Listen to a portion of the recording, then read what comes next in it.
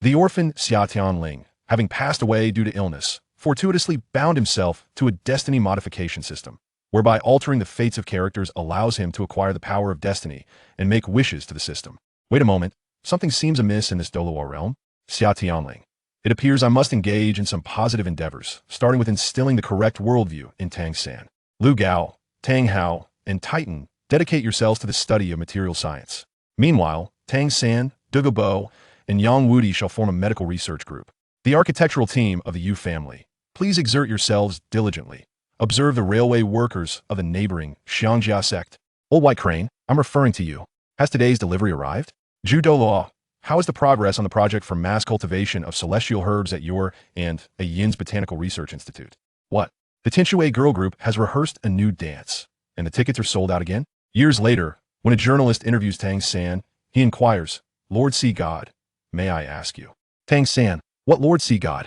Please refrain from such frivolous talk. Am I that sort of person? In this era of equality, what lords are there? If there's nothing pressing, I shall return to assist my fellow villagers in farming. Chapter 85. The 7 Great Families of the Soul Master World. Are you alright? Xia Tianling stepped forward, helping the fallen Tang San to his feet. At that moment, Tang San's body trembled slightly, as it was entirely natural to be momentarily stunned by such an extraordinary sword technique from Dichun. Even though Tang San possessed the spiritual enhancement of the purple extreme demon eye, he found himself overwhelmed by Xia Tianling's formidable spiritual awareness, which crushed him on a mental level. Although the previous strike was not aimed at him, he still felt the looming threat of death. Tang San's throat felt parched as he struggled to utter 3 words, I lost. Xia Tianling, as before, patted his shoulder and whispered with a tone that pierced the air. Once we exit, let us find a place to reminisce tomorrow.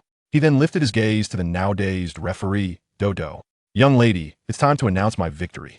Dodo finally snapped out of her reverie, looking at Xia Tianling with admiration, and raised her voice to proclaim, in this 100 victories challenge, the Soul Sect of Dawn has triumphed.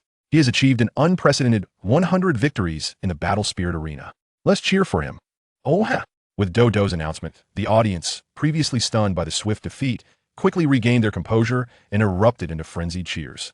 Next, let us invite Mr. Zhao Yuchuan, one of the highest authorities of the Grand Battle Spirit Arena, to present awards to our newly crowned king of battle spirits. Having regained his composure, Tang San had already exited the arena. After the staff tidied up the scattered debris on the battle spirit platform, a middle-aged man clad in formal attire approached. Mr. Dawn of the Soul Sect, congratulations. I commend you on achieving the unprecedented feat of 100 consecutive victories. On behalf of the Grand Battle Spirit Arena, I extend my heartfelt congratulations. The middle-aged man first shook hands with Xia Tianling, offering his congratulations, and then launched into a lengthy speech. However, Xia Tianling merely feigned attention, utterly disinterested in Zhao Yuchuan's lengthy address, instead using his mask to conceal his features while scrutinizing the man closely. Zhao Yuchuan, one of the current senior members of the Zhao family, is primarily responsible for various affairs at the Grand Battle Spirit Arena. The Grand Battle Spirit Arena in Suodo City, along with all battle spirit arenas within the Star Luo and Heaven Do empires, belongs to a consortium known as the 7 Great Families of the Soul Master World. Zhao, Qian, Sun, Li, Zhou, Wu, and Zheng. These 7 families are renowned within the Soul Master World, said to have a lineage extending over 2,000 years, almost coeval with the history of Douluo itself. Though they may not possess the same illustrious reputation as the upper 3 sects and lower 4 sects, the 7 families are closely intertwined, with nearly every generation producing a title Douluo. Such stature compels even the Spirit Hall to regard them with caution.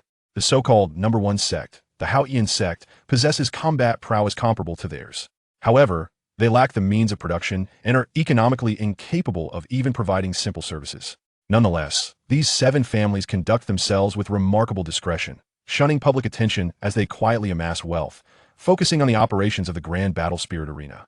Excluding the factors involving Tang Chun and Tang Hao, should the 7 families unite to establish a new sect, the Haoyan sect's claim as the preeminent sect would likely be at risk. Yet, upon discovering the Grand Battle Spirit Arena in Suodo City, Xia Tianling grew suspicious.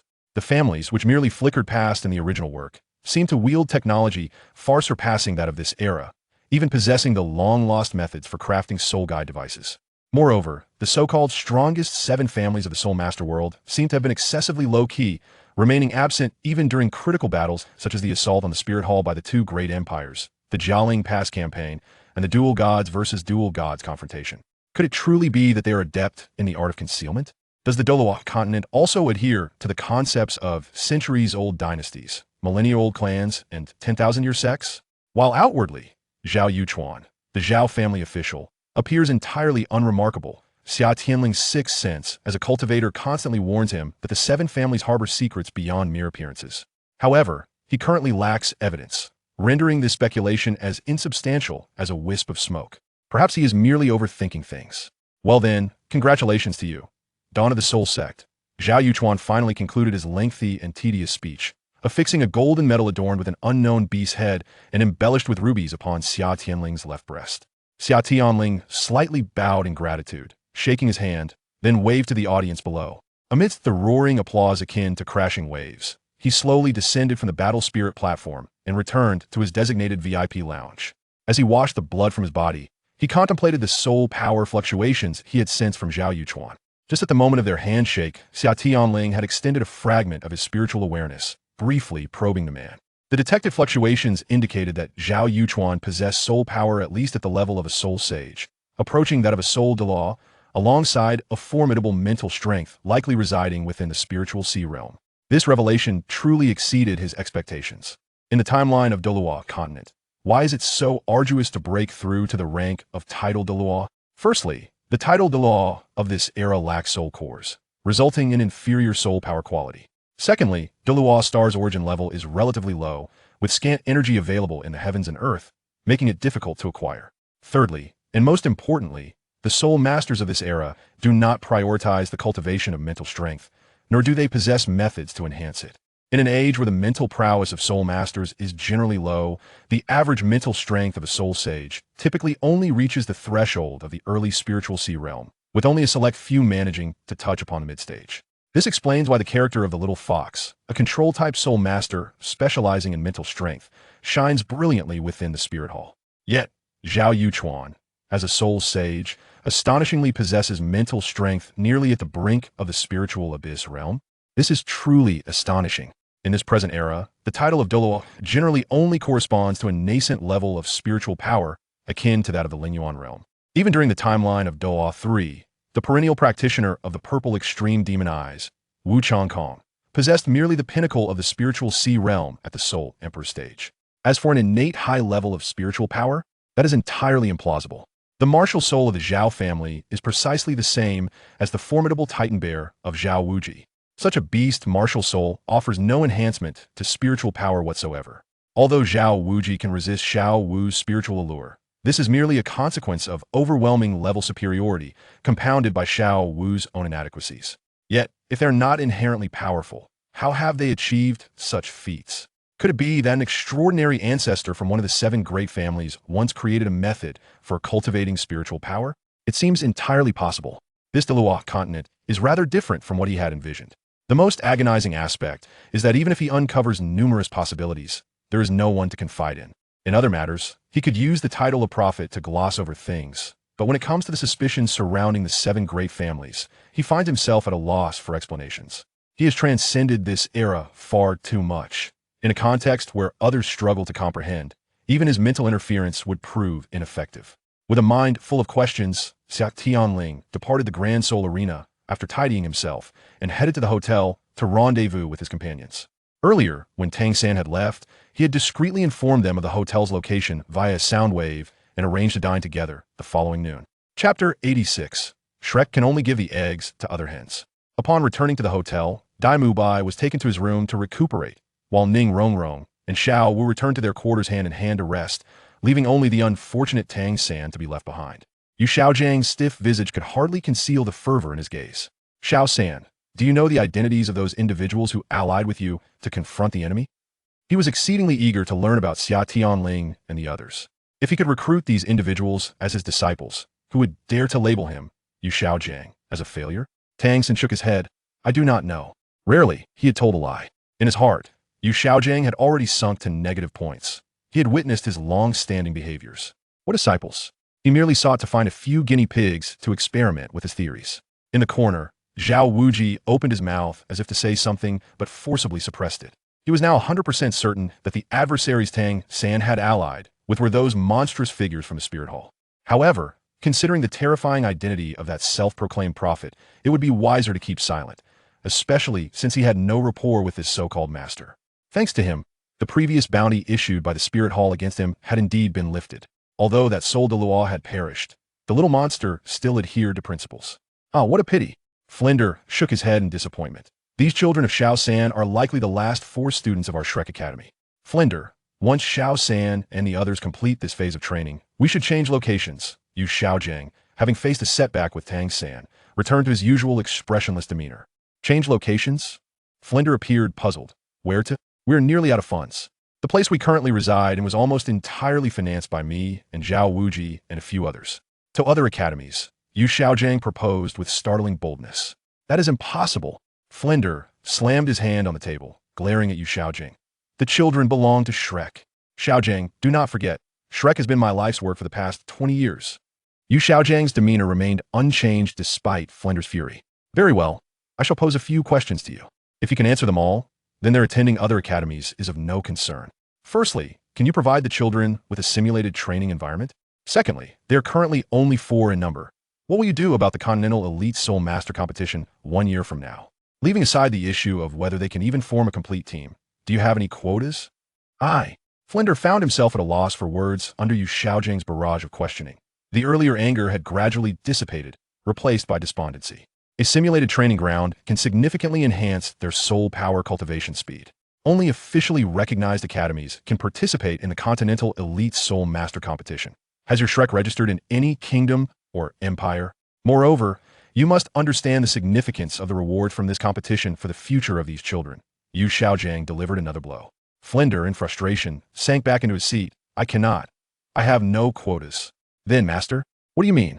Zhao Wuji, who had been silent until now, stepped in to mediate. Although he was not particularly fond of this so-called master, he felt compelled to show a modicum of respect due to Flinder's presence. To the Tiando Royal Academy, overall, their conditions are the most favorable. Xiao San and his companions possess remarkable talent. There is no reason for the Tiando Royal Academy to reject them. Yu Xiaojiang had already formulated a plan for their next destination. Flinder wished to say more, but the words felt feeble on his tongue, so he swallowed them back, despondently sitting in silence. Noting the room's descent into an odd atmosphere, Tang San seized the opportunity to take his leave and return to his room to rest. The following noon, the other 3, apart from Dai Mubai, sought out Xia Tianling for a gathering. Tang San, with a face full of indignation, vented his grievances to Xia Tianling, vehemently denouncing Yu Xiaojiang's various actions as well as the absurdity of Shrek. The more Xia Tianling listened, the more peculiar his expression became. It appeared that Tang San had completely severed ties with Yu Xiaojiang, and it was likely that after the academy competition, the two would part ways entirely. Despite the chaos his arrival had wrought upon the original plot, it seemed that the Shrek group would still head to the Tiando Royal Academy. He wondered what expressions would adorn Tang San and the others when they next encountered him. Long ago, Xia Tianling had mentioned to Bibi Dong that remaining cooped up within the academy and engaging in insular practices was unwise. One must read thousands of books, but also traverse myriad paths. Engaging with other academies to exchange insights and validate their experiences would greatly enhance their understanding of martial souls and facilitate the elevation of their soul power. Although he verbally professed this, he harbored other ulterior motives. For instance, a certain medicinal garden of a specific measurement unit. However, he would not be as selfish as a certain individual from the past. After all, if you had slaughtered someone's pig for its meat, one ought to at least offer the original owner's share. Once Lena and the others returned in a few days, it would be time for their party of 7 to embark on a journey, to engage in exchange and learning at other academies. Listening to Tang San's incessant ramblings, Xia Tianling maintained a stoic expression, all the while nearly bursting into laughter. That said, how had Tang San devolved into such a state, treating him as a sounding board for all his thoughts? It seemed that he was pouring out every sentiment without restraint. Furthermore, it was likely that Shrek's members would be permanently retained at the Tiando Academy upon their arrival. Having shed his former frivolous demeanor, the now-crowned Prince Shuebong had reverted to being the diligent and studious prince, likely intent on keeping the Shrek group around. Amidst Tang San's gloom, the group concluded an amusing luncheon, and Xia Tianling and the others welcomed a brief respite. Their points had already surged significantly, prompting the Grand Soul Arena to award them the Golden Soul Badge the previous night. Although Oscar and Ma Hongjun wished to continue earning gold coins, they lamented that the Golden Soul Masters in Soto City were few and far between. leaving them with no opponents and forcing them to return in disappointment. Suddenly, Oscar recalled something and rushed to find Ning Rongrong. With only 4 members left, Shrek could not engage in a 7v7 battle. As Ning Rongrong, she could only participate in 2v2 duels. However, Tang San and Xiao Wu had already formed a trio that complemented each other, while she and Dai Mubai were at odds. Just as everyone was at a loss, Oscar appeared and promptly partnered with Ning Rongrong to form a duo for 2v2 dueling, continuing his quest to amass gold coins. Committed to her daily training, Zhu Zhuqing was unwilling to squander a single moment of her cultivation time. Seeing that they could no longer battle at the Grand Soul Arena, she simply took Xia Tianling back to the Soul Master Academy. Xia Tianling, a person who adapted to circumstances, found that his greatest pleasure was to remain at home, especially in a world as lacking in entertainment as the Douluo continent. It was far more comfortable than being a salted fish indoors. Missing the dormitory bed, he followed Zhu Zhuqing without a second thought. Consequently, only Ma Hongjun remained among the 4 from the Spirit Hall.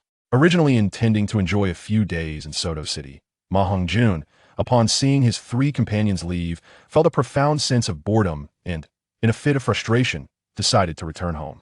Chapter 87. Unlocking Secondary Professions.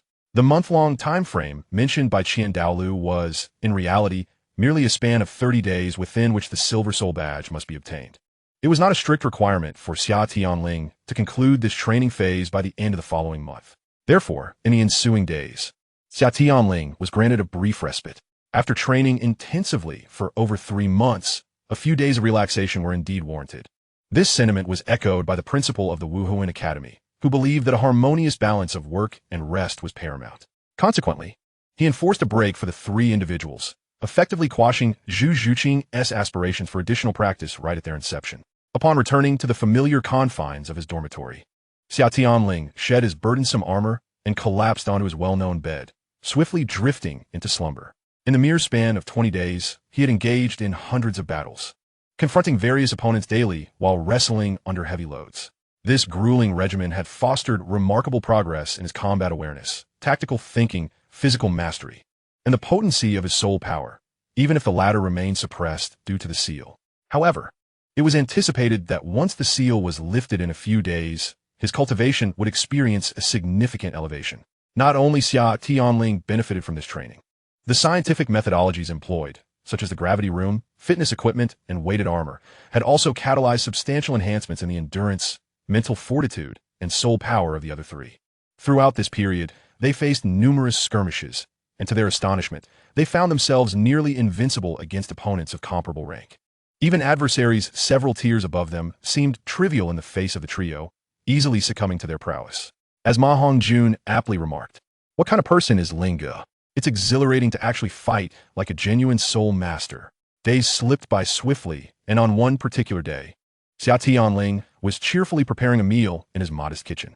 Everyone possesses their unique methods of unwinding, and since his arrival in the Douluo continent, he had discovered a newfound passion for cooking, alongside his love for reading. Whenever he engaged in culinary endeavors, a profound sense of relaxation enveloped him. Free from cultivation and devoid of distractions, everything felt exquisite and pure. Regrettably, the variety of ingredients available on the Douluo continent was rather limited, and the selection of seasonings was scant. Many spices were directly exchanged through the system, deducing from a minimal expenditure of fate power required. It was likely that such ingredients existed in the Douluo realm, yet remained undiscovered and underutilized by humanity, much like the cocoa beans he had once used to make chocolate. Xia Tianling had also gleaned some insights regarding the consumption of fate power when wishing for items or completing tasks. For instance, snacks like cola and chips required minimal fate power, while commonplace items from his native world were practically given away. However, seeking specific hybrid rice strains or prototypes of improved steam engines demanded an exorbitant amount of fate power. The lesser the impact on the native civilization's development, the lower the cost incurred. Conversely, the greater the impact, the more substantial the expenditure. When Xia Tianling once wished for a nuclear bomb, the system unequivocally stated that even the fate power amassed from eliminating Tang San would fall short. Since then, he had abandoned such whimsical thoughts. Fortunately, thanks to certain circumstances, Douluo Star bore a striking resemblance to various regions on Earth, including its crops and livestock. Thus, Xia Tianling did not need to expend fate power on acquiring pigs, cows, or sheep. Ding! Through diligent effort over time, your comprehension of the culinary arts has advanced, elevating from superficial understanding to initial insight, unlocking the new feature, secondary profession. Meow? What is this? A secondary profession? Xia Tianling, who was happily stirring a pot, was startled by the sudden notification from the system, almost spilling a pot of hot food on himself. What could a secondary profession entail? Was it akin to those in online games from his previous life? He set down the pot and cautiously inquired within his mind. Ding. Indeed, it is so. The host may currently select from the following secondary professions: alchemist, rune master, formation master, blacksmith, beast tamer, diviner, healer, spirit chef. Xia Tianling accessed the text panel, scrutinizing each secondary profession one by one. Oh, what is a spirit chef? He was somewhat familiar with the preceding options from various novels, but this particular profession was entirely new to him. Driven by curiosity, he clicked on the introduction for spirit chef. Spirit chef. Compatibility, 100%. Culinary understanding, initial insight. Profession introduction. The culinary arts are profound and extensive, with masters aplenty. Observe the path of alchemy, translated into layman's terms. Xia Tianling. System, you mischievous entity, let me try clicking again. Consequently, the initially sophisticated interface transformed dramatically. Spirit chef. Compatibility. Exceptional to an extraordinary degree. You are truly born for this. Hurry up and transition. Culinary understanding. You are now a proficient chef, skillfully adept with impressive knife techniques. Profession introduction. The culinary field is intricate and often eludes the grasp of the average individual. Once, there was an extraordinarily talented alchemist who was also an exceptional cook. He believed that elixirs were often bitter and unpalatable. One day, a thought struck him. Elixirs are crafted from medicinal herbs and rare ingredients, and so are medicinal dishes. Why not create delicious meals from elixirs? Thus, he diligently explored the fusion of alchemy and cooking, ultimately birthing the remarkable profession of spirit chef. What an alchemist can achieve, a spirit chef can as well. However, the downside is that consuming these dishes is more cumbersome than taking elixirs, as they must be prepared and consumed on the spot. The advantages, however, are remarkable. They are delicious and gentle, eliminating the risk of overwhelming one's system with a single elixir. Furthermore, the profession is easily accessible. Low-level recipes present no difficulty for a chef with any cultivation level. Translated into an elevated version. Xia Tianling, system, you have shattered the high mystique I held for you. Ding. This system is solely responsible for dispatching notifications. All textual content is unrelated to the system. Please refrain from disparaging the system. All right, you do have some pride. Xia Tianling muttered in jest, intrigued by the spirit chef profession, deciding it was worth selecting. Ding. Host choice acknowledged. Secondary profession, spirit chef, confirmed. Shall we proceed with the transition? Once selected, a second choice cannot be made until another foundational profession reaches initial insight. Yes. Ding. Host confirmation received. Spirit chef transition is in progress. Ding. Transition completed. Please comprehend the knowledge imparted. Ding. Necessary utensils and dining have been placed within the host storage ring. As Xia Tianling felt the vast knowledge infused into his mind by the system, he marveled at the wonders of the world. Such an extraordinary profession truly existed. Foundation porridge.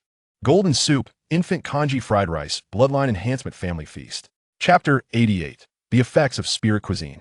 The recipes of the spirit chef appeared intriguing one after another. Perhaps he should give them a try. Today, his senior sisters were returning as well, so he ought to prepare a variety of dishes. Sautéed galaxy fish, 9th rank recipe. Consumption increases comprehension of space. Required ingredients: 8th rank galaxy fish, riftgrass. Production method: no, this is too advanced. Let me scroll back. Braised celestial beast ribs. A dish of the highest order, enhances one's physical constitution upon consumption. Required ingredients: ribs from a first tier or higher magical beast, dragon power fruit. Method of preparation: though there are no magical beasts in Douluo continent, I wonder if soul beast ribs will suffice. Let us jot this down and give it a try. Spiritual rice, a foundational recipe, increases cultivation speed and minorly boosts one's cultivation level. Long-term consumption fortifies one's foundation. Required ingredients: ordinary rice or spiritual rice, a century-old ginseng, and clear spirit flour. This rice looks promising, and the preparation seems simple. I'll make it a staple. After exchanging for some rare herbs and ingredients from the system, Xia Tianling began to prepare the two relatively simple introductory dishes. Unlike the traditional cooking process, the methods employed by a spiritual chef, which incorporates certain alchemical techniques, rendered the entire kitchen scene quite peculiar. Grinding the herbs, extracting their essence with a small alchemical furnace, and setting them aside for later use. Preparing the main ingredients involved using special incantations to adjust the meat's texture, allowing it to absorb the essence of the herbs to the fullest extent. Cooking in a specially crafted spravalkifpot. Unique culinary techniques ensured the essence of rare ingredients melded seamlessly with the main components, ultimately producing extraordinary effects. As the cooking neared completion, he lifted the lid and executed the final incantation, releasing an enticing aroma that wafted through the air. The dish was then transferred into a specially designed container provided by the system, sealed for preservation. Thus, the delectable and extraordinarily efficacious braised celestial beast ribs was completed. The special container, meticulously crafted to maintain the dish's freshly cooked state, also preserved its internal effects for 24 hours. Even when placed in this unique vessel, the dish's efficacy would gradually diminish after the 24-hour mark. After a few days, although the flavor remained unchanged, the miraculous effects would dissipate. Having worked diligently for over an hour, Xia Tianling completed the preparations for other ordinary dishes, and the spiritual rice, steamed in a special pot, was also ready. Junior brother, I missed you terribly. A vibrant figure burst into the kitchen. What delicious dishes are we making today? The exhausted Hulaina rushed in, prompting a disapproving frown from the nearby Xie. Sister, must you be so unrestrained? Can't you act a little more composed? I relish it. The fiery-haired girl rolled her eyes, exuding an irresistible charm that nearly captivated Yanhan. In the original timeline, Hulaina was groomed by Bibi Dong to become the pope from a young age, burdened with endless knowledge and political machinations, leading to her later somber demeanor. But now, with Xia Tianling's presence, her heavy burdens had been lifted. Free from pressure, Hulaina blossomed, influenced by the Qingqiu heavenly fox technique, allowing her to embrace her true self. Far less stifled than in the original narrative. Her youthful spirit, enchanting demeanor, and captivating physique epitomized the archetype of a celestial beauty. Enough distractions. Hurry and help set the table before everything cools down. The group hastily arranged the dishes on the table, just as Zhu Zhuqing and Ma Hongjun arrived. Followed closely by Oscar, who had hurried back. Ahem, allow me to introduce my newly developed spiritual cuisine, braised celestial beast ribs and spiritual rice, which can enhance physical constitution and promote cultivation advancement. Before Xia Tianling could finish, a flurry of clattering utensils erupted. Over the years, these individuals had come to understand Xia Tianling's character. Knowing his words were not to be taken lightly, they anticipated something extraordinary. Let us eat. It's all the same whether we eat now or later. The voracious appetites of the group were remarkable. They had mastered the art of using chopsticks with unparalleled skill. Watching these enthusiastic gourmands, Xia Tianling could only shake his head in resignation. He had intended to elaborate on the dish's impressive qualities, yet even Zhu Zhuqing, usually so composed, seemed to have lost her decorum. The celestial beast ribs, glistening in a golden red hue, emanated a mouth-watering aroma. A piece placed in one's mouth revealed tender meat that fell off the bone, releasing a rich blend of savory and herbal flavors with a hint of spice. Each bite transformed into a warm current, traveling down the esophagus and spreading throughout the body's meridians. The group savored the flavors, craving more with each mouthful, instinctively channeling their soul power. Under the influence of the herbal essence and the inherent properties of the ingredients, their soul power surged through their meridians, harmonizing with a warmth coursing through them, refining their flesh and blood. Soon, wisps of gray steam rose from their heads, indicating impurities evaporating from their bodies due to the rapid action of the herbal potency. Oblivious to everything else, they continued to devour the feast. This was the formidable advantage of a spiritual chef's culinary creations, transforming cultivation into a passive endeavor and making supplementation a delightful experience. As Hulaina, Yan, and Xie finished their portions, they simultaneously experienced a significant surge in their energy. Wait, my soul power just advanced a level? I'm now at level 49. Hulaina exclaimed in disbelief, staring at her empty plate and the scattered bones, and my physical constitution has improved. Leveled up. This spiritual cuisine is astonishing. Yes, I'm the same. Yin and Xie chimed in, their physical prowess less robust than Hulaina's, yet they felt the enhancement clearly. Boss, can we eat this spiritual cuisine regularly? If I could have this every day, I could double my progress toward breaking through to the starry sky. Oscar exclaimed, chewing on a bone, his eyes gleaming with anticipation. Beside him, Ma Hongjun nodded vigorously, stuffing his mouth with other dishes. The calmest among them was Zhu Zhuqing, delicately nibbling on her ribs, though her slightly tilted ear and furtive glances betrayed her eagerness. Xia Tianling face-bombed. These gluttons. Just bring me the ingredients, and we will feast. Chapter 89. Who runs for no reason. Tonight, at midnight, promised to be an exhilarating time, primarily due to the loosening of a certain divine power seal, which was on the verge of liberation.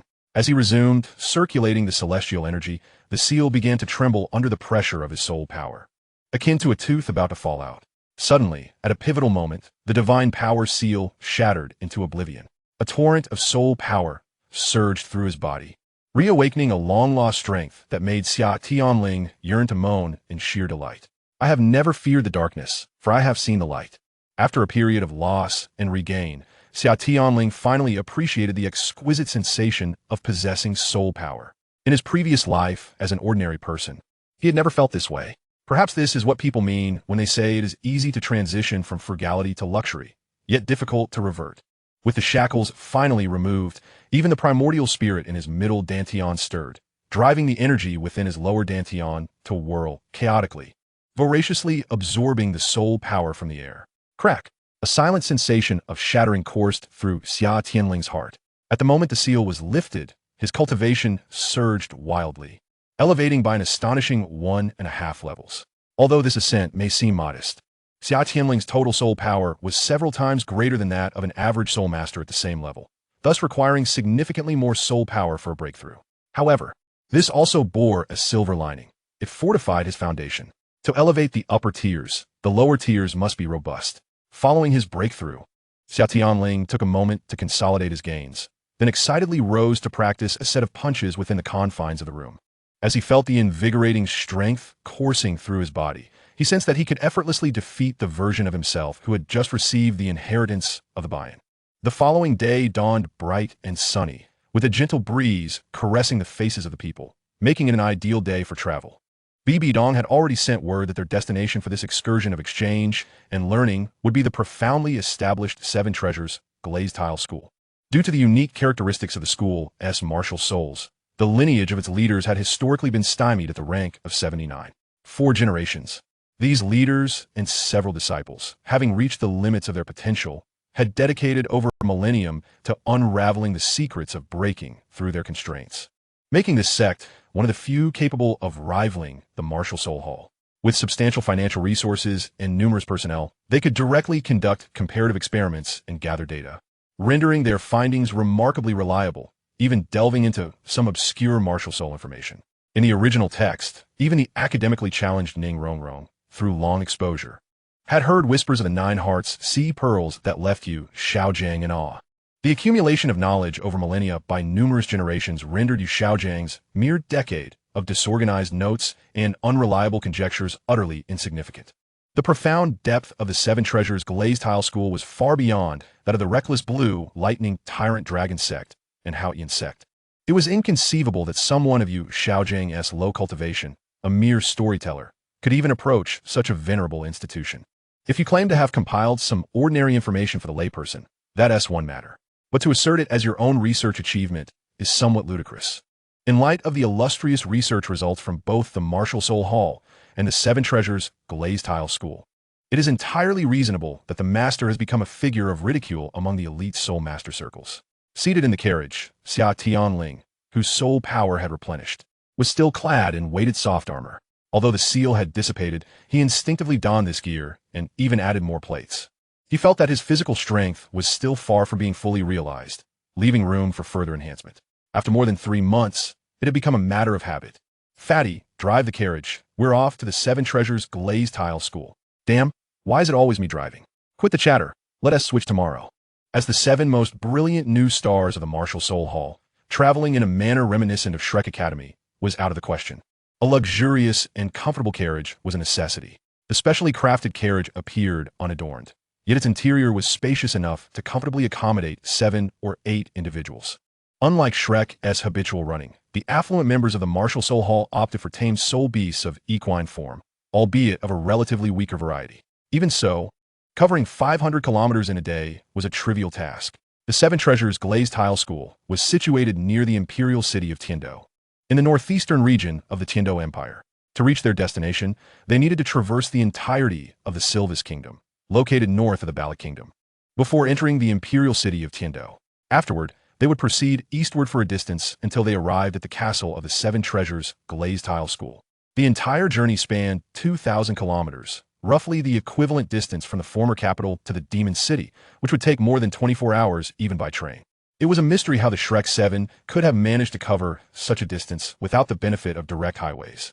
Running over 400 kilometers a day, while even finding time to engage in a competition along the way, it indeed sounded exhausting. Perhaps long-distance running was a tradition of Shrek? The students excelled at running, and their training methods revolved solely around this, with even Hoyuhao, 10,000 years later, continuing the tradition of weighted running. Even after the establishment of the new Shrek Academy, which boasted excellent training facilities, the methods provided by the master, entrusted with significant responsibilities, remained the same old routine of enduring long-distance running under Zhao Wujia's gravitational pressure. There were even instances when Tang San, who had returned with enhancements, had to step in to alleviate the situation amid skepticism.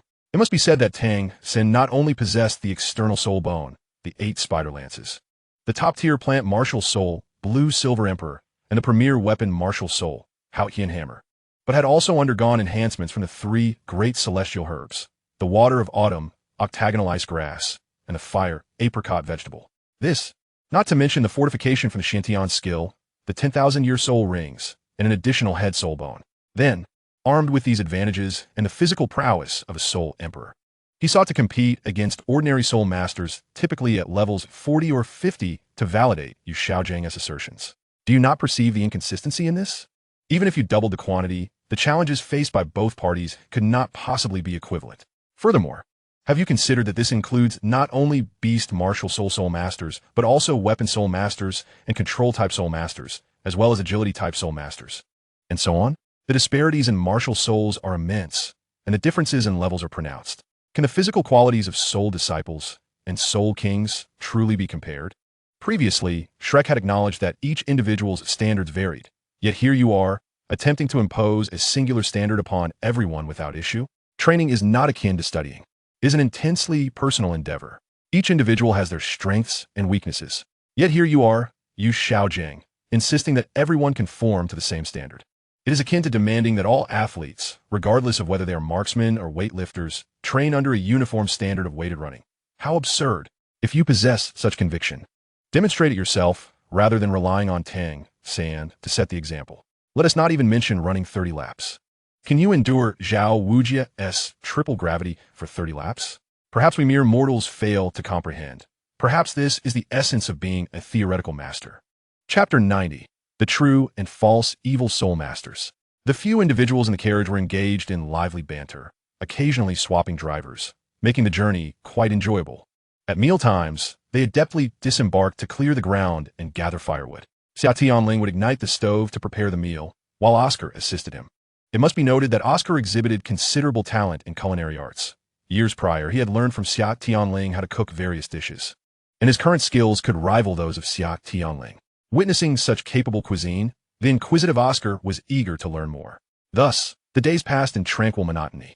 Aside from dismounting the carriage at meal times to stretch and rest the horses, the group spent several consecutive days on the road. At night, if they reached a town, they would stay in an inn. If in the wilderness, they would camp on the spot. After 3 days, the group arrived at the border between the Silvis Kingdom and the territories directly governed by Tiando. The feudal system had its drawbacks, notably the fragmentation of a vast and cohesive national territory into numerous small parcels. The situation in the Tiando Empire was relatively favorable. At least Emperor Xia commanded 1 million troops, with several kingdoms strategically positioned along the borders of the Star Luo Empire. Had it been the medieval period of the European continent in the previous life, the scenario would have been dire, with layers of power devolving from duchies and kingdoms down to knightly and baronial territories. A once unified nation would be reduced to a disjointed collection of fragments. Under the compulsion of certain external forces, the Tiando Empire, though outwardly resplendent and one of the 2 great powers of the Douluo continent, grapples with severe internal strife.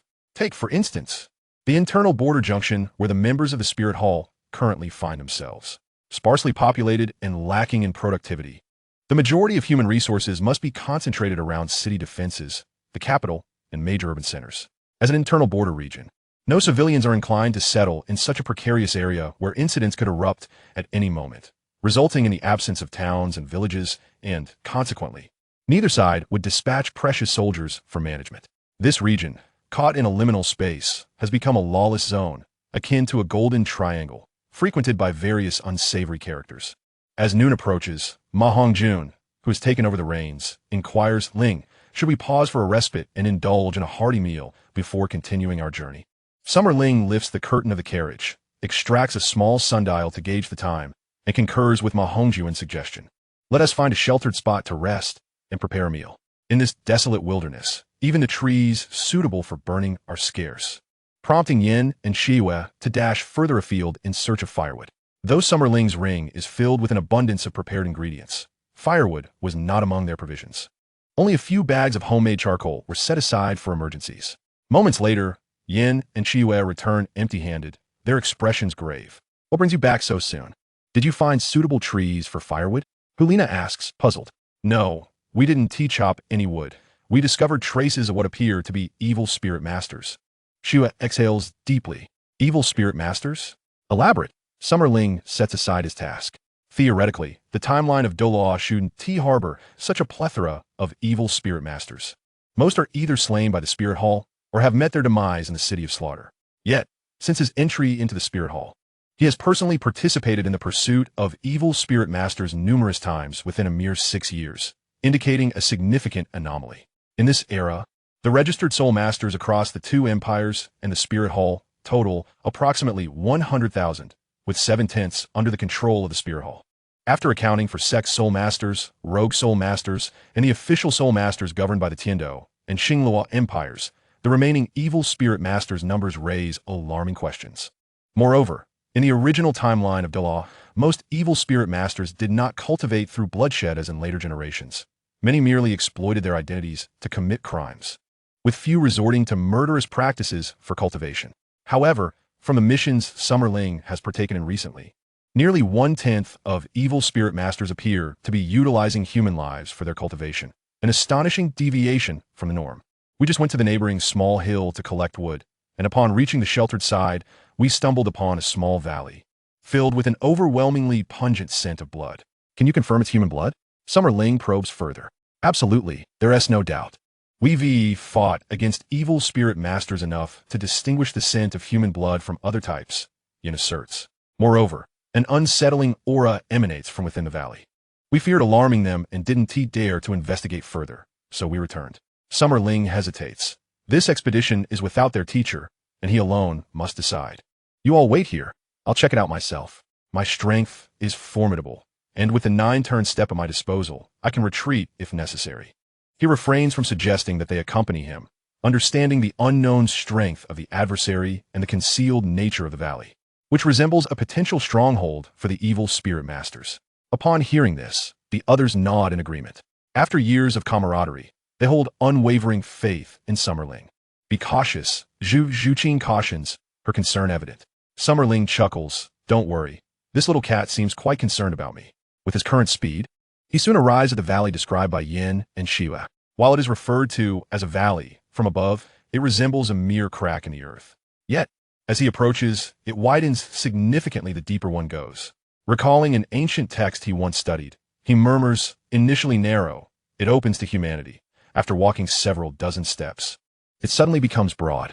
As he nears the crack's edge, the faint scent of blood wafts upwards, suggesting that the interior is far from a serene landscape of fertile fields and elegant residences. Summer Ling removes his weighted armor and stores it in his ring, stretching his limbs to restore his peak condition. Cautiously, he extends his spiritual sense, inching through the valley's interior. As he nears the valley's depths, the horrific scene revealed by his probe startles even his usually composed demeanor. Chapter 91. Hell of Flesh and Blood.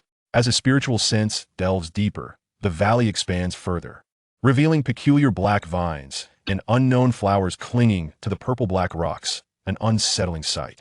There is neither sunlight nor soil or moisture present among the stones, leaving the roots' origins a mystery. As he descends further, he begins to discern man-made structures, constructed from a dark red stone, haphazardly piled without any sense of aesthetics. At the valley's base, the ground is not soft earth or rock, but rather a compressed layer of black-purple debris, adorned with unrecognizable red patterns. Venturing deeper into the architectural complex, his spiritual sense encounters obstructions. A chaotic torrent of spiritual power fills this confined space, seemingly trapped and unable to escape. His spiritual probing struggles to penetrate. After employing certain methods to breach the barrier, Summerling witnesses a scene that will haunt him for a lifetime. A mound of skulls rises like a hill, a veritable forest of bones, chaotically cluttering the back half of the ground behind the structures. Tethering pillars soaked in a viscous purple-red liquid, and the once pale columns are gradually darkened by the binding.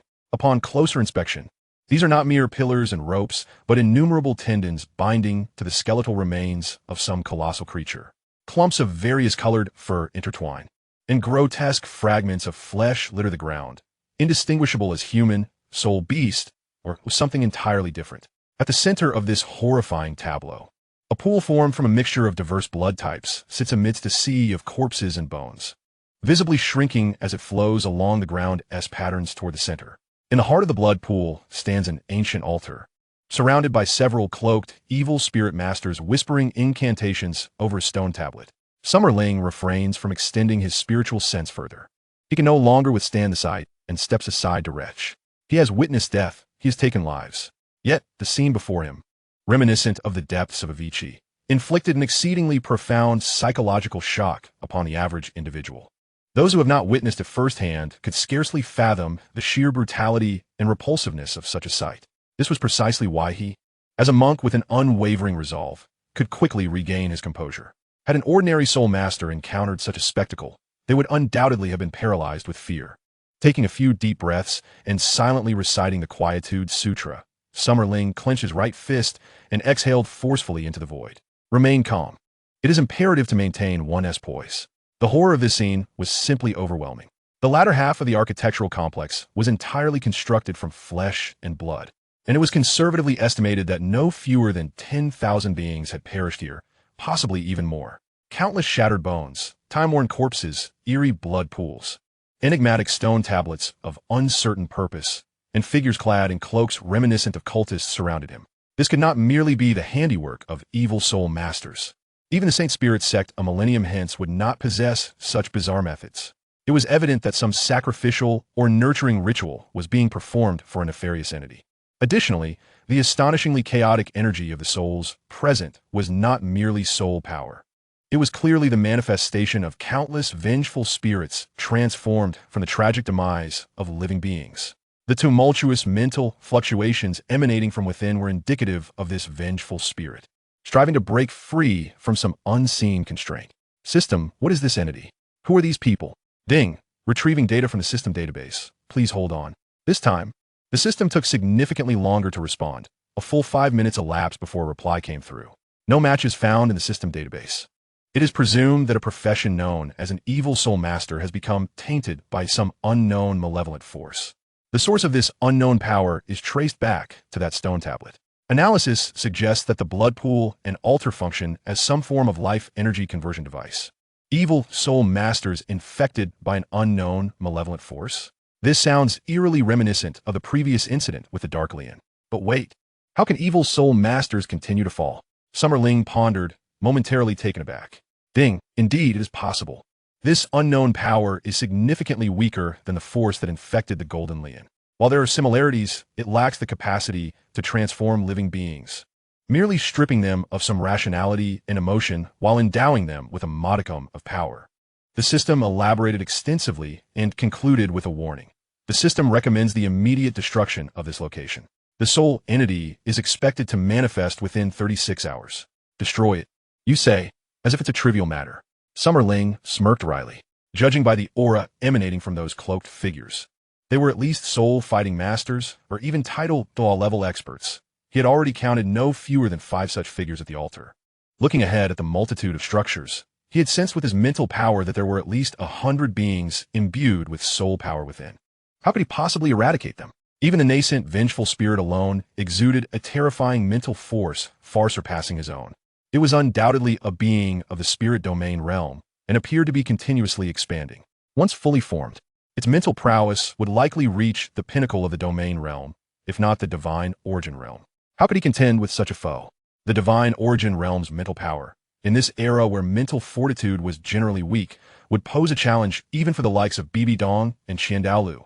Furthermore, the distance to the Pope's city was absurdly far. By the time he summoned Bibi Dong and Qian Dalu, it would be too late. What a mess. Why do so many bizarre occurrences unfold since my arrival in this Douluo continent?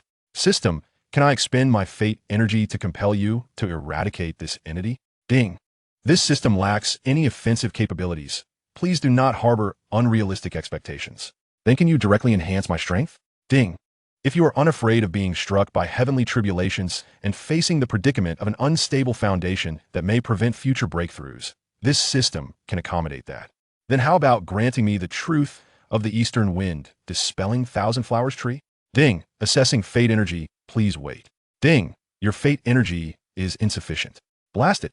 Why is it that I lack everything I desire and am incapable of accomplishing anything? SoulLand felt a twinge of madness and tugged at his hair. If only he could possess a single truth, a single strike to alleviate all his woes. Alas, he was impoverished. It was not the artifact's fault. It was his own. Suddenly, a thought struck SoulLand. In his desperation, he had become fixated on technological creations. In the realm of cultivation, these were prohibitively expensive. But what if he exchanged for something mysterious instead? Could you procure for me a primordial artifact like the Sword of Extermination or the Pango Axe? Ding. Your fate energy is insufficient.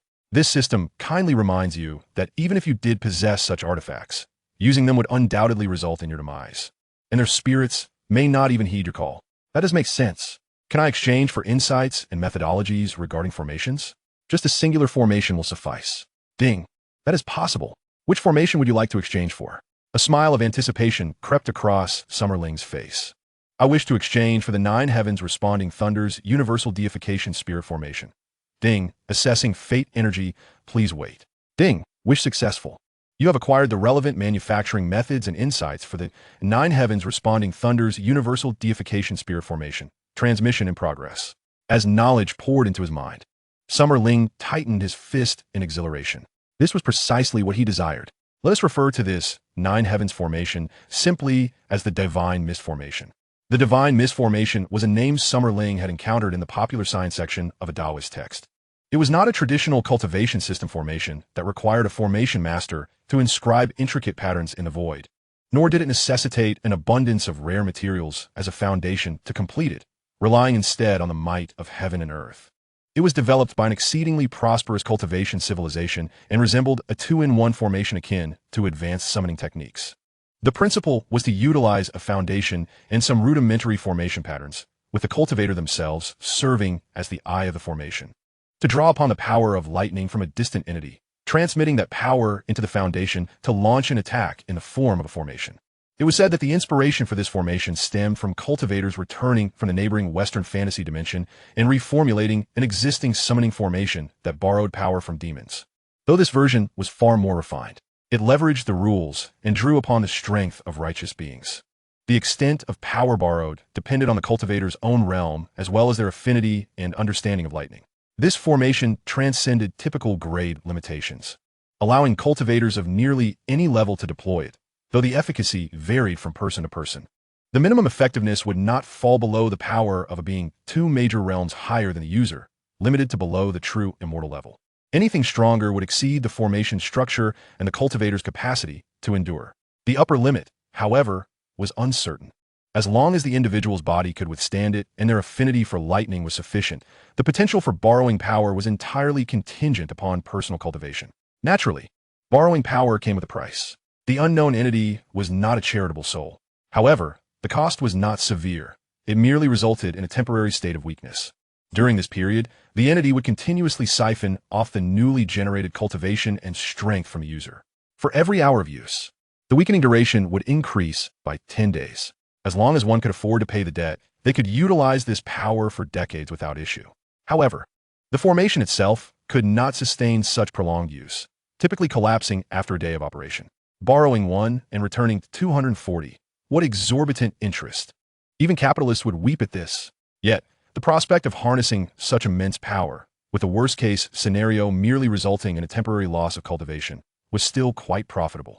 If this new era's thunder formation could be carried with formation flags, it would likely become a standard tool for cultivators. Regrettably, The limitation of being fixed in one location hinders its widespread adoption. Upon completing the reception, Xia Tianling promptly turned and sprinted back to the campsite, where his companions awaited with eager anticipation. Particularly, Zhu Zhuqing, standing atop the vehicle, visibly brightened upon catching sight of him. "Junior brother, what is the situation?" Hulaina inquired solemnly. Xia Tianling shook his head. "The circumstances are far from optimistic. This group of evil soul masters is unlike any we have encountered before. They are exceedingly troublesome. Conservatively speaking, there's at least one titled Douluo among them. Furthermore, I have investigated the valley's interior, and you would not wish to know what lies within. What shall we do? This is beyond our capacity to handle. Should we not notify His Holiness the Pope?" Upon hearing of the titled Douluo's presence, Xie Yu's countenance shifted dramatically. As he spoke, he glanced at his sister. "There is no time," Xia Tianling reiterated, shaking his head once more. "They are in the process of creating a profoundly malignant creature that will come to fruition within 36 hours.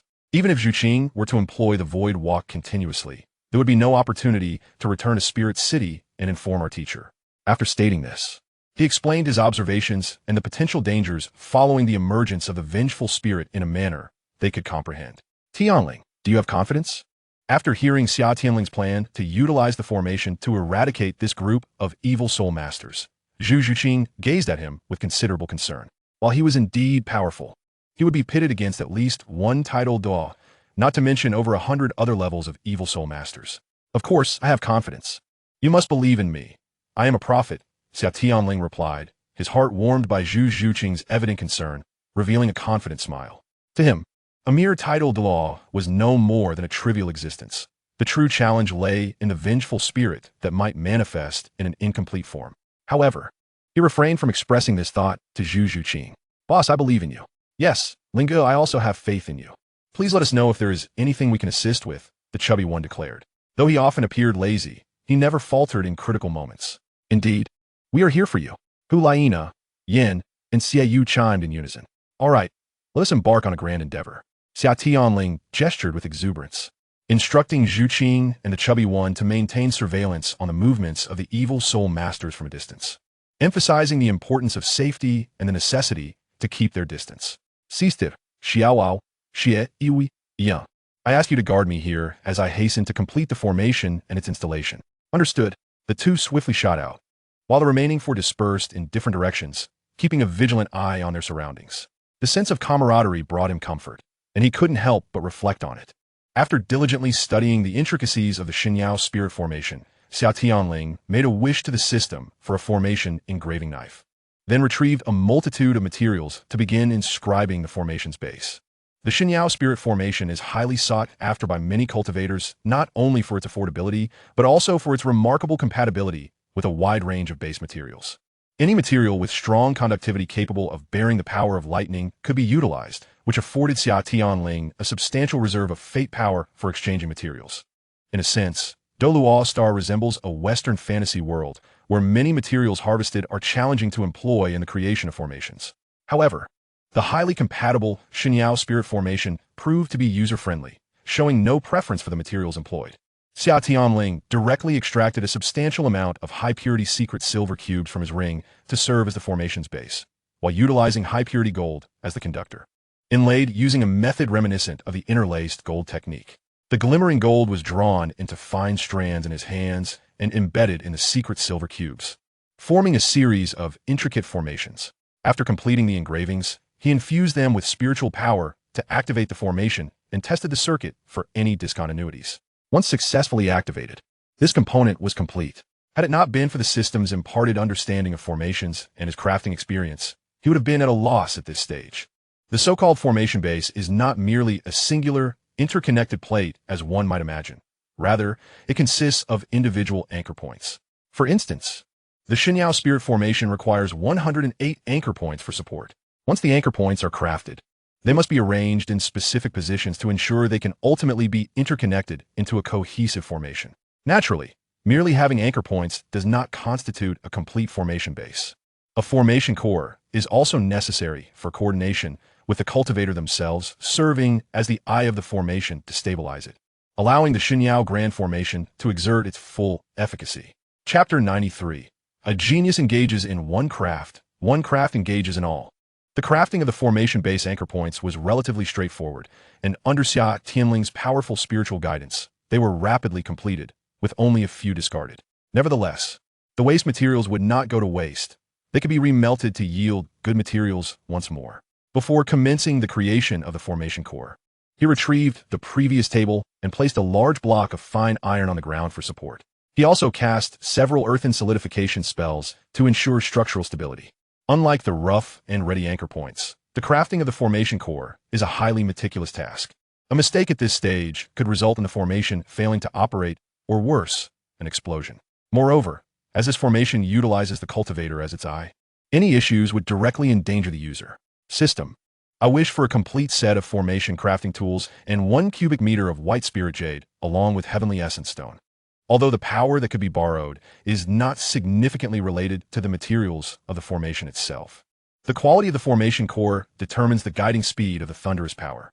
To be prudent, Xia Tianling opted to exchange for 2 unique treasures from the cultivation realm. White spirit jade, appearing smooth and white, resembles ordinary white jade, but is in fact the favored and most commonly used material among formation masters, possessing exceptional adaptability. Furthermore, white spirit jade has the unique warm properties of jade, allowing it to temper the volatile attributes of power, thereby enabling the user to manipulate the formation with greater ease. If the spirit jade serves as the physical body of the formation core, then the heavenly essence stone, a marvelous gem, acts as its meridians and blood vessels. This peculiar stone is solid, yet possesses fluid-like flow characteristics. This property not only prevents the power flowing through it from spiraling out of control, but also amplifies it, making it one of the best materials for crafting core circuits. Ding. Host wish received. Searching for fate power. Ding. Wish successful. You have obtained complete set of formation crafting tools, 1 cubic meter of white spirit jade, and 1 cubic meter of heavenly essence stone, which have been sent to your storage ring. Please check. Upon receiving the system's notification, Xia Tianling wasted no time, promptly placing the enormous white spirit jade cube onto the prepared crafting table. He then opened the formation crafting tools provided by the system, first withdrawing a crucible-like furnace, igniting it for heating, and then extracting a portion of heavenly essence stone to refine within. Following the operational procedures, he chanted several incantations, and upon witnessing the heavenly essence stone begin to change within the furnace, he let out a sigh of relief. Now, all he needed to do was wait for it to react naturally. The auxiliary furnace provided by the system possesses extraordinary effectiveness, capable of maintaining the internal environment after the material's reaction, ensuring it remains in the most suitable state for use. Next, he retrieved a device resembling an oversized compass. Placing this magical artifact upon the white spirit jade cube, he invoked the method of manipulation, and the artifact instantly unleashed an invisible wave of energy. A standard circular blank formation core was meticulously carved out without the slightest flaw. In a world where the civilization of cultivation flourished, a unique cultivation technology had emerged, allowing practitioners to delegate simple tasks to magical artifacts rather than engaging in every endeavor themselves as in ancient times. After clearing away the excess scraps, he secured the circular white spirit jade to the workbench. Xia Tianling took a deep breath, adjusting his spirit and energy to their optimum state. In the next moment, his gaze transformed, becoming steadfast and sharp, with his spiritual awareness fully activated, attentively perceiving every detail of the white spirit jade. A glimmer of light emerged from his hand, gradually illuminating the tip of the carving knife. With composure, he brought the blade to the jade's surface. Instead of the anticipated screeching sound, it glided effortlessly, akin to a wallpaper knife slicing through rubber. The gently shaved jade powder and fragments were enveloped by a surge of soul energy and delicately pushed aside. This flow of soul energy did not cease. Rather, it proceeded to refine the carved grooves in a secondary processing step. Multitasking was a fundamental skill in inscribing formation cores. Thanks to the system's assistance, although this step progressed slowly, it proceeded without mishap. Xia Tianling's hand remained steady, the glowing carving knife extending like an extension of his fingers, perfectly etching line after line upon the smooth surface of the white spirit jade. As the carving continued, his technique evolved from initial awkwardness to a gradual proficiency. Demonstrating rapide improvement. The massive white jade core soon began to take shape, with the basic formation circuits vividly emerging, quietly awaiting connection and activation. Not far away, Hulaina watched in awe as Xia Tianling skillfully crafted the formation components, internally marveling at her younger disciple's remarkable talent, always managing to deliver unexpected surprises at critical moments. As the completion level increased and the craftsmanship deepened, Xia Tianling's focus and seriousness intensified. He felt himself entering a unique state, entirely dismissing all external distractions. His mind was solely devoted to the formation. If other formation masters were present, they would surely exclaim in astonishment. For this was the coveted state of unity that artisans dreamt of achieving, allowing oneself to merge perfectly with the formation. Should the creation succeed, its power would undoubtedly reach terrifying levels. Unbeknownst to Xia Tianling, the instant he entered this state of unity, the system issued a text notification. The collision of inspiration and talent has led you into a state of enlightenment in formation crafting, unity of heaven and man. Your understanding of formations has significantly increased, advancing from clueless to glimpse of understanding, unlocking a new secondary profession, formation master. However, Xia Tianling was too engrossed in his task to concern himself with such matters. His entire focus was immersed in the creation before him. Now, he had reached the most critical and challenging step, the infusion. This step required him to gradually channel the refined heavenly essence stone liquid into the previously carved grooves, ensuring there were no interruptions before completing the cycle. Should the flow of heavenly essence stone liquid be interrupted, all prior efforts would be rendered futile. The heavenly essence stone, which had been refining in the furnace, had long since transformed into a liquid state, quietly resting in a crucible-shaped container, awaiting the artisan's utilization. Chapter 94. Prepare to face the thunder, you rascals. The success or failure hinged on this one moment. Xia Tianling summoned all his energy, one hand slowly guiding the heavenly essence stone liquid from the furnace, forming a slender column as it embedded into the groove. The other hand was not idle. He continuously gathered soul energy to create auxiliary barriers in the air, sealing them within the liquid as it flowed into the groove. Everything proceeded in an orderly fashion, entering a unique rhythm, akin to performing a lyrical piece of music, slow and relaxing. Time passed gradually, and after several hours of focused crafting, even Xia Tianling's formidable mental prowess began to wane, his complexion paling. Although the most perilous step had been navigated, with only the final step of refining remaining, he dare not relax. A journey of 1,000 miles begins with a single step, he reminded himself. He could not afford to falter now. Biting the tip of his tongue, Xia Tianling summoned a drop of his vital blood using soul energy, allowing it to fall upon the very center of the formation core to commence the final procedure. As the refining deepened, the white circular disc gradually emanated a soft, white glow, vibrating gently while producing a low hum. Suddenly, the massive white jade disc erupted in brilliance before instantly retracting, reducing in size by several circles. Success. Feeling the connection between the formation core and his own spirit, Xia Tianling rejoiced, grasping the completed white jade disc in his hand. Now diminished in size, it resembled a slightly larger jade bie, apart from the mesmerizing patterns of the heavenly essence stone etched upon it. It bore little distinction from an ordinary piece of white jade. This uniqueness of the divine sky spirit array rendered it a formation of unparalleled caliber. Ordinarily, a formation capable of launching attacks at the void return level would require a foundation starting from the 6th rank. Typically, upon the completion and activation of a 5th rank formation core, celestial phenomena would manifest, as this involved harnessing the might of heaven and earth, prompting the heavenly Tao to assert its presence. Naturally, had it been a standard 6th rank formation, Xia Tianling's limited skills and half-baked understanding of formations would render him incapable of creating it. Moreover, the various phenomena that would arise upon the completion of a 6th rank formation core would likely attract the attention of malevolent soul masters, thwarting any possibility of a stealthy approach. Junior brother, have you succeeded? Hulaina, whose years of training in the Qingqiu Sky Fox technique had granted her significantly stronger mental powers than the average soul master, was the first to sense the anomaly behind her. As she witnessed the colossal jade disc radiating brilliance before shrinking, she was struck with astonishment, deducing that her junior brother had likely completed whatever formation he was crafting. Upon hearing Hulaina's voice, the other three quickly turned to look as well. I did it. I did it. Xia Tianling weakly nodded in confirmation. Xiao Ao, quickly bring me some sausages. Sure thing, plenty of sausages coming right up. Oscar responded eagerly, retrieving several sausages. I'll rest for the night to recover. Tomorrow at noon, I will launch a full-scale attack against this band of evil soul masters. Xia Tianling instructed before sitting down to replenish his depleting mental and soul energy. After hours of unwavering focus, his spiritual sea had nearly been emptied. The following morning, after meditating throughout the night, Xia Tianling finally restored his significantly drained spiritual sea to its full capacity. Tianling, how do you plan to embed these anchor modules into their respective positions? Zhu Zhuqing, who had returned from her shift with Ma Hongjun, asked earnestly. If you tell me the method, I can assist you. I have void walking.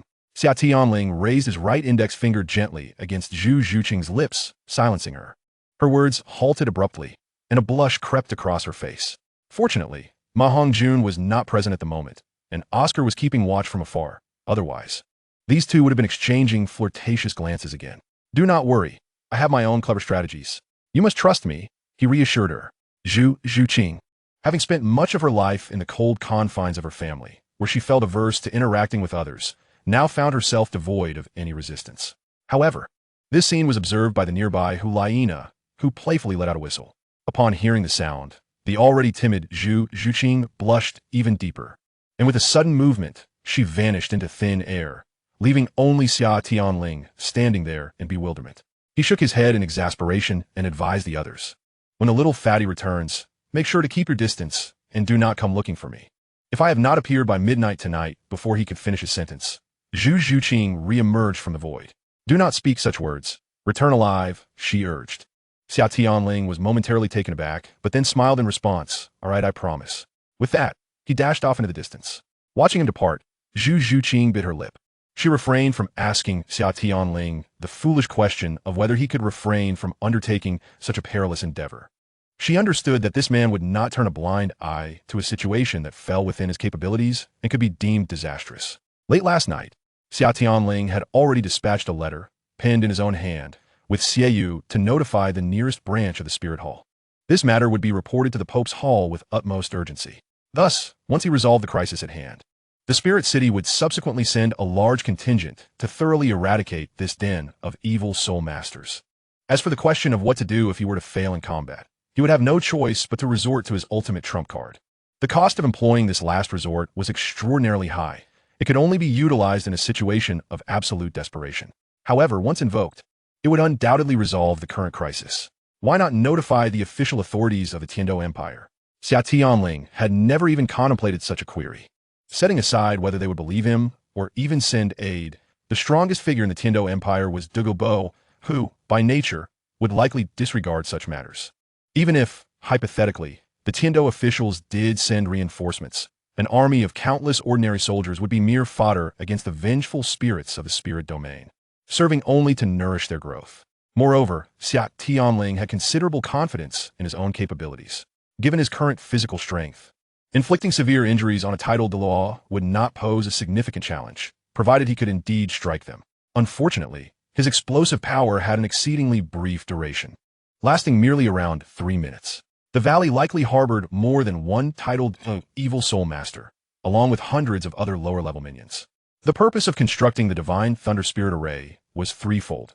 Firstly, to enhance combat strength by leveraging the characteristics of heavenly lightning against such malevolent energies. Secondly, to facilitate the infliction of widespread damage, enabling him to eliminate potential disruptive minions with minimal effort in the shortest time.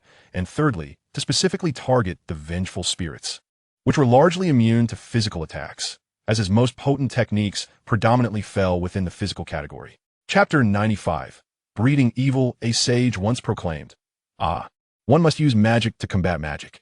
Hence, he opted for the Divine Thunder, the most effective counter against malevolent spirits, known for its substantial damage. Let's not forget, the full name of the Divine Thunder Spirit Array is the Nine Heavens Responding Essence Thunder Sound Universal Transformation Divine Thunder Spirit Array, which even possesses elements of divine punishment, making it the natural nemesis of vengeful spirits. Divine punishment, a retribution from above, is not to be confused with the trials of heavenly tribulation. The Earth Escape Technique, renowned across various realms of cultivation, found its application here. After swiftly informing Ma Hongjun to evacuate with the others, Xia Tianling invoked this seldom-used divine ability. The great Tao of eternal life encompasses myriad knowledge, including the 6 arts of cultivation and various esoteric disciplines. While the content may not be the most exquisite, it is certainly extensive and comprehensive, covering all aspects. Utilizing the earth escape technique to disregard the unreasonable nature of soil, he effortlessly buried anchor points at precise locations, aligning with the positions of the 108 celestial stars. Just as Xia Tianling stealthily arranged the array, the evil soul masters within the valley began to stir. Clad in shadowy robes that obscured their faces, they gathered around a blood-soaked altar, forming a circle with layers of 3 within and 3 without. At the center of the altar stood 5 leading figures in black robes, their hands raised skyward, chanting in an incomprehensible tongue. In a matter of minutes, one of the leading figures let out a ghastly cry, rasping hoarsely, "Sacrifice to the Holy Spirit." The Holy Spirit? Was it referring to the vengeful spirit soon to be born? Xia Tianling, not far off, perceived the black-robed man's exclamation.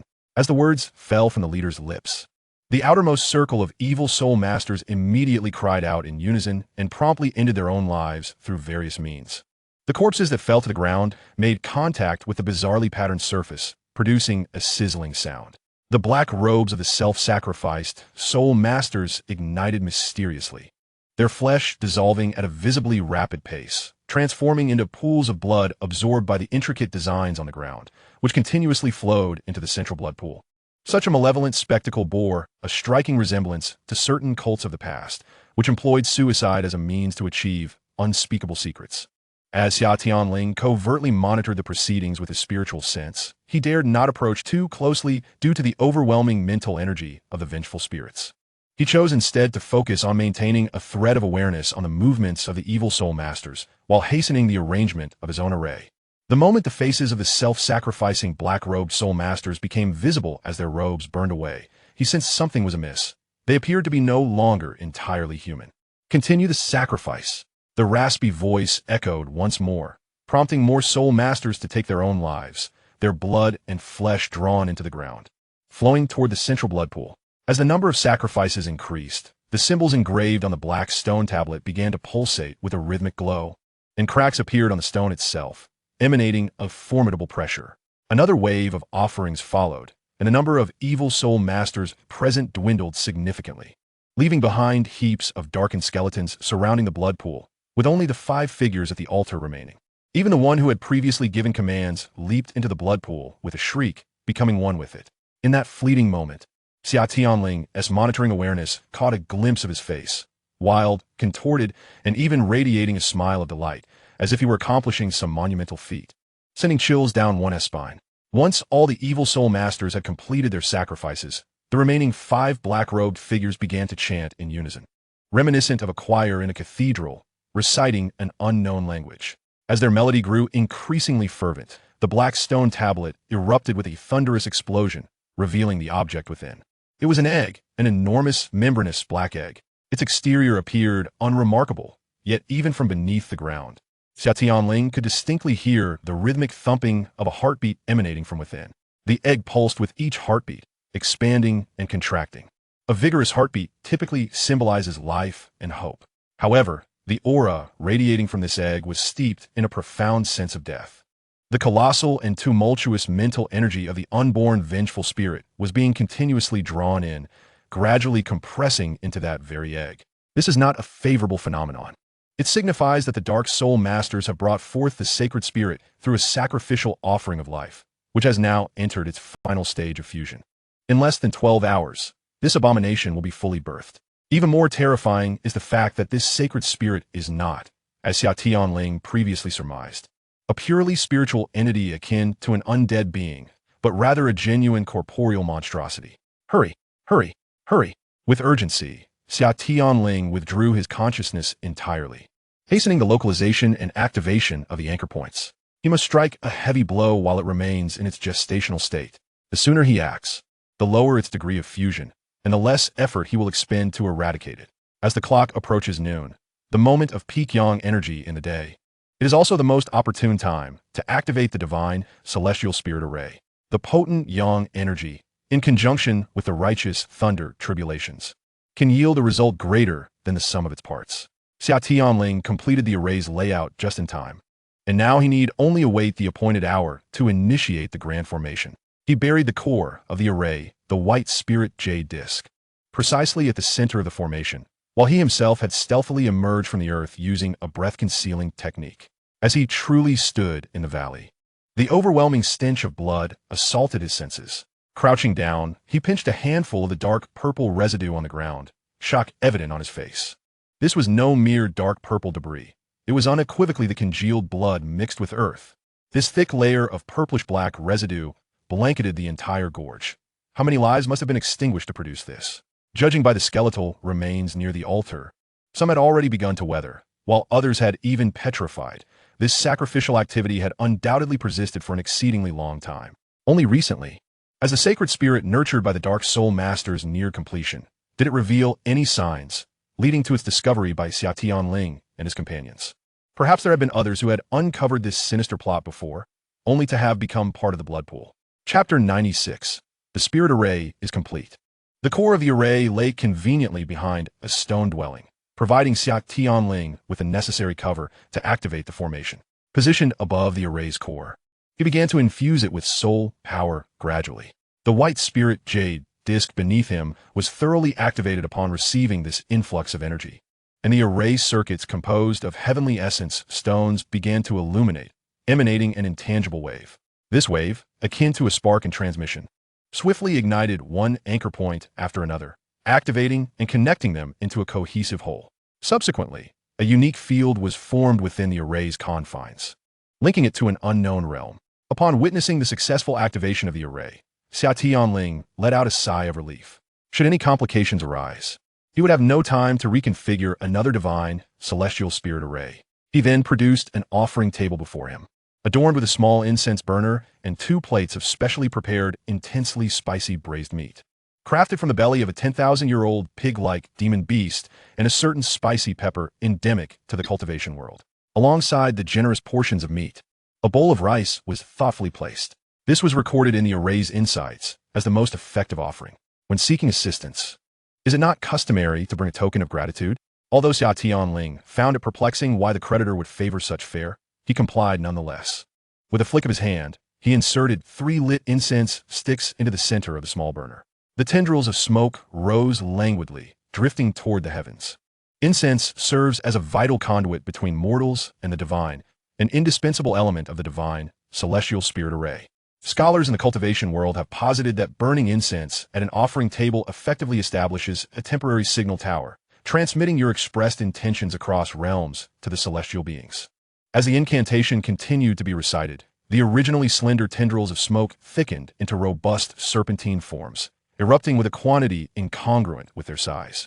3 colossal smoke dragons swiftly materialized, soaring toward the clouds above the gorge, a spectacle reminiscent of a true dragon drawing in water. This awe-inspiring phenomenon immediately captured the attention of the 5 figures clad in black robes. Their fervent chants ceased abruptly, and the egg, merging with the vengeful spirits, halted its pulsations. One of the black-robed figures turned and struck out with a palm, his raspy voice demanding, "Who goes there? Step forth." The force of his palm unleashed a shockwave that obliterated the stone dwelling in its path, hurtling towards the 3 pillars of vapor. However, to the black-robed man's astonishment, his powerful strike passed directly through the pillars, crashing into the mountainside behind, causing rocks to tumble down in a cacophony. "Fool! The source lies below." As he realized his strike had been futile, another black-robed figure shrieked, emitting a voice that was neither distinctly masculine nor feminine. Following his outburst, he unleashed a punch, collapsing more stone dwellings and revealing Xia Tianling, who was engaged in the incantation and burning of incense. The divine celestial spirit array had its merits. Its activation speed left much to be desired. "Damn it! An ignorant child dares to interfere with the birth of the sacred spirit," another black-robed figure shouted, and they all moved in unison to eliminate him. Xia Tianling was perplexed, however, as the 5 black-robed figures neither revealed their martial souls nor descended from the altar. They merely attempted to strike him down with remote palm techniques and energy blasts. Yet he was well prepared. The previous night, he had wished for a high-grade, one-time use protective talisman. A colossal yellow bell's phantom materialized around him, absorbing the barrage of attacks against its surface without budging, merely resonating with a sound akin to a tolling bell. Originally, he had intended this defensive talisman to guard against close-range assaults from title to low-level foes. Now, it was being employed against such inferior tactics, a clear case of overkill. "Damn it! We cannot descend from the altar." The androgynous black-clad figure screeched in fury, What martial soul does he possess? Fool! What he wields is not the method typical of today's soul masters. He, like us, has received an ancient legacy. An ancient legacy? Xia Tianling's thoughts raced. Does such a thing truly exist on the Douluo continent? What are you sacrificing? His incantation had reached completion. Now he awaited a response from the one who would borrow his power. Keek, keek, keek, keek, keek. Do you think I would divulge that? The lead black-robed figure laughed ominously, embodying a sense of madness. The sacred spirit is about to be born. The world of sin shall soon be purified. The sacred spirit is about to be born. The world of sin shall soon be purified. The other four black-robed figures tore apart their cloaks, faces alight with fervor, and leaped directly into the blood pool with startling decisiveness. This time, Xia Tianling clearly observed their forms. Countless inky symbols, resembling demonic runes, enveloped their bodies in darkness, with some areas sprouting carapaces and organs unrecognizable as human. After the four frenzied dark soul masters plunged into the blood pool, it was as if a bucket of hot oil had been thrown into a roaring fire. The viscous, crimson blood boiled violently, akin to water at a rolling boil. The black egg began to swell and contract wildly once more, while the vengeful spirit's immense spiritual energy continued to merge at an alarming pace. Even more astonishingly, the remaining Dark Soul Master unleashed his martial soul for the first time. It was a beast martial soul, its manifested form resembling a puddle of putrid muck, utterly revolting. Beneath him, 9 inky black soul rings simultaneously gleamed, and in a cataclysmic explosion, he detonated, transforming into a viscous black-red liquid that splattered onto the egg. His initial reaction was one of utter disgust. What on earth is this? He thought. And what kind of trouble will this self-detonation cause? Yet, his bewilderment soon dissipated as the borrowed funds from Huabei were about to arrive. Under the majestic aura of celestial power, all malevolent spirits were to be swept away. The thunder rumbled ominously in the sky, while dense clouds loomed ominously over the canyon. The once blazing midday sun had transformed into a pitch-black night, with only the flickering lightning amidst the clouds providing a glimmer of illumination. Boom! In the next moment, the violent and surging thunderbolts surged down, penetrating the body of Xia Tianling. Instinctively, under the infusion of the heavenly thunder, he activated his true dragon martial soul, amplifying the ferocity of the oncoming thunder. Dazed by the overwhelming surge of thunderous power coursing through him, Xia Tianling found himself mesmerized. The magnitude of this force was colossal, far exceeding the realms he had previously known. Strangely, however, once these violent thunderbolts entered his body, they behaved as docile as gentle lambs, obediently responding to his every motion, ardently transmitting their energy into the core of the formation beneath his feet. 97, he intoned, heavenly thunder dispelling evil spirits. The torrential power of thunder was channeled into the divine mystical formation by this human-shaped transformer, igniting each of the formation's anchor points with a silvery brilliance, causing the very rocks of the canyon to tremble violently. 108 anchor points connected as one under the onslaught of thunder, simultaneously shooting forth beams of energy that defied the terrain's constraints, converging before Xia Tianling, just as the divine mystical formation was activating. The egg that had been sacrificially detonated by the evil soul master underwent a violent transformation. Upon absorbing the viscous liquid, the egg's rhythmic expansion ceased, giving way to chaotic bulging. Something within was about to emerge. Xia Tianling cast a spell, pouring all his strength into the operation of the divine mystical formation. Before him, 108 beams of light coalesced into 4 blue-green tokens, slightly larger than a palm, exquisite in their energy composition, resembling tangible objects. The tokens bore the name of the 3 pure ones inscribed in slender gold characters, their strokes sharp and precise. Suddenly, a muffled explosion echoed, and the black egg shattered, giving birth to a grotesque humanoid creature. A fierce roar erupted, unleashing a torrent of chaotic mental waves throughout the arena. Slaughter, annihilation, were the only 2 messages it conveyed, wild and disordered. Yet, upon its emergence, Xia Tianling felt an immense sense of relief. Thanks to the evil soul master's forced maturation nearly 12 hours ahead of schedule, the creature's power was far less formidable than he had anticipated. Not only did it lack the mental prowess to reach the divine origin realm, but due to its chaotic state, it hadn't even attained the pinnacle of thought manifestation within the spirit domain, significantly diminishing its threat. After causing such a commotion and slaughtering countless living beings, it was time for retribution. Xia Tianling formed a seal with his left hand, raised his right hand high, and bellowed, 7-star sword come forth. Instantly, a sword composed of thunder materialized in the air, falling into his grasp. A thunderous decree echoed, startling even the spirits of the netherworld. Pointing the seven-star sword, the first of the thunder's commands erupted in a blinding flash. Various magical artifacts, including the imperial bell, wooden fish, law lock, and copper bowl, emerged from the void, resonating with celestial tones. An invisible wave surged toward the creature, provoking a howl from it. The creature locked onto Xia Tianling as its target, charging at him on all fours like a wild beast. Its singular creed, imprinted in its chaotic mind, was to slaughter every living being it encountered and annihilate every species in sight. The second command of the seven-star sword ignited the second token, which radiated dazzling light. Heavenly soldiers, heed my command. Eradicate evil and restore purity. The blue lightning, imbued with celestial might, surged from all directions of the formation toward the creature.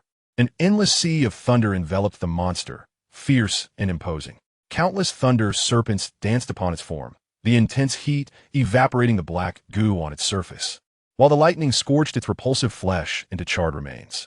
The creature, sensing the devastating impact of the thunderous sea, erupted with black mist, unleashing a colossal black shockwave that pierced through the thunderous tide, carving a path once more.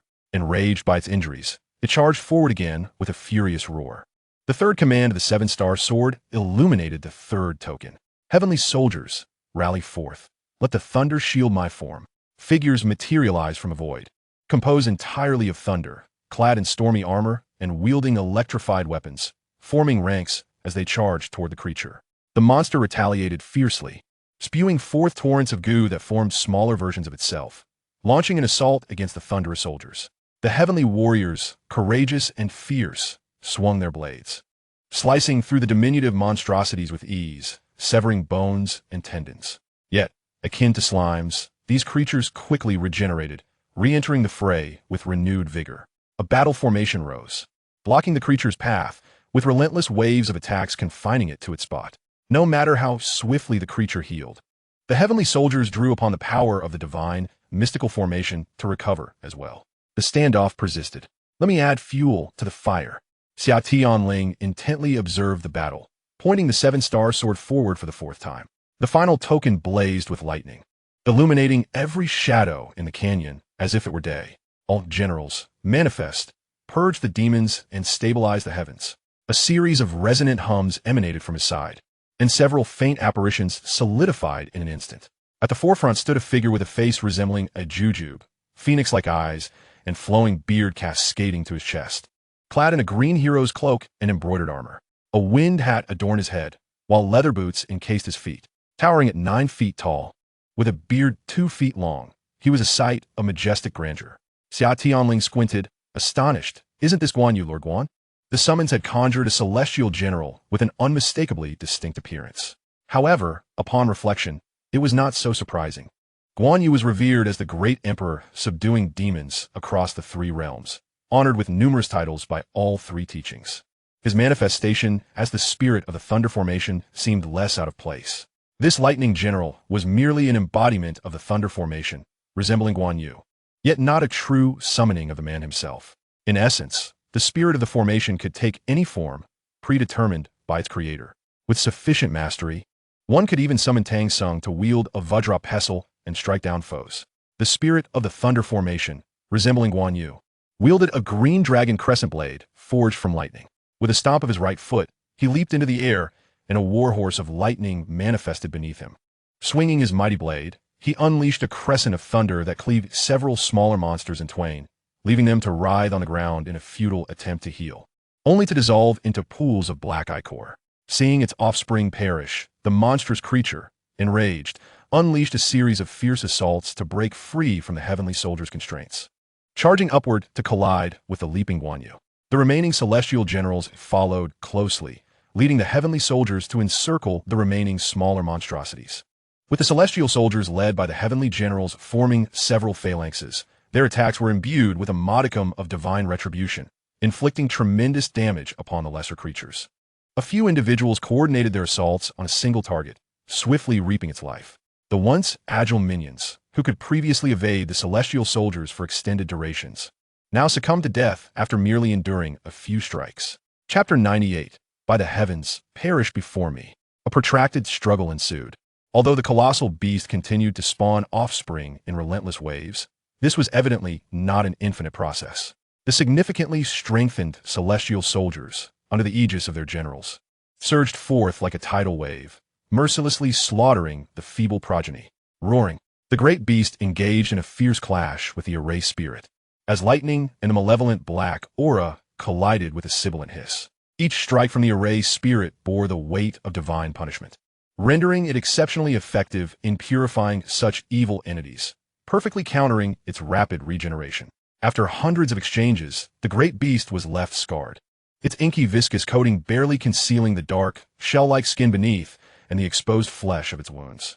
As the battle progressed, its purplish blood splattered onto the nearby bones, transforming the originally yellow-white skeletal remains into an exceedingly sinister black, which swiftly decayed and crumbled to dust. The situation gradually shifted towards a favorable outcome. If this battle continued without unforeseen developments, victory seemed assured. However, it was evident that the enormous beast had no intention of acquiescing to the wishes of Xia Tianling. Seizing upon a moment during the clash with the azure dragon crescent blade, the beast created distance, letting out a thunderous roar.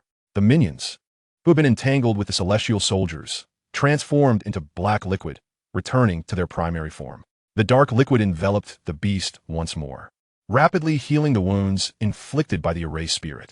After mending most of its injuries, the creature displayed a pained expression, clenching its fists skyward, its dark aura surging. Pop! Pop, pop, pop, pop! A series of grotesque sounds echoed as 2 additional heads and 4 arms sprouted from its form. What the? 3-headed and 6-armed? This beast can undergo a second transformation? Such a maneuver provoked an outburst of expletives from Xia Tianling, who had been confidently awaiting victory. The boss fight was seemingly drawing to a close, only for the boss to resurrect fully, and even stronger. The sensation was akin to being struck by the Titan's might, intensely disconcerting. Xia Tianling bit his tongue to draw a drop of blood, directing it into the core of the array beneath his feet and thrusting the Thunder 7-star sword downward. With a change of hand seals, he performed a series of gestures, reciting a powerful incantation aloud. Heavenly thunder, hidden yet present, dragons and tigers in tandem. The grand and marvelous lightning dashes forth. Whirling sands and flying stones, the sea retreats and clouds gather, able to summon clouds and rain, seizing souls and spirits. From the realm of Penglai, the minister of wind and rain, the thunderous iron axe, honored by the white-haired elder, exorcising evil and punishing malevolence, the woodman drives away clouds. The thunder mother dares to roar as the thunder lord advances. The phoenix will train, array spirit general. Thunderclaps spanning miles, obliterating demons and gods. As the incantation and hand seals intertwined, the winds and clouds surged, the thunderclouds above the canyon thickening, causing the nearby wildlife to tremble in fear. And even travelers several miles away felt an inexplicable sense of dread, hastening their steps to escape the area. The group from the Spear Hall, who had retreated to a safe distance, gazed anxiously towards the mountains as the silver serpents danced across the sky, each of them sweating profusely. On the surface, Zhu Zhuqing appeared unflappable, yet internally she was taut with anxiety, her fists clenched tightly. This cannot go wrong. In the canyon, the transformed 3-headed, 6-armed beast seemed to gain a modicum of intelligence, adopting a more strategic approach rather than recklessly charging. However, it failed to notice that the celestial soldiers surrounding it were dwindling in number. Above Xia Tianling, an even more massive manifestation of thunder loomed, a formidable figure nearly shattering the canyon's peak. Thunder's might, commanding as a decree, the final command resounded, and the array spirit, previously engaged with the beast, broke free and soared toward the colossal thunderous figure, becoming one with it. With the array spirit's essence, the figure seemed to gain a soul, solidifying rapidly, and its eyes sparkled with newfound vitality. The complete form of the celestial array spirit, the thunder god, the dominator of boundless lightning, the emperor of thunder, the beast, confronted by such a gigantic entity, was rendered bewildered. With its minuscule intellect, it could not comprehend the unfolding events and instinctively unleashed an attack. The immense thunder god lowered its gaze upon the creature that dared to provoke it, uttering a guttural syllable and effortlessly dispersing the attack with a wave of its hand. The creature, now imbued with a flicker of understanding, perceived the thunder god's disdain and erupted in fury, launching itself skyward towards the deity's head. The thunder god remained unfazed, extending a hand, causing Xia Tianling's body to ascend directly into its consciousness. At that moment, Xia Tianling's perspective shifted, and he seized control of the thunder god's body. Feeling the surge of power coursing through him, he realized that every gesture held the potential to alter the very fabric of reality, instinctively unleashing his martial spirit, the dawn. As the martial spirit manifested, the thunder god's hands mirrored its form, though the axe transformed into a colossal, electrified thunder spear. With the creature now in close proximity, Xia Tianling had no time for hesitation. He swung the spear with abandon. The hefty thunderous hammer struck the beast's form, and upon contact, a vast quantity of its bodily fluids evaporated, the foremost head blackening like a withered flower. This scene could hardly be described as using a sledgehammer to crack a nut. It was more akin to employing artillery to swat a mosquito. The immense hammer generated ripples through space, creating fissures that radiated a silvery glow.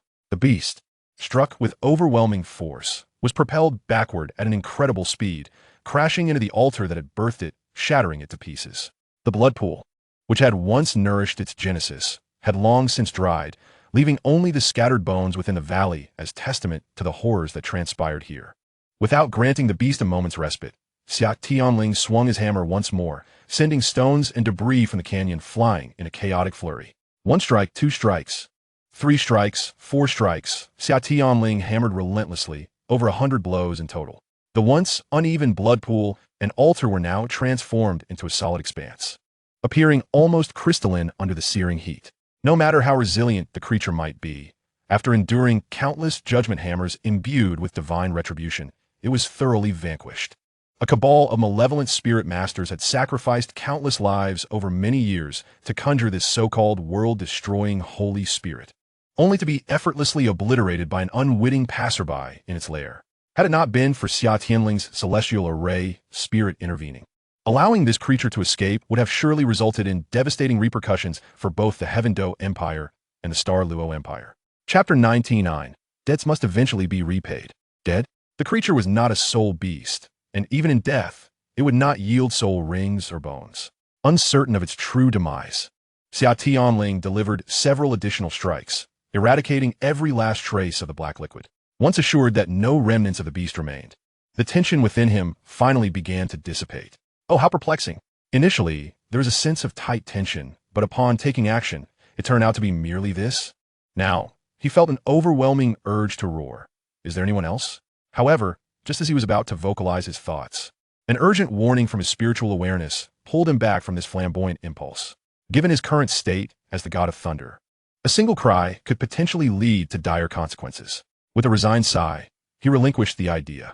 Ever since he had assumed the form of the thunder god, every move he made resonated with immense power, and even the strength of his intangible spiritual consciousness had surged several-fold, nearly brushing against the boundaries of divine essence. Now that the greatest threat birthed by the evil soul masters, the Holy Spirit, had fallen, it was time to cleanse the battlefield and gather some information. Without relinquishing his thunder god form, he directly manipulated his unparalleled spiritual consciousness to probe every inch of the land beneath him, rendering every minuscule detail utterly exposed before him. Yet, he found it peculiar that as his consciousness swept through the canyon like a microscope, it encountered nothing but corpses, no traces of their identities, not even a hint of daily necessities. There was scarcely a semblance of food, literature, or soul-guiding devices. Only a few stone beds remained, reminiscent of ascetic monks. Did these evil soul masters not require sustenance? After expending considerable effort to eradicate a calamity, he found not even a single strand of hair. This transaction seemed somewhat unprofitable. Oh, wait, he did gain something. After battling this foe for several hours, according to the exorbitant interest of 240%, he was poised to inherit a debt lasting for dozens of days. Nevertheless, it was worth noting that he had extinguished a disaster in its infancy, was it not? In times of poverty, one seeks to cultivate oneself. In times of abundance, one strives to benefit the world. Since he had no leads to follow, the next step was to purify this place steeped in blood and sin. Let fire and lightning cleanse all. The colossal thunder god raised a shimmering silver lightning spear and struck down powerfully. Countless bolts of thunder cascaded from the spearhead, illuminating the canyon in a brilliant blue. The searing heat unleashed by the tumultuous thunder ignited the bones, remnants of blood, hair, and flora scattered across the ground. Disturbingly, the bizarre vines clinging to the rocky walls emitted piercing screams as they burned, reminiscent of wailing infants or frightened maidens, invoking a chilling terror. The fierce flames surged swiftly, only to dissipate just as rapidly. With the canyon lacking any combustible materials, the fire extinguished shortly after he seized his skill. The flames carried away the remnants of evil and the tormented souls of the fallen beings. Now, apart from a few stone structures and the scattered bones of formidable creatures, the canyon bore no trace of malevolence. After conducting another sweep with his spiritual awareness and confirming the absence of any danger, he formed seals with his hands, relinquished the thunder god form, and halted the formidable divine array he had established. The dark clouds in the sky gradually dispersed, and the golden rays of the setting sun bathed the desolate mountains in splendor. It was a breathtaking sight, unbeknownst to most, that beneath this beauty lay a history of bloodshed and wickedness. At the very moment he ceased the array's operation, Summer Ling felt the once abundant energy within him being swiftly drained. Regardless of how hard his soul and energy pool strained to absorb the surrounding energy, it vanished almost instantaneously upon the rebirth of his soul power. This was far more devastating than being sealed by Xia Dalu's divine power, for at least then he could still cultivate and bolster his body with soul power. Now he found himself unable to cultivate at all, with his physical prowess considerably diminished. After battling the monstrous entity for nearly 5 hours, he realized he would endure this void for a full 50 days, a truly uncomfortable predicament. At present, he could only manifest his martial soul.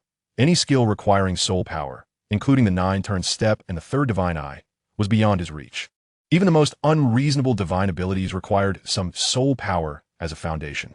Fortunately, after 4 months of training, he had acclimatized to this state of powerlessness. Even now, in his weakened condition, wielding a hammer against the Soul King was still effortlessly achievable. In just over a month, he feared he might truly attain the innate martial prowess of externalized energy. As he consoled himself with such thoughts, he extracted the core of the Bailing Jade Array and made his way out of the canyon. He had been at it all afternoon, missing lunch, and his hunger was becoming unbearable. He would have to find something to eat once he emerged. Just as he contemplated this, his hand brushed against the storage soul guiding device, and he suddenly froze. He had no soul power. This was a grave issue.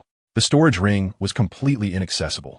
Prior to the battle, Summer Ling had meticulously considered various aspects and devised contingency plans for potential problems. He had accounted for nearly everything, except how he would access food from the storage ring after the fight. Damn, what a troublesome predicament. Not only was there nothing to eat, but even the anchor points of the array buried underground were out of reach. Alas, he would have to wait until the people from the BB Dong faction arrived to dig them out manually. As he trudged back, clutching the Bailing Jade Array core and feeling dejected from hunger, several sounds of rushing air reached his ears, and the first figure to appear was Zhu Zhuqing. "Didn't I tell you not to come?" Summer Ling weakly inquired, feeling exasperated. Despite his repeated warnings, this little cat had still run over. Fortunately, he had emerged victorious. Had the monster triumphed, it would have been disastrous. Before noon, the thunderclouds dispersed. Zhu Zhuqing blinked her reddened eyes. What if I had died? Before she could finish her thought, a hand swiftly covered her mouth. "You promised you would return alive." Seeing her expression, Summer Ling could no longer contain himself. With a clatter, he dropped the precious array core and enveloped the worried Zhu Zhuqing in a warm embrace. "I'm sorry for worrying you." Zhu Zhuqing was taken aback by his directness. Feeling the warmth of his breath beside her ear, her heart raced, and her cheeks flushed crimson. Having grown up in a cold environment, she had never experienced such affection, leaving her flustered and overwhelmed in Summer Ling's embrace. As familiar figures approached, the tension that had gripped Summer Ling after the fierce battle finally relaxed, and an overwhelming fatigue washed over him like a tidal wave, making it difficult to resist the weariness. In his hazy state, his last thought was, having someone who cares is truly delightful. The little cat had developed better than he had imagined. Chapter 100. One day, I shall ensure all the people of the world enjoy sugar fire cakes. The following day, Summer Ling awoke languidly in an open area, his eyes fluttering open to find Zhu Zhuqing sitting cross-legged beside him. "Tianling, you're awake. Yesterday you wait. Let us discuss that later. Help me open the storage ring." Summer Ling interrupted her weakly. "There's a small box inside, white and resembling jade. Please retrieve it for me." Though Zhu Zhuqing felt a hint of confusion, she complied without question. Upon seeing the box, Summer Ling felt as if he had spotted a savior. He hastily opened it and grabbed a round, dark object, shoving it into his mouth. Zhu Juqing peered into the box, which contained neatly arranged black round cakes, somewhat resembling flattened steamed buns, exuding an intoxicatingly sweet aroma. What is this? Medicine? No. This is a sugar fire cake, akin to dry rations, sweet in flavor. Would you like to try? Under the sweltering summer sun, Xia Tianling voraciously devoured the delicacy in his hand, then graciously offered one to Zhu Juqing, proclaiming, I made this. It's absolutely delectable. In the world of Douluo continent, staple foods predominantly consist of wheat-based products, with dried flatbreads or steamed buns being the norm, while items like baked goods or pastries are virtually non-existent, rendering her unfamiliar with such delicacies. The sugar fire cake, however, is a remarkable treat, boasting a delightful texture, high sugar content, and abundant carbohydrates, making it an ideal source of energy, far superior in taste to the native rations of Douluo continent. Moreover, such high sugar or high salt foods, when properly prepared, can be preserved for extended periods under natural conditions, thus serving as essential provisions for travel and home, to prepare for unforeseen circumstances. Upon acquiring the legacy of the spiritual chef and a plethora of specialized containers for food storage, Xia Tianling promptly exchanged for brown sugar and sesame paste from the system, crafting a substantial batch of these treats. As fate would have it, they were now being put to good use. Zhu Juqing hesitated momentarily before accepting the offering, taking a small bite. With the first taste, the joy of carbohydrates intertwined with the sweetness of the brown sugar and sesame paste, complemented by the layers of fluffy texture, enveloped her in bliss. Is this a dessert? The little cat asked, tilting her head in confusion. Well, not exactly, he replied, continuing to indulge in several more before quenching his thirst with a large bag of cool water. Only then did he feel a semblance of satisfaction in his once empty stomach, revitalizing his spirit. Taking a breath, he continued, this is a staple food akin to buns or rations, made from flour. How do you find it? Delicious, isn't it? Zhu Juqing nodded, yet inquired, but isn't it sweet? In her perception, only expensive and exquisite pastries were crafted with sweetness. Although she had enjoyed many sweet-flavored dishes during her months alongside Xia Tianling, she still struggled to associate this delectable treat with staple food. Upon hearing her words, Xia Tianling was momentarily taken aback, letting out a resigned sigh. His sighs had become far too frequent since arriving in Douluo continent. The severe lack of productivity, technological backwardness, and aberrant forms of civilization were glaringly evident. The elite spirit masters monopolized the vast majority of the world's resources, yet refrained from production, relying entirely on the sustenance provided by ordinary people. The imperial capital of the Tiando Empire was perpetually garrisoned by 1 million soldiers, with the total military strength amounting to nearly 1.5 million. This constituted a standing army of such magnitude that it was almost unimaginable in the context of ancient dynasties of his past life. Even in the flourishing Tang dynasty, with its expansive territory and prosperity, the standing army numbered only around 600,000, and even during the Qing dynasty, while the population swelled to over 400 million due to the introduction of sweet potatoes and potatoes, the military barely exceeded 1 million. And that was during a time of dire straits. In his former life, with modern technology vastly advanced and high-yield crops, such as alkaline rice and hybrid rice aided by fertilizers and large agricultural machinery, and a staggering population of 14 billion. The standing army amounted to only around 3 million.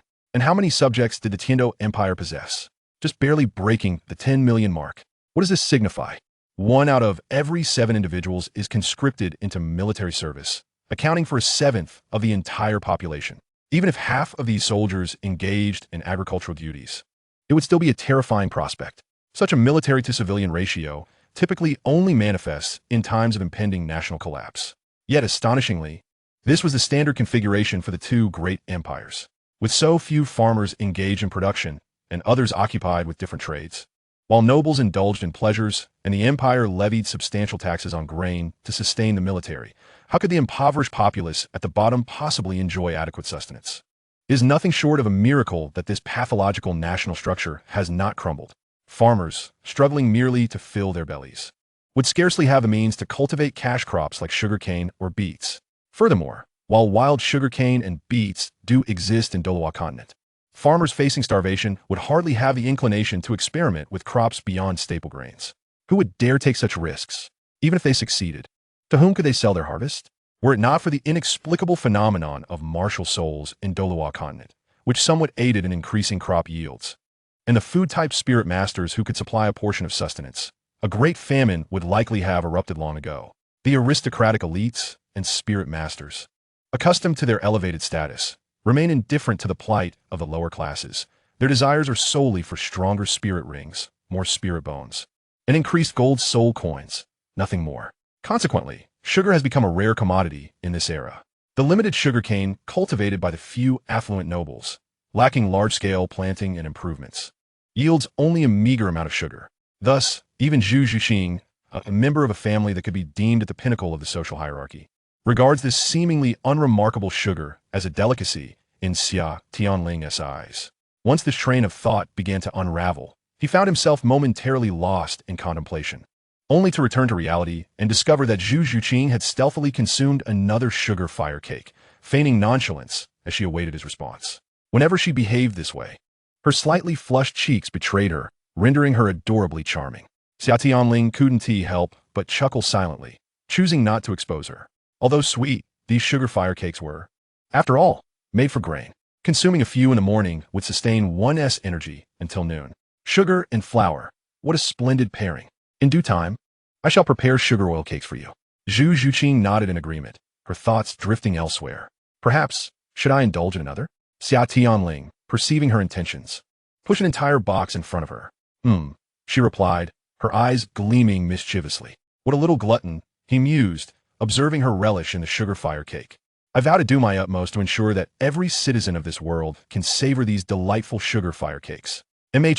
She echoed enthusiastically. Chapter 101, The Contaminated Spirit Bone. After sitting the tent for a while longer, Xia Tianling finally lifted the curtain and stepped outside. The once desolate rocky terrain was now bustling with individuals clad in the uniforms of the Spirit Hall. Overnight, this place had transformed into a makeshift camp, with hundreds of people busily tending to various tasks. These were members of the Spirit Hall brought back by Xiaoyu from nearby cities. While their strength may not have been formidable, they were more than capable of setting up a camp in preparation for what lay ahead. Where are Zhu Qing, Fatty, and Senior Sister? Xia Tianling inquired, scanning the area for familiar faces but finding none. They've taken a group to the valley to check for any remaining stragglers. Zhu Zhuqing replied, stepping out of the tent, a sugar fire cake still in hand. Just look at the power of this sweet treat. Even the aloof goddess can transform into a little glutton. By the way, did you bring back that large white jade plate I had when I returned? It's in my storage soul guide. Do you need it now? The little glutton quickly swallowed the morsel in her mouth. Just place it there for now. Observing her behavior, Xia Tianling couldn't help but smile, urging her to eat less. After all, this was still a staple food, and overeating would lead to discomfort later on. Zhu Zhuqing softly agreed, her cheeks flushing once again. Perhaps only in front of Xia Tianling could she exhibit such a delightful side. Otherwise, she would present a stoic facade to others. Xia Tianling removed 2 rings from his fingers and offered them to her, signaling her to take them. Zhu Zhuqing looked puzzled. For the time being, you shall act as my little secretary. I am currently devoid of soul power, and these 2 storage soul rings are merely ornamental in my possession. Zhu Zhuqing, with a look of utter bewilderment, accepted the 2 rings. Was a little secretary? She pondered. It's somewhat akin to an assistant. Zhu Zhuqing. What exactly is an assistant? Though the conversation was conducted in the language of Douluo, it seemed entirely incomprehensible to her. Forget about what it is, just follow me. All right. The following day, a person of considerable significance personally arrived at the modest forward camp. Grandpa Jean, what brings you here? Summer Tianling queried, scratching his head as he observed the imposing figure of Jean seated within the tent. Logically, given the circumstances described in his correspondence, it should not have been necessary to summon a rank 98 second priest. He had deliberately omitted the vast majority of conjectures based on his understanding of the future, merely stating that an evil soul master had concealed himself in a valley, slaughtering numerous lives, and requested a few individuals to assist in the aftermath. Jean Idoa's expression turned solemn as he raised his hand to conjure a soul power barrier. I have witnessed a situation similar to what you described. A gathering of evil soul masters of this magnitude, engaged in the massacre of life, cannot merely be as you have portrayed. Your Highness the Son of the Holy Spirit. Are you perhaps being untruthful? Summer Tianling was taken aback. He had never considered the possibility that the Spirit Hall had encountered a comparable situation. What transpired back then? I should not pry into. However, you must always bear in mind that you are the current son of the Spirit Hall, the heir to the next pope, and must constantly prioritize your safety. Jin Dalu appeared to have no intention of probing further. Instead, heaved a sigh and retrieved an item from his soul guide. It was a fragment of bone, an incomplete torso bone. The ribcage was crystalline and translucent, yet various parts of the spine were dark and ominous, with some severely blackened areas exhibiting weather hollows. Could it be that soul bones also suffer from osteoporosis? Is this a soul bone? It seems to be a high-level soul bone nearing 100,000 years. Xia Tianling scrutinized it carefully, but sensed something amiss with this soul bone. Indeed, Your Highness the Son of the Holy Spirit, you possess a discerning eye. This is a trunk bone from the heavenly lawn tiger, over 100,000 years old, left behind by the previous second priest. Jin Dalu's gaze revealed a tinge of sorrow as he mentioned the former second priest. The previous second priest? The original text provided no description of past formidable figures, as if they had vanished into thin air. If it were merely other forces on the continent, it would be a different matter. After all, in all these years, only Tang San had emerged, overpowering contemporaneous strongholds. Yet this was the Spirit Hall, the sanctum of soul masters across the continent, inheritor of the angel god's legacy, capable of consistently producing limit Dalu and numerous title Dalu. Where then were the father and grandfather of Xia Tianling? At the very least, limit Dalu could live for over 200, even nearing 300 years. An ordinary title Dalu could easily reach around 200 years. Moreover, Xia Tianling was still under 100 years of age. However, to counter this, it was customary for the relics of title Dalu from the Spirit Hall to be enshrined in the Douluo Hall after their passing. Was it not? He inadvertently voiced his thoughts aloud. Is there an issue with this soul bone? Yes, this soul bone has lost its efficacy. It is currently decaying, on the verge of disintegration. The soul bone has lost its function. Decaying? Xia Tianling's pupils constricted. In the original text, soul bones were described as indestructible, incapable of damage, and suitable for use as heirlooms of the sect. Yet now Jin Dalu informed him that this soul bone was not only decaying, but had also lost its efficacy. Before he could delve deeper with questions, Jin Dalu continued. The former pope, the current grand priest Xia Tianling's father, loved to travel after reaching the pinnacle of his cultivation, traversing nearly every corner of the continent. One day, much like you, he discovered the presence of a group of evil soul masters. As you know, the majority of so-called evil soul masters are merely rogues masquerading as soul masters. However, this group was different. They secretly captured numerous ordinary people, soul beasts, and even soul masters, subsequently killing them for some sort of sacrificial ritual. This caught the old pope's attention, prompting him to venture forth alone, intent on eradicating the evil soul masters.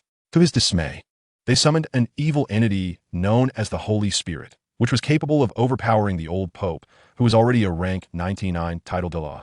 With the aid of several peculiar evil soul master title Dalu, he was no match for them.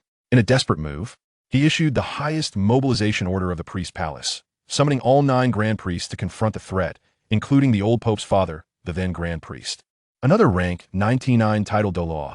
At this point, Jin Dalu's expression grew grave, as if recalling the profoundly painful memories of that time.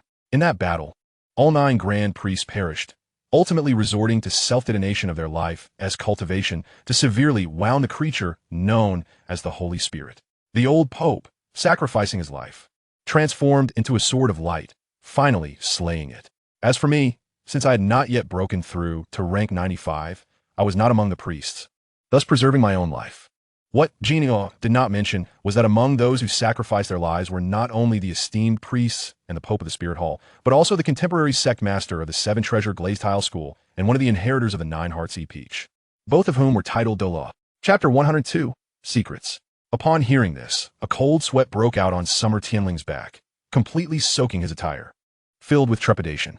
Thank goodness that Xia and Yin discovered it in time, preventing that Holy Spirit from taking shape.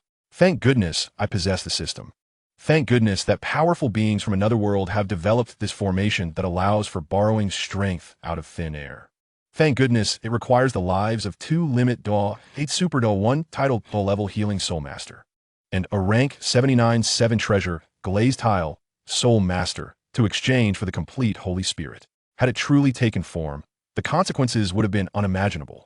Jin Dalu paused before continuing. This soul bone is the only relic left behind by the 9 grand priests. Does this mean that the other soul bones? You are correct. Apart from this highest quality piece, all the others within their bodies were utterly destroyed and vanished in that battle. This unknown black malevolent force is capable of decaying soul bones, damaging them, and transforming their internal energy into forms and structures beyond our comprehension, exhibiting extreme ferocity. Xia Tianling inhaled sharply. The power to obliterate and transform soul bones bore a striking resemblance to the dark energy that attempted to convert the innate divine beast. The dark Lian he had encountered earlier. Did such terrifying powers truly exist in Douluo continent? Even after achieving godhood, Tang San's Shura power should not be capable of directly eroding and damaging soul bones, right? No wonder that after exterminating over 100 evil soul masters, not a single soul bone was discovered. From the behavior of the 5 cloaked figures at the altar, they were all stable title de law. Even among those who committed suicide, there were several soul masters present.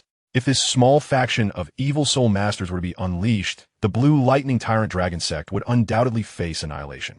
Such a formidable group, having slaughtered countless soul beasts and soul masters, without leaving a single soul bone behind.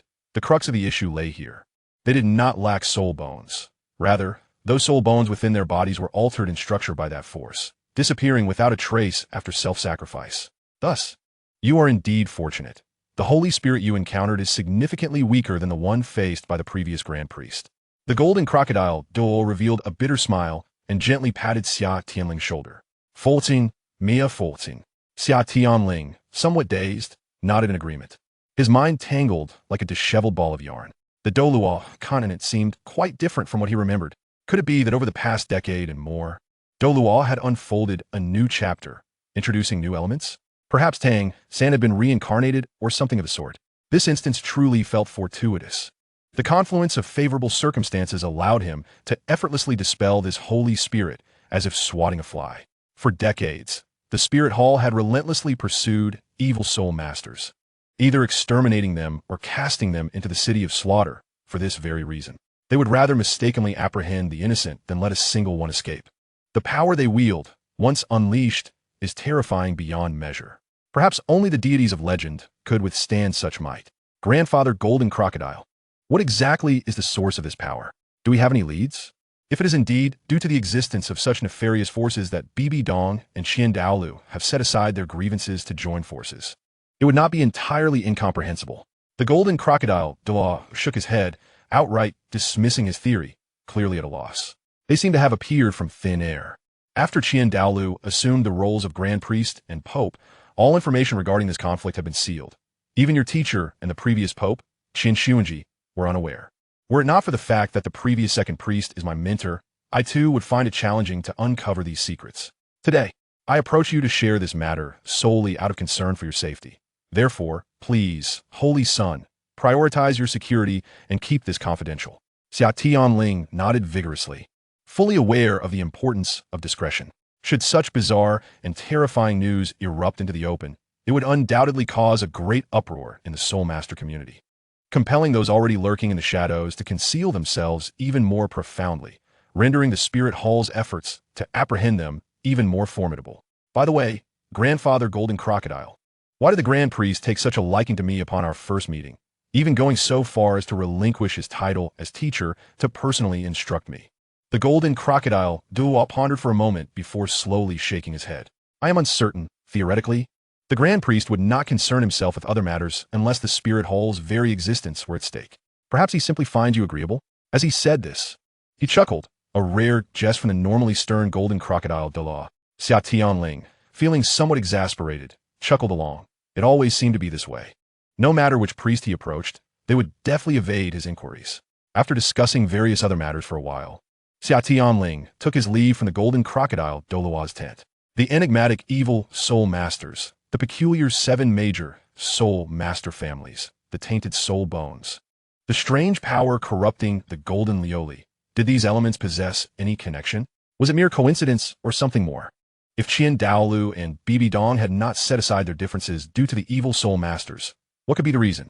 And what could account for Qian Daoliu's inexplicable fondness for him? It was truly a conundrum that left him baffled. He decided to take things one step at a time. It seemed he would need to revise his previous plans.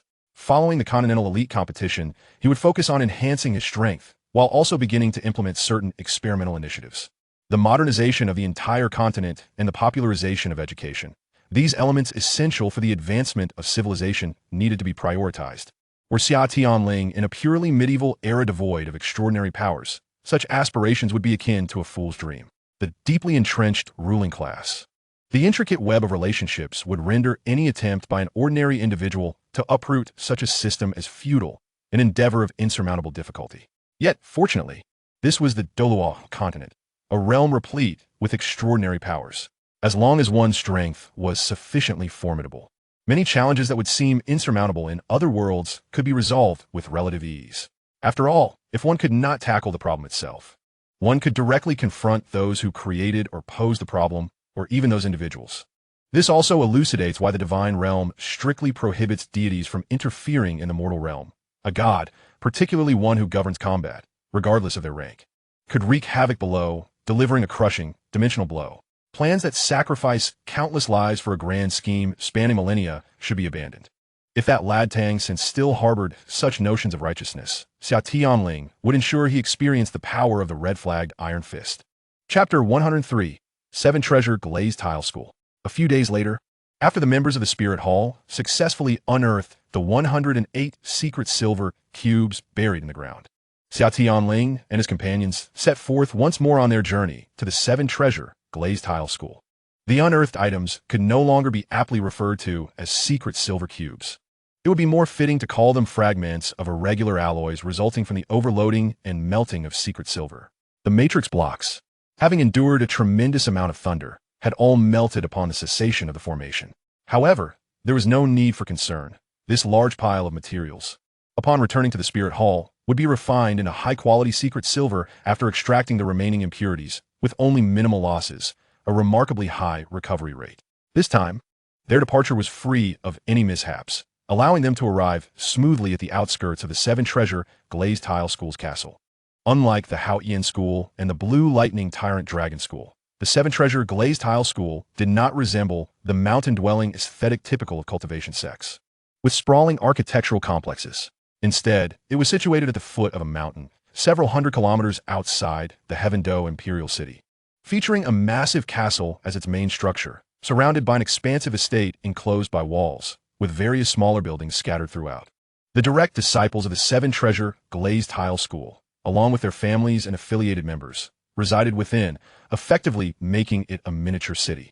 From a distance, Xia Tianling could see that the 7 Treasure Glazed Tile School truly lived up to its reputation as the wealthiest sect on the continent. The grandeur of the castle and estate instantly reminded him of the illustrious palace of Versailles from his past life. Coincidentally, the location of the 7 Treasure Glazed Tile School was meticulously chosen. In terms of feng shui, it is said that a site surrounded by mountains and embraced by water possesses auspicious energy. The 7 Treasure Glazed Tile School is flanked by mountains on 3 sides and water on 1, with its main structure facing slightly southeast, unobstructed and open to the front. To the north lies a great mountain, to the west a forest, to the east a stream flowing northwest before passing the castle walls, and to the south, green fields. This configuration is a classic 4-spirit arrangement, harmonizing with the principles of Ziwei Do Shu, suggesting prosperity and great fortune for its inhabitants, very much aligned with the current status of the sect. Even with his limited knowledge of feng shui, Xia Tianling could discern that this place was extraordinary. Whether such a formidable feng shui arrangement was a result of coincidence or if the 7 Treasure Glazed Tile School had received guidance from a master during its establishment remained uncertain. He suspected it was mere coincidence and shook his head, amused by his own conjectures. In a place like the Douluo continent, where cultivation civilization had developed in a rather distorted manner, the most basic divination techniques had yet to emerge, so where would one find a feng shui master? He realized he was overthinking it. Even without the guidance of a master, the pleasant environment would naturally lead one to believe it was ideal for constructing a dwelling. It seemed that the numerous peculiar occurrences he had encountered recently, which clashed with the Douluo continent's usual atmosphere, had made him perceive everything as abnormal. As they approached the 7 Treasure Glazed Tile Castle, a typical domestic incident was unfolding within its walls. Indeed, the little witch Ning Rongrong had finally succumbed to her impulses and returned from Shrek, having just arrived a couple of days prior. It is not due to her laziness in cultivation. Rather, she finds little purpose in remaining there. With Oscar's departure, she is left without a partner for 2-on-2 battles. And her mutual disdain with Dai Mubai precludes any possibility of collaboration without external pressures. Consequently, Upon learning of her impending enrollment at the Heaven Do Royal Academy, Ning Rongrong decided to withdraw from Shrek Academy. She boldly declared, "Why should I, a lady of stature, remain in a mere aristocratic academy? Can it possibly compare to our seven-treasure glazed tile school? As for the Continental Soul Master Elite Competition and the Champion S reward of a soul bone, I have no interest whatsoever." With the absence of Oscar and Ma Hongjun, even Ning Fengji, who held little hope for Shrek Academy, did not send any messages to Flender. As a mere commoner, and only a soul sage, he did not dare impede the young lady of the seven-treasure glazed tile school, and thus acquiesced to her decision. She left without hesitation, devoid of any protracted farewells, which left Tang San filled with envy. If only he had a destination. He too would wish to run away with Xiao Wu. However, the allure of the soul bone still tempted him. Waiting another year to graduate before departing would not be too late. After all, the Heaven Do Royal Academy, bearing the royal title, must surely surpass Shrek in many respects. Since the departure of the little witch Ning Rongrong, Ning Fengji, an ardent, doting grandfather, along with the indulgent elders, Sword Douluo Dalu and Bone Douluo Dalu, found themselves yearning for her company once more after only a few days of tranquility. Recently, unable to bear the silence, Sword Douluo Dalu took it upon himself to covertly observe Shrek Academy for several days. He fortuitously arrived just as Ning Rongrong broke through to the 30th level, leading her to obtain a soul ring before he left, satisfied. This made Gu Rong, who remained at the sect, extremely envious, as it was a rare opportunity to showcase his prowess in front of his granddaughter. Regrettably, he was not the one to go. In light of this, he confronted Chun Xin once more, though he was at a disadvantage in terms of level and attributes, rendering him unable to secure a victory. What? You ask what it means to fight with Chun Xin again? This pair of good friends has been engaged in friendly rivalry since childhood. A day without sparring leaves them feeling unfulfilled. On one particular day, after a sparring session, Gu Rong and Chun Xin were resting in a room, while Ning Fengji, having wrapped up sect affairs, joined the two elders for a chat. As the conversation meandered, it inevitably drifted to Ning Rongrong. Upon Chun Xin's return, he had merely mentioned her breakthrough, and in their excitement, they had forgotten the details. Now, as the topic resurfaced, it was only natural to inquire about their precious granddaughter's recent circumstances. Old Sword, tell me, what does that Shrek Academy teach our Rongrong? Who is instructing her? Gu Rong leaned back in his chair, sipping tea. The other elder, sitting upright, coldly interjected, running with a weighted burden taught by the illustrious Yu Xiaojiang. What? Gu Rong exclaimed, slamming his teacup onto the table, eyes wide with outrage as he pointed at Chun Xin. How could you agree to let Rongrong run with a weight? Especially under the tutelage of that useless Yu Xiaojiang? Seeing his uncles on the verge of another quarrel, Ning Fengji quickly intervened. Uncle Bone, please do not be angry. Running with a weight is beneficial. As auxiliary soul masters, our physical constitution is weak, and strengthening it is advantageous despite that Yu Xiaojiang. Ning Fengji, a man of refined demeanor, found it difficult to utter coarse words, and thus chose to bypass that topic. Although he had his reservations, he still possessed a solid foundation of theoretical knowledge. Chapter 104. The Fickle Bone de Law. Are you out of your mind? Gu Rong slammed the table again. Our Rongrong, with her delicate arms and legs, unable to carry water or bear burdens, how can she run with a weight? What if she gets injured? And to think it was proposed by that good-for-nothing Yu Xiaojiang. No, I must go and bring Rongrong back. Perhaps this is the nature of grandparental affection. In the eyes of Gu Rong, who dotes excessively on his granddaughter, she is delicate and frail, and everything she does is beyond reproach. Even if she often turns the entire seven-treasure glazed tile school upside down, she remains that gentle little girl who needs protection. Yes, the same gentle girl capable of turning a person into a porcupine with her Zhuge Divine crossbow and hidden weapons. Ning Fengji, of course, knew the kind of person Yu Xiaojiang was, but he also understood that if Ning Rongrong continued to be coddled within the sect, she would become useless. She needed to be sent out to experience the world and be tempered. There was no other choice. Neither he, nor Chun Xin, nor Gu Rong could summon the resolve to manage her. The very decision to allow Ning Rongrong to attend Shrek Academy had required extensive mental deliberation on his part. Were it not for his tacit approval, Ning Rongrong could never have escaped the confines of the seven-treasure glazed tile school's castle, let alone travel all the way to Soto City.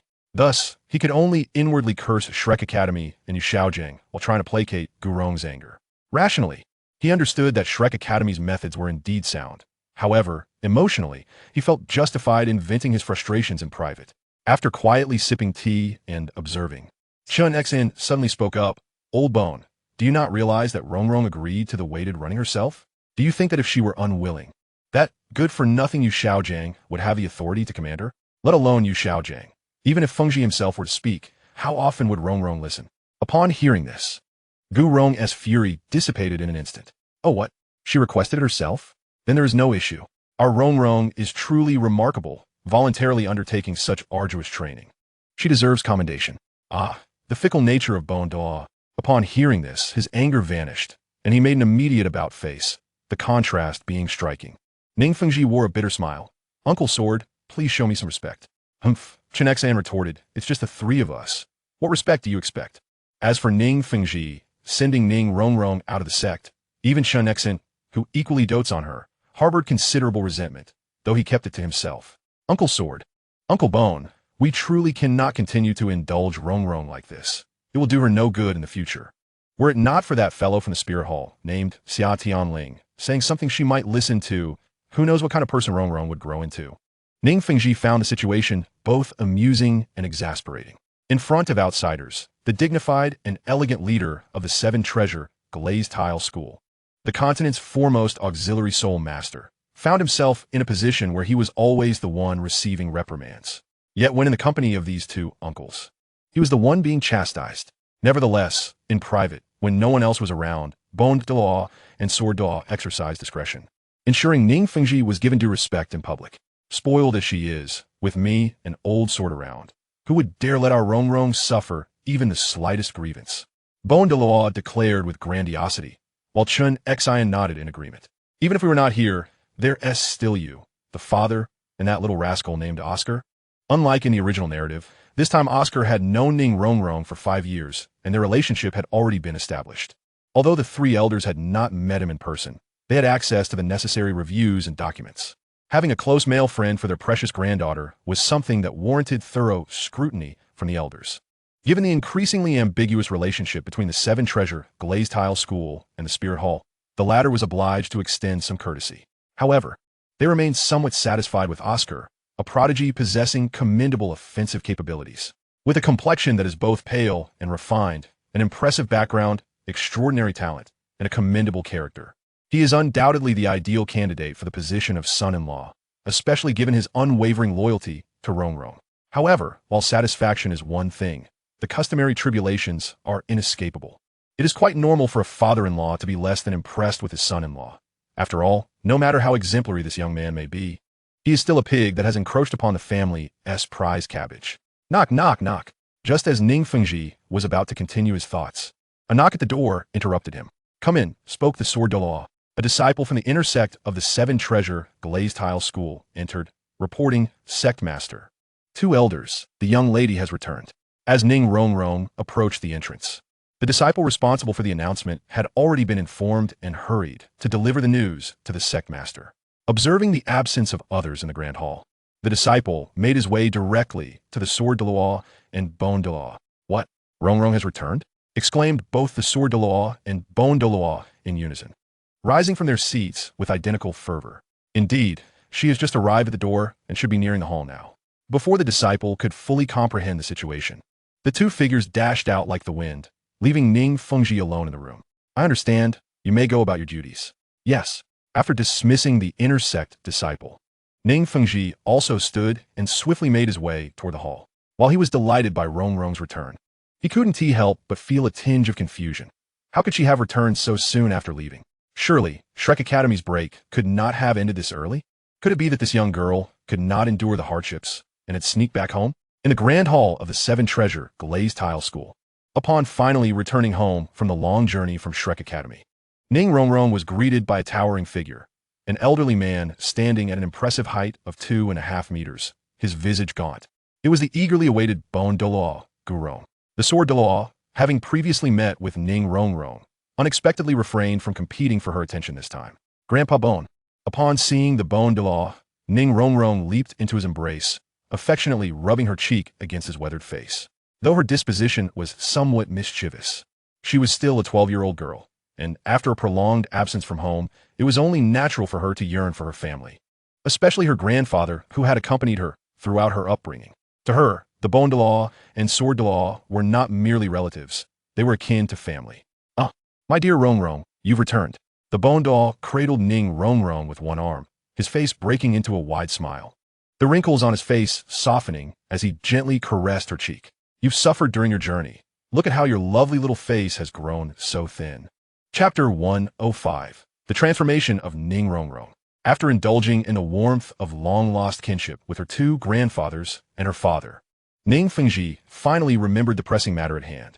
"Rongrong, my dear, I must ask, have you withdrawn for Shrek Academy?" The doting father adopted an unusually stern expression. "Yes. What of it?" Ning Rongrong replied nonchalantly, seated upon the Bone Dalu's lap. "You." Ning Fengji was momentarily at a loss for words, taken aback by her casual demeanor. Though he had suspected this outcome, hearing it directly from his daughter was a jarring revelation. After a brief pause, he finally managed to articulate. "How could you withdraw without my consent? Did I not teach you the importance of seeing things through to the end? What's wrong with that? Our Rongrong can do as she pleases. That wretched academy is hardly worth attending." The Sword Dalu interjected candidly. Following their trip to collect soul rings, he had discreetly observed the educational environment at Shrek Academy and deemed it utterly inadequate. The conditions, both material and educational, were, in his view, nothing short of abysmal. What kind of pathetic institution is this? Initially, Rongrong willingly attended, but now that she finds it unsatisfactory, you, Ning Fengji, wish to hinder her return? Does the Sword Dalu not possess a temper? Exactly. That dreadful academy is devoid of interest. I might as well train at home, Ning Rongrong chimed in, with the Bone Dalu nodding in agreement. "Uncle Jian, how can you two side with this?" Ning Fengji's face was almost comically forlorn. He was caught in a dilemma. If he were too stern, he risked fostering his beloved daughter's spoiled nature. Yet if he relented, she might grow complacent. Now, it seemed he had become the laughingstock of the situation. Just as he was about to voice another concern, Ning Rongrong's next words left him utterly speechless. "Father, I understand that your intention in sending me away for schooling was for my own good. I have been pampered by you and my two grandfathers at home, and it was necessary for me to experience hardship. I have been willful in the past, often causing you headaches with my mischief. With mother gone, you have borne the dual burdens of both father and mother while managing sect affairs, which must have been quite taxing." With that, Ning Rongrong leapt from the Bone Dalu's lap and planted a kiss on her father's cheek.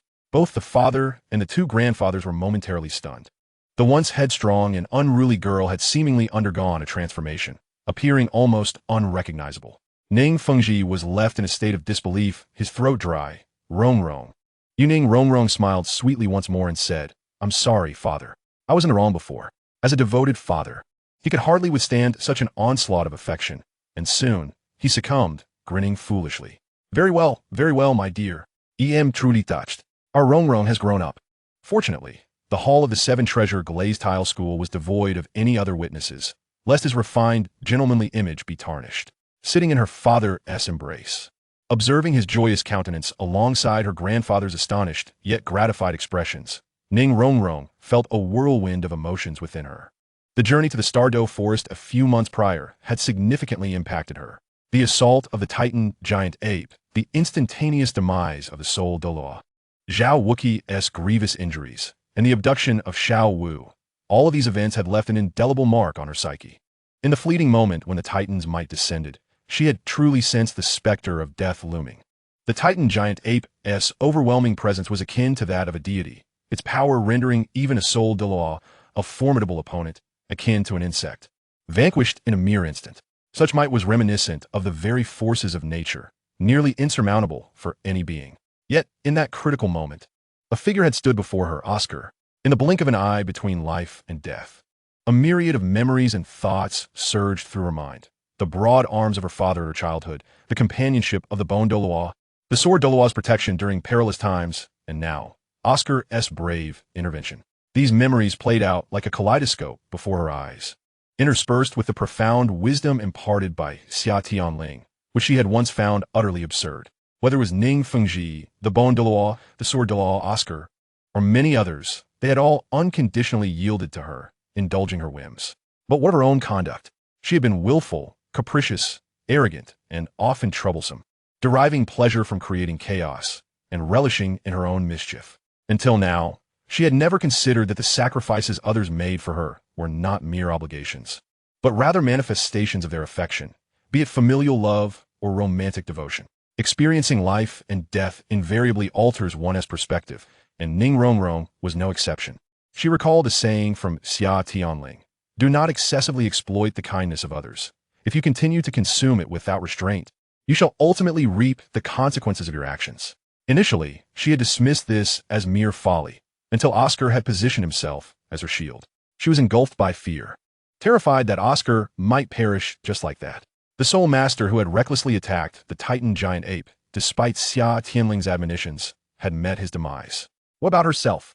Would there come a day when her father, her grandfather, or little Oscar would suffer due to her capriciousness? Would they pay the price for her impulsiveness? She dared not delve deeper into these thoughts, for a vivid example lay before her. She feared that such a tragedy could indeed unfold one day.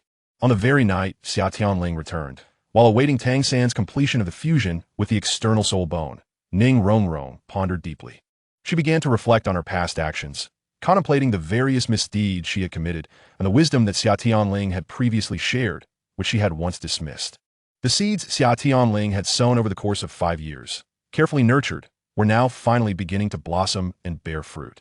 She resolved to embark on a serious path of cultivation, to temper her unreasonable antics, and to reciprocate the affections of those close to her. Admittedly, it was implausible for Ning Rongrong to transform overnight into a paragon of decorum and propriety. Yet, she had taken the first step in recognizing her flaws and striving for change, which was indeed a commendable beginning. It is uncertain how many individuals, even after experiencing life and death, fail to engage in self-reflection, instead continuing down a path of moral decay. Had Xia Tianling paid attention to the textual prompts on his system panel a couple of days prior, he would have discerned a significant shift in Ning Rongrong's life trajectory, alongside his own acquisition of considerable fate energy. Chapter 106. I acknowledge my mistakes, yet I shall dare again. Father, I have become more sensible now, she said. The decision to withdraw from school was one she had contemplated thoroughly, all for their sake. Seizing this opportunity, Ning Rongrong disclosed the imminent collective migration of Shrek Academy to the Tiando Royal Academy. Although the Seven Treasures Glazed sect had certain collaborations with the Tiando Empire, Ning Fengji held a rather low opinion of this so-called noble institution. The Tiando Royal Academy was predominantly filled with aristocratic offspring, reeking of decay and moral decay. Even if someone like Ning Rongrong were to be admitted, her character would be considered relatively sound, which spoke volumes about the moral failings of the other students. After much deliberation, Ning Fengji resolved that his precious daughter, having finally attained enlightenment and decided to amend her ways, should not be thrust among those debauched aristocrats, lest she succumb to their corrupting influence.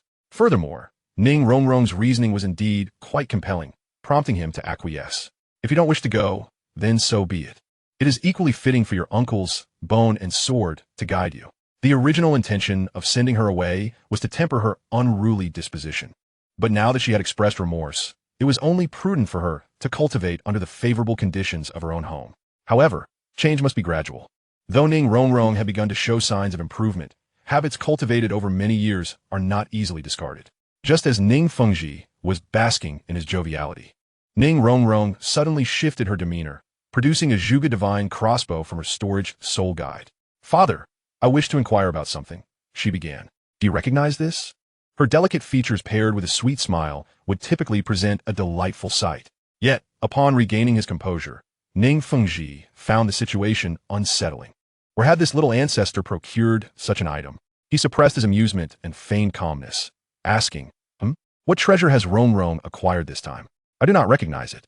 He delivered these words with a steady facade, embodying the first principle of a leader's self-cultivation, to maintain composure and boast without faltering when faced with challenges. Without the need for a script, Sword Douluo, observing Ning Rongrong producing the Zhuge Divine crossbow, silently lamented the situation, realizing that this little ancestor must have uncovered the secrets they had long concealed from her, and it was best to leave promptly.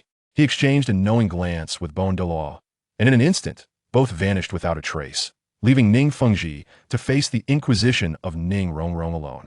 Time now returned to the present, where Xia Tianling and his companions had arrived at the entrance of the Seven Treasures Glazed sect. The others were brimming with excitement, while Oscar appeared notably anxious. In a sense, this could be likened to visiting his girlfriend's family, albeit in an unconventional manner. Despite having known Ning Rongrong for over 5 years, this was his first encounter with her family. Inside the Seven Treasures glazed sect, outside Ning Rongrong's quarters, Ning Fengji was knocking on her door, uttering something. Clearly, his efforts bore no fruit, as Ning Rongrong's disgruntled voice echoed from within. Wretched father. You and Grandpa Bone and Grandpa Sword have colluded to deceive me all this time.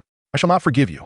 After returning home 2 days prior, she had pressed Ning Fengji about the Zhuge divine crossbow, which he had feigned ignorance about, but the matter was far from resolved. The following day, she had confronted him once more, laying her cards on the table. This time, he could not evade her inquiries, and Ning Rongrong wreaked havoc within the Seven Treasures glazed sect as a result.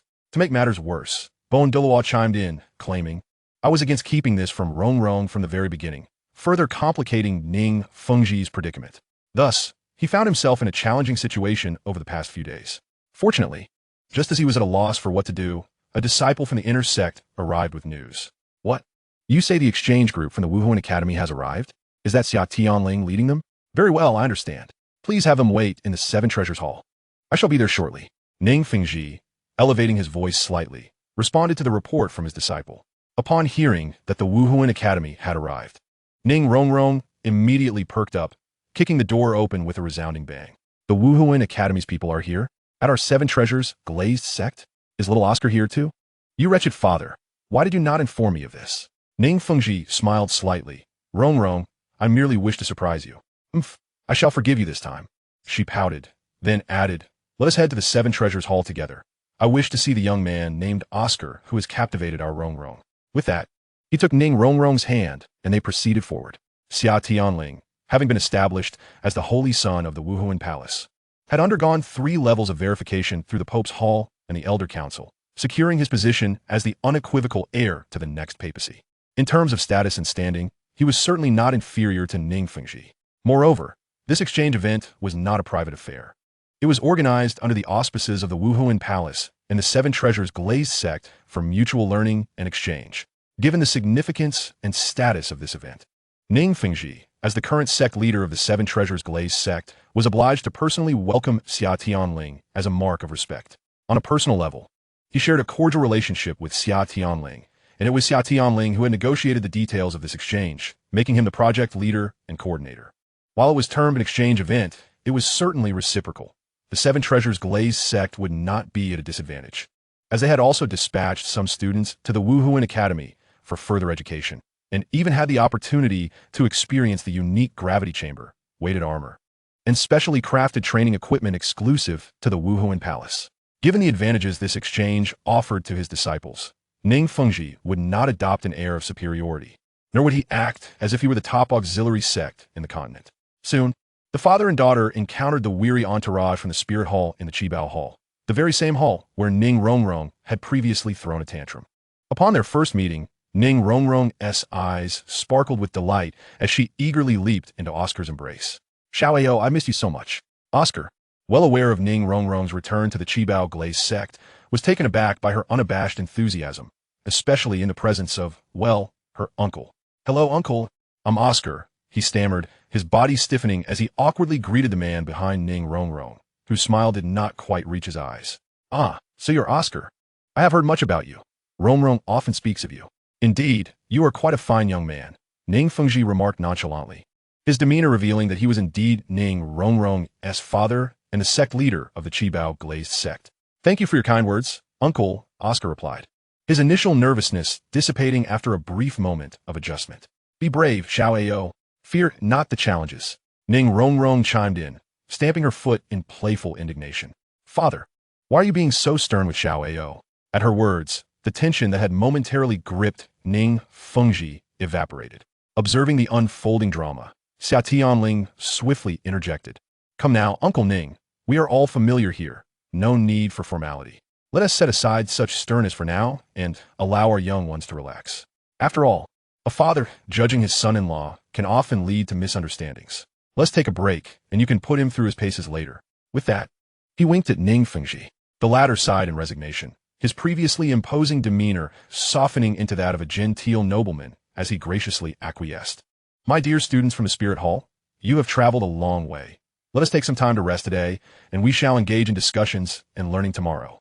With a wave of his hand, several disciples stepped forward to escort the group to their quarters. Only Xia Tianling, who needed to discuss further details with Ning Fengji, and Oscar, who had been tugged along by Ning Rongrong, remained.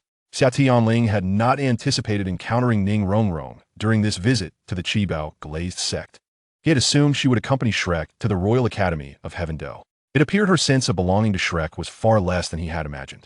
In this light, it seemed that the auxiliary role for the Royal Douluo team would belong to Yi Lingling of the Nine-Heart Sitang. Compared to the Qibao glazed tower, Xia Tianling favored the idea of facing the support from Nine-Heart Sitang.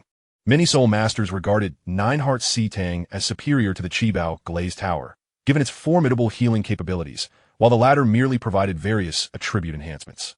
However, for him, encountering a team with Nine-Heart Sitang meant he could unleash his formidable physical prowess without the concern of incapacitating his opponents with a single blow. Without the clutter of additional attribute boosts, even the best healer could only render a punching bag slightly more resilient. "Who are you, Oscar?"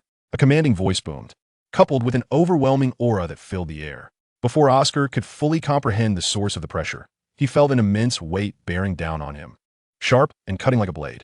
The newcomers were the sword Douluo Qinshin and the bone Douluo Gurong. Instinctively, Oscar activated the technique of the martial path golden body, feeling his vitality surge as he straightened his posture and performed a respectful salute. "Greetings, senior. I am indeed Oscar." His voice rang clear and strong, betraying no hint of the pressure exerted by the title Douluo before him. Qinshin raised an eyebrow. The pressure he emitted was at the level of a soul master. Despite this, Oscar stood unflinching, responding with a resonant voice, which intrigued Qinshin. "Very well," the sword Douluo replied, raising the intensity of his pressure to nearly that of a soul king. Ning Rongrong, witnessing the escalation, grew anxious, ready to protest.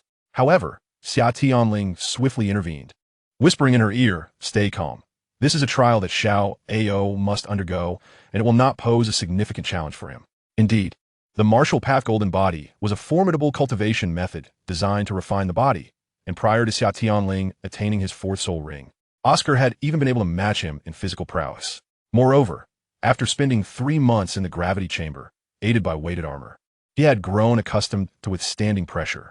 After all, the one he trained with daily was a monster among monsters, and only a martial enthusiast like Oscar could find joy in sparring with him.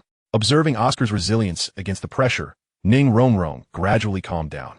However, her lips soon pouted again, and Xia Tianling speculated that some of Qinshin's facial hair might not survive the encounter. Alas, some traits are difficult to change. Fortunately, Ning Rongrong was still only 12, with ample time to mature her temperament. At that moment, Oscar's complexion flushed, indicating that his vitality was surging vigorously to counter the external pressure. 9 soul rings, yellow, purple, black, hovered in the air, shimmering in succession. As the pressure intensified, it reached a strength surpassing that of a soul king. Even the bone Douluo beside him was taken aback. He understood his companion's strength well. To impose such pressure on a young disciple without eliciting a response from Oscar's martial soul was unexpected. However, neither Qinshin nor Gu Rong realized that Oscar was a gifted food-type soul master and that his martial soul was a sausage. Oscar felt his spine bending under the pressure, his body responding to the weight of his blood energy, which surged like molten lead. The red hue on his skin deepened, and wisps of crimson steam began to rise, startling Qinshin. Seeing the blood energy climbing to Oscar's head, he feared something was amiss. He merely intended to assess the potential of his future son-in-law, not to cause any harm. If something were to go awry, Ning Rongrong would be the first to hold him accountable. The second level of the martial path golden body, marked by the emergence of blood energy smoke, indicated that Oscar was firing on all cylinders. Under the pressure exerted by Qinshin, Oscar felt as if he were a piece of iron being hammered into shape, undergoing relentless refinement. As the cultivation of the martial path golden body progressed and blood energy smoke emerged, he began to strive for the next realm, aiming toward the celestial star stage, which required breaking through the 365 major acupoints in his body. The beginning was always the hardest, and Oscar found himself stuck at the first acupoint. Qinshin was genuinely surprised. Could this young man withstand such pressure without even unleashing his martial soul? Moreover, what was the significance of the red steam enveloping him? Had it not been for Xia Tianling's urging to continue, he might have feared causing harm to the boy.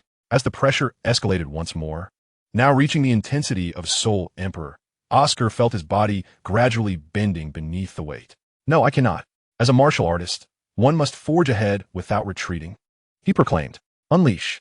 With a powerful shout, his blood energy surged to its zenith, and the sound of his bones creaking under the strain echoed as he resisted the overwhelming force.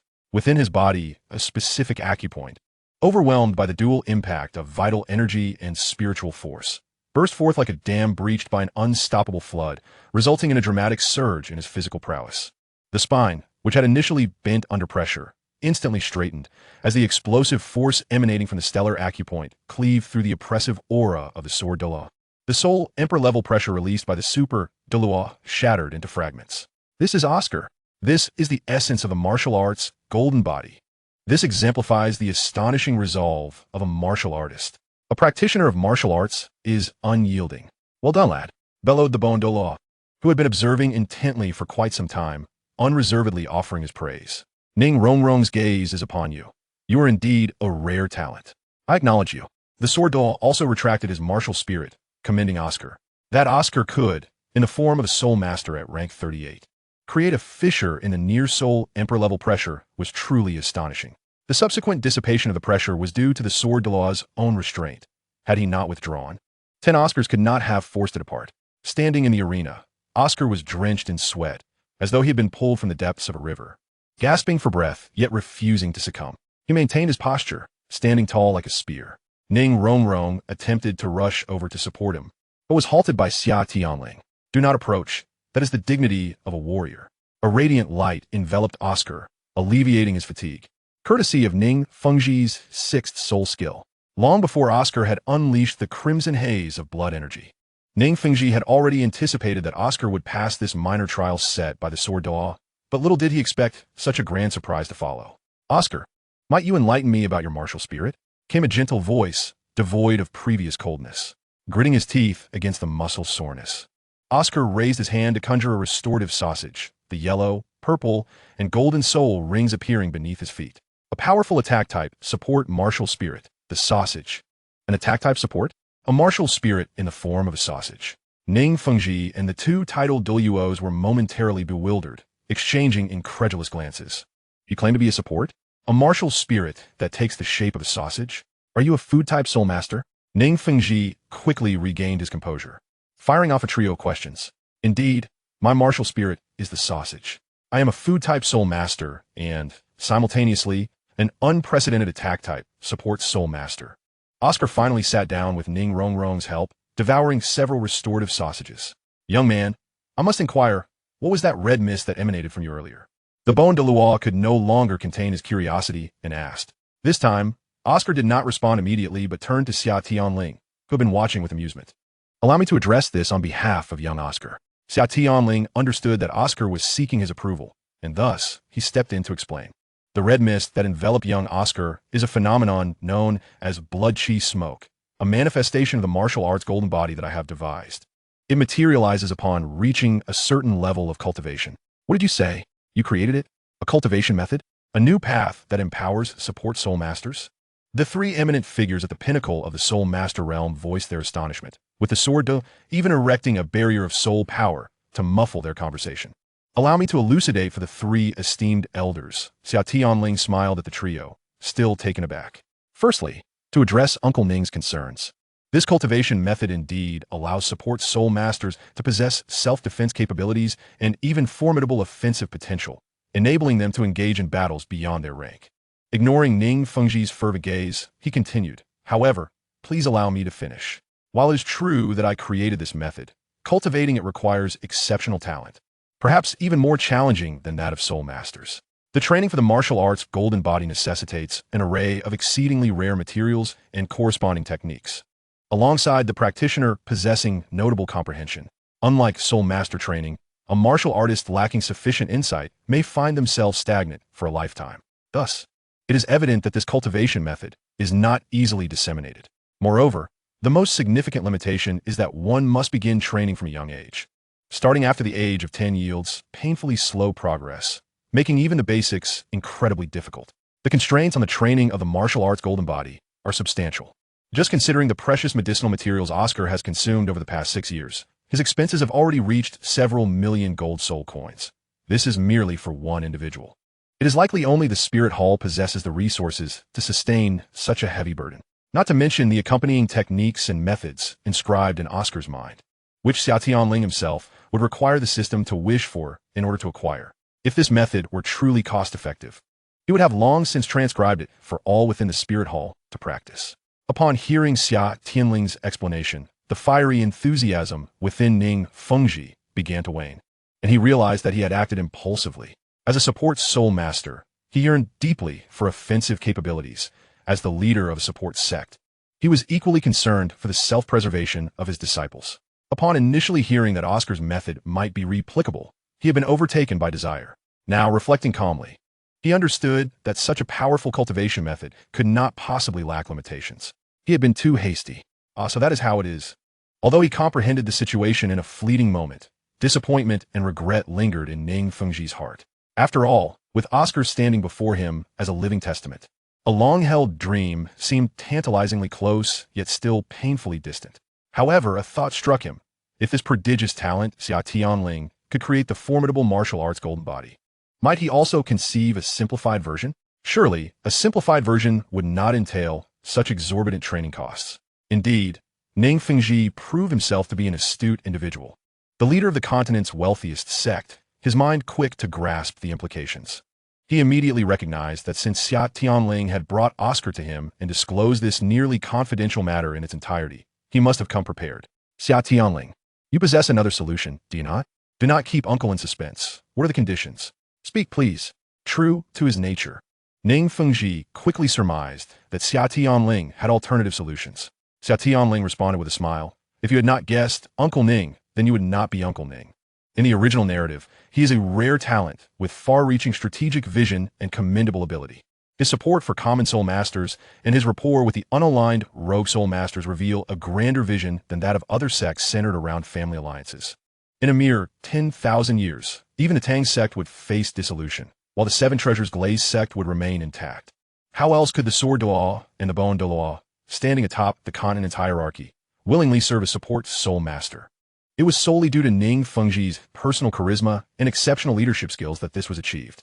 Not to mention a certain hidden sect leader whose sheer strength failed to command respect from the elders. His inability to win over his subordinates was evident, as he had merely been appointed due to his combat prowess. Rest assured, I do indeed possess a solution. However, Uncle Ning, considering the weariness we all feel today, shall we postpone our discussions until tomorrow? Xia Tianling grinned at Ning Fengji, playfully blinking his eyes. Ning Fengji chuckled in return. Ah, you rascal. Even managing to tease your uncle. Quite the clever one you are, showing no signs of being merely a 12-year-old. Then, as you wish, we shall converse in detail tomorrow.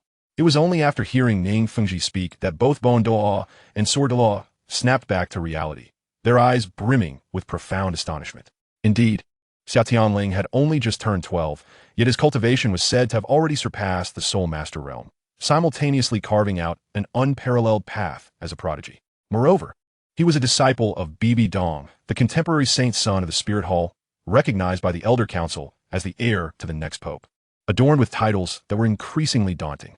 In comparison, even the once satisfied Oscar seemed to dim considerably beside him, appearing rather ordinary. Yet, Oscar, this little prodigy, was also a creation of his own. Well then, I shall take my leave now. Xia Tianling bid farewell and exited, guided by a disciple of the Seven Treasure Glazed Tile School to his lodgings. In matters of business, there was no need for haste, as it was Ning Fengji who sought his assistance. Being a wise man, Ning Fengji would surely find an appropriate price with a little time. The Bone Dalu and Sword Dalu, left behind in the room, watched as their leader casually abandoned them, eliciting a twinge of embarrassment.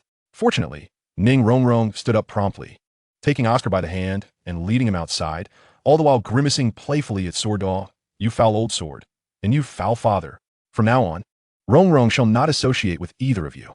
This action drew hearty laughter from Bone Dalu, relieved that it was not he who was being mocked. Witnessing his lifelong friend falter before his granddaughter brought him inexplicable joy, causing him to forget the shock Xia Tianling had just delivered.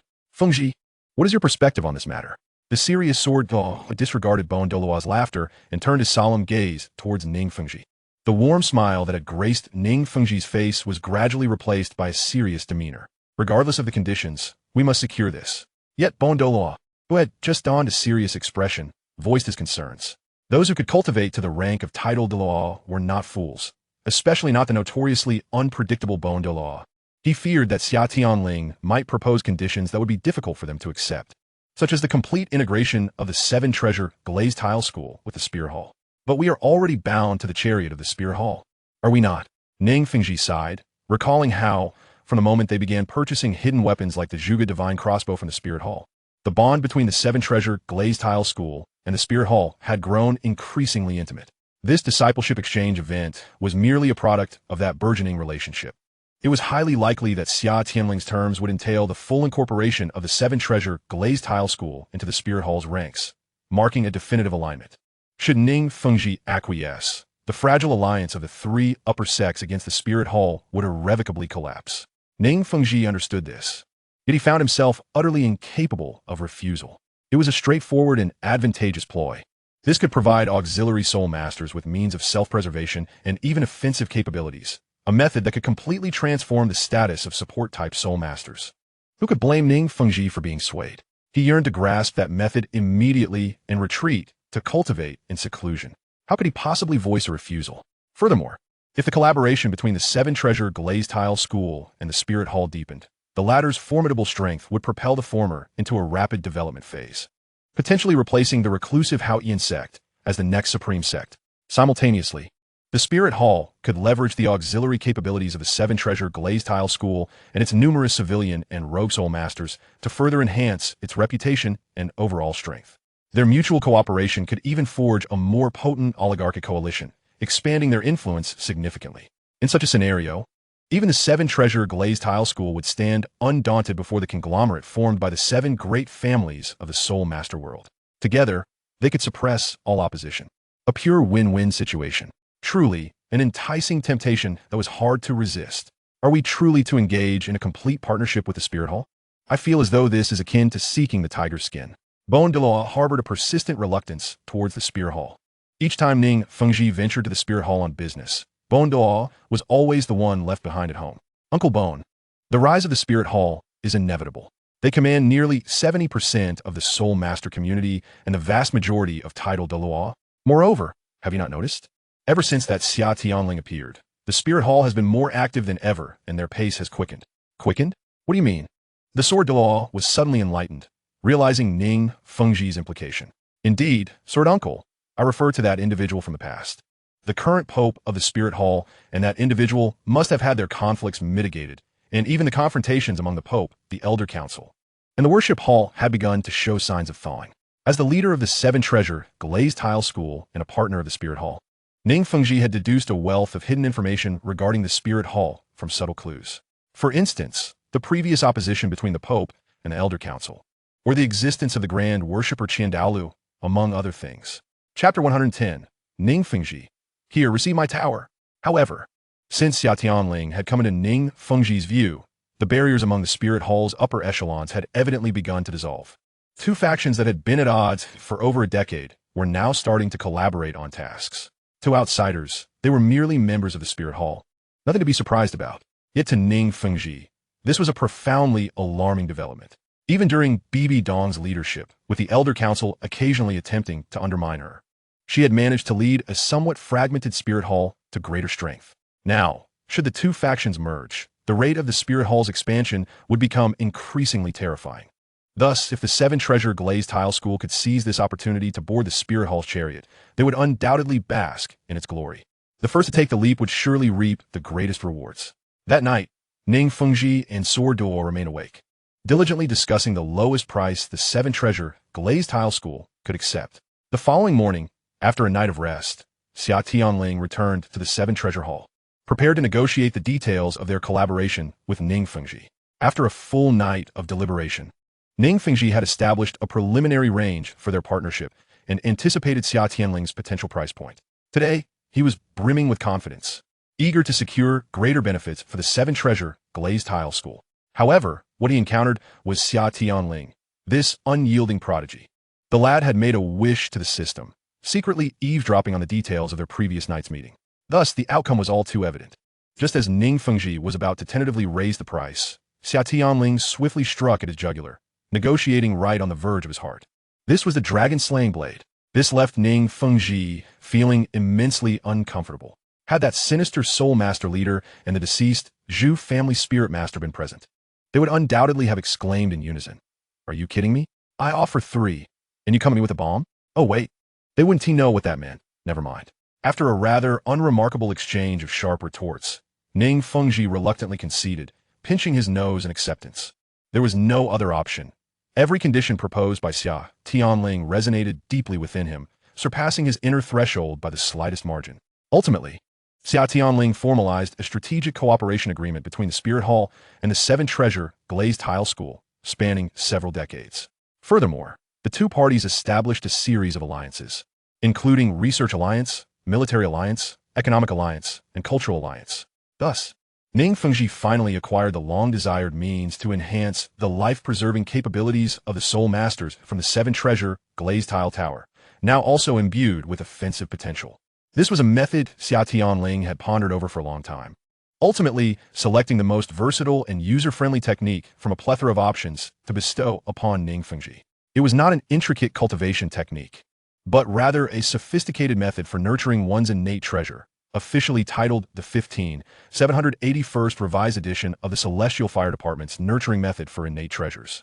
Allegedly, this technique was devised by the celestial beings responsible for crafting artifacts in the Celestial Fire Department for the benefit of all cultivators, free of charge. Though the peculiar name of this nurturing method might seem odd and lacking in profundity, it was precisely this simplicity that rendered it exceptionally valuable and formidable. Adept at accommodating the needs of practitioners of any physique, realm, or even cultivation system. Xia Tianling found this rather perplexing.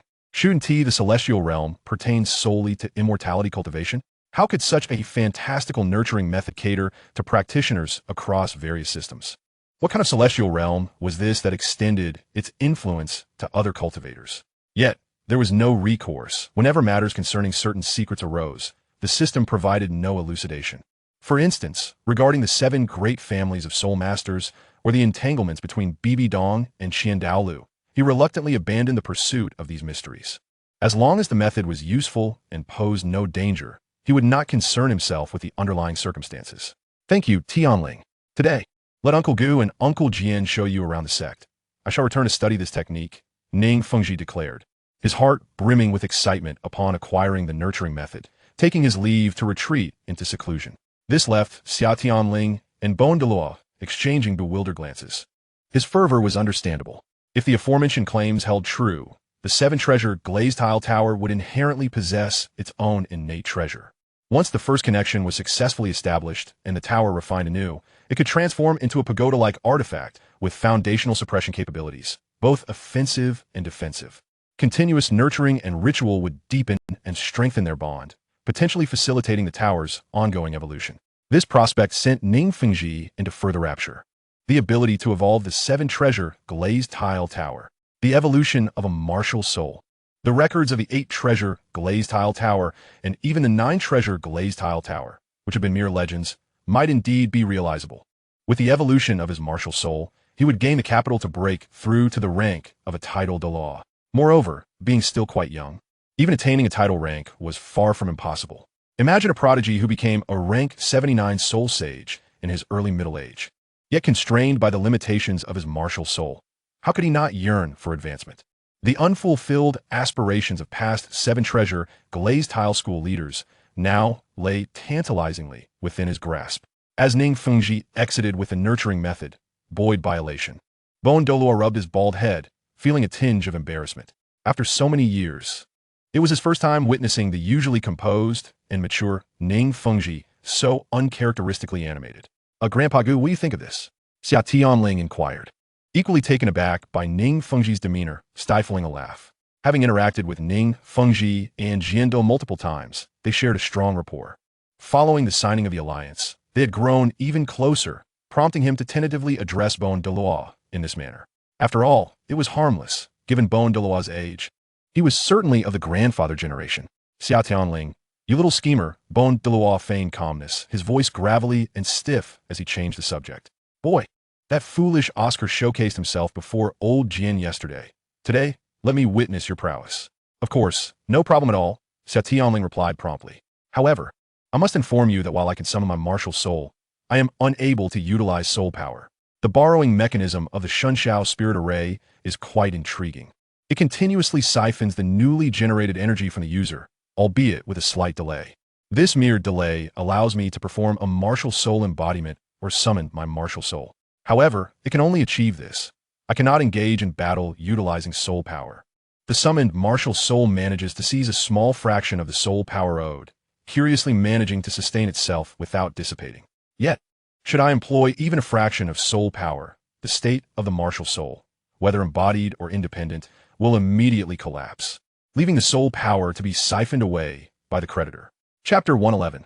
Grandpa Gu, you're not up to the task. This minor glitch was discovered by Xia Tianling during his training the previous night while inadvertently attempting a martial soul summoning. Although it might not seem particularly useful, should an unexpected situation arise, the dragon embodiment could potentially double his physical attributes, aiding in a swift escape. Shunxiao Spirit Array Creditor.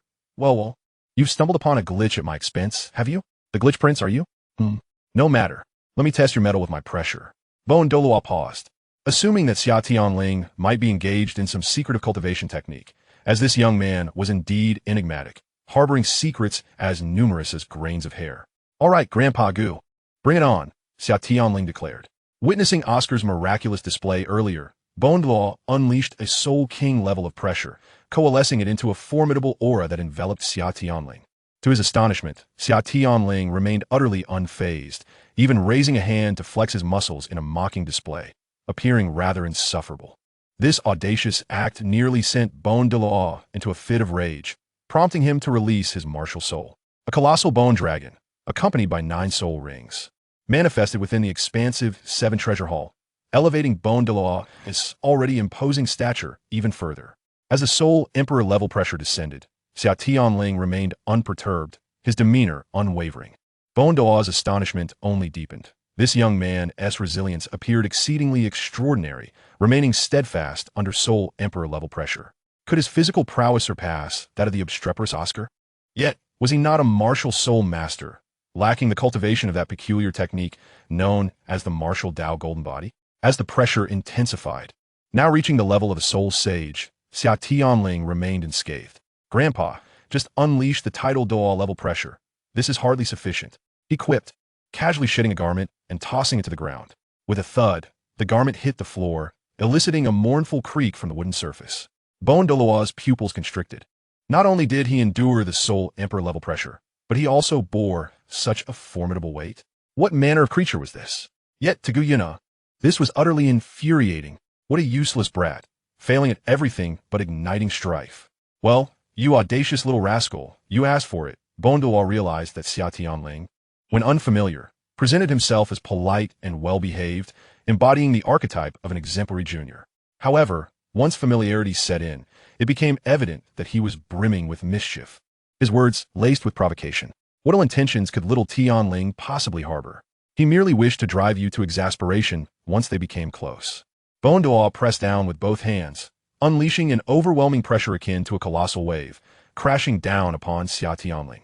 In the fleeting moment when the pressure descended upon him, Xia Tianling felt as though he had become like the monkey trapped beneath the 5 elements mountain, utterly immobilized. The overwhelming aura released by the tidal Douluo was unlike the gravitational forces of the Academy's training room. It was a fusion of mental power, imposing presence, and soul energy, coalescing into an indescribable force. In a certain sense, the light of the sea god could be perceived as the sea god enveloping his formidable pressure around the steps, solidified through gravity and other elements. Fortunately, Xia Tianling possessed an exceptionally robust mental strength and an extraordinary physical constitution. After a period of adaptation, he gradually acclimated to the immense pressure. How about that? This time, you're a loss. The previously boastful Douluo's words abruptly ceased. Old Bone, aren't you going to unleash your full might? The astonished Douluo widened his eyes, surveying Xia Tianling from head to toe. Are you certain you can handle this? The intensity of level 94 is no trivial matter. Of course, Xia Tianling replied, beads of sweat forming on his forehead. I kindly request you to erect a soul energy barrier to completely isolate the atmosphere of this room. Not a single trace should escape. Very well, I shall oblige you. Today, I shall witness something remarkable. After a moment of preparation, he snapped his fingers, and a pressure several times more terrifying than before enveloped the space. causing the tiles beneath Xia Tianling's feet to sink slightly. Bring it on. Xia Tianling promptly assumed a horse stance, firmly grounding himself. He felt every muscle in his body tighten under the weight of this pressure, burning like molten metal. Seizing this opportunity, he once again tempered his physique, accelerating his mastery over the latent powers within him. As time slipped away minute by minute, the sword Douluo entered the hall. Silently, he summoned the 7 killing sword, igniting another spark of intensity under the bewildered gaze of Douluo. Old sword, what are you doing? Have you truly lost your senses? He is utilizing your pressure to refine his body, and I'm here to assist him. Currently, Xia Tianling was oblivious to the conversation between the two elders. He could only feel his body nearing the brink of explosion from the intense compression. Just as he was about to unleash his martial soul, peculiar changes began to manifest within him. Minuscule bolts of thunderous energy emerged, penetrating into his bones and flesh under extreme pressure, enveloping his entire being in a silvery glow. Is this the thunderous power that has settled within my body? A benefit left from the godly, celestial spirit formation? Xia Tianling conjectured accurately. These were indeed remnants from the time he invoked the thunder god's descent. The cultivator's physique acted as a transformer, allowing a massive influx of thunder to pass through, converting and releasing it into the formation. While the majority had been perfectly transformed, there remained a few traces lingering within his body and meridians. Moreover, the final move, the thunder god's embodiment, was a privilege not many could attain. Most could only summon a spectral image of the Thunder Emperor to assist in combat. Yet, he had fortuitously merged with the Thunder God. These high-concentration thunder elements, settled within him in an incomprehensible manner, were activated anew under the pressure of the 2 super Douluos, passively reinforcing his bones and muscles once more. However, this time the enhancement was not of strength, but of defense and resistance to lightning. Under the influence of the thunder, his physique became even more resilient and powerful, akin to a dragon lurking in the depths. As the sword Douluo elevated his pressure to its zenith, Xia Tianling could no longer contain himself and released a resounding dragon roar. Roar! The true dragon aura surged forth with the manifestation of his martial soul, colliding against the soul energy barrier before swiftly rebounding. In that moment, it felt as if his bloodline had been provoked, surging uncontrollably towards Douluo. A muffled groan escaped the lips of Gurong. The combined pressure of the 2 super Douluos was shattered as Xia Tianling unleashed his 5-clawed golden dragon martial soul. Old Bone, are you alright? After the pressure dissipated, Xia Tianling emerged from the frenzied process of body tempering. Concern etched on his face as he gazed at Douluo. Old Bone. The sword Douluo frowned, perplexed by the sudden change in Douluo's aura, which had dramatically diminished by a third. I'm Fine. Douluo adjusted his soul energy, quickly regaining composure. You possess dual martial souls? Xia Tianling nodded, deeming it unnecessary to conceal this fact, especially since the 7-treasure glazed tile school had allied with the spirit hall. Tianling, what martial soul do you possess? How can it exert such tremendous pressure on Old Bone? The sword Douluo was filled with questions. Judging by the aura emanating from Xia Tianling, it was evidently a top-tier dragon martial soul, yet its form seemed to deviate from traditional dragons. My martial soul is known as the Golden Dragon King, the highest tier of dragon forms. After a moment of reflection, Xia Tianling explained. The sword Douluo's hesitations reminded him of a pertinent detail. Dragons in the Douluo continent were typically envisioned as the classic Western dragons, winged and rotund, including the dragon god himself. Yet, there was one exception, the Golden Dragon King. The existence of the Golden Dragon King closely resembled that of the 5-clawed Golden Dragon. Regrettably, it was a deformed variant with 5 claws, but lacking in intelligence. Perhaps better referred to as the 5-foot Golden Dragon. In terms of rank, it did not even merit comparison to the pure 5-clawed Golden Dragon. Nevertheless, for the time being, he decided to leverage the name. It sufficed for others to recognize the prowess of his martial soul. Explaining the distinctions between true dragons and indigenous dragons of the Douluo universe would be excessively cumbersome and likely raise suspicions. Douluo relinquished his martial soul, casting a penetrating gaze upon him. You, my boy, have concealed your true capabilities far too well.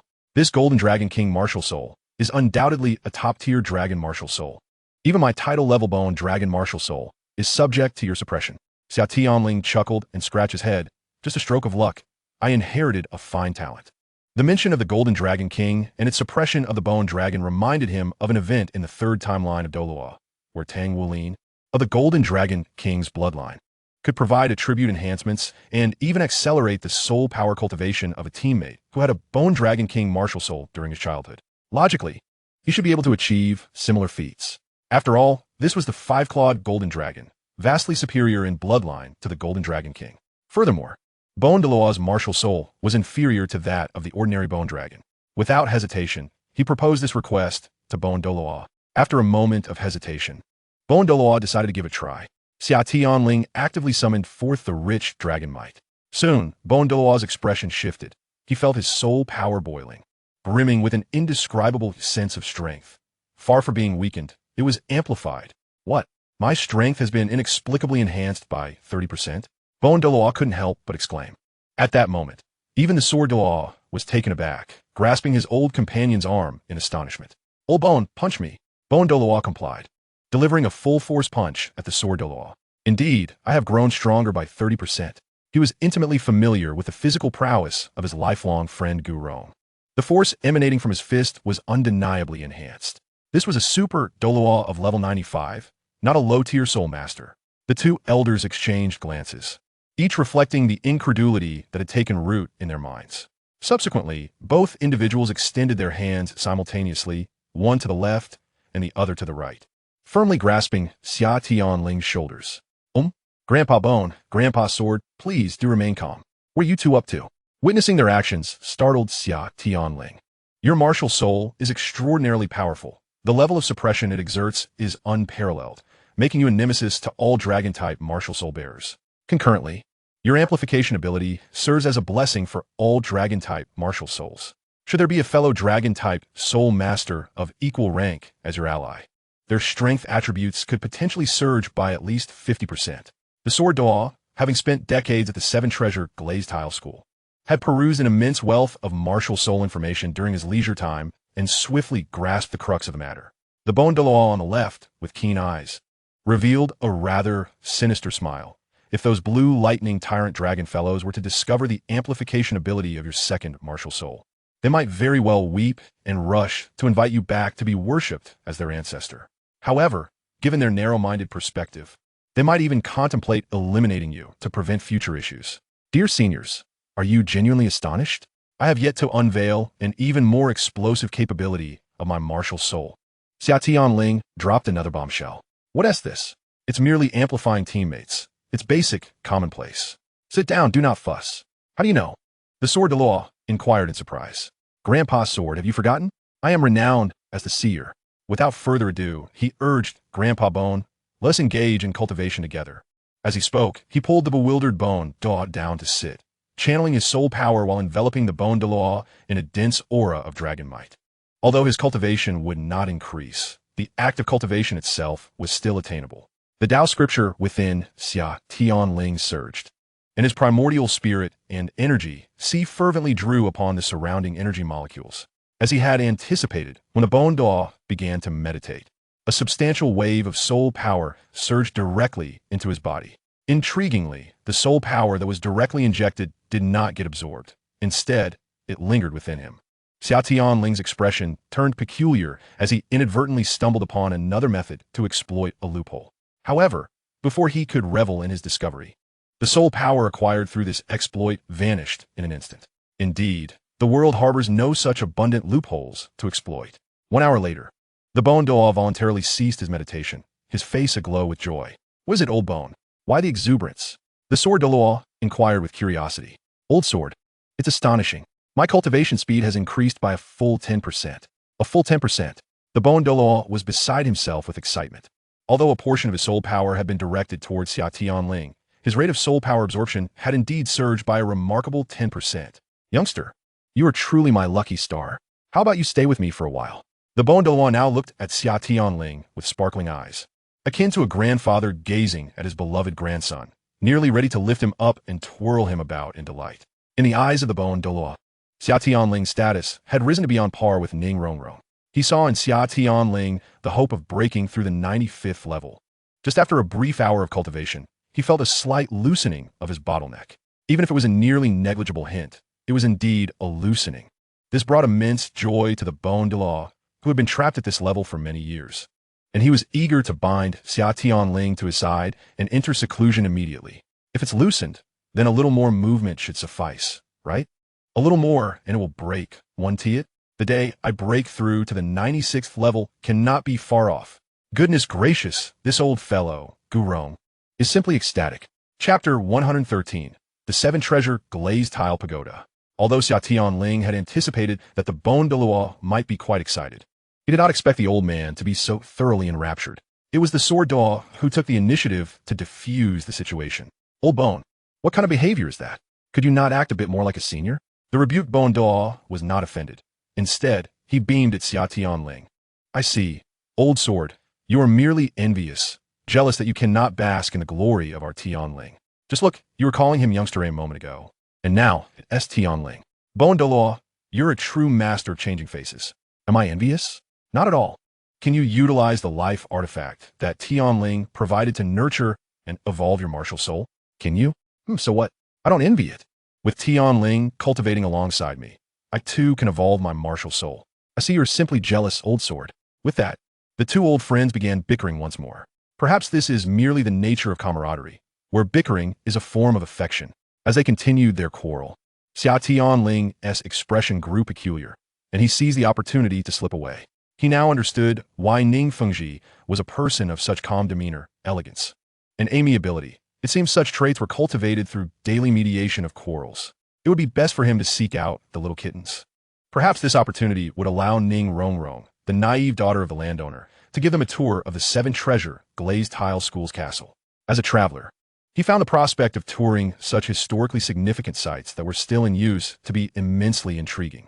The ambience of life intertwined perfectly with the remnants of history, creating a wonderfully peculiar sensation. Upon arriving at the Spirit Hall, he thoroughly explored every nook and cranny.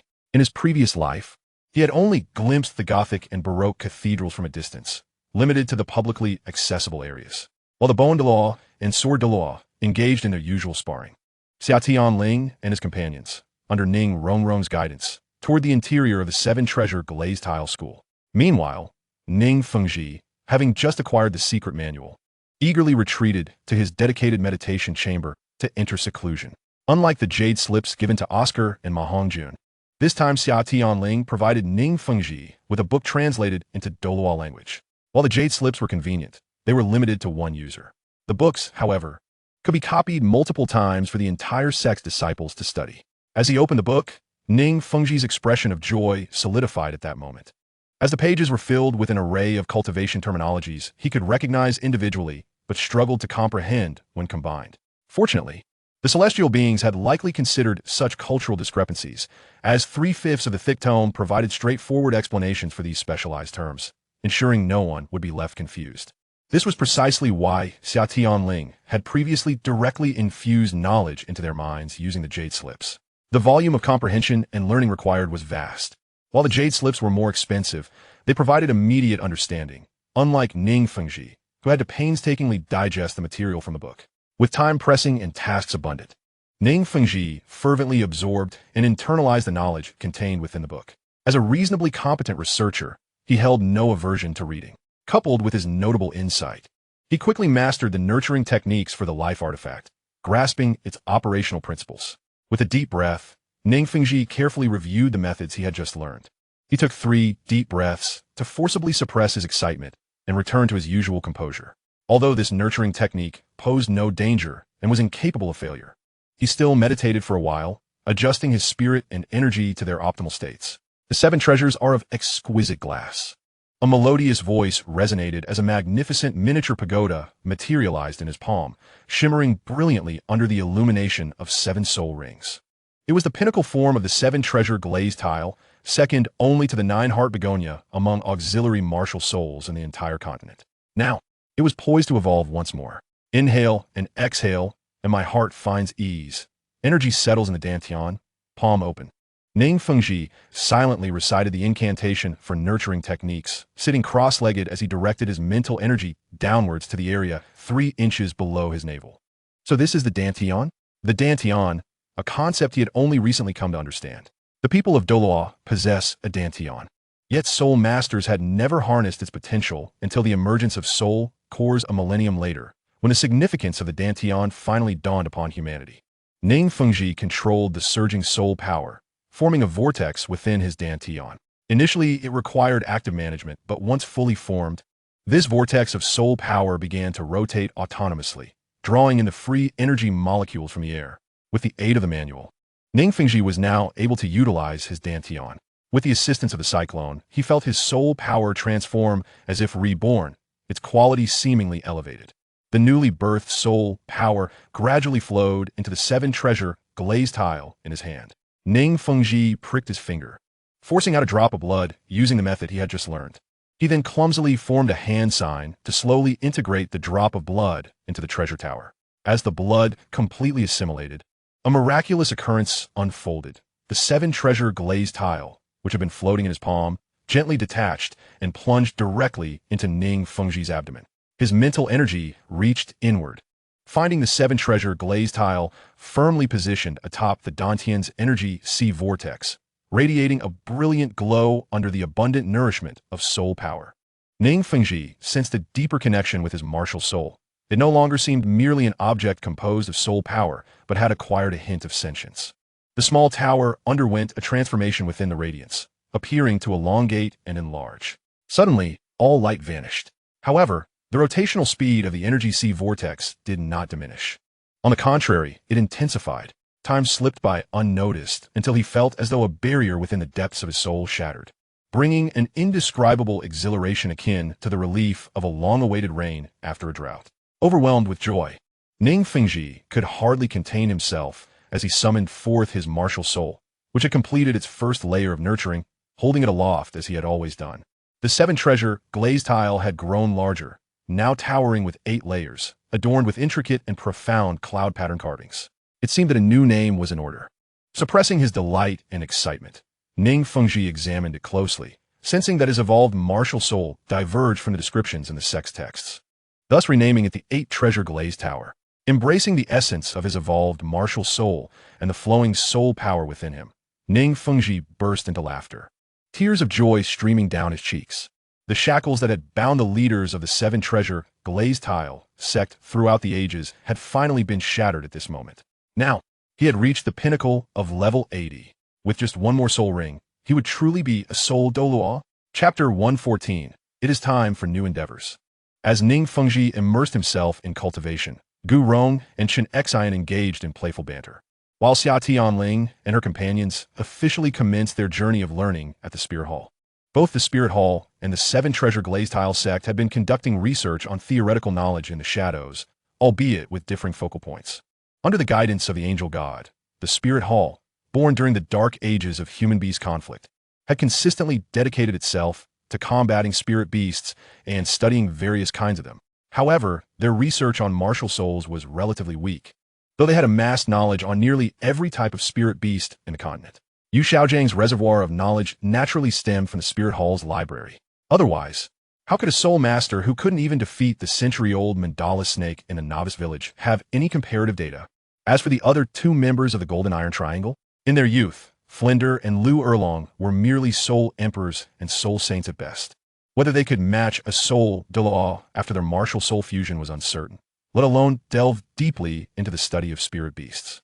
In the 7-treasure glazed tile sect, due to inherent limitations in martial soul research, their focus naturally gravitated towards unveiling the secrets of martial souls. Over the years, the ancestors of the 7-treasure glazed tile sect had employed various methods in attempts to evolve their martial souls. Yet, constrained by their perspectives, they had made little substantial progress, amassing a plethora of miscellaneous knowledge on martial souls instead. The purpose of the current exchange program between the Spirit Hall Academy and the disciples of the 7-treasure glazed tile sect was to foster mutual learning and enhancement. For instance, the technique of 7-pore Linglong Heart, which involves distraction control, was imparted by the 7-treasure glazed tile sect to Hu Laina, who leaned towards control in her pseudo-attack type. Meanwhile, the disciples of the 7-treasure glazed tile sect visiting the Spirit Hall Academy were fortunate to utilize the gravity chamber and weighted soft armor developed by Xia Tianling, Bibi Dong, Qian Daolu, and Master Lu Gao. For the generally physically weaker soul masters of the 7-treasure glazed tile tower, this experience would undoubtedly be more memorable than military training.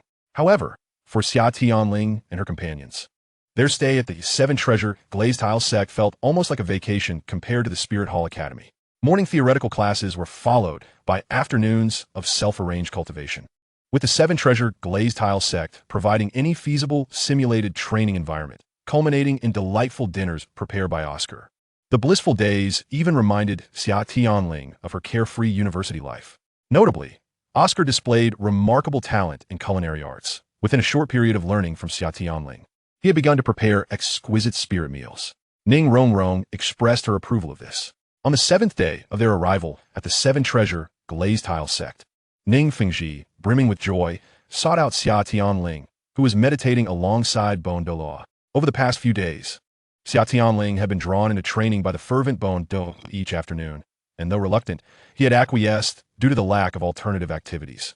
As Douluo cultivated, he practiced punches and fitness nearby. With the assistance of the true dragon aura, Douluo's training speed was passively enhanced. Upon entering, Ning Fengji wasted no time and exclaimed, "Tianling, you are indeed a great benefactor to our Seven Treasure Glazed Tile sect." Before Xia Tianling could respond, Douluo opened his eyes, his expression a mix of surprise and curiosity.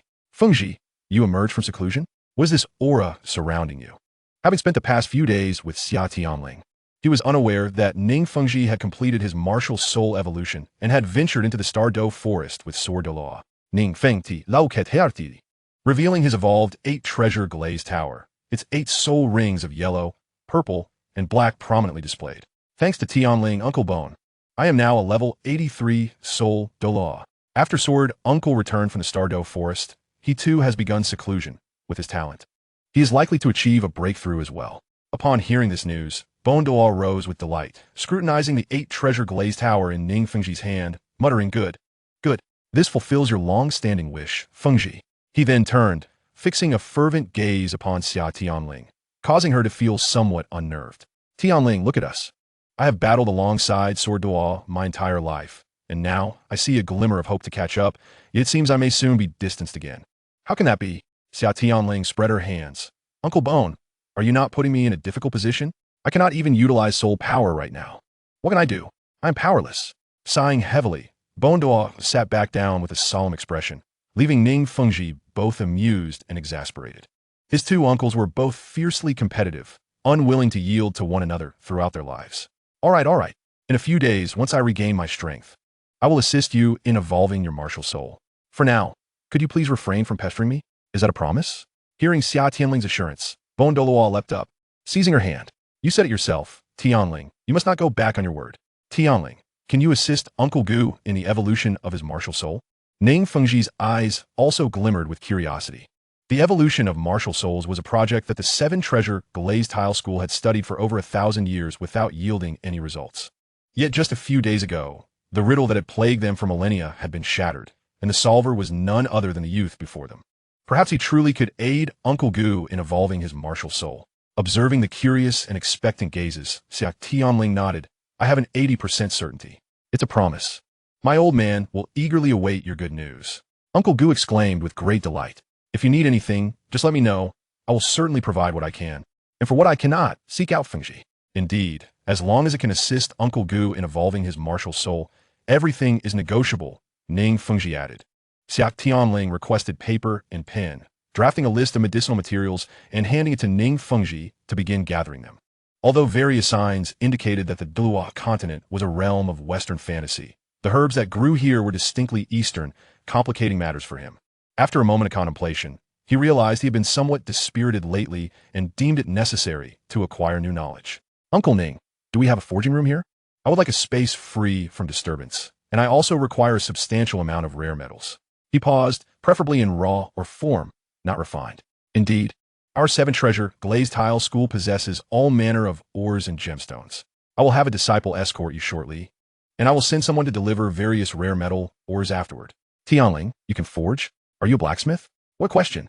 Of course I can. Otherwise, do you think those hidden weapons were invented by someone else?" Now, Xia Tianling was well versed in the art of boasting, puffing himself up without a hint of embarrassment. Behind him, Uncle Gu gaped in astonishment. "Tianling, you truly are a genius. Is there anything you cannot accomplish?" They had privately experimented with numerous hidden weapons sold by the Spirit Hall, including the most common Juga Divine crossbow. which could effortlessly pierce the defenses of even powerful attack type, Soul Respect, and Soul Ancestor. Such a formidable weapon was indeed designed by this young man. It was simply unbelievable. Chapter 115. Extreme Purification and Spiritual Forging. After a week of idleness, Xia Tianling finally mustered the energy to embark on a new endeavor. The first step in his undertaking was to begin forging as a blacksmith. His request to Ning Fengji for rare metals and forging tools was not made in vain. He was genuinely prepared to delve into the craft of forging. With time on his hands and lacking the ability to utilize soul power, even his culinary skills as a spiritual chef were rendered ineffective, leaving him to practice other skills. Thus, he recalled a craft he had studied before, forging. When he first joined the Spirit Hall, he had taken up forging to enhance his physique while also researching the ornate hidden weapons from the original work, dedicating some time to learn the craft. However, his skill was not particularly high, merely achieving the level of 100 forges. This was not due to a lack of talent or other deficiencies, but because, in the current timeline, the limits of blacksmithing barely reached the brink of 100 forges, far from the advancements 2 or 3 millennia later. In this era, a blacksmith status was not particularly esteemed.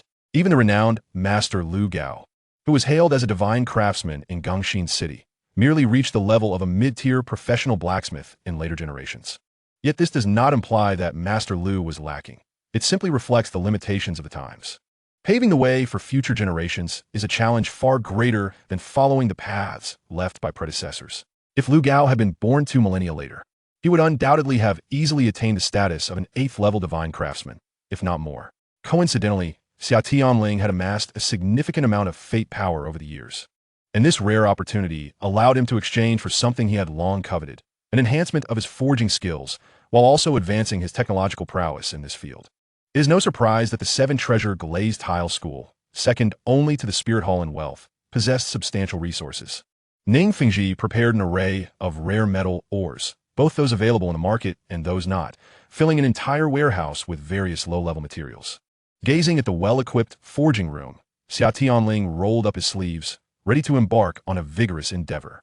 He set a modest goal, to successfully complete 1,000 forges. As for the grand objective, that would take time to accomplish, perhaps even to bring about the birth of battle armor 15,000 years earlier, Xia Tianling grasped a piece of tungsten steel, expertly igniting the furnace and placing it within for smelting, while deftly working the bellows with his right hand. Now devoid of soul power, he knew that forging could still be accomplished through sheer physical strength and vitality, but the advanced forging equipment of Tang Wulin's era was absent, necessitating reliance solely on the blacksmith's hands. When he still had soul power, he could effortlessly manipulate fire, water, and wind elements to achieve the necessary temperatures. Now, however, he could only rely on this humble earthen furnace to slowly heat the metal. Though antiquated, the furnace still possessed all essential functions. Under the influence of high temperatures, the tungsten steel quickly turned a fiery red. With his left hand, Xia Tianling deftly grasped the metal with a pair of fire tongs. He swiftly secured it to the forging table, summoning his martial soul, the dawn, into his hands. Unlike before, the axe in his right hand morphed at its blade, resembling a peculiar hammer. Swinging the 2 hammers, one large and one small, he struck the glowing tungsten steel, producing a series of ringing sounds. Years ago, when Xia Tianling first began to learn the craft of blacksmithing, the blacksmith at the Spirit Hall had taught him to forge using a single hammer, including Tang San, Tang Hao, and Lu Gao. In this era, the pinnacle was merely 100 forges, and thus, the faster and more forceful the forging, the better. The one who could remove impurities from the metal the quickest and most thoroughly demonstrated the strongest foundational skills in forging. Initially, Xia Tianling followed suit, and after exchanging for the chaotic cloak hammer method from the system, coupled with his own dawn martial soul, his forging skills improved rapidly, soon reaching a bottleneck. After breaking through the 30th level, despite a failed spirit cultivation, a significant enhancement in mental strength allowed him to recall various scenes from books he had read in his past life. He vividly remembered that in the era of Tang Wulin, 2 millennia later, the blacksmiths on Douluo continent utilized double-handed hammers for forging, rather than single-handed hammers for relentless pounding. Thus, he pondered and began to explore the differences between double-handed forging and single-handed forging. The 2 terms, forging and casting, inherently convey their distinct natures. After a year of relentless experimentation, he finally uncovered the shortcomings of single-handed casting. The blacksmiths of this era were excessively focused on impurity removal, believing that once impurities were sufficiently eliminated, the metal would inevitably undergo a qualitative transformation. The epitome of this violent approach was none other than Tang Hao. Indeed, he possessed the remarkable ability to transform ordinary pig iron into mother iron, performing miracles. Yet paradoxically, it was precisely this extreme violence in forging techniques that constrained the potential for subsequent development of metals. Overzealous impurity removal entirely disrupted the internal structure and essence of the metal. While this violent forging technique, when developed to its zenith, could even surpass the effects of chemical extraction, it remained fundamentally destructive. The pseudo-100 forged metals forged through this method became permanently fixed in form, rendering them incapable of progressing to the next step of 1,000 forges, let alone spiritual or soul forging. It was akin to a person feeling unwell after drinking too much, only for someone to deliver a punch to their stomach, prompting them to vomit. Do they feel better after that? Comfortable it may be, yet it wreaks havoc upon the throat and stomach, leaving the individual in a state of disorientation. As for the forging of metal, it demands a seemingly heavy yet gentle touch, communicating with the metal in harmony, following the unique textures of each alloy rather than resorting to brutish strikes and violent removal. The metal thus forged possesses an inherent integrity, its internal structure remaining unscathed. Similarly, consider a man intoxicated who finds himself in a hospital. After a thorough inquiry by the physician, he is administered an antidote and a revitalizing injection. In no time, he rises unsteadily, his head perhaps still slightly dazed, but otherwise he is none the worse for wear. After conducting numerous comparative experiments, Xia Tianling discerned that the distinction between the two methods is indeed monumental. One is celestial, the other terrestrial. In the original timeline, Tang Wuling seemingly inherited Tang San's blacksmithing talent, achieving his first 1,000 forging in merely 3 years. However, Xia Tianling's journey diverges. Lacking a mentor, he relies solely on his own exploration and the scant descriptions in the original text to gradually advance toward the level of 1,000 forging. Chapter 116. System. A bug has come upon me? Clang, clang, clang. With the tempestuous strikes of the chaotic hammering technique, impurities within the tungsten steel are expelled, culminating in the completion of 100 forging. It has been quite a while since I last forged. My hands have grown somewhat rusty, Xia Tianling mused, as he detached the completed tungsten steel from its fixture and set it aside. Having not forged in a long time, he felt a bit clumsy at first, but gradually regained his rhythm, the hammer becoming increasingly effortless in his grasp. Why not attempt 1,000 forging today? I feel rather invigorated, he muttered softly to himself, retrieving a piece of silver metal from the pile of rare metals nearby. If Tang San were present, he would surely exclaim in delight. For this was precisely the deep-sea silver he sought, an essential material for crafting advanced hidden weapons. System. Grant me a wish. I desire the insights and understanding of Tang Wuling regarding metal and forging from the 4th timeline of Douluo. Ding. Detecting the power of fate. Please wait. This time, the waiting period was unusually prolonged, the system seemingly frozen for an extended duration. By acquiring Tang Wuling's insights into metal and forging, Xia Tianling had cleverly engaged in a wordplay, inadvertently exploiting a minor bug within the system. Initially, while exploring the distinction between gentle forging and violent casting, he had directly wished for 1,000 forging, spirit forging, fusion forging, soul forging, and heavenly forging techniques, only to be thwarted by the overwhelming amount of fate energy required. Such elements that could directly advance civilization demanded an exorbitant price from the system. Thus, after considerable contemplation, Xia Tianling resolved to see if he could outwit the system through clever phrasing. The super god-level Tang Wuling from Douluo's 4th iteration undoubtedly represents the pinnacle of forging skills within the entire Douluo series, and while his insights may appear to be mere experiences, they encompass the methodologies for various subsequent forging techniques and the formulas for fusion forging. Insights in the purview of the system are typically not overly costly. Moreover, the advanced forging techniques that followed required precisely the comprehension and insights into metals. With Tang Wuling's experience at his disposal, Xia Tianling could swiftly grasp and reverse engineer the forging methods. After a lengthy wait of over 10 minutes, the fate modification system finally responded. Ding. Wish successful. You have obtained the understanding and insights of Tang Wuling regarding metal and forging from the 4th timeline of Douluo, now transmitting. As the continuous stream of information flooded his mind, Xia Tianling's gaze fell once more upon the piece of deep-sea silver before him, and he felt an inexplicable itch in his hands. So this is where the secret of the 1,000 forging lies. Unlike the vague and ethereal notions expressed by the original text Mang Tian regarding communicating with metal, the system had directly infused him with Tang Wulin's insights and understanding of forging, illuminating his path with newfound clarity. However, in the next moment his elation waned. The fate system had promptly deducted a veritable fortune of fate energy in one fell swoop, returning him to square one. Ding! Unknown system bug detected. Losses have been deducted. System logic has been upgraded. We hope the host will refrain from exploiting language to deceive this system in the future. TSK, I knew it wouldn't be that easy. Xia Tianling clicked his tongue. Yet, this experience proved beneficial. The complete forging methods would require an immeasurable amount of fate energy. Without a doubt, he could only hope that overturning the divine realm would yield the necessary resources. Having exchanged all he could, he was determined to attempt 1,000 forging today. After digesting the vast insights transmitted by the system, Xia Tianling felt an unprecedented surge of confidence. He was now mere steps away from achieving the 1,000 forging.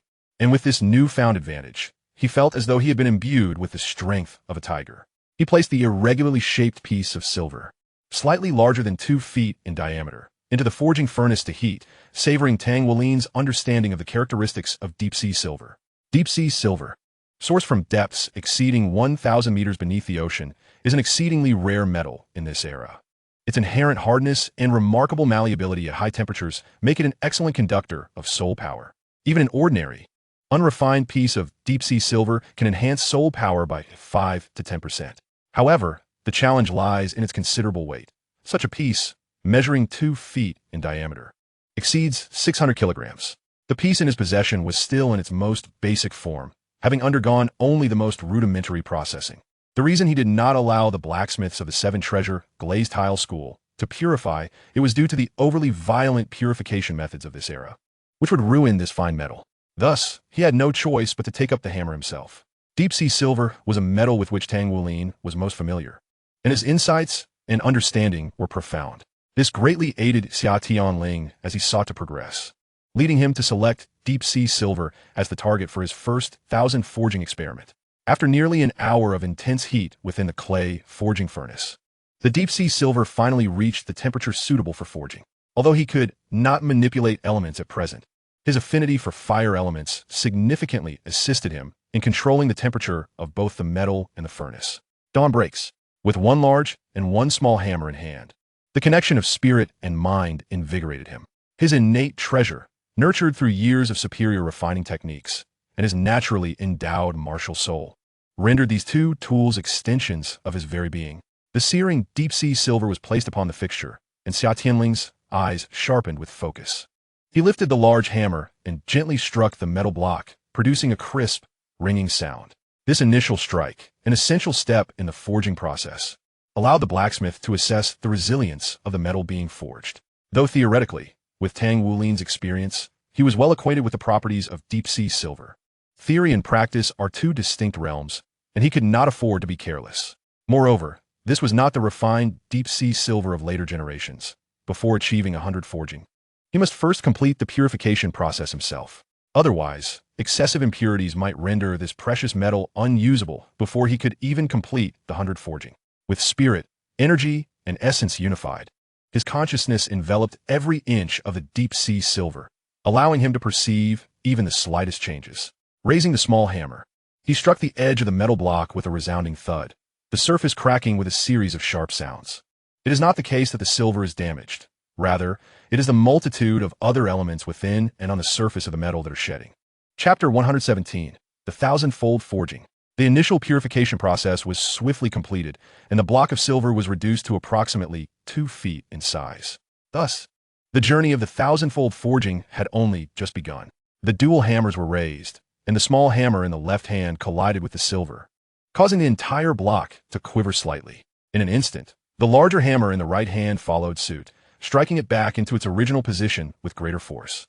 The continuous forging commenced, sparks flying in the smithy, and the rhythmic sound of the hammering drew the attention of the blacksmiths in the adjacent room. Hey, did you hear? A big shot has come to the next room, studying the art of forging. Listen to that sound. It doesn't resemble our clanging and banging at all, does it? A big shot?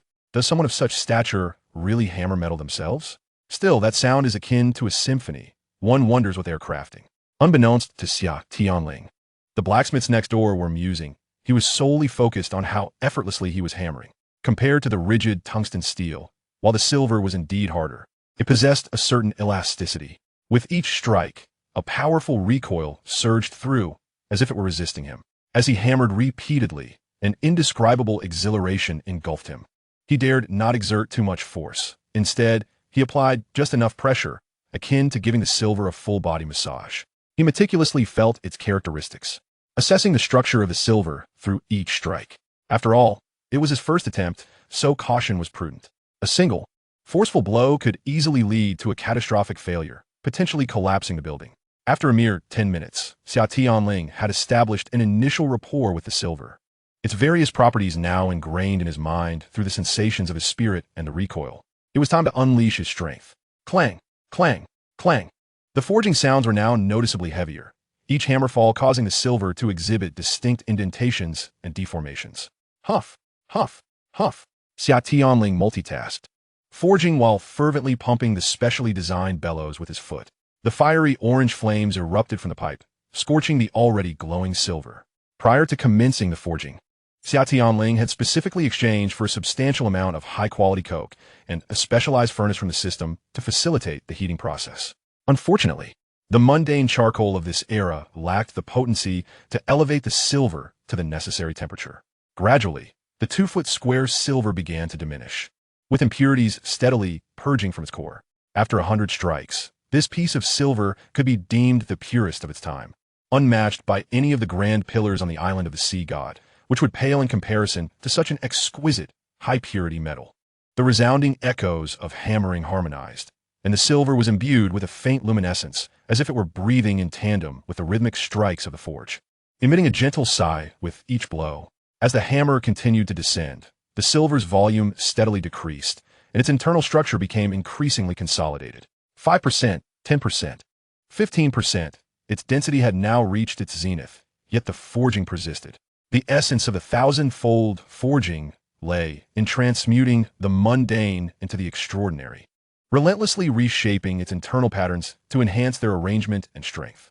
The glow of the forge illuminated the room, and unlike Tang Wulin's arduous initial attempts, Xia Tianling's strength and stamina far surpassed those of that time. With every strike, he felt an unparalleled sense of liberation, as if he were hammering away all his daily troubles into this small metallic block. Should anyone have observed from the outside, they would undoubtedly sense the harmonious state Xia Tianling was in now, an ineffable feeling that could not be articulated.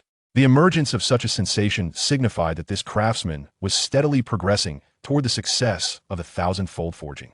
Hours passed, and evening descended, as a small cat outside listened to the metallic roars emanating from within. She had come to bring Xia Tianling dinner, and after waiting a considerable time in the dining hall without seeing him, Zhu Zhuqing decided to prepare a meal for him. Guided by a disciple of the seven-treasure glazed tile school, she arrived at the entrance of the forge. He can forge as well. What else can he not do? She pondered, arching an eyebrow. Every task requiring concentration is typically disrupted by external interference. Hence Zhu Zhuqing refrained from entering, choosing instead to wait quietly outside. After all, the food, placed in specially designed spirit cooking utensils, would not cool down, regardless of how long she waited. Having received Xia Tianling's permission, Zhu Zhuqing now had an intimate understanding of the contents within his 2 rings. Such precious storage soul guides were not filled with various treasures, but rather contained an array of miscellaneous items. There was nothing she could think of that Xia Tianling had not managed to fit inside, as if he were carrying an entire household with him. Particularly, the soft papers within were exceedingly convenient for subsequent cleaning. Meanwhile, Xia Tianling, engrossed in his struggle with the silver, remained oblivious to the presence of the small cat delivering his meal as he had reached the final stage of forging. Ding, ding, ding, ding, ding, ding. Xia Tianling wielded both hammers tirelessly against the silver, a feat that would likely overwhelm an ordinary blacksmith, causing even their forging hammer to falter under such prolonged exertion. Suddenly, during one of Xia Tianling's strikes, the block of silver trembled slightly. In the next moment, a brilliant silver light erupted, breaking through the confines of the furnace, flooding the entire forging room with a radiant white glow. The brilliance soared to a height of 5 feet. The 1,000-fold forging. Goodness, it succeeded. 1,000-fold. Xia Tianling exclaimed in delight, quickly transforming the large hammer in his right hand into the shape of an axe. heedless of the searing heat. As he swiftly drew it across his wrist, a stream of blood gushed forth, cascading onto the shimmering silver. While he deftly removed the silver block from the furnace and placed it onto a massive iron mat beside him. The first instance of thousandfold forging necessitated a blood sacrifice to ensure the emergence of exceptional properties, and Xia Tianling had not forgotten this beneficial ritual. The fiery red hue on the silver dissipated at an astonishing rate, accompanied by the fading of the glimmering silver light. A subtle dragon's chant resonated from the silver, which now bore a layer of intricate, scale-like patterns. These designs seemed to be etched upon its surface, yet should one touch it after it cooled, they would find it exceptionally smooth. Ding! The synthesis of practice and insight. Your comprehension of forging has elevated from superficial understanding to glimpse of the path, unlocking a new profession, blacksmith, or alternatively, you may choose the parallel profession of refiner. Ding! Through relentless effort, you have pioneered the unprecedented method of thousandfold forging in the current era, establishing yourself as a leading figure in the forging industry. Your discoveries are sufficient to propel the progress and advancement of civilization, and you have received a vast amount of fate power. Chapter 118, Cat Food. There is such a benefit. Completing a thousandfold forging can also yield fate power. Ding! Each time the host advances the process of civilization, they will receive corresponding fate power. Upon hearing this, Xia Tianling narrowed his eyes slightly, his fingers tapping rhythmically on the table. Advancing the process of civilization grants fate power? The system's words were quite suggestive. Enhancing the technological tree deducts fate power, whereas a more conventional technological tree adds fate power. Furthermore, the advancement of civilization likely encompasses more than just technology. Changes in social forms or structures should also be viable. With this thought, he chuckled and shook his head. Such matters were not his concern at present. It was not yet time for him to transform this civilization, as he did not possess the requisite strength. Let us embrace the present. At this moment, he lacks the capacity to delve into such matters. The journey must be traversed step by step, and nourishment must be consumed bite by bite.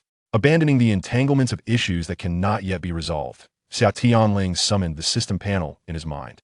Oh, Array Master, awaiting inheritance. What is this? When did I become an Array Master? Originally, he had intended to select a new secondary profession, but unexpectedly stumbled upon a system announcement left behind from before. Upon inspecting the date, he realized it coincided with the time he was engrossed in crafting the Divine Sky Array. Previously, he had been deliberating whether to choose an artisan or a smith. The artisan's path offers a more diverse array of creative avenues, potentially sparking unique innovations alongside the sole master civilization of Douluo. However, the smith is a native profession of Douluo continent. If he were to choose the path of a smith, the progression would follow a predictable trajectory, ultimately resulting in something akin to the timeline of the Douluo. Now, with the Array Master as a secondary profession, the choice of smith is rendered moot. The stones from other mountains can serve to polish jade. The dual enhancement of the artisan and Array Master is sufficient for him to independently research the battle armor, and perhaps even develop other branches of technology. Previously, he had been troubled by the fact that Tang San was merely proficient in wielding a hammer, with no understanding of battle armor design or craftsmanship, leaving him at a loss as to how he could create one. Had he opted for the smith path, he would have faced the daunting task of amassing a considerable amount of fate power to exchange for knowledge in battle armor design, fabrication, and maintenance. Essentially, battle armor is a fusion of protective gear and combat apparatus crafted from sentient metals, simultaneously enhancing one's martial spirit. This bears a striking resemblance to the art of crafting. The prior Divine Sky Array had already demonstrated that various array circuits are interchangeable, provided there is sufficient energy to drive them. Thus, coupled with the inheritance of the Array Master, illuminating the technological tree of soul guidance technology now seems plausible. Lost in contemplation, Xia Tianling was jolted back to reality by the protesting grumbles of his stomach. Raising his gaze toward the skylight reserved in the ceiling, he was astonished to discover that the night sky was already adorned with stars. Time had slipped away. In his earlier fervor for forging the deep silver, the flames had soared within the room, and he had been oblivious to the passing hours. Picking up his creation for a moment of reflection, he felt a peculiar sensation akin to a connection with flesh and blood, filling him with a profound sense of accomplishment. This was incomparable to the dark weapon he had previously fashioned, the Zhuge Divine Crossbow. Although his thousand forging was built upon the shoulders of giants, the labor was undeniably his own, hammered out with each strike, nearly half of which was the fruit of his own exploration. Tang Wulin's experience was merely a reference, not a direct infusion of crafting techniques. Moreover, achieving the rank of 1000 forging at the age of 12 is quite an impressive feat in the era of Do 3. Not to mention, he had no mentor to guide him, relying solely on his self-driven inquiries. After thoroughly examining the unique treasure, he set the singular piece of 1000 forged deep silver on his workbench. The 1000 forged deep silver could wait. For now, sustenance took precedence. The 7-treasure glazed tile school maintained commendable security. Adjacent to the forging area, disciples were stationed for protection. As he contemplated this, he pushed open the locked door. "Huh? Zhu Qing, what brings you here?" Upon opening the door, Xia Tianling immediately spotted the small cat squatting beneath a tree, resting her chin on her paw. "Here, dinner." A new dish that Xiao Ao just learned. Zhu Qing's words were concise, yet devoid of the usual coldness she displayed toward others, instead tinged with a hint of shyness. "Wow, the little cat brought me dinner," Xia Tianling exclaimed joyfully, his spirits soaring as he accepted the offering. Thank you, Zhu Qing. Come inside for a moment. I would love for you to see my latest research achievement." Zhu Qing hesitated for a moment before stepping inside, with Xia Tianling following closely behind. He invited the little cat to take a seat, then opened the lunchbox and began to feast heartily. Forging is an incredibly physically demanding task, and he was genuinely famished. However, compared to Tang Wulin, who required a constant influx of food to replenish his strength, Xia Tianling's condition was considerably better. Despite possessing the higher-level 5-clawed golden dragon martial spirit, he practiced a cultivation method distinct from that of the Douluo continent, allowing him to draw upon a portion of the ambient energy in the world for sustenance, thus avoiding the need to be a glutton. In a high-energy world, one could achieve complete fasting at the nascent soul stage, but alas, the energy levels of soul power left much to be desired. Even a titled Douluo must eat regularly. As Xia Tianling devoured his meal, Zhu Qing surveyed the arrangement of the forging room. The peculiar forging platform, still radiating warmth, indicated it had been used not long ago, suggesting he had only just completed a forging before deciding to eat. What is that?" She glanced toward the side of the forging platform, where a nondescript, gray metallic block lay. Compared to when Xia Tianling initially selected it, the deep silver had shrunk considerably, its once bright silver hue now transformed into a dull, matte finish. Profound, restrained, ancient. Zhu Qing couldn't help but reach out to touch it. The lingering warmth felt vibrant in her palm, almost alive. How heavy? She exerted a bit of effort, yet she was unable to lift the modest metal block, which surprised her. From the feedback in her arms, this block weighed at least several hundred pounds. This was quite astonishing for the cat. Only when she used both hands did she finally manage to lift the 1000 forged deep silver. As she examined it closely, she noticed the uniquely simple metallic surface adorned with layers of wave-like patterns, seemingly brimming with boundless vitality. The sensation was remarkable. Zhu Qing even felt as though the metal was resisting her touch. "Tianling, what is this?" she asked, perplexed, her natural trust in Xia Tianling evident from their time together. In her mind, this young man appeared to possess omniscient knowledge, always capable of providing answers to her queries. Xia Tianling, thoroughly enjoying his meal, glanced up to see the little cat cradling the piece of deep silver he had forged. "Ah, it is deep-sea silver, a product of 1000 forging and blood sacrifice. A masterpiece I just completed. Is this how deep silver is? What is 1000 forging and blood sacrifice?" Zhu Qing's face was filled with curiosity, as she realized she often encountered peculiar terms in Xia Tianling's explanations. Xia Tianling quickly finished his remaining meal, wiped his mouth, and began to enlighten Zhu Qing about the art of forging. Chapter 119. The first must yield a guarantee. "So, is this the reason I felt the metal resisting me?" After hearing Xia Tianling's explanation, Zhu Qing's understanding deepened. It turned out this was not merely her imagination, but the metal indeed possessed a semblance of life. Through Xia Tianling's elucidation, she learned that the refinement of iron through 100 forges to remove impurities was the current limit of blacksmiths. Yet he had forged a new path, having improved the forging method and invented 1000 forging, imbuing the metal with a spark of life, transforming what was once an inanimate object into something sentient. If one were to describe it in 4 words, it would be nothing short of a prodigious talent. Under Zhu Qing's admiring gaze, Xia Tianling stood tall, feeling no embarrassment this time. Previously, he had relied on his studies and fortuitous advantages to impress others, lacking the confidence to fully embrace his accomplishments. Now, however, The thousand forging was a tangible skill he had mastered, devoid of any exaggeration. The forging experience of Tang Wulin was akin to a textbook filled with auxiliary formulas for him. In terms of practical application, it offered little substantial help. The most crucial insights came from comprehending the nuances of the fusion of forging formulas, soul forging, and heavenly forging. However, it is undeniable that with the aid of his experience, Xia Tianling was able to more easily deduce the intricacies of the thousand forgings. The next step involved continuous practice, followed by an attempt to challenge the spirit forging. Essentially, spirit forging was a process of relentless honing, requiring extensive metal forging for mastery. Compared to the challenges faced by Tang Wulin and later generations, Xia Tianling, despite having slightly inferior hardware conditions, had access to abundant raw materials. During this period, apart from 100 forges that could be utilized, many rare metals, which would be worth a fortune in later times, were merely marginally more expensive than iron. With the financial backing of the Seven Treasure Glazed Tile School, acquiring a substantial amount was a trivial matter. For instance, deep-sea sunken silver, aside from being a luxury decorative item, served no other purpose, as only Tang Hao possessed the capability to forge it. After having a meal, Xia Tianling instinctively attempted to use the washing bowl technique to clean the dishes, only to realize halfway through that he had no soul power left. Seeing him in this slightly awkward state for the first time, Zhu Zhuqing couldn't help but smile, gathering the lunchbox and turning to leave. Go ahead with your tasks. He had intended to refuse, but Zhu Zhuqing had already darted away, leaving Xia Tianling with no choice but to let her be.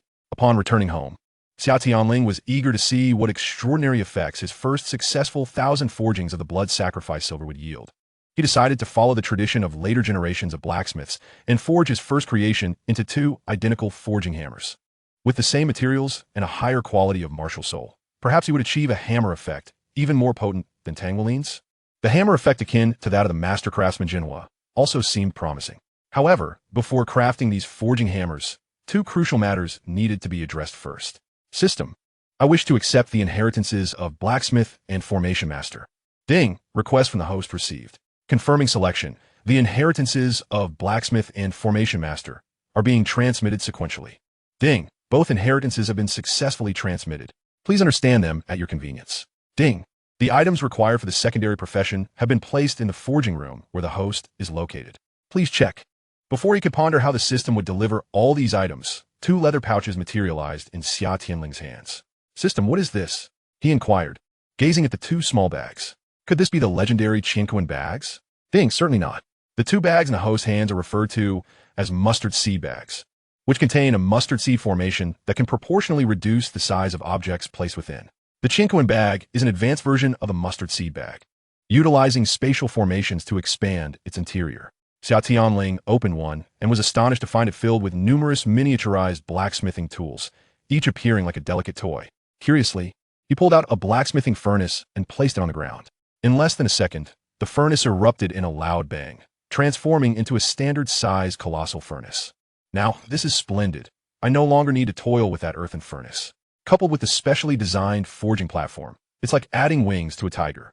However, operating this blacksmithing furnace required spiritual power, which Xia Tianling lacked, leading him to exchange some high-grade spirit stones with the system for energy. As he currently possessed no cultivation to utilize, he was unable to employ the newly learned blacksmithing techniques and resorted to the blacksmithing methods from the Douluo continent, painstakingly forging his hammer bit by bit. However, with nightfall approaching, he decided to rest first. Ever since acquiring this debilitating debuff, Xia Tianling's cultivation felt akin to working for others. Thus, he relished the long-lost luxury of sleep. The living quarters adjacent to the forging room were fully equipped, presumably arranged by Ning Fengji for his convenience while forging, now providentially facilitating his stay. 2 days later, the 2,000 forged blood sacrifice silver hammers were successfully completed. Following that, Xia Tianling refined them with his spiritual sense, enhancing their affinity with himself. Holding the 2 hefty hammers in his hands, Xia Tianling experienced a peculiar sensation of bloodline connection, as if they were extensions of his martial soul. At first glance, the hammers appeared unremarkable, their surfaces dark and dull like aged stainless steel. Upon closer inspection, however, he discerned a matte-like hue with intricate, closely packed scale patterns covering the hammer bodies, and dragon motifs spiraling up the handles, resembling golden dragons coiling around pillars. He casually placed a piece of ordinary tungsten steel into the blacksmithing furnace for smelting. And within mere minutes, it reached the required temperature, elevated automatically by the furnace's formation. Xia Tianling secured it on his newly acquired workbench, lifted the new hammer with his left hand, and lightly tapped the metal. Ding! A crisp sound echoed, yet nothing else transpired. What is going on? He pondered, perplexed. Raising the new hammer in his right hand, he struck the piece of wrought iron with a heavy blow. Clang! The hammer crashed down violently on the metal block, causing it to undergo significant deformation, with impurities cascading down. Wait a minute. Wasn't it said that the first attempt would guarantee an extraordinary effect? What about the stacking hammer? The shock hammer? Why is nothing happening? Frustration welled up within him. He had eagerly anticipated achieving an exceptional effect, yet after 2 strikes, nothing occurred. Who could he turn to for explanation? Never mind, if it's not meant to be. I can always continue using my martial soul for forging. With a face full of disappointment, Xia Tianling began this forging session amid sighs. Clang, clang, clang. As he hammered away, feeling like an unfortunate soul, he became increasingly agitated, striking the tungsten steel on the workbench with fervor. Unbeknownst to him, within his body, a portion of his vitality resonated with the movements of the forging hammer. Through a series of astonishing transmissions, these resonances were reflected onto the metal he was forging. As he delivered the final, forceful strike, the tungsten steel erupted in a brilliant flash of spiritual light, soaring several feet high, though its height appeared fluctuating, seeming to range between 3 and 4 feet, making it indeterminate what grade of thousand forging it truly was. Is something amiss? Xia Tianling paused, scrutinizing the tungsten steel that had just undergone thousand forging. Compared to before, it had shrunk by a third. Extending his iron-like hand, Xia Tianling grasped the tungsten steel, his robust physique allowing him to completely disregard the heat. Its weight had decreased by approximately 30%, a result of the enhancement effect from the thousand forging. As for its strength, Xia Tianling released the forging hammer and flicked his right finger, causing the tungsten steel to emit a soft chime, accompanied by faint traces of dragon might. Originally, the strength of the tungsten steel after completing thousand forging was about 200% of its original, yet now, it had nearly tripled to 300% of its original strength. Moreover, this subtle dragon might, could this be the long-awaited guaranteed effect? Xia Tianling held the piece of tungsten steel, utterly bewildered. Well then, instead of overthinking, why not put it to the test?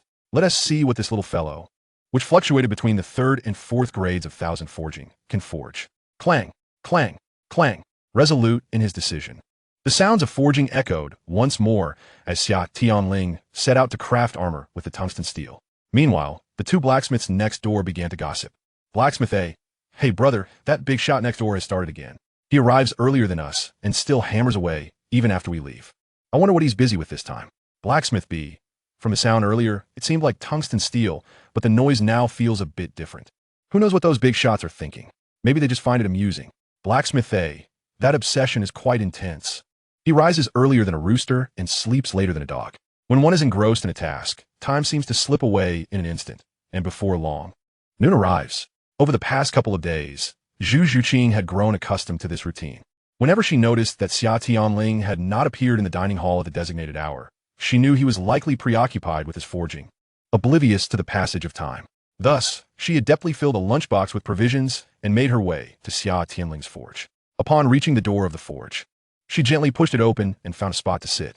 She realized that when Xia Tianling was deeply focused on his work, he hardly noticed whether the door was opened or closed, so she decided to simply wait inside.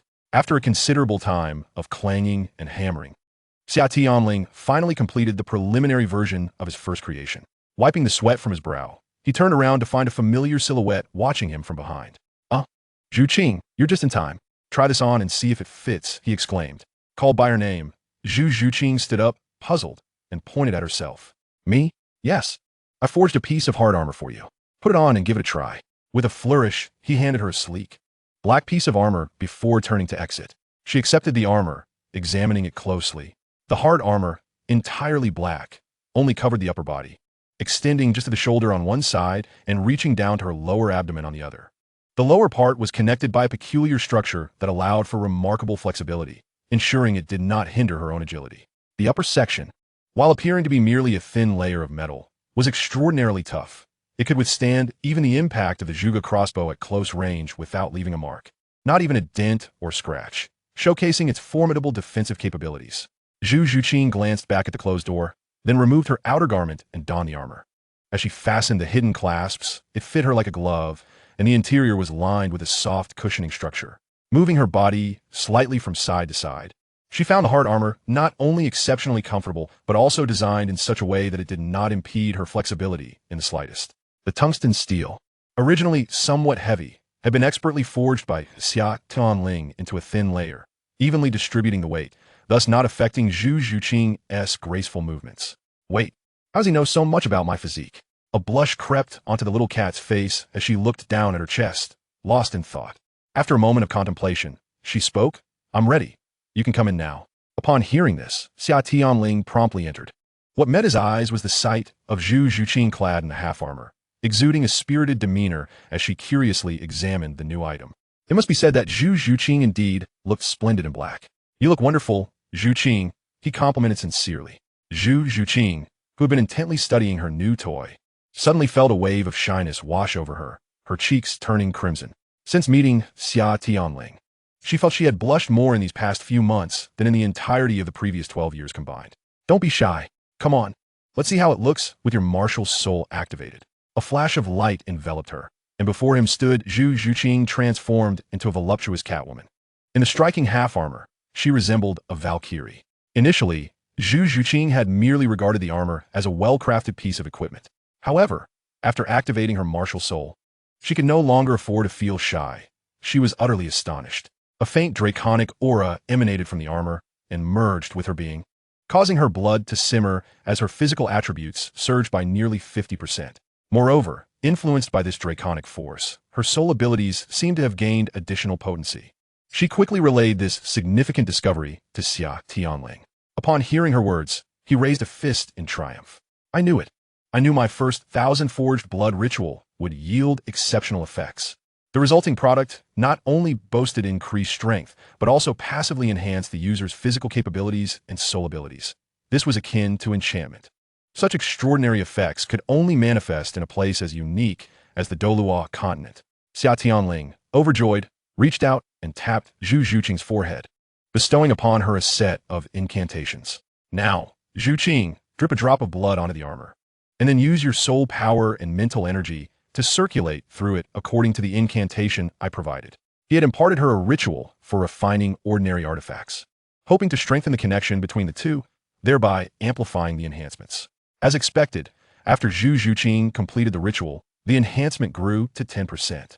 The ability to augment the user upon activation of the martial soul was nearly akin to the embryonic form of battle armor. Although this embryonic form relied entirely on passive enchantments, at least there was a target to strive for, wasn't he there? Now, Xia Tianling, through his understanding of battle armor, could roughly deduce spiritual forged metal fusion forging microarray battle armor. This thought process bore a striking resemblance to the development strategies of defensive or enhancement type innate treasures in the realm of cultivation. Chapter 121. Dai mubaie fortunate circumstance. After bidding farewell to the transformed Zhu Zhuqing, Xia Tianling once again immersed himself in the study of fusion and spiritual forging. Over the past 2 months, the other 6 members of the Spirit Hall had been attending classes at the 7 Treasure Glazed Tile School in the mornings to learn about martial souls, then practicing their soul power independently in the afternoons and evenings. Meanwhile, Xia Tianling had scarcely stepped out of the forge. Apart from the necessities of eating and using the restroom, day after day, he was consumed by the cycle of forging, and more forging.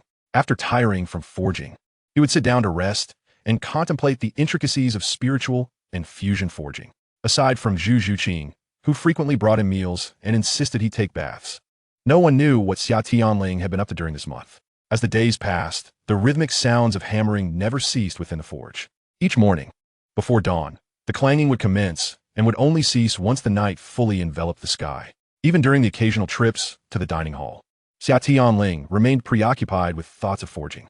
In terms of forging, his skills were steadily improving. Achieving 1,000 forged item had become a commonplace feat for him. With the assistance of the enchantment effects, some of the 1,000 forged metals he produced were even approaching the realm of holy 1,000 forged quality. However, spiritual forging had become a daunting mountain in his path, as no matter how hard he tried, he could not grasp the elusive sensation required. Thousand forging was merely a level that could be attained through practice and a certain understanding. It was not an exaggeration to call it an entry point into the world of forging. Yet, spiritual forging was far more complex. It required the blacksmith to communicate with the metal during the forging process, imbuing it with new life. As the metal was continually forged, it began to develop a certain sentience. When this sentience accumulated to a certain degree, the metal would possess the foundation for a qualitative change. At that moment, the blacksmith must awaken this sentience using their own vitality, thereby completing the spiritual forging. When the metal is awakened, a force known as creative energy emerges. Xia Tianling found himself stuck at this final step. Currently devoid of soul power, he relied solely on his vitality to forge. Although Tang San had also utilized vitality in the early stages of forging, it was merely an auxiliary method. Soul power was still essential for initial communication and a portion of protection. Now, with no soul power within him, Xia Tianling took an unconventional route, exchanging for a technique known as the awakening spirit method, which allowed him to merge with the metal through mental consciousness and spirit, awakening the metal's inner spirit in an alternate manner. Yet, regardless of the method employed to imbue the metal with spirit, the final creative energy could not be circumvented. Even though he attempted to enhance the strength of the metal itself through a blood sacrifice, a method intended to safeguard the essence of creation, he ultimately failed due to the absence of crucial power. This predicament has left Xia Tianling in a state of despondency for nearly a month. He has yet to complete even the most fundamental spirit forging, let alone progress to the subsequent metal fusion. Without the assistance of these two metals, the development of the battle armor has nearly come to a standstill. He finds himself guarding a mountain of gold while begging for sustenance, plagued by an abundance of fusion formulas in his mind that remain unusable. How exasperating. This has compelled him to fervently delve into the study of crafting and formations, hoping to achieve a significant breakthrough once his soul power has fully recovered.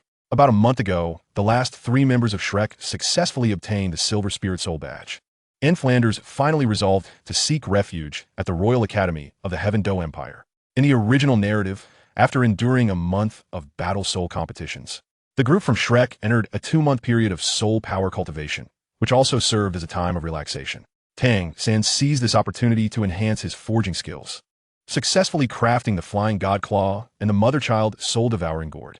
However, now, Yu Xiaojing, having witnessed the battle between Xia Tianling and Tang San's group, is filled with a profound sense of urgency.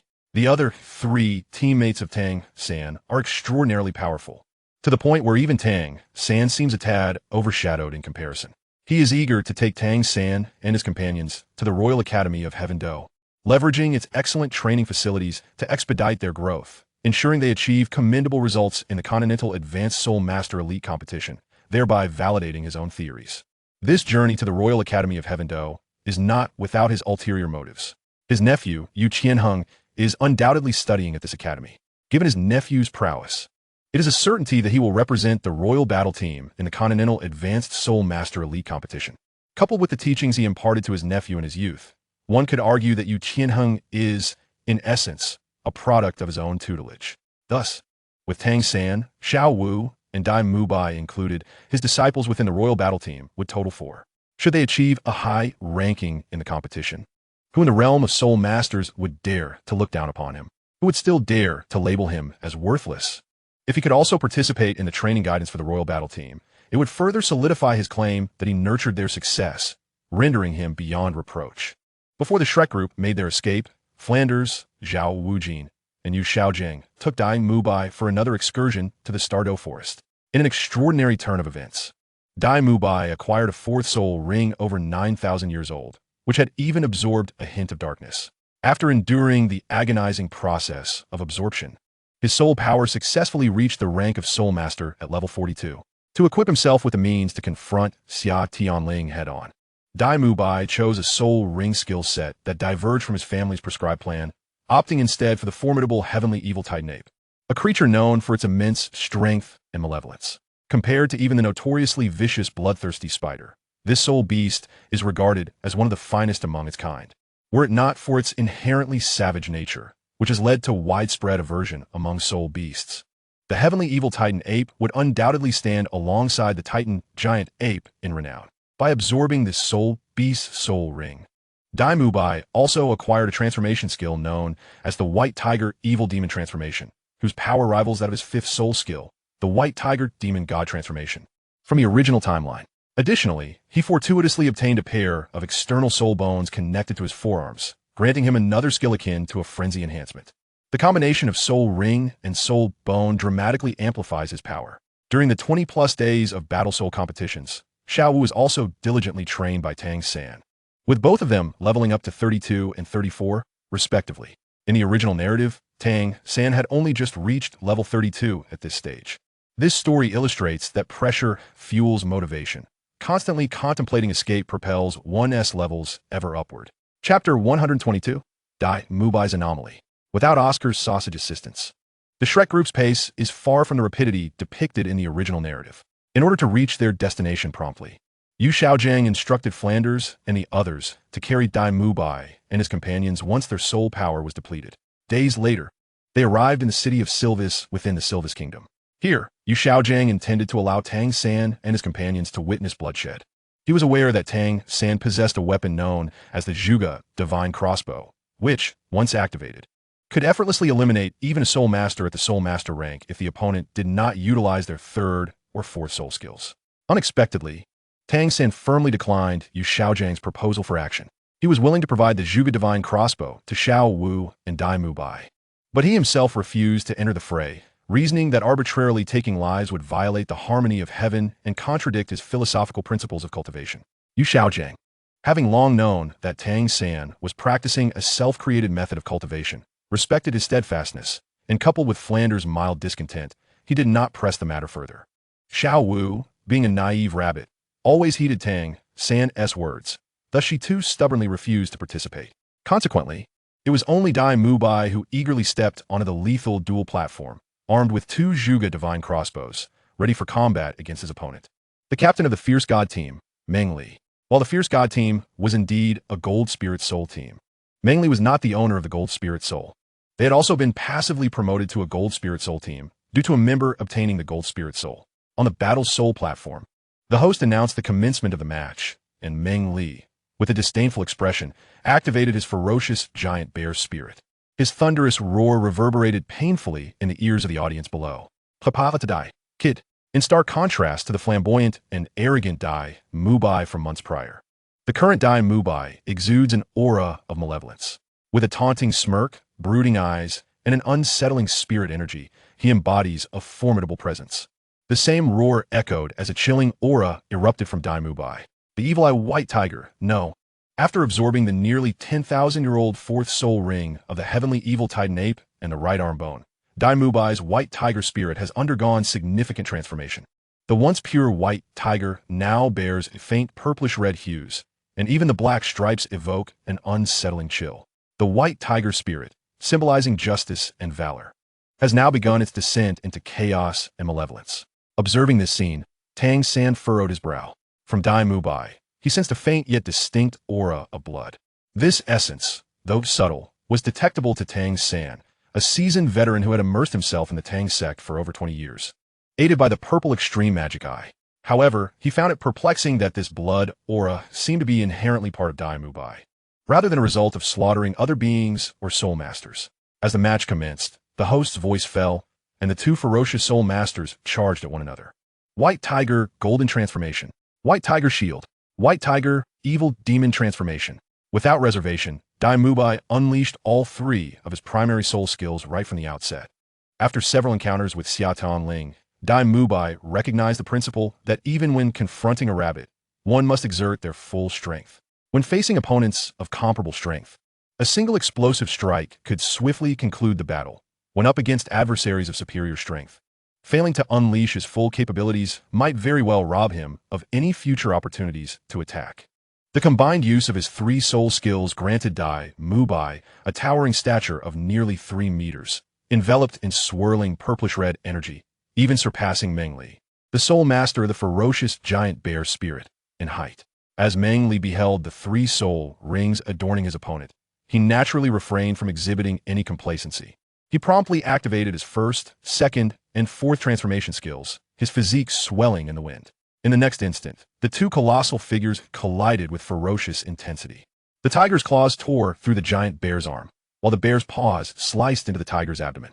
Each strike landed with bone-crushing force, and blood flowed profusely upon the arena, causing some timid spectators to squint their eyes, hesitant to witness the brutality.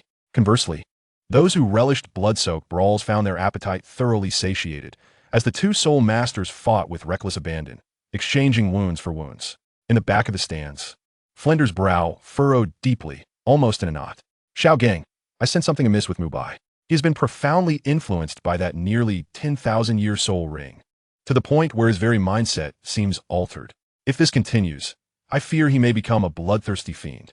Flinder's heart ached at the transformation of Dai Mubai, for he had been a student for several years, and he could not bear to witness him veer down a treacherous path. Unlike Yu Xiaojiang, who, despite his occasionally extreme views, genuinely cared for his students, a sentiment even the somewhat naive Xiao Wu could discern. To ensure they would not bear hidden scars from their grueling training, the frugal Flinder had nearly exhausted his own savings. Yet, witnessing the current scene, even the once notorious Zhao Wujie remarked, in these past few months, Mubai appears to have transformed entirely. His character has undergone a significant shift. Do you recall our hunt for the sky evil golden ape a few days ago? That little rascal disemboweled that monkey without a second thought. It was only after I chastised him that he finally dispatched it. However, Master seemed to hold a different perspective, casually interjecting, "Do not worry. Mubai possesses a pair of wicked eyes and an innate mental strength. With a little guidance, he shall not falter." Are you certain? Flinder had always placed unwavering trust in his longtime friend, especially concerning matters of martial spirits, where he staunchly supported Yu Xiaojiang. Yet now, for the first time, he found himself questioning him. Yu Xiaojiang shot him a sidelong glance before returning his gaze to Dai Mubai in the arena. "Do you not believe my words? Flinder, you should recognize my abilities." Upon hearing this, Zhao Wujie, who had never held him in high regard, thought to himself, "What do you amount to? Your so-called research findings were merely gleaned from those little monsters at the Spirit Hall and are common knowledge among the major powers. Yet here you are, trying to play the grand sage." He was about to retort, but was restrained by Flinder, who forcibly turned Yu Xiaojiang to face him, their eyes meeting. Looking at his dear friend, he spoke each word with gravity. "Yu Xiaojiang, I hope you're not deceiving me. Dai Mubai is my student. Should he err?" Flinder did not finish his sentence, for he himself was uncertain of how he would manage Yu Xiaojiang if Dai Mubai had truly strayed onto a dark path. Yu Xiaojiang withdrew his hands, maintaining his impassive, zombie-like expression, and coldly asserted, "He will not falter. Trust me." Chapter 123, The Evil Tiger, the Fiend. Ever since returning from the Stardow Forest, Dai Mubai had been relentlessly pushing himself, engaging in frenzied training. This fervor continued for a month, until he felt as though he had shattered a barrier, a mysterious force propelling him forward. With this newfound impetus, his cultivation skyrocketed, akin to a rocket soaring into the sky. Within mere months, he had advanced 5 levels, far surpassing Tang San, who, despite his equally diligent efforts and lower rank, could not match his pace. During this period, Flinder had sought him out for discussions and conducted physical examinations, concluding that everything was entirely normal. Although this revelation astonished both him and Flinder, the truth remained. However, Dai Mubai understood that this force was undeniably present, and his body was indeed off-kilter. Since this impetus had emerged, he felt an escalating rage within him, approaching a frenzied intensity.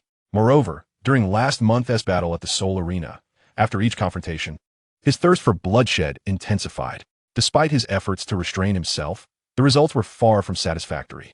As the battle wore on, his opponents invariably ended up battered and broken. In light of this, Flinder and Xiao Xian frequently sought to counsel him, guiding him toward a more positive path and urging him to control his desires. Dai Mubai recognized that if this continued, he would inevitably lose control. Yet he found himself powerless. He yearned to triumph over Xia Tianling, to prove his worth before others, particularly before Zhu Zhuqing. He was acutely aware that this shortcut might lead to a precipice, potentially resulting in his irrevocable downfall.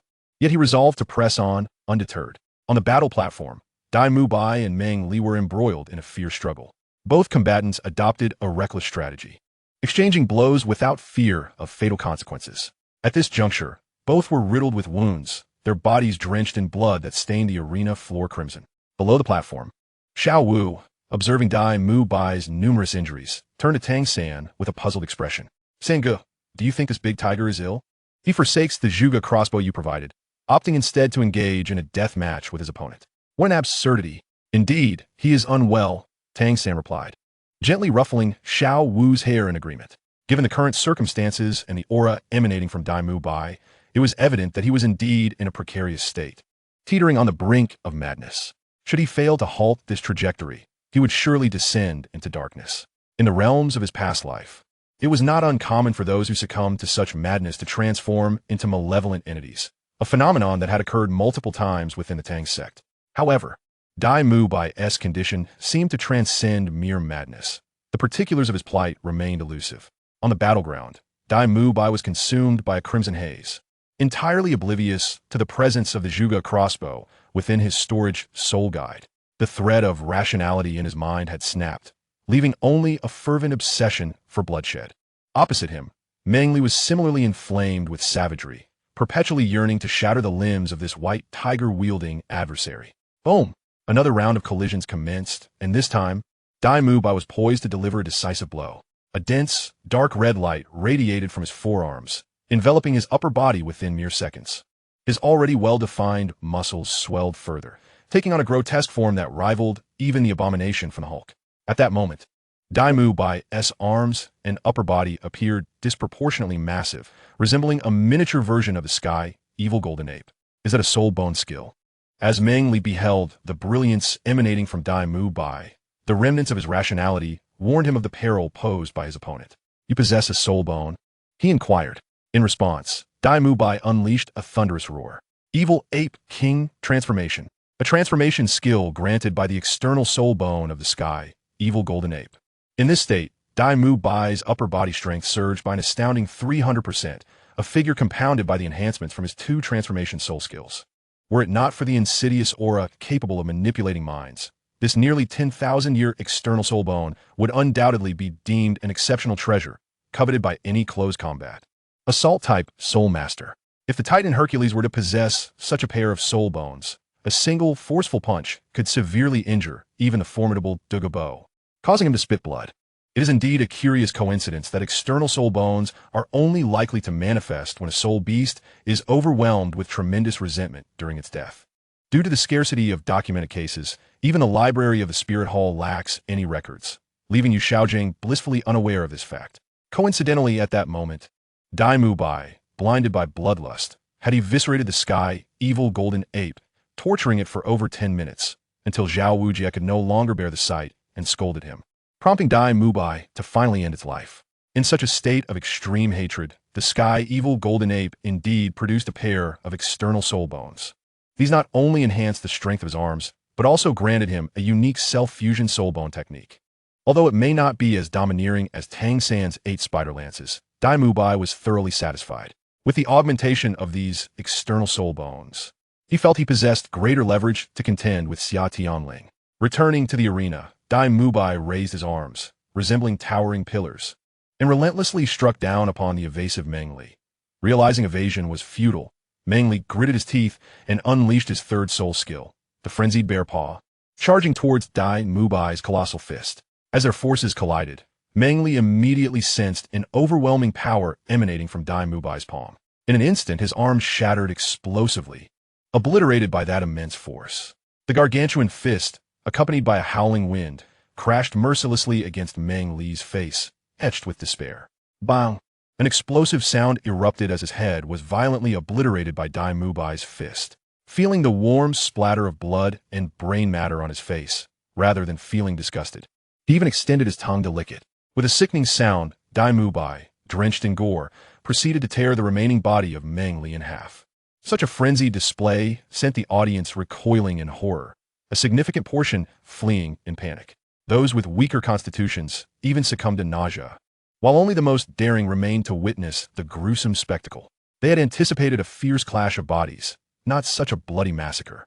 Dai Mu Bai, having dispelled his martial soul manifestation, stood blood-soaked, one hand gripping a severed half of Meng Li's corpse. His fierce, blood-red eyes locked onto the paralyzed referee, rasping, "Speak." "I have one." Even the referee, accustomed to bloodshed, appeared ashen and trembled like a leaf. He raised the microphone, suppressing his queasiness, and stammered. "The evil-eyed white tiger wins." After uttering those words, he fled in haste, unwilling to linger in such a perilous place. Dai Mubai discarded Ming Li's lifeless body onto the ground, spat out a mouthful of blood, and strode off the stage. Trash. Chapter 124. The Teacher-Student Rift. Utilizing the bathing facilities provided by the Soul Arena, Dai Mubai cleansed himself of blood and remnants before emerging in fresh attire to rejoin Flander and the others. Whether due to the formidable physical prowess of beast martial soul masters or sheer fortuity, the injuries he sustained in the arena had largely healed, and no blood flowed from his wounds. Flander cast a deep, scrutinizing gaze at Dai Mubai, remaining silent as he turned to lead the others back to their hotel. On the return journey, Tang San intentionally lagged at the back of the group, activating his purple extreme magic eyes to closely observe Dai Mubai's physical condition. Compared to his earlier state upon entering the arena, his once robust muscles appeared slightly diminished. Although to the naked eye he seemed perfectly normal, even exuding a fearsome aura. Tang San was acutely aware that at this moment, Dai Mubai was merely gilded on the outside but hollow within, his vital energy severely depleted. Without the replenishment of precious materials, he would require a month of rest to recover fully. Indeed, the explosive power of his arms could not come without consequences. Tang San's suspicions were not unfounded. The external soul bones Dai Mubai had acquired, while possessing formidable soul skills, also bore significant side effects. Each activation not only drained the Soul Master's soul power, but also consumed their vital energy. Should this energy be insufficient, it could even resort to siphoning the host's life essence as a source of energy. The Sky Evil Golden Ape's dual palm bones, embodying the essence of malevolence, were indeed deeply wicked. More alarmingly, once these palm bones were activated, they would considerably impair the user's rationality, heightening their bloodlust. If the user lacked a resolute will or prolonged the use of the evil ape transformation, they risked being reduced to a mere husk. Unbeknownst to both Dai Mubai and Tang San, these soul bones bore a striking resemblance to Tang San's 8 spider lances, capable of absorbing the life essence, vital energy, and even blood of their opponents for their own gain. In a battlefield akin to a meat grinder, employing the soul bone technique could allow Dai Mubai to kill swiftly, not only conserving his own vital energy, but potentially augmenting it along with his cultivation. Upon returning to the hotel, the frugal Flander reserved a separate room. Everyone else was promptly sent to bed, including his close friend the Master, leaving behind only Dai Mubai, who appeared unfazed. Once in the room, Dai Mubai sat down as usual, smilingly addressing Flander. "Dean, is there something you wish to discuss? Is it about my battle today?" Flander's expression darkened as he set up a soul power barrier, contemplating deeply before slowly speaking. "Mubai, tell me honestly, have you been secretly practicing dark arts?" Having been one of the earliest students at Shrek Academy, Dai Mubai and Flander shared a profound bond over the years. Yet the current Dai Mubai seemed entirely foreign to Flander. In just a few months, it felt as though he no longer recognized his own student. Despite his miserly nature and occasional pedagogical flaws, Flander genuinely cared for his students. He had even exhausted his savings to provide Tang San and the others with medicinal baths and improve their meals, sacrificing 2 decades of hard work to entrust his students to another academy, all in hopes of ensuring their prosperous futures post-graduation. Practicing dark arts? Dean, you must be mistaken. Dai Mubai maintained an impassive demeanor, a hint of a smile gracing his lips. You checked my body previously, did you not? There is nothing amiss. You speak nonsense. Flander erupted, the pressure of a soul sage manifesting as he bore down upon his student. Do you take me for a fool? In less than 4 months, how many levels have you ascended? From 37 to 42, 5 levels. How can such a prodigy be driven to flee from your brother and wallow in depravity here? Flander was genuinely enraged, exposing Dai Mubai's hidden truths. Dai Mubai let out a low grunt, his expression still devoid of emotion. You need not concern yourself, Dean. I'm no longer the timid person I was 6 months ago. I have undergone a complete transformation. Spare me your rhetoric. Witnessing his demeanor, Flander became infuriated. What could possibly cause such a transformation? Do you think I cannot see the increasing vitality within you? Furthermore, during your recent hunt for soul beasts, you tortured that Sky Evil Golden Ape for over 10 minutes before killing it. Do not dare tell me it was due to insufficient attack power. Oh, vitality? Are you suggesting, Dean, that I have harmed others? Dai Mubai retorted. You cannot hastily assign blame. Have I not been training under your watchful gaze every day? As for that ape, it is inherently wicked, likely having harmed countless lives. I was merely avenging those lost souls. You, Flander was incensed. Yet it was undeniable that Dai Mubai had been cultivating right under his nose, making it impossible for him to have stealthily ventured out to commit murder. However, the source of the bloodthirsty aura surrounding him remained a mystery. As for seeking vengeance for the slain, only a fool would believe such drivel. If he truly possessed such a sense of justice and responsibility, he would not have succumbed to such moral decay. Flander remained silent for a prolonged moment, his mind embroiled in a tempest of thoughts. Dai Mu Bai, with a wicked grin, fixed his gaze upon the dean, feigning the innocence of a wronged student. Get out of my sight. After a lengthy pause, Flander seemed to have reached a resolute decision, glaring with bloodshot eyes at his once obedient protege. Immediately this instant, get out. From this day forth, you are no longer my student, Flander. Shrek Academy no longer welcomes you. Are you expelling me? Dai Mu Bai raised an eyebrow, casually resting his right hand on an askew, handsome face, and replied leisurely, your words hold no weight. Master regards me highly. Furthermore, Shrek Academy ceased to exist days ago. We are about to join the Royal Academy of Tiando. Once we arrive there, you will no longer be the dean. Flander uttered not a word, his countenance dark as though he could summon rain. The wrath of a soul sage surged unabashedly within the confines of the small room, suffocating Dai Mu Bai, whose golden hair billowed behind him. In an instant, the tempestuous aura receded, and Flander, suppressing his fierce expression, removed his glasses to wipe them meticulously, as if nothing had transpired. Chapter 125, Fracture. Dean? Dai Mu Bai inquired tentatively, though his tone betrayed not a hint of respect, bordering on mockery. Have I struck a nerve? The response was a gust of wind that forcibly expelled him from the room, leaving him tumbling to the ground. Bang! The door slammed shut, but Dai Mu Bai paid it little mind. Rising amidst curious glances, he dusted himself off and swaggered toward his own quarters. Behind the closed door, the sound of shattering echoed incessantly.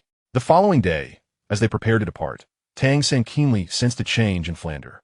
The usually jovial and mischievous dean now appeared uncharacteristically taciturn, although his demeanor remained largely unchanged in actions and speech.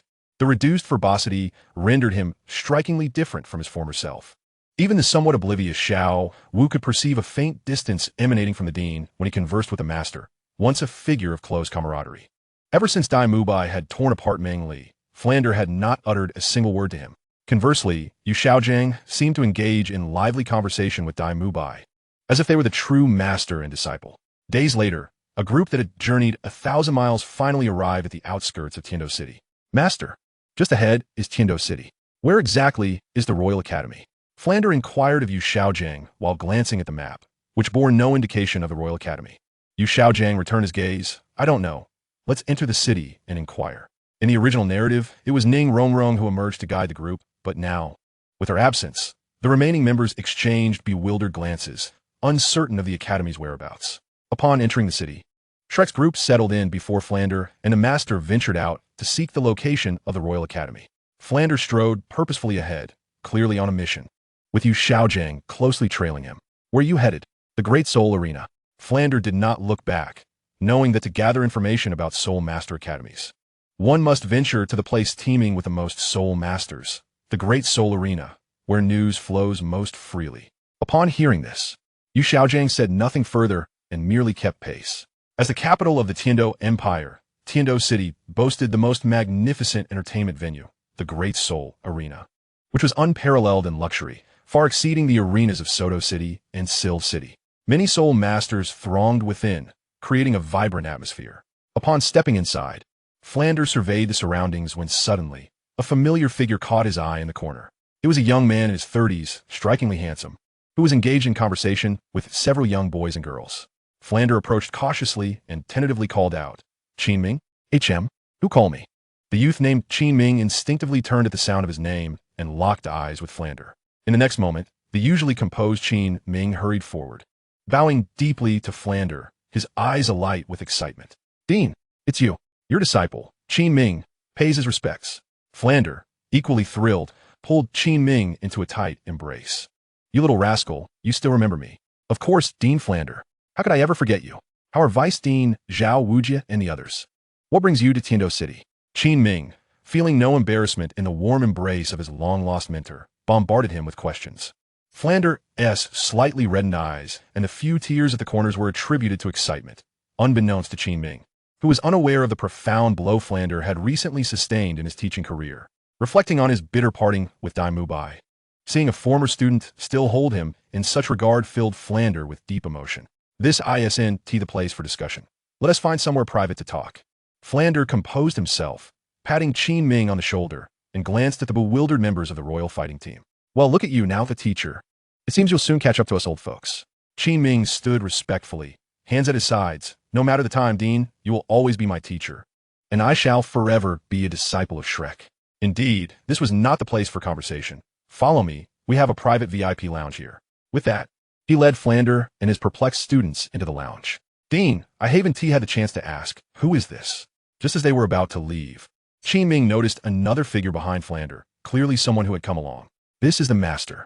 Qin Ming had heard of Yu Xiaojiang and, showing respect for Flander, bowed respectfully, greetings, master. Yu Xiaojiang stepped aside, not acknowledging the gesture, and replied nonchalantly, no need for formality. Seeing the master evade the bow, Qin Ming was momentarily taken aback, about to inquire when he heard his disciple, Yu Qianheng, call out, Uncle, is that you? Including Qin Ming. The other members from the Royal Academy looked at him in confusion. Yes, your uncle? A young girl asked. Yu Qianheng nodded affirmatively. Only then did Yu Xiaojiang approach, giving a slight nod, though his expression was somewhat awkward. It's been a while, Tianheng. This isn't the place for conversation. Let us head inside. The group then proceeded toward the lounge. Walking beside Qin Ming, Flander's gaze behind his glasses revealed a profound expression. So, Yu Tianheng is here. This must be the true reason for your desire to join the Royal Academy of Tiando? Yu Xiaojiang. The gist of the matter is as follows. Shrek Academy is now virtually defunct. Inside the VIP lounge, Flander candidly shared with Qin Ming the current state of Shrek Academy. Qin Ming confided in Fran about his role as a teacher at the Tiando Royal Academy and the captain of the Royal Fighting Team. Xiao Ming, I wonder if your Tiando Royal Academy would welcome a few old fellows like us to spend our twilight years. He inquired. Xiao San and Xiao Wu are both promising talents, but under my guidance, they might end up wasting their potential. Of course, we will be delighted to have you. I am well aware of your strengths, Dean, along with the Vice Dean and several esteemed teachers. If you three were to join the Tiando Royal Academy, the committee would surely be overjoyed. The three committee members Qin Ming referred to were, of course, the legendary trio known as the Dreaming Divine Machine. Furthermore, the younger students, being both youthful and powerful, would surely be welcomed into the academy. I had intended to take these children to Soto City for some training and to visit you all. He continued, but to my astonishment, more than a decade has passed, and our Shrek Academy has met such an unfortunate fate. Chapter 126, The Master S Schemes. Fran, now quite at ease, reassured Qin Ming, it's no big deal. The fact that you have nurtured such remarkable young prodigies brings me immense joy. Ha ha ha. In the current VIP lounge, only 4 individuals were present. Qin Ming and Fran, having not seen each other in ages, engaged in lively conversation, while on the other side, the atmosphere was somewhat awkward between Master and his nephew, Yu Qianheng. To be precise, Yu Qianheng was exceedingly excited, while Master appeared somewhat uncomfortable. Uncle, what brings you here? Yu Qianheng exclaimed, his voice thick with emotion as he gazed at his uncle. Despite Master having been away for many years, Yu Qianheng vividly recalled their childhood play together. For a significant period, he regarded Master as a father figure. A soft light sparkled in Master's eyes as he gently ruffled Yu Tianheng's hair. It seems you have been doing well over the years, reaching rank 39. Xiaoheng, you've certainly grown. At the peak of his youth, Yu Tianheng felt invincible in Tiando City, filled with confidence as he prepared to challenge for the championship title at the elite competition of high-level Soul Master academies across the continent. The sudden appearance of his long-absent uncle stirred a deep yearning within him. Uncle, why not come home with me? Grandpa has always been concerned about you. And so has Dad. A wave of emotion passed through Master S' eyes as he sighed softly. There's no need. I have yet to prove to the world that I am not worthless. How could I, a castaway from my family, return with any dignity? Xiaoheng, do you know? I have a disciple. His age is similar to yours, yet he has surpassed you in rank, having just recently broken through to rank 42. He is also a powerful attack-type soul master with a beast martial spirit. The disciple Master referred to as not Tang San, but rather Dai Mubai, who had recently had an unpleasant altercation with Fran. Unbeknownst to anyone, Dai Mubai had chosen Master as his teacher. What? Rank 42? Yu Qianheng gasped, Uncle. Can you teach me as well? A flicker of joy ignited in Master's heart. He had laid the groundwork for this very moment. However, in front of his nephew, he restrained his eagerness, maintaining his stoic demeanor. That may not be appropriate. I am merely a rank 29 failure. Many students at your academy surpass my rank. How could I command respect? This tactic of feigned reluctance was executed with great finesse, and at the height of his confidence, Yu Qianheng erupted. Doubt me? Impossible. I'll show them. Anyone who dares to challenge me will face my wrath. Master did not respond to Yu Tianheng, but instead glanced over at Qin Ming, who had turned to them upon hearing the commotion. Teacher Qin, I do not seek entry into the academy for myself, but rather for my disciple to join the Tiando Royal Academy. Before Yu Xiaojing could finish, the respectful Qin Ming interrupted. Master, you need not worry. You are a friend of Dean Frand and one of the legendary Golden Iron Triangle. Moreover, you are Yu Tianheng's uncle. I have complete faith in your teaching capabilities. Rest assured, I will personally appeal to the committee after I return today. Tomorrow morning, you, the dean, and all the teachers, along with the younger students, are welcome to come. Master feigned hesitation, casting a glance at Frand, whose experienced demeanor reflected a keen understanding of human affairs. Frand, having navigated the Soul Master realm for many years, was adept at such matters, although he often chose not to engage. Understanding Yu Xiaojing's motives, he chuckled inwardly, recognizing that his desire to lead the royal fighting team was veiled beneath a facade of reluctance. Well then, let be so. Tomorrow morning, I shall bring them to report. We shall rely on you, my old friend. Frand rose with a smile, accepting the address Qin Ming had offered, and turned to leave. Uncle, I will be waiting for you at the academy, Yu Qianheng called eagerly. Yu Xiaojing also rose to depart, coolly responding with a simple, The following morning, the group arrived at the gates of the Tiando Royal Academy. This time, there were no impudent noble scions seeking to provoke a confrontation, as Yu Qianheng himself had come to welcome his uncle. After returning home the previous day, Qin Ming informed the 3 committee members of Fran's party's intentions. Upon learning that they were the esteemed teachers of Qin Ming, accompanied by 3 soul saints and 2 soul emperors, not to mention 3 exceptionally gifted students, the committee members readily approved.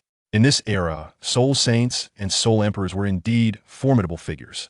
Apart from the Spirit Hall, which produced high-ranking soul masters, all advanced academies were eager to recruit such powerful individuals. Under Yu Tianheng's guidance, the group embarked on their ascent, heading toward the true academy located within the mountains. As they entered the verdant surroundings of the Tiando Academy, Tang San felt his blue-silver grass pulsating with vitality, even enhancing the speed of his Xiantian skill. No wonder the dean chose to leave Shrek behind and bring us here. The environment is indeed far more conducive to cultivation. This must be what teacher you referred to as the simulated cultivation environment, perfectly aligning with the philosophy of unity between heaven and humanity. I wonder if the Martial Spirit Academy, where Tianling and the others will be even more formidable. Surely, the Tiando Royal Academy cannot compare to the Martial Spirit Academy, can it? Not only Tang San, but Frand and Zhao Wujia also engaged in cheerful conversation, unanimously agreeing that this place was an ideal retirement haven. Yu Qianheng chattered animatedly with his uncle about various aspects of the academy, occasionally casting glances filled with hostility towards someone at the back of the group, while Yu Xiaojing maintained a stoic expression, responding intermittently. In stark contrast, Dai Mubai furrowed his brow deeply.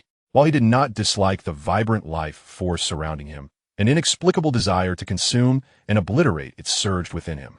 As for Yu Tianheng's animosity, Dai Mubai paid it no mind. What sort of insignificant creature dares to challenge me? Dai Mubai. My only rival and goal is one. Xia Tianling. Just wait, before the academy competition, I shall surpass you. In the tournament, I will decisively defeat you before Zhu Zhuqing, leaving you utterly humiliated. Meanwhile, someone 100 miles away seemed to sense Dai Mubai's resentment, suddenly sneezing as yet another attempt at forging a spirit failed. Chapter 127, The Tiando Royal Academy. Yu Tianheng led the Shrek group into a reception room, asking everyone to wait briefly while he hurried off to summon Qin Ming. Accompanied by the sound of hurried footsteps, Qin Ming swiftly entered, a radiant expression adorning his face. Disciple Qin Ming pays respects to the dean, the vice dean, and all esteemed teachers. As he spoke, he quickly approached Flander and Zhao Wujia, bowing respectfully. Flander, help him up, chuckling, we are all comrades here, no need for such formalities. After all these years since graduation, you still haven't shed that habit. Speaking of which, we old fellows will be following your lead from now on. So what did they say here? Qin Ming eagerly nodded. Rest assured, Dean. I spoke with several members of the teaching committee and senior management yesterday, and they warmly welcome all the teachers and junior students.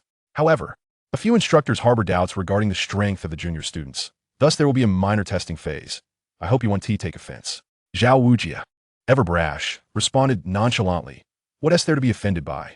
It's just a test. Do we need to fear some trivial assessment with the three little monsters we've nurtured? Understanding Zhao Wujia's personality, Qin Ming smiled apologetically and readily agreed. Then, Dean and esteemed teachers, shall we meet the three members of the teaching committee now? Let us go. We wouldn't want to keep them waiting. On their way to the teaching committee located at the heart of the academy's main campus, Qin Ming introduced the former teachers to the student grading system, teaching staff, and the remuneration issues that Flander was particularly concerned about. The entire Tiando Royal Academy, excluding the three committee members, comprises only 8 Soul Emperors. With 3 Soul Saints and 2 Soul Emperors from Shrek arriving at once, they were naturally welcomed and generous salaries were offered. Soul Emperors receive a salary of 3,000 a month, while Soul Saints double that at 6,000. My goodness, this is extravagant, too lavish. Upon hearing the salary details, Flander immediately reverted to his crafty merchant persona, a broad grin spreading across his face, his satisfaction with Tiando Royal Academy soaring. Arriving at the magnificent teaching committee building. Standing 10 meters tall, Flander, despite wearing a proud smile, felt a tinge of bitterness within. No matter how small or dilapidated Shrek Academy was, it represented his life's work. And he had poured immense effort into teaching each student. Had it not been for this, Qin Ming would not have maintained such a deep teacher-student bond after a separation of over a decade. A gilded cage, no matter how splendid, could never rival the comfort of one's own abode. Accustomed to a life of freedom, he was now to reside under another's roof. Yet, his slight discontent soon dissipated. As the group reached the entrance of the Tiando Royal Academy's teaching committee, 3 elderly gentlemen had already been waiting there. The 3 elders wore gentle smiles and were clad in black robes embroidered with golden threads, exuding an aura of strength. This exquisite attire belonged to the Soul Dalu, signifying their status and the solemnity of the occasion. Such bespoke formal attire would only be donned during extremely significant events, highlighting their respect for the Shrek group, as they not only adorned themselves in finery, but also personally awaited at the entrance. Witnessing this, the usually carefree Flander felt both honored and surprised. Hastily performing a gesture of respect, I am Flander from Shrek Academy, with the Martial Soul Cat Eagle, a level 78 agility-type Battle Soul Saint. It is a pleasure to meet you, esteemed seniors. The central elder laughed heartily and strode forward, pulling Flander's hand off his shoulder. No need for such formalities, Dean. It is an honor to finally meet you.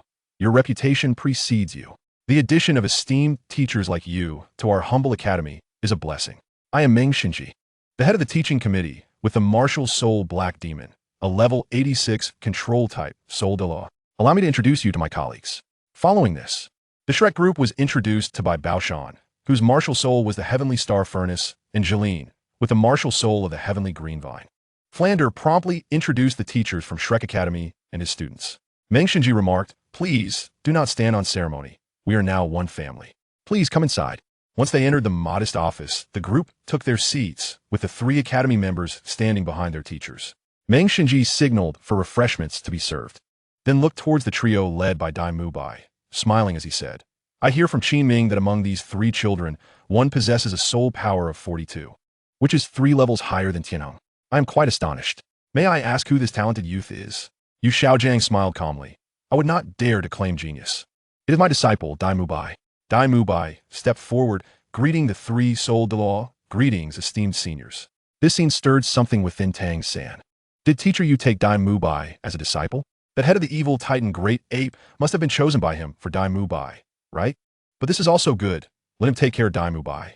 I hope I won't be treated as a test subject anymore. From now on, it's best if we part ways. Jeline, seated at the committee table, smiled slightly, and the air around him subtly distorted as a pressure enveloped Dai Mubai. Unyielding, Dai Mubai unleashed his fierce power. After a brief assessment, Jeline nodded in approval. Indeed, a truly formidable beast. However, I sense a slight deficiency in this child's physique. The master quickly added, Mubai possesses a skill that consumes vitality. He recently battled and triumphed over a high-ranking soul master, which has left him somewhat weakened. That could be easily remedied. I shall have this child accompany Qin Ming to the logistics department later to procure some rare materials. Our academy is home to many treasures unseen by others, said the plump by Baoshan, the logistics supervisor, indicating he would be able to allocate more resources of this nature in the future. Thank you, senior. Dai Mubai exclaimed, overjoyed. By the way, I heard there is also a control-type blue-silver grass soul master at level 34. Is this true? Bai Baoshan waved his hand, inquiring of the others. Yu Xiaojing nodded with pride. Indeed, that is my apprentice, Tang San. Tang San stepped forward, bowing to the 3 committee members. Oh, another of your disciples? That is indeed remarkable. Meng Xinji stroked his beard, his expression one of disbelief. The 3 committee members then proceeded to assess Tang San. Although some minor changes occurred during the process, the outcome remained largely the same. Under the testing of the 3 soul Daluo, Tang San successfully fused the external spirit bone, simultaneously connecting the first meridian of the 8 extraordinary meridians, elevating his soul power by 1 level. Chapter 128. Courteous and humble, snow falls gently. When the 3 soul Daluo of the teaching committee learned that Tang San possessed an external spirit bone, second only to the 10,000-year spirit bones, they were utterly exhilarated. A 13-year-old child reaching level 34, endowed with such a rare external spirit bone. What immense potential. What if his martial soul is merely blue silvergrass? Does that not further attest to Tang San's innate talent? However, the 3 committee members were unaware that Tang San not only possessed the external Xintian Gong, but also that his martial soul was not blue silvergrass, but rather blue silver emperor, alongside the top-tier martial soul, Haotian hammer. How could his training not progress swiftly? Meng Xinji, visibly excited, was about to speak when Yu Xiaojing unveiled another card, shocking everyone. In fact, my other disciple, Dai Mu Bai, also possesses an external spirit bone. His external spirit bone consists of a pair of palm bones connecting to his forearms, equally as precious as Xiao San's 8 spider lances. 2 individuals possess external spirit bones, and Dai Mu Bai has a pair? Meng Xinji's voice trembled slightly. Yu Xiaojing nodded affirmatively. I can assure you of that. However, I ask that this matter remain confidential among the 3 committee members, though I have already fused with my 2 disciples with the assistance of the 3, and thus they will not suffer the fate of other soul bones that drop upon the death of the soul master. I remain concerned for their safety. For it is said that a man is often punished for his possessions. We understand this, and you need not worry. We solemnly swear upon our own martial souls that we shall not disclose this matter to anyone. After some conversation, Dream Machine opined that although Yu Xiaojing's cultivation was somewhat lacking, he was nonetheless a competent teacher, one who took his responsibilities towards his students seriously. The 3 of them, who had long been devoted to teaching within the academy, were previously unacquainted with this renowned theoretical expert. However, Tang San held a different perspective. He pondered who was it that nearly cost Yu Xiaojing and himself their lives in the novice village. Had it not been for Ling Ji's timely intervention, their survival would have been uncertain. What kind of teacher, truly concerned for the well-being of their students, would allow them to risk such dangers to validate an uncertain theory? After a brief period of astonishment, the 3 soul Daluos gradually regained their composure, though Qin Ming's psychological fortitude clearly fell short, rendering him visibly agitated. Previously, he had only heard a few whispers about Dean Flender's friend, but upon meeting him now, he was taken aback by the exceptional talents of his 2 disciples. Under his guidance, the Royal Combat Team ought to ascend to unprecedented heights, should it not? Evidently, Qin Ming was ensnared in a cognitive bias stemming from a disparity of information. He instinctively attributed the prowess of Dai Mu Bai and Tang San to Yu Xiaojing's teachings, entirely overlooking the possibility of their innate gifts. Dream Machine sighed in relief, genuinely astonished that such prodigious talents had emerged within the realm of soul masters. I'm truly grateful to witness your presence here today. Although Flender is known for his avarice and frugality, he is not a man who revels in inflating his own accomplishments. In truth, their achievements are largely independent of us.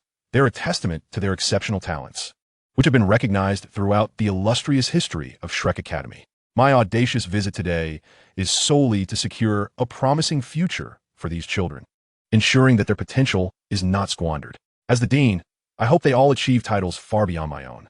After this heartfelt expression, he seemed to age a little, his silhouette taking on a touch of melancholy. Dream Machine nodded to Flender, assuring him that the 3 of them would guarantee the utmost quality in training facilities and environments for the trio. Should they wish, they could directly join the Royal Combat Team. Thank you for your generous support, esteemed elders. Flender stood and bowed slightly to the 3 soul Daluos. I propose, esteemed committee members, that we allow this master to take over as the team leader. I willingly offer myself as his assistant, Qin Ming stated, standing to pay his respects to the committee members. He was, after all, a teacher who took his responsibilities seriously, and upon seeing Yu Xiaojing, whose teaching abilities far surpassed his own, felt compelled to make way for him. Qin Ming, are you sincere in this proposal? Indeed, I am sincere. Dean Flender is my former dean, and Master is a friend of his. I humbly recognize that my teaching abilities do not match his, and he can provide the children with greater opportunities for advancement. This Yu Xiaojiang felt an unexpected surge of happiness at the sudden turn of events, feigning reluctance initially. Yet, upon Qin Ming's earnest persuasion, he ultimately acquiesced. Consequently, Dream Machine decisively concluded that Tang San and his companions would join the Royal Combat Team, with Master as the leader and Qin Ming as the assistant. However, whether they could truly integrate into this collective or earn the respect of their peers would depend on their individual capabilities. As the conversation gradually drew to a close, Flender and Dream Machine found common ground in their discussions about education, feeling a sense of camaraderie that suggested they had met far too late in life. Just as this endeavor to join the Tiando Royal Academy seemed poised to conclude, an unexpected visitor appeared in the office. "Your Highness, what brings you here?" Dream Machine and the others rose, offering a respectful nod. The newcomer was Xue Bong, the prince who had cast aside his former frivolous facade. He had now been designated the crown prince by the Snow Knight Emperor. As the only legitimate male heir of the Xue family, he was destined to become the next successor of the Tiando Empire. Therefore, the three SoulLand committee members were obliged to show him a modicum of respect, albeit without the need for formalities. Since his designation as crown prince, the Tiando Royal Academy had been placed under his jurisdiction by the Snow Knight Emperor, serving as a rite of passage before his maturity. Dream committee member. Why was I not informed of such esteemed guests? With such a young genius and numerous powerful allies joining, Xue Bong should be extending a warm welcome. Compared to the troublesome noble from the original tale, the current Xue Bong was poised and polite, embodying the spirit of a diligent youth. Dream Machine smiled slightly. "Your Highness, your information network is indeed impressive. Allow me to introduce you to the Dean of Shrek Academy, Flender. He has come specifically to discuss a collaboration with us." Dean Flender. This is His Highness Xue Bong, the Crown Prince of the Tiando Empire, under whose jurisdiction our academy currently falls. Although Flender generally held little regard for nobles, upon learning of his superior's identity, he offered a slight bow. Greetings, Your Highness Xue Bong." Xue Bong hurriedly approached, palms extended in a gesture of courtesy, beaming. "It is our honor to have you join us at the Tiando Royal Academy, Dean Flender. I have prepared a grand welcome banquet this evening to honor you all. I hope the esteemed teachers and my 3 junior comrades will grace us with your presence." "Thank you, Your Highness. We shall certainly attend." Chapter 129. The Discontented Yu Tianheng. Naturally, the Shrek trio honored Xue Bong's invitation, and after several rounds of food and drink, the atmosphere was one of mutual enjoyment. Throughout the feast, the bonds between the two parties grew stronger.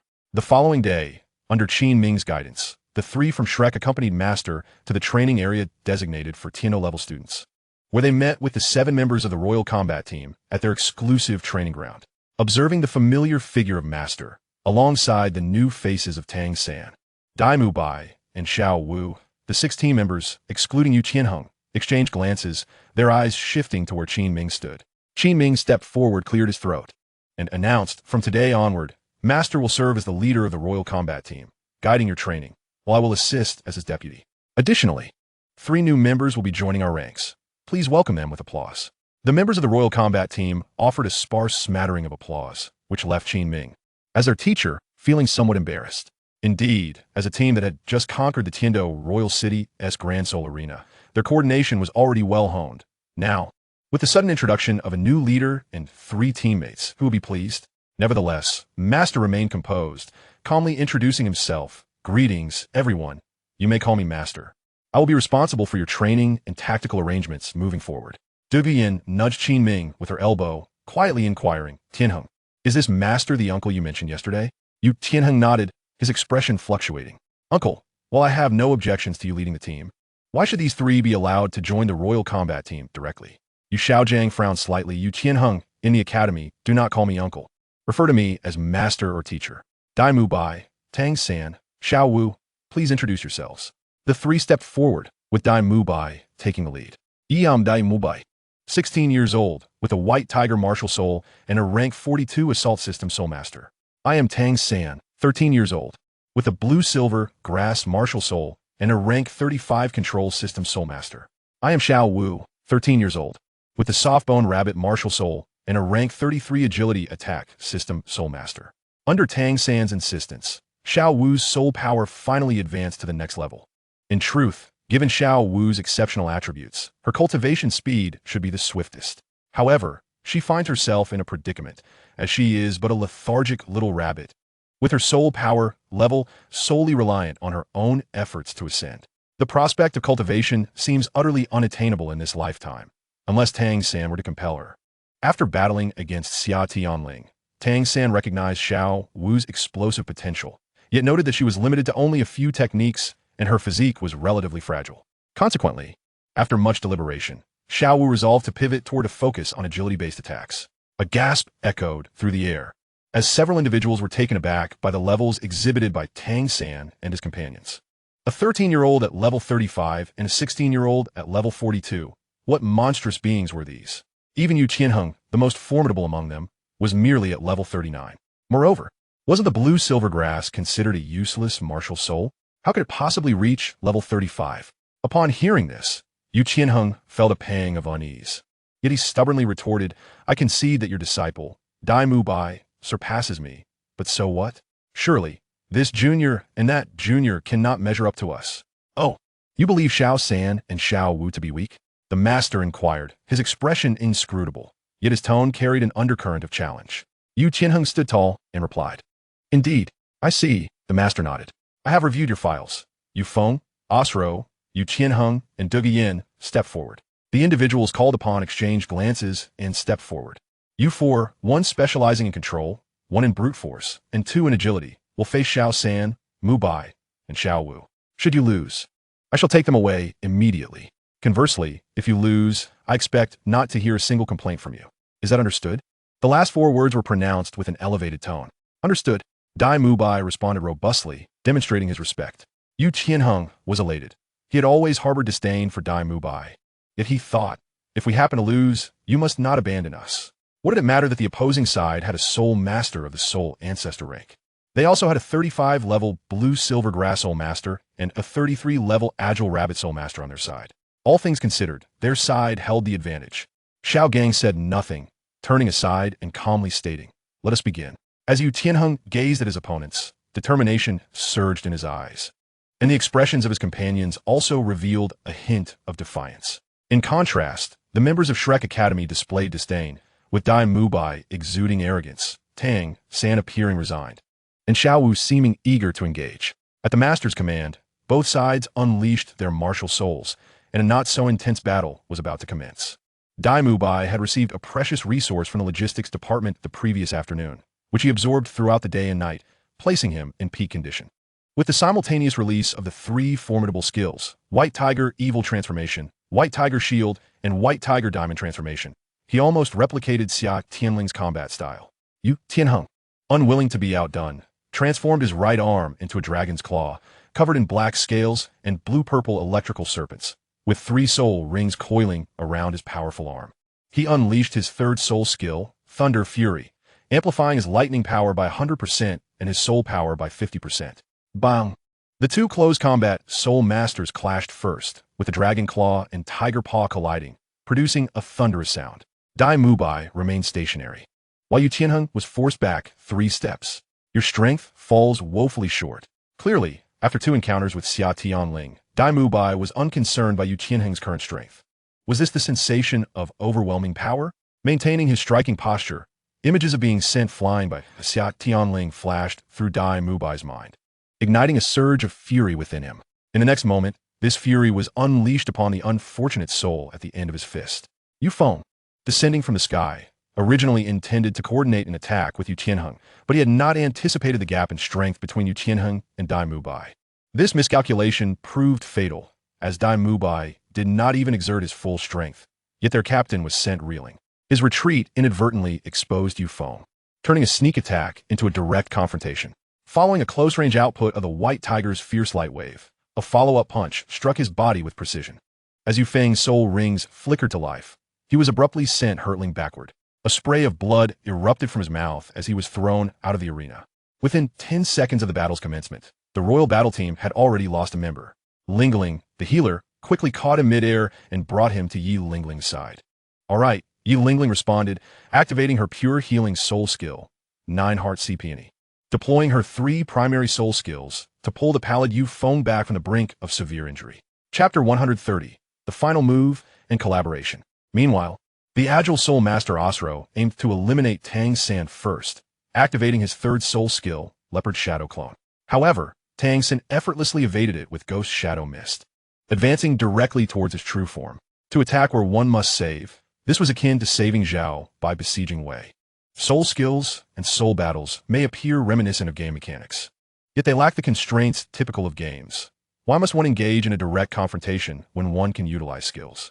With a swift movement, Tang San employed Control Crane and Subdue Dragon to restrict Osro's mobility, subsequently unleashing a mass of blue-silver grass that entangled and parasitized him with precision, effectively immobilizing him. Under the combined effects of Control Crane and Subdue Dragon, this unfortunate soul was ensnared by a web of binding, completely wrapped up like a rice dumpling. Having patiently awaited her moment, Xiao Wu launched herself into action, utilizing her waist bow to kick the immobile Osro into the air, quickly following up with a barrage of powerful throws. This strategy stemmed from Xia Tianling's advice after their previous battle, who says agile attackers must always cut into the backline first. Why not wait near your teammates to intercept the enemy's agile attacker? Your allure can provide some control, and after their full skill set, they will be left vulnerable. Teaming up with Xiao San to take down the opposing agile attacker should be a breeze. Moreover, with your ability to instantly teleport, why wander aimlessly around the battlefield? This once indecisive little rabbit, Xiao Wu, found Xia Tianling's words profoundly reasonable, and after several experiments alongside Tang San, she had developed the habit of counterattacking. Osro met the same fate as Yufeng, thoroughly restrained and sent flying out of the arena. However, Xiao Wu's approach was not as forceful as Dai Mubai's, so this unfortunate soul did not suffer severe injuries. The royal battle team faced yet another casualty. In mere moments, the dynamics of the battlefield shifted dramatically, transforming from a 4-against-3 scenario into a 2-against-3. In the rear, De Guyen, who had witnessed the entire sequence, broke into a cold sweat. Unlike Tang San's blue silvergrass, which could be instantaneously activated at close range, her snake venom lacked immediate hard control, requiring a substantial amount of time to disperse. On the surface, she was the team's control soul master, yet her true controlling capabilities were quite limited. It was more accurate to describe her as an offensive support. In the current situation, De Guyen found herself unable to assist Yu Qianheng against the enemy, and even her own self-preservation was in jeopardy. Xiao Wu, armed with a seed of blue silvergrass, swiftly teleported behind her, disregarding any semblance of decorum, and ensnared De Guyen like an octopus. As a control-type soul master, how could she possibly escape Xiao Wu's grasp? Soon after, Tang San activated Parasite, binding both De Guyen and Xiao Wu together. A 1-for-2 exchange was a significant gain, and trading an agile attacker for a control specialist was an even greater profit. Yet another combat principle imparted by Xia Tianling. Tang San swiftly navigated through the battlefield, his feet barely touching the ground as he arrived before the two humanoid figures resembling rice dumplings. He effortlessly lifted the two seemingly delicate girls, as if they were mere trinkets, and casually exited the combat zone. Once in the resting area, he unbound the entangled skills and took a seat. He had no concerns about Dai Mubai. Yu Qianheng was certainly no match for him. After being released, De Guyen shot a resentful glance at Tang San, then at the cheerful Xiao Wu, and silently sighed. The duo's synergy had utterly surpassed her expectations. Her capabilities had barely begun to manifest before she was decisively defeated, leaving her feeling quite frustrated. Meanwhile, within the combat zone, the level 42 Dai Mubai faced off against the level 39 Yu Qianheng as effortlessly as a grandfather instructing his young grandson.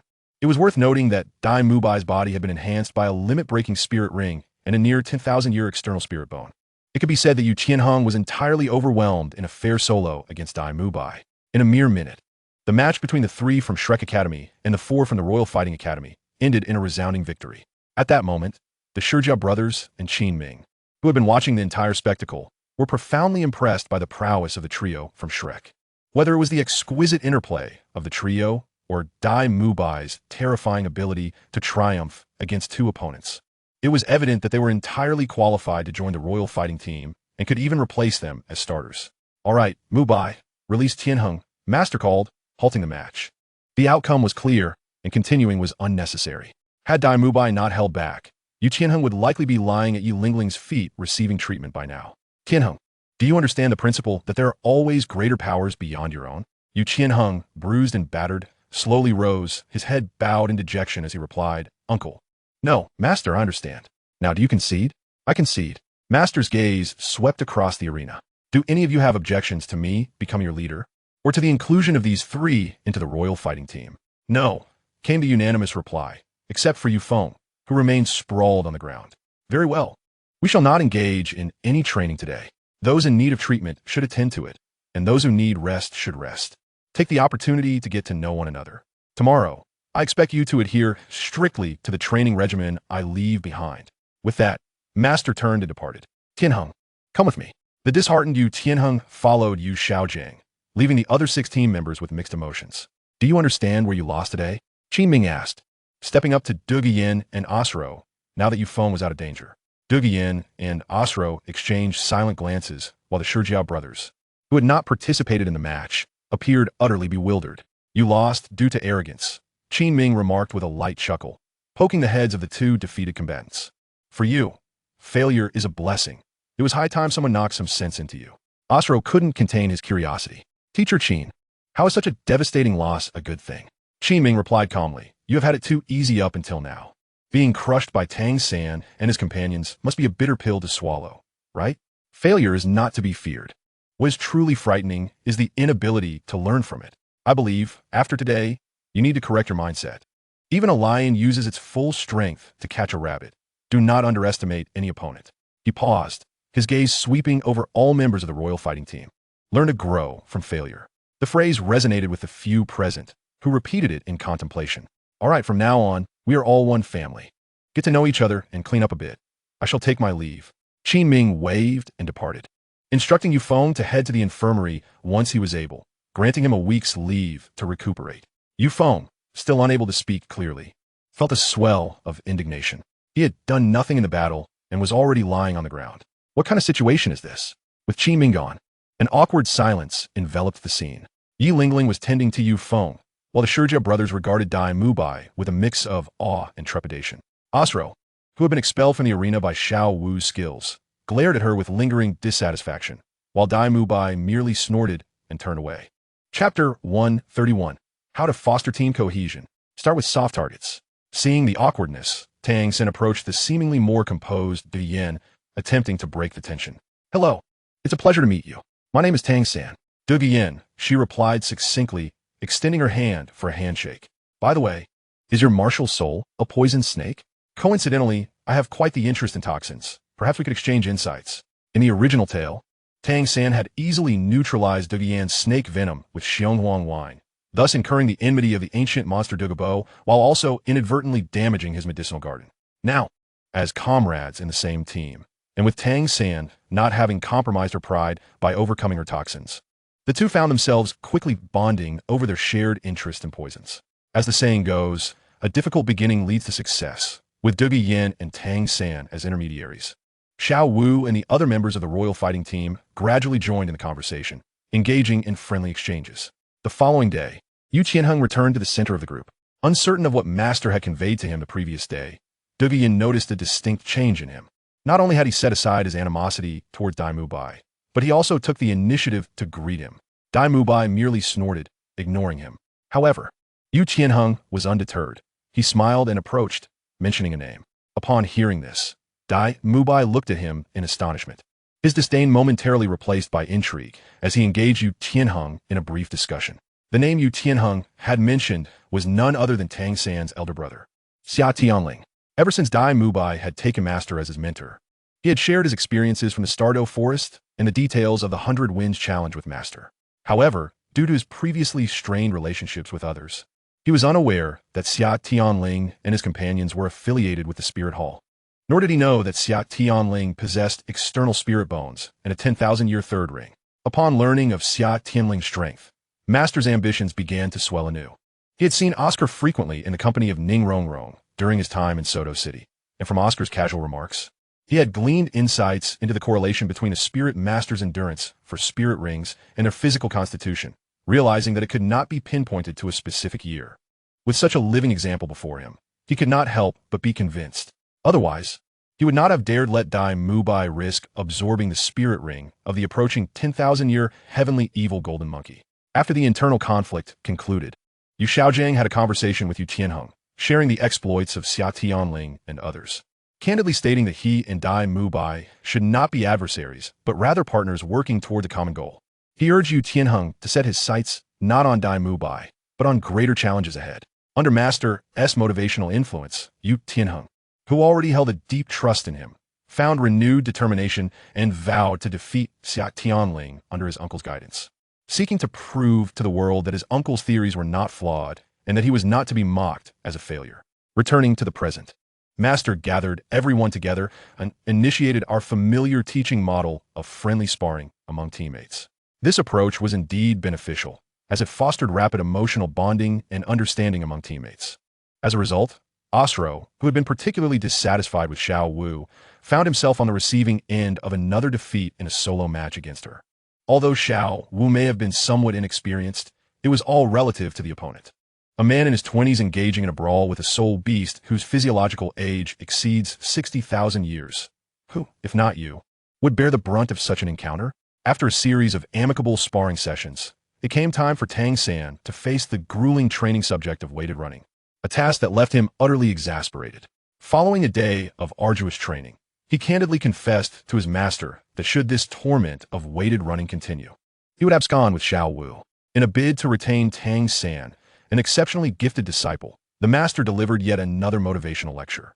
However, Tang San had evolved far beyond the naive character depicted in the original tale. He was acutely aware of Yu Xiaojiang's true nature. His current presence here was largely due to the absence of alternative options, as well as the respect he held for Flinder and others. In contrast to the unproductive Yu Xiaojiang, Flinder and his companions, despite their appearances as mere mascots at the academy, had made substantial contributions that Tang San recognized. A miserly man who, while parsimonious to the extreme, could nonetheless invest generously in nurturing his students spoke volumes about his character. After exhausting all flattery to no avail, Yu Xiaojiang modified the training regimen, replacing the long-distance run with a weighted mountain climb, promising that this endeavor would conclude within a week. Grateful to the Tiando Royal Academy for their own mountain, they would soon form a team and embark on a journey to face challenges elsewhere, with their first destination being the Seven Treasure Glazed Tile School. Thus, Tang San was somewhat pacified regarding his potential escape. It must be said that Yu Xiaojiang's strategy was not without merit. When internal conflicts could not be resolved, shifting the focus outward was a pragmatic approach, offering ample room for operational maneuvering while fostering team cohesion and synergy, an all-encompassing benefit. This mirrored the original narrative when Tang San and his companions provoked the Sanhui Academy. As a new team grappling with internal strife desperately needed a battle to unify them. However, the flaw lay in the selection of the Seven Treasure Glazed Tile School as their opponent. Yu Xiaojing harbored a grudge against Ning Rongrong for her departure. As she often regarded him with disdain, her glances akin to those cast upon a pitiful jester. Yet, at that time, he had no recourse but to endure. Now, having become an esteemed teacher at the Tiando Academy and the leader of the Royal Combat Team, he relished the opportunity to confront the Seven Treasure Glazed Tile School, thinking, "You, Ning Rongrong, think yourself superior? Well, I shall lead our team to confront your sect directly." The Seven Treasure Glazed Tile School, being aligned with the Tiando Empire, could hardly refuse a request for a friendly contest. Yu Xiaojiang calculated that, while the Seven Treasure Glazed Tile School was renowned as one of the top 3 sects, its core disciples possessed almost no combat prowess, necessitating the recruitment of students from the ranks of Common Soul Masters and their affiliated families to form a combat team. Such a team would undoubtedly lack strength, rendering them no match for Dai Mubai and his companions. This represented the perfect stepping stone for the newly formed Royal Combat Team, not only dissolving internal barriers, but also reinstating confidence in the likes of Duge Yin, while simultaneously avenging the slight Ning Rongrong had cast upon him. Choosing the Seven Treasure Glazed Tile School as their inaugural adversary was nothing short of an impeccable beginning, cloaked under the guise of a friendly exchange. This would serve to deliver a resounding slap to their faces, regardless of Ning Fengji's esteemed reputation as the world's foremost support soul master. Would he dare to incite his title Douluo to eliminate me should his disciples falter? However, unbeknownst to Yu Xiaojiang, due to a recent alliance forged between the Spirit Hall and the Seven Treasure Glazed Tile School, an abyssal pit awaited him, ready to ensnare him. What he perceived as being on the second tier, with the Seven Treasure Glazed Tile School on the first, was in reality a misjudgment. Xia Tianling was in the stratosphere, while Yu Xiaojing lingered in the basement. Chapter 132. The Allure of Technological Advancement. Let us momentarily set aside Yu Xiaojiang's aspirations to confront the seven-treasure glazed tile school. For the members of the Spirit Hall have been quite content during their recent sojourn at the seven-treasure glazed tile school. Particularly, Oscar and Ning Rongrong. Word had spread throughout the sect that their young lady had gained the favor of two titled Douluo and the sect master alike. Xia Tianling, as the leader of the Spirit Hall, had been deeply engrossed in the forge, to the point where he was hardly seen by outsiders, casting an enigmatic aura around himself. Throughout these days of fervent dedication to his craft, Zhu Zhuqing made it a point to deliver meals, water, and even clean garments to him on a near-daily basis, fostering a deepening bond between them. Recently, upon discovering the indefinite postponement of research on battle armors and spirit forging, Xia Tianling abandoned spirit forging in favor of exploring fusion forging, a theoretically more challenging endeavor. In the timeline of Douluo 3, Tang Wulin had once accomplished spirit forging primarily through the sheer force of his vitality, achieving remarkably high-quality spirit forging. Yet at that time, he had already distinguished himself as an exceptional 6th-level forger, well-versed in spirit forging, a far cry from Xia Tianling as current novice status, which naturally stymied his efforts in this regard. In terms of practical application, seeking to achieve 1,000 refinements of a single type of fusion forged metal, Xia Tianling believed that given his current success rate of 100% with 1,000 refinements, the difficulty should not surpass that of spirit forging. The challenge of fusion forging primarily hinged on the forger's mastery over the metals involved. Generally, only those who had mastered spirit forging would venture into the more intricate demands of fusion forging. However, Xia Tianling was anything but ordinary. He was convinced that his forging prowess had reached maturity, hindered only by the lack of soul power, which rendered the metals incapable of withstanding the infusion of creation energy, not due to a lack of technical skill. While he might not yet comprehend spirit forging, he was exceedingly familiar with 1,000 refinements. Thus, through his relentless and fervent forging endeavors, he ultimately succeeded in fusion forging several times. In the following days, amidst his reckless attempts at fusion forging rare metals, he even produced a piece of ethereal iron that achieved the status of sacred 1,000 refinements through enchanting effects. Gratitude was owed to the era and to the seven-treasure glazed tile school, which possessed a unique affinity for rare metals and gemstones. While the Spirit Hall surpassed the seven-treasure glazed tile school in wealth, in terms of rare metals and gemstones, it fell woefully short. After all, there's a time and place for learning, and each craft has its specialization. In an age where the value of rare metals had yet to be fully realized, such materials were merely attractive stones, chunks of precious metals, or gemstones. If one replaced these in the era of Tang Wulin or Tang Xuanyu, there would be no abundance of rare metals sufficient to permit a forger, such as him, to waste them so freely. Each of these metals was worth a fortune, some even sold by the gram. They held the same status in the cosmos as gold does in currency. The ethereal iron was forged from the spatially attributed 1,000 mechanism copper and the darkness attributed nether iron. Systematic testing revealed that it was not only a high-quality fusion-forged metal with over 90% fusion rate, but also possessed both dark and spatial attributes, amplifying them and aligning perfectly with Zhu Zhuqing's physical constitution. Coincidentally, when Xia Tianling was forging these two materials, Zhu Zhuqing happened to arrive with a meal. At that moment, Xia Tianling invited her to complete the blood ritual during the final stages of forging. Thus, under the fortuitous alignment of time, place, and circumstance, this high-quality fusion-forged metal came into existence. After careful consideration, Xia Tianling decided to divide this ethereal iron into 4 parts, refining them into a pair of arm guards and a pair of leg guards using the method of artifact crafting. In the realm of cultivation, one must express gratitude for the advancements in technology that have facilitated the replacement and iteration of forging equipment.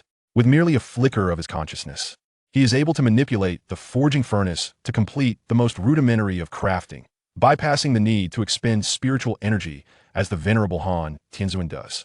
As for the high-quality spirit stones required to power the furnace, though absent in the Douluo continent, he can effortlessly exchange for them through the system. Subsequently, employing a rather expensive fixed microarray engraving machine, he inscribes a series of miniature enhancement formations, including spatial fusion arrays, attribute amplification arrays, and mana recovery arrays, thereby creating a set of augmented equipment that seamlessly integrates the forging techniques of Douluo continent with the methodologies of the cultivation world. While it may not achieve the perfect compatibility of a handcrafted item, it is nonetheless a success. If one were to classify it as a magical artifact, it cannot be controlled by spiritual consciousness. If deemed a battle armor or soul-guided device, it lacks the capacity for corporeal containment. However, the results are undeniably gratifying. After rigorous testing, this apparatus indeed enhances Xu Zhuqing's innate abilities. Upon donning the arm guards and greaves, her distance in void walking is significantly augmented, her soul power consumption diminished, and her soul skills exhibit a notable increase in potency. This triumph has inspired Xia Tianling to perceive the potential fusion of forging techniques and crafting methodologies, demonstrating that, to some extent, the arrays of the cultivation world can substitute for the so-called soul-guiding formations. The suite of equipment, dubbed the Little Nether Set by Xia Tianling, marks a significant step toward the conceptualization of battle armor.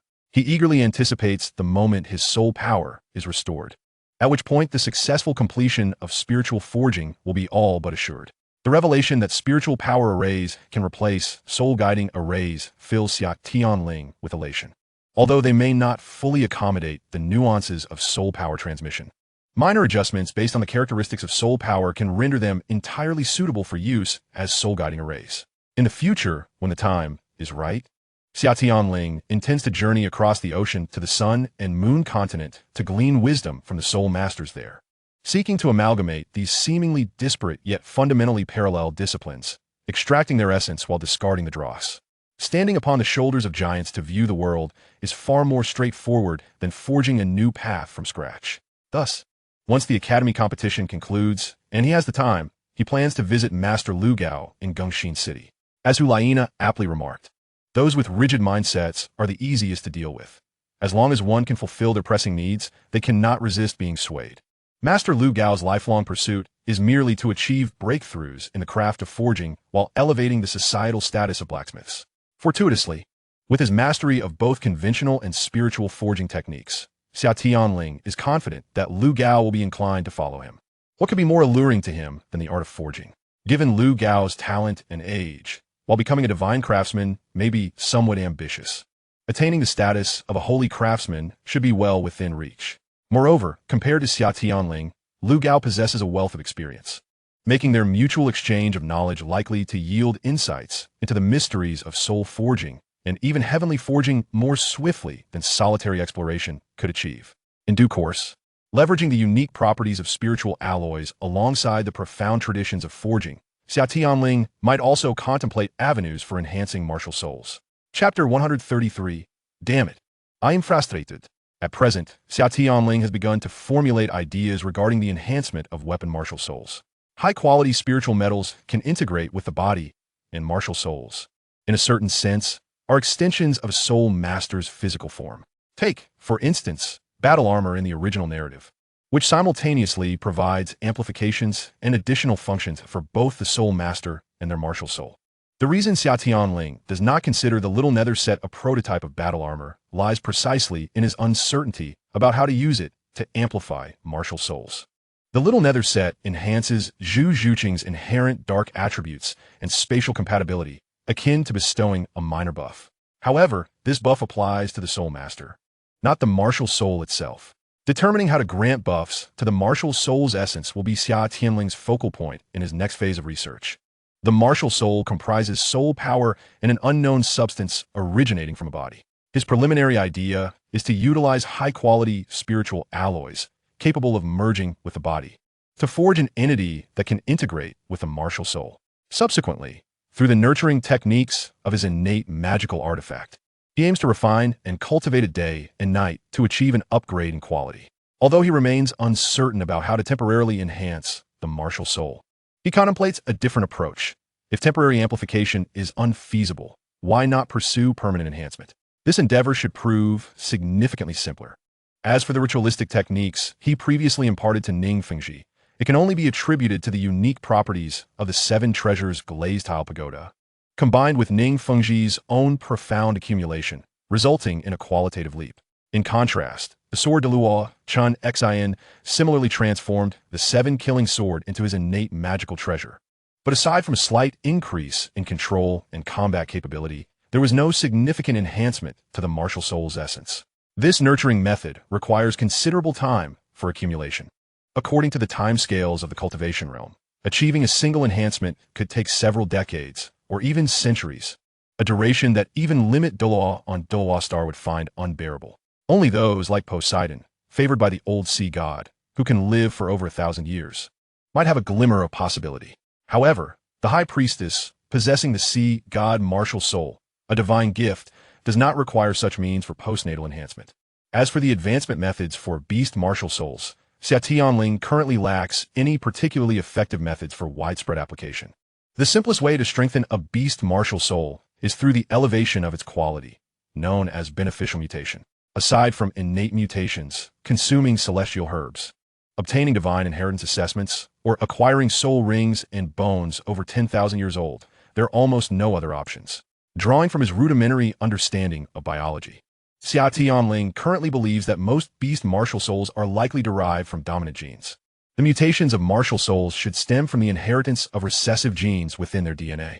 These recessive genes can be either beneficial or detrimental. Inheriting advantageous traits naturally leads to beneficial mutations, while inheriting unfavorable traits results in malignant mutations. However, he is merely a tour guide, not a biologist, possessing a broad but shallow understanding. He will need to conduct extensive sample research to ascertain whether the inheritance of martial souls in the Douluo continent adheres to genetic laws. Perhaps experimenting with something as simple as planting peas. Theoretically, as long as he can discover a method to guide the internal beneficial recessive genes, he should be able to enhance the quality of beast martial souls.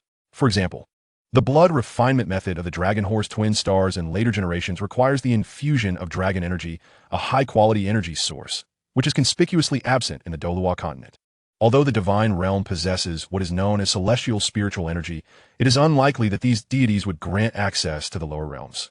The old sea god's patronage of his former subordinates is probably the extent of their generosity, a privilege stemming from his close ties with the god of Shura. Xia Tianling once attempted to wish for a simple, broadly applicable method for refining bloodlines through the system, but to no avail. After perusing numerous secret techniques, he ultimately gave up. Almost without exception, these methods require high-quality energy sources to sustain the refining process, and the level of soul power is simply too low to support it. Even a few techniques that do not necessitate high energy support are prohibitively expensive, requiring a plethora of rare materials, akin to the martial arts golden body cultivated by Oscar, rendering them impractical for widespread use. If one were to employ technological means, such as genetic agents, the prospects would be even more uncertain. The field of genetic engineering, which had not even emerged in the interstellar era 3,000 years hence, would require monumental effort to develop to such an extent. Though he had encountered a dish named Bloodline Enhancement Feast in the culinary compendium of the Spirit Chef, the reality of this dish remained elusive, as it was known only to a select few, primarily himself and Oscar. The ingredients required were abundant in treasures from realms that simply did not exist on Douluo star, rendering any prospect of popularization utterly bleak. Sighing at this thought, Xia Tianling felt an overwhelming sense of fatigue. Achieving such a lofty ambition on Douluo star seemed an insurmountable challenge.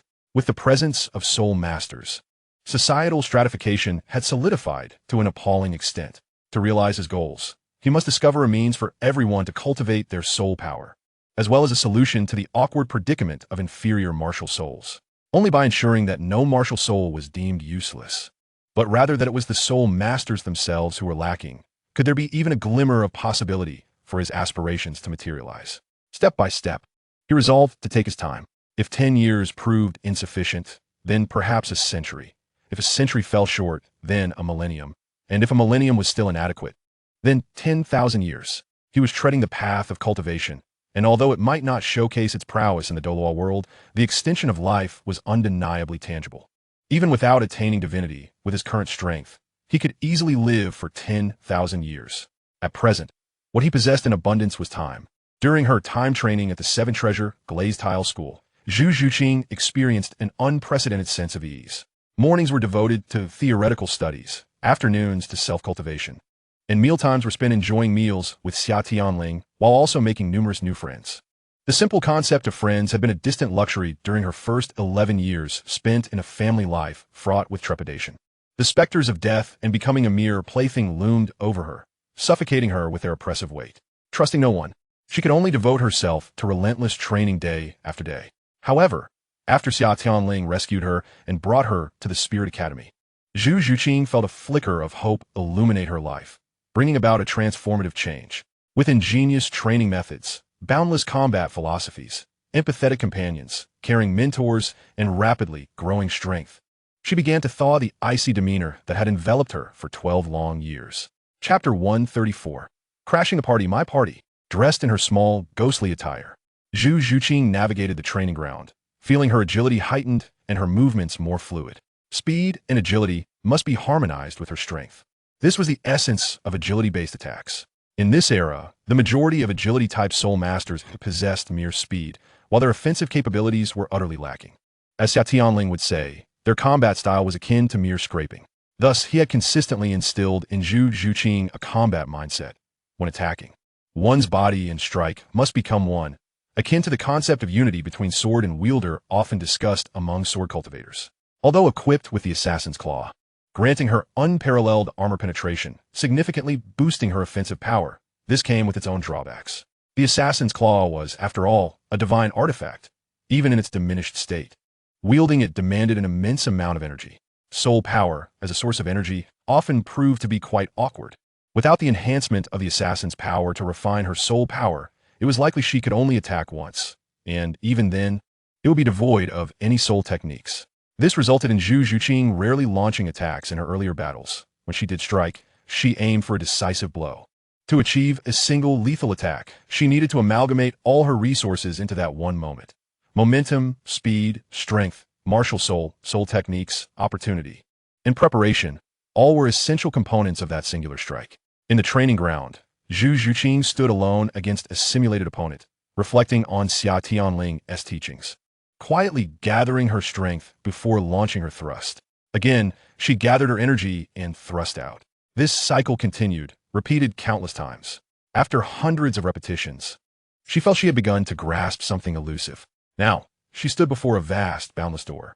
After a prolonged silence, a simple yet unadorned thrust was released, sending an invisible wave through the air, causing the wooden dummy's head to slowly topple. Well done. A voice of praise jolted Zhu Zhuqing from a reverie. Upon recognizing the one who had applauded, she bowed respectfully. Greetings, Sword Senior. The visitor waved his hand. You're Zhu Zhuqing, correct? How would you feel about becoming my disciple? Sword Dalu, having just completed his training and intending to seek out Douluo for a spar, had fortuitously passed by the training ground and paused to observe Zhu Zhuqing's practice.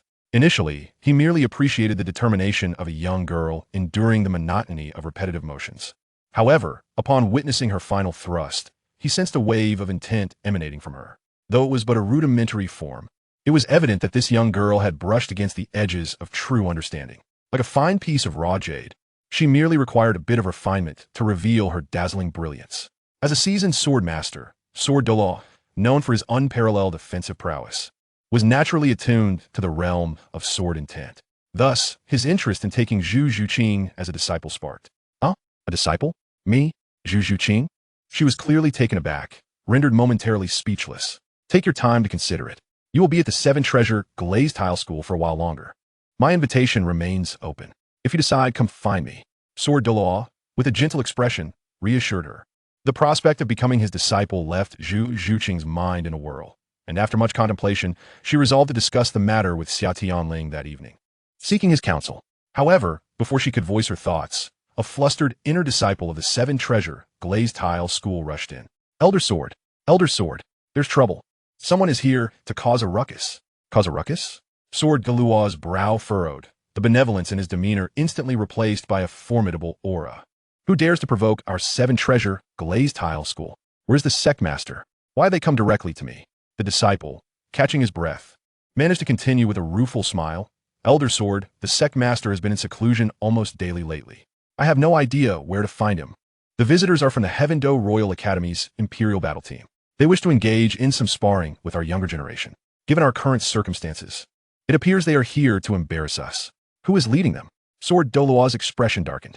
Historically, the 7-Treasure Glazed Tile School had maintained amicable relations with the Heaven Do royal family, and even Ning Fengji had been the mentor of the former crown prince. Xue Qinghe, what could have provoked the Heaven Do Royal Academy? Is it Meng Xinji and his companions? He pondered. No, they're all earnest individuals devoted solely to education. Could be Xue Bong? Yet, that would be unlikely. he has shown remarkable restraint. Sword Law could not fathom that this was a unilateral decision made by the master. Having gained full authority over the training and management of the Imperial Battle Team, Meng Xinji had placed unwavering trust in him, neglecting to consult further regarding subsequent training plans, and thus remained ignorant of his intentions. The leader is a middle-aged man who hasn't even reached the rank of sole sovereign, claiming to be a master.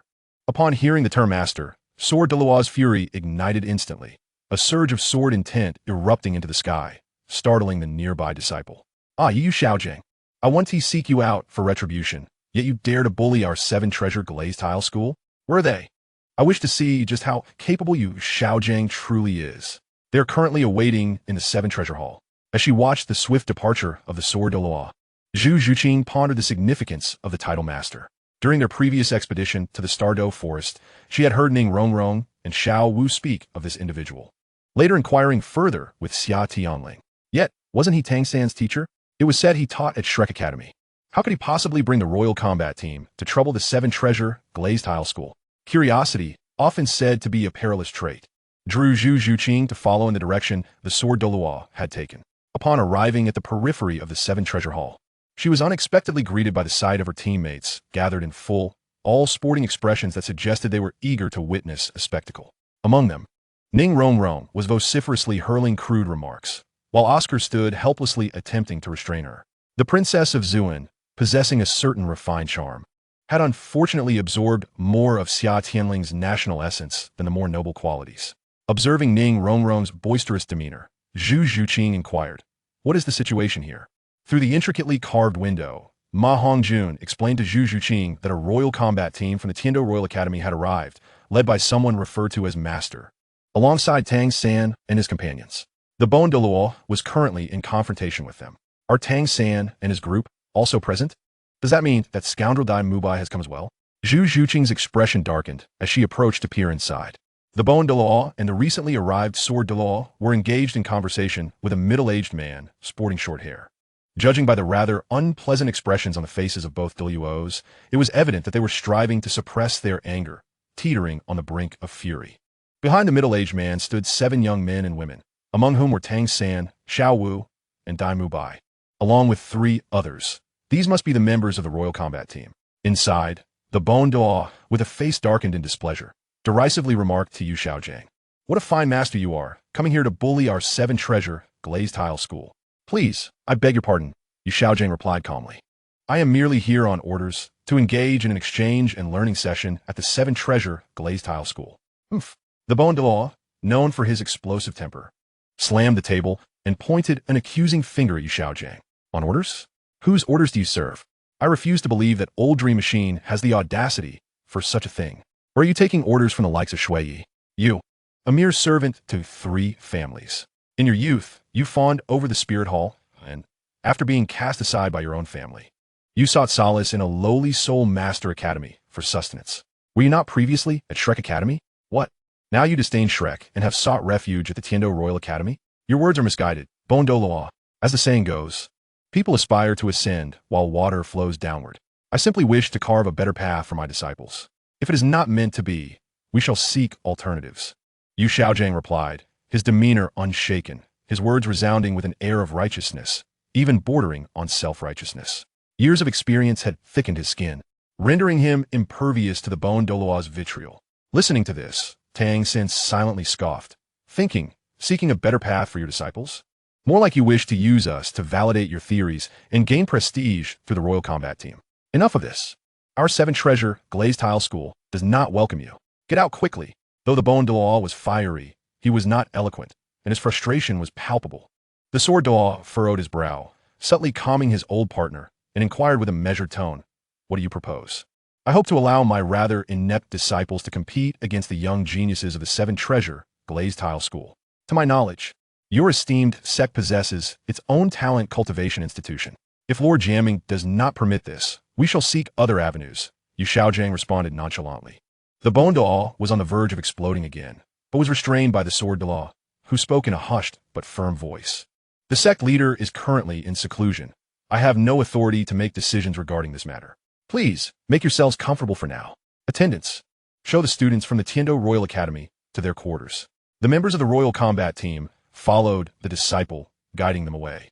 While the Bone Dalu seized the sword Dalu's arm, exclaiming, "Old Jian, this Yu Xiaojiang is too arrogant. He clearly intends to use us as stepping stones." The sword Dalu patted his old comrade's shoulder. "Old Bone, do not act impulsively.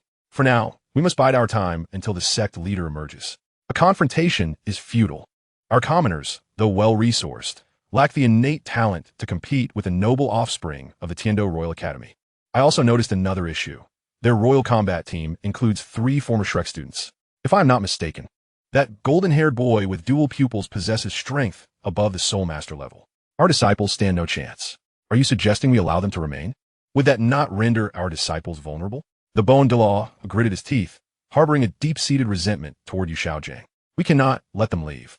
Did you not catch the implication in his words? If we refuse the challenge, he will certainly embellish the tale to paint us as cowards, further solidifying his position at our expense. With these words, the sword Dalu's demeanor took on a hint of menace. "Then the world will proclaim that our 7-treasure glazed tile school feared the Tiando Royal Academy even before the battle commenced, leaving us with no means to defend ourselves." Outside, the members of the Royal Combat team filed out, and, at the rear of the procession, the 3 from Shrek naturally caught sight of their acquaintances from the Spear Hall. Tang San, spotting the furious Ning Rongrong, offered a wry smile and a quiet apology, while also greeting Oscar and the others. Had he the choice, he would never have come to the 7-treasure glazed tile school, for he considered Ning Rongrong a friend. Yet, under the eaves of another, one must lower their head. There was naught he could do. Dai Mubai, too, noticed Tang San, especially the striking presence of Zhu Zhuqing amidst the crowd. In that fleeting moment of recognition, both parties exchanged a glance filled with unspoken tension. Zhu Zhuqing disapproved of Dai Mubai's self-indulgence, his cowardice, and lack of responsibility, while Dai Mubai was incensed by Zhu Zhuqing's disregard for their familial betrothal, throwing herself into the arms of another. Upon arriving at their designated lodgings provided by the 7-treasure glazed tile school, Tang San observed Dai Mubai and the master engaging in hushed conversation, oblivious to the nature of their discourse. With a sigh, he opted not to pry into their secrets, turning instead to seek out Xiao Wu. Since Oscar and the others were at the 7-treasure glazed tile school, it was likely that Ling was also present. After more than a month apart, he wondered if he had become stronger. In Yu Xiaojiang's quarters, he was inquiring about Oscar and the others with Dai Mubai. "Mubai, those individuals we saw earlier must be the ones who previously partnered with you during the 100 Victories Challenge at the Great Soul Arena, right?" "Indeed. The tall one is the fierce Oscar, the red-haired one is the passionate Ma Hongjun, and the striking woman is my fiancée, the void goddess Zhu Zhuqing, whom I mentioned to you." Yu Xiaojiang was not concerned with the romantic entanglements between Dai Mubai and Zhu Zhuqing. His primary focus lay on the capabilities of the Spear Hall members. If your assessment is correct, then the one known as the Dawnbreaker, a Soul Master, must be their leader, Xia Tianling. If they are indeed disciples of the 7-treasure glazed tile school, our endeavor may prove to be quite challenging. Yu Xiaojiang's brow furrowed in deep contemplation. Dai Mubai pondered for a moment before responding. They're likely not disciples of the 7-treasure glazed tile school. Previously, during their time in the Starry Forest, their leading instructor was a formidable Soul Dalu, boasting a level exceeding 80. To my knowledge, the 7-treasure glazed tile school lacks such an individual. Are you certain? I am indeed certain. Understood. Please return for now and take these next few days to recuperate. I shall ponder further. Yu Xiaojiang rose, clasped his hands behind his back, and began to pace within the room. Dai Mubai said nothing further and obediently exited. Chapter 136. Let us just do it. Inside the Hall of 7 Treasures, Ning Rongrong was vociferously cursing Yu Xiaojiang, her mouth spewing a torrent of profanities that left even the sword Douluo visibly uncomfortable. It was a revelation to him that his precious granddaughter possessed such a vast vocabulary. "Bone Grandpa, Sword Grandpa, I can represent the 7-treasure glazed tile school in battle. Due to the depth of the previously signed cooperation agreement, the sword Douluo, while informing Ning Rongrong of the matter, also discreetly revealed it to several other members of the Spirit Hall. Oscar, recognized as the grandson-in-law by the 2 title Douluo, naturally stepped forward, ready to uphold the honor of the 7-treasure glazed tile school. Ma Hongjun chimed in, "Indeed, Senior Sword, Senior Bone, we are more than capable of fighting this battle on behalf of the 7-treasure glazed tile school. After all, Rongrong is our friend, and Xiao Ao is our brother. We are all in this together now, and it could prove quite advantageous." With that, he shot a glance at the others. Hu Laina understood Ma Hongjun's intentions and voiced her support. Hongjun speaks wisely, two esteemed seniors. We can undoubtedly represent the Seven Treasure Glazed Tile School. Besides, that master is unaware of our true identities.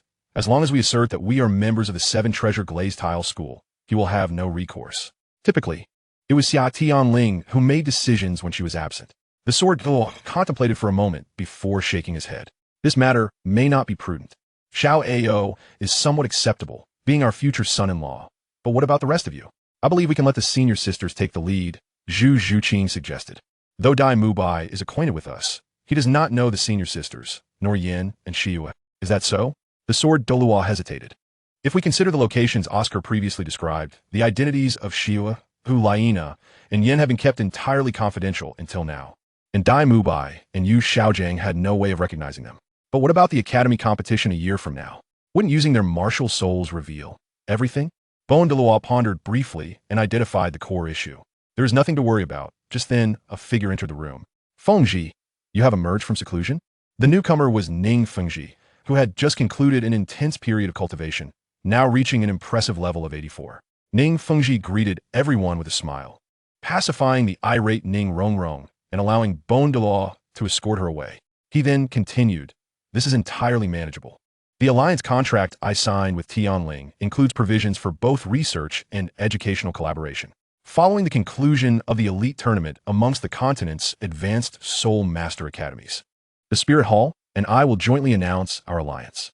At that time, should you Xiaojiang voice any concerns, we need only assert that these children were developed collaboratively by the Seven Treasure Glazed Tile School and the Spirit Hall.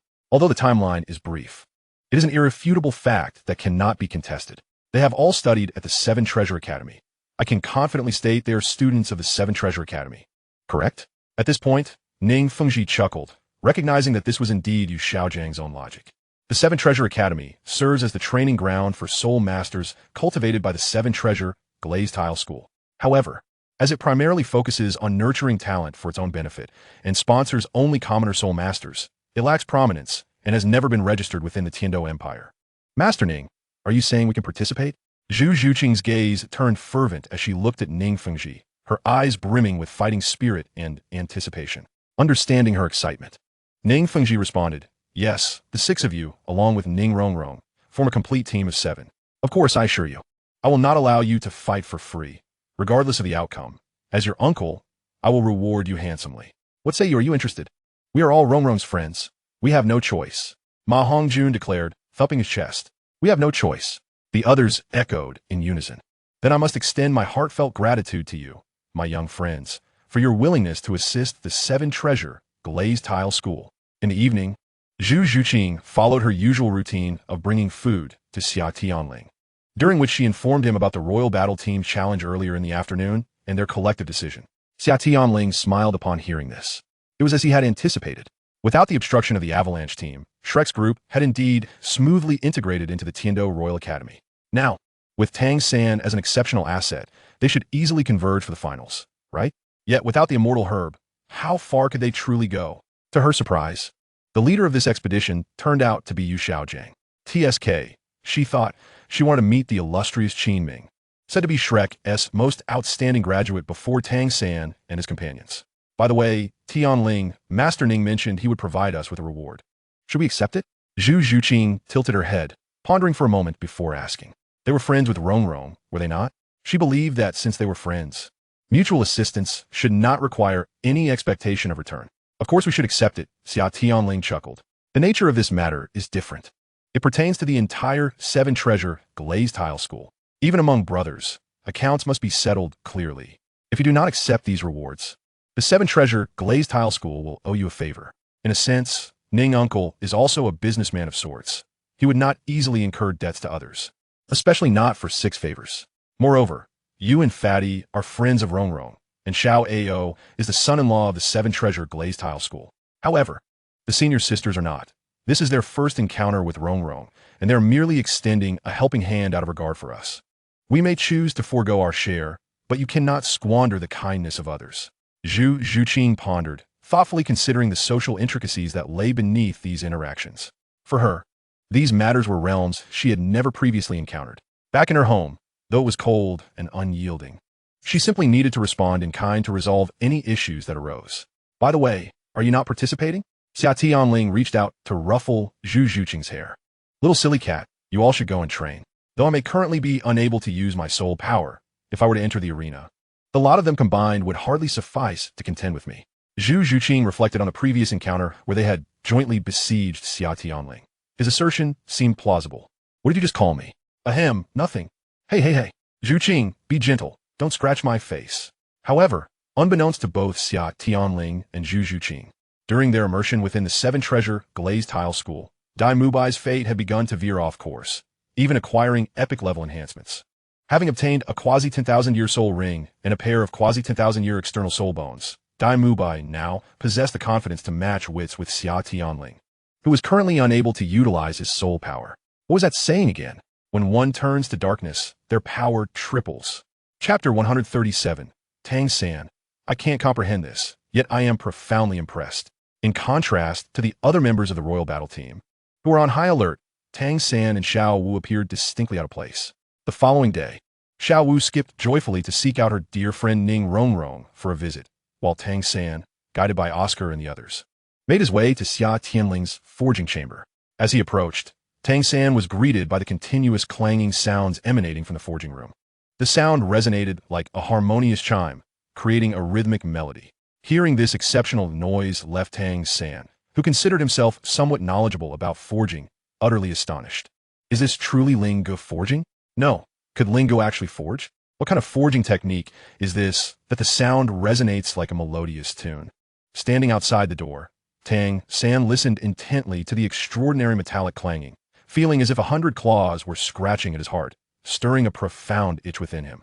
Unlike Xia Tianling, who passively learned blacksmithing for the sake of technological advancement, Tang San, having immersed himself in the art of hidden weapons for many years, genuinely cherished this craft.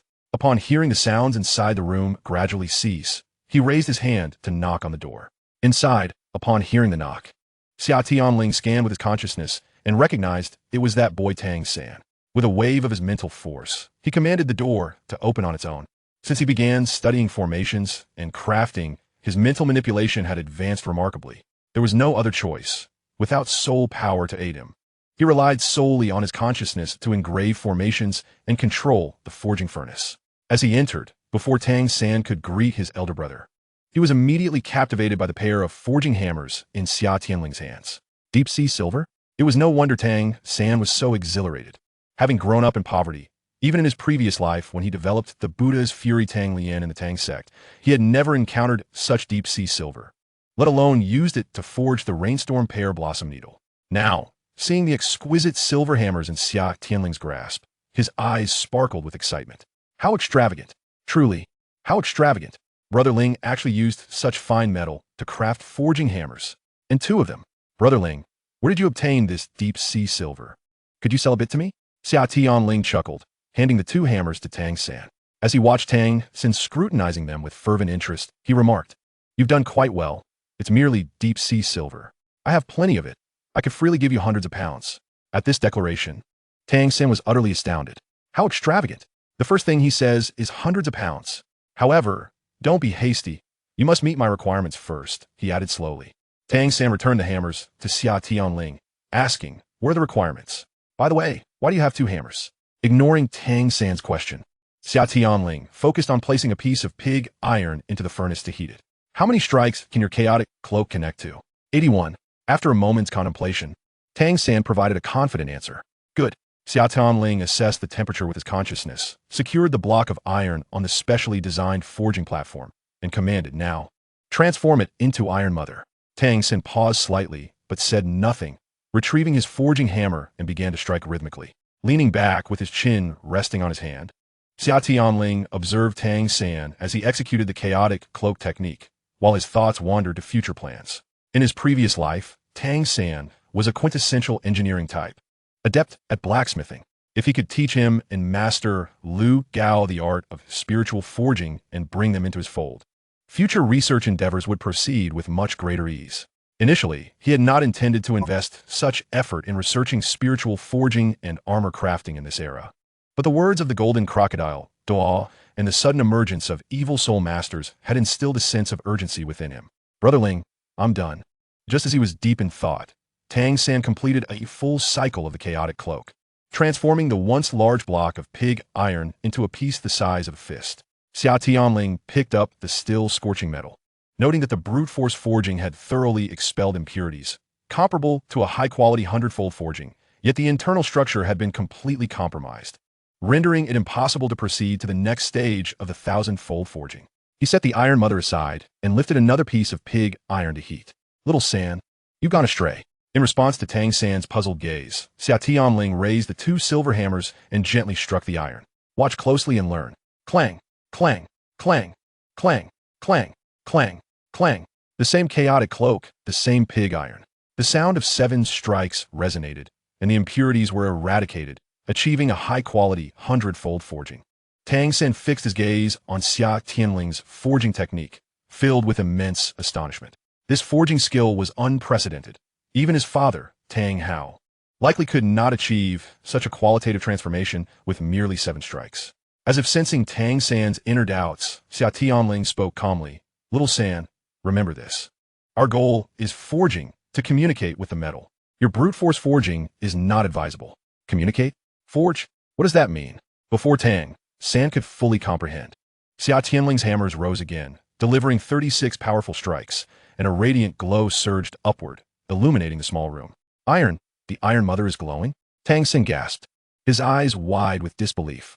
After years of learning blacksmithing, it was the first time he had seen someone forge metal to the point of luminescence. Thousand-fold spiritual forging. Light rising 5 feet, a first-rate thousand-fold. Xia Tianling removed the newly forged quasi-thousand-fold Holy Iron Mother and handed it to Tang San, alongside the piece he had previously created.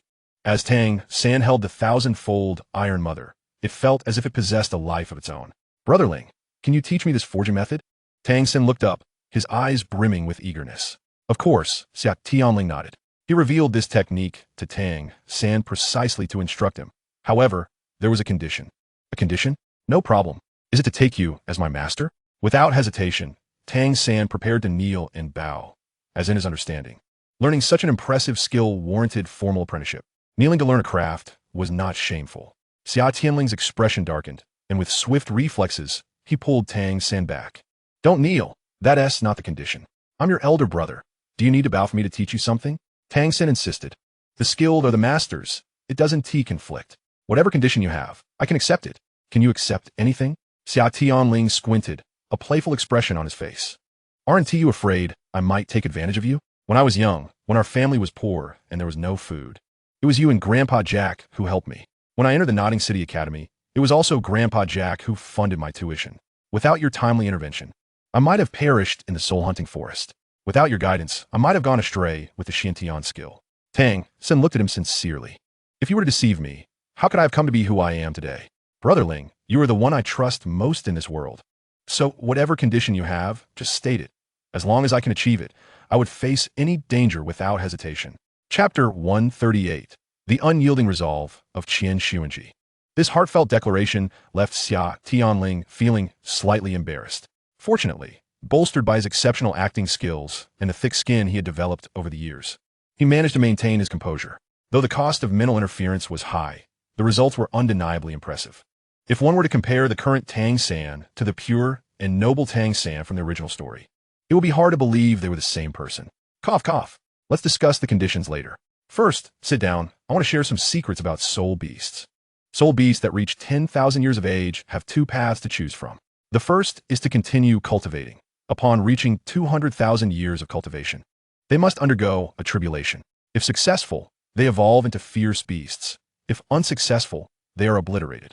The second path is to transform into human form and cultivate anew, seeking a chance at immortality. You've realized that Xiao Wu is a 10,000-year soul beast. Haven't you? Tang San was taken aback. So, a 10,000-year soul beast can transform into human form? So Xiao Wu is a 10,000-year soul beast in disguise? No wonder, a few months ago at the Rose Hotel, Xiao Wu treated you as if you were a transformed 10,000-year soul beast. Tang San's mind raced, piecing together the clues. Yes, I carry the bloodline of the true dragon, granting me the highest level of suppression over soul beasts. True dragon bloodline? Brother Ling Yu? Xia Tianling nodded, now able to boast without hesitation. In my previous life, I was a true dragon who cultivated into human form. Naturally, this bloodline has accompanied me in my rebirth. Thus, it is precisely for this reason that during our encounter in the Stardew Forest, I assured you that Xiao Wu would not come to harm. The colossal Titan Great Ape is named Air Ming, while the Ming is the elder brother of the Titan Great Ape, Xiao Wu's sibling, and the Sky Blue Bull Python. Tang San, is this world truly so fantastical? Xiao Wu is a rabbit, and Lingo is a dragon? Might I also not be human? If Xia Tianling were to activate the ability to eavesdrop on thoughts, he would undoubtedly respond. Indeed, you are not human. You are but half a blade of grass. After a brief moment of reflection, Tang San came to realize that if Xiao Wu had transformed from a soul beast, her situation would indeed be perilous. After all, even I can perceive her true form. If Xiao Wu were to be slain, would she not, like other soul beasts, explode with soul bones and soul rings? Indeed, this was a consideration I had previously entertained. Any formidable being at the title Douluo level can see through her disguise. Originally, Xiao Wu's safety bore no significance to me, but given her close ties with you, Little San, I provided her with an artifact to conceal her soul beast aura at the conclusion of our journey through the Stardew Forest. Only you, with your purple extreme magic eyes, can unveil her true identity. Xia Tianling, observing Tang San's anxious demeanor, patted his shoulder, remarking that, after all, Xiao Wu could be considered my sister-in-law. It is only right to look after one's own.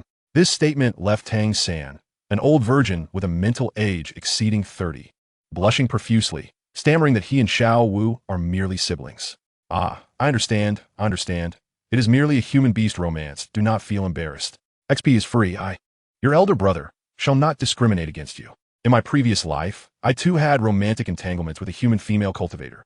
After teasing Tang San for a while, Xia Tianling suddenly shifted the conversation, stating earnestly, "All right, let us cease idle chatter and discuss matters of substance." At this, Tang San straightened up, adopting a serious demeanor. Little San, I pose to you a question. Is it wrong for soul masters to hunt soul beasts? Without hesitation, Tang San replied, "Of course not. Soul masters require soul rings for advancement. It is a matter of natural order." Very well, Little San, I need you to remember what you have just said. You must understand that a 10,000-year soul beast that has transformed into human form is still a soul beast, much like Xiao Wu. In your eyes, she is your sister. But to others, she is merely a walking 10,000-year soul ring and soul bone, and a rather weak one at that. Should someone kill Xiao Wu, how would you respond? Upon hearing these words, Tang San furrowed his brow deeply, caught in an internal conflict. Emotionally, he felt compelled to seek vengeance against the one who harmed her, to make them pay for Xiao Wu's life. Logically, he reasoned that the one who hunted soul beasts bore no personal connection to Xiao Wu, and he himself had stated that it is only natural for soul masters to hunt soul beasts. Yet, she is his sister. How could he not seek revenge on her behalf? After a long pause, Tang San, lost in confusion, shook his head and replied, "Lingo, I do not know. You may slay the one who profited from her death. From the perspective of hunting soul beasts, you are rivals. And this aligns with the regulations of the soul master world. However, you must not involve innocent parties, nor should you hold them accountable. Is that so?" Tang San suddenly raised his head. "Lingo, why do you ask me such questions? Are you concealing something from me?" Xia Tianling sighed, "Yes, indeed. Over the past few years, I have perused nearly every tome in the Spirit Hall library and discovered some matters regarding your mother." "What? My mother?" Tang San's pupils constricted. "Could it be that my mother is also—" "Yes, Little San, your mother is indeed a 10,000-year blue-silver emperor in human form. This is the origin of your blue-silver grass martial soul. However, it has yet to awaken. It remains merely blue-silver grass. Once awakened, your blue-silver emperor shall become the most supreme plant-based martial soul." "What do you mean, Lingo? Did the Spirit Hall kill my mother?" Upon hearing this, Tang San's anger surged, his eyes bloodshot, as he gripped Xia Tianling's shoulders. "Sit down, do not be agitated." Xia Tianling forcefully pressed Tang San back down, while simultaneously calming his increasingly turbulent mental sea. "It is indeed true. The one responsible for your mother's demise was the previous pope, Qian, along with two other titled Douluos. One was slain by your father on the spot, while the other, severely wounded, perished after returning to the Spirit Hall." Having regained a modicum of rationality, Tang San remained agitated, gritting his teeth as he spoke. "Lingo, I know you are the next holy son of the Spirit Hall. I do not ask for your assistance in avenging her. I merely hope you will not intervene when I seek my vengeance. Qian, I shall kill him. I have already stated, do not be agitated." Xia Tianling maintained his composure, continuing to use his mental power to soothe Tang San. Regrettably, you will not have the opportunity to avenge her with your own hands. Why? Are you truly going to stop me? Because Qian Xuanji has already been personally eliminated by my master. He replied leisurely. My master, the current Pope Bibi Dong, shares a profound enmity with Qian Xuanji. However, as to the nature of this enmity, it pertains to my master's privacy, and I cannot divulge it. At this revelation, Tang San was utterly astonished. He had contemplated various reasons for Xia Tianling's potential obstruction. Yet he had never anticipated that the very murderer of his mother had already been slain by Ling Ji's master. In light of this, he found himself indebted to both Ling Gu and her master for this immense favor. However, he was perplexed as to why the current pope would harbor such animosity toward the previous pope, even going so far as to personally slay him. Chapter 139. You agree, do you not? Observing Tang San's complex expression, Xia Tianling felt a tumult of emotions within himself. Why does a 20-something young man, who has traversed worlds, harbor such deep feelings for a mother he has never met? Therefore, Ling Gu, your condition is that I refrain from taking action against the Spirit Hall, is it not? Tang San sighed deeply. Indeed, Xia Tianling affirmed with a nod. Your vendetta has been avenged by my master. The 3 who killed your mother are dead. I hope you will not retaliate against the remaining innocent individuals within the Spirit Hall. Moreover, Uncle Hao's ability to help you escape from the Spirit Hall was also orchestrated by my master. In the Spirit Hall's archives, your file was personally modified by my master, and I subsequently burned your file myself. My master has long been aware that you and your father have been living in seclusion in Holy Spirit Village. 6 years ago, the grandfather Zhu you encountered in the soul hunting forest was a super Douluo. If he, alongside another ghost Douluo, had unleashed a martial soul fusion technique, not even Uncle Hao, nor Deming and Erming combined, would have been able to resist, making them the ultimate control masters of the world. Within the Hall of Offerings and the Elder Hall of the Spirit Hall, the chief offering is a 99th level limit Douluo, a being a step away from divinity, and also the father of Qian Xuanji. At the time Qian Xuanji pursued your parents, he was sequestered in meditation and was unaware of the situation. By the time he emerged, Qian Xuanji had already perished. Had it not been for his acquaintance with your ancestor, and the solemn promise he made to never act against the Tang family, he would have personally intervened, and 10 Uncle Haos would have met their demise. Tang San, now gradually regaining his composure, inquired of Xia Tianling. So, my father is not merely a drunken blacksmith, but a titled Douluo capable of slaying other titled Douluos? Indeed, Uncle Hao was once renowned throughout the world as the Haotian Douluo, and is currently the youngest super Douluo in the continent. Though he is now severely wounded, he still possesses formidable strength exceeding 95 levels. The hammer in your left hand is inherited from Uncle Hao, one of the continent's top-tier weapon martial souls, the Haotian hammer. But if my father is so powerful, why has he languished in the village all these years? Tang San found this question perplexing, especially since he had left behind a letter stating he was going to reclaim his belongings. Xia Tianling shrugged. I cannot say. Perhaps in due time, he will choose to reveal himself, and you can ask him then. To be honest, after reviewing the records, I truly do not understand why Uncle Hao was so at ease with you participating in the martial soul awakening. The dual martial souls are exceedingly rare. Theoretically, you should have a 90% chance of inheriting the Haotian hammer.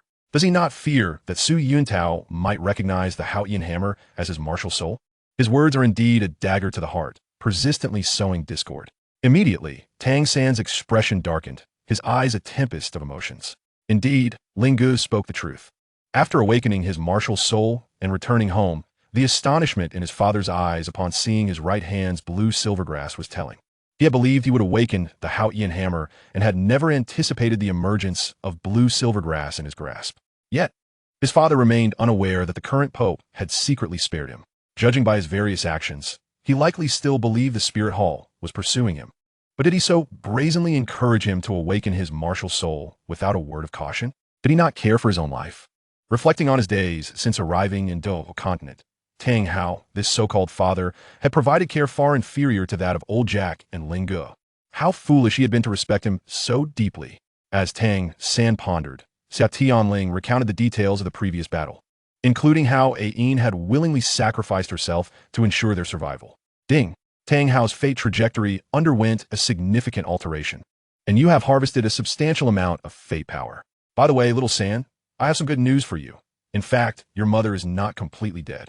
Thanks to the characteristics of the Blue-Silver Emperor, she still harbors the hope of rebirth. Ignoring the system in his mind, Xia Tianling continued what? My mother still has a chance to be resurrected? Tang San exclaimed in delight. He felt this was the most uplifting news he had received amidst a torrent of negativity. Well, Uncle Hao will provide you with the details later. From then on, it will require your own diligent efforts.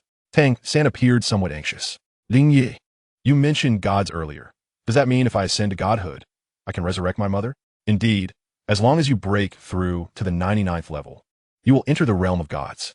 Gods possess the power to resurrect the deceased. Therefore, strive diligently for your mother's revival, little San.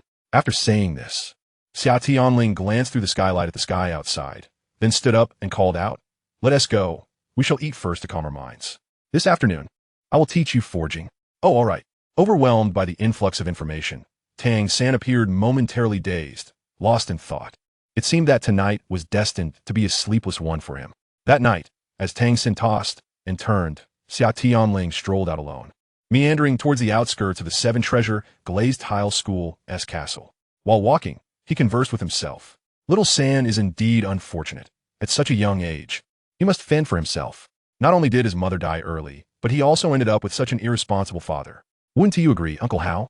The surrounding trees rustled in the evening breeze. Noticing no one was responding, Xia Tianling continued his soliloquy. Perhaps I should take little San to the Spear Hall. The poor child deserves some care from me as his elder brother. I've already made my point, Uncle Hao. Aren't you coming out now? Come down from that 6th branch of the 5th tree on my right hand. Haven't you grown weary from perching up there for so long? Well-versed in the original story, Xia Tianling knew that Tang Hao, while ostensibly claiming to retrieve his belongings, had actually been secretly following Tang San. As he stepped beyond the seven-treasure glazed tile school's perimeter to wander casually, a sweep of his spiritual awareness revealed Tang Hao, clad in tattered attire, unkempt, crouching atop a tree, fixating on him. Tang Hao's mental prowess was formidable enough to evade others, but it paled in comparison to Xia Tianling's spiritual sense. In this era, only a handful could surpass him in mental strength, and it was evident that Tang Hao was not among them. Bang!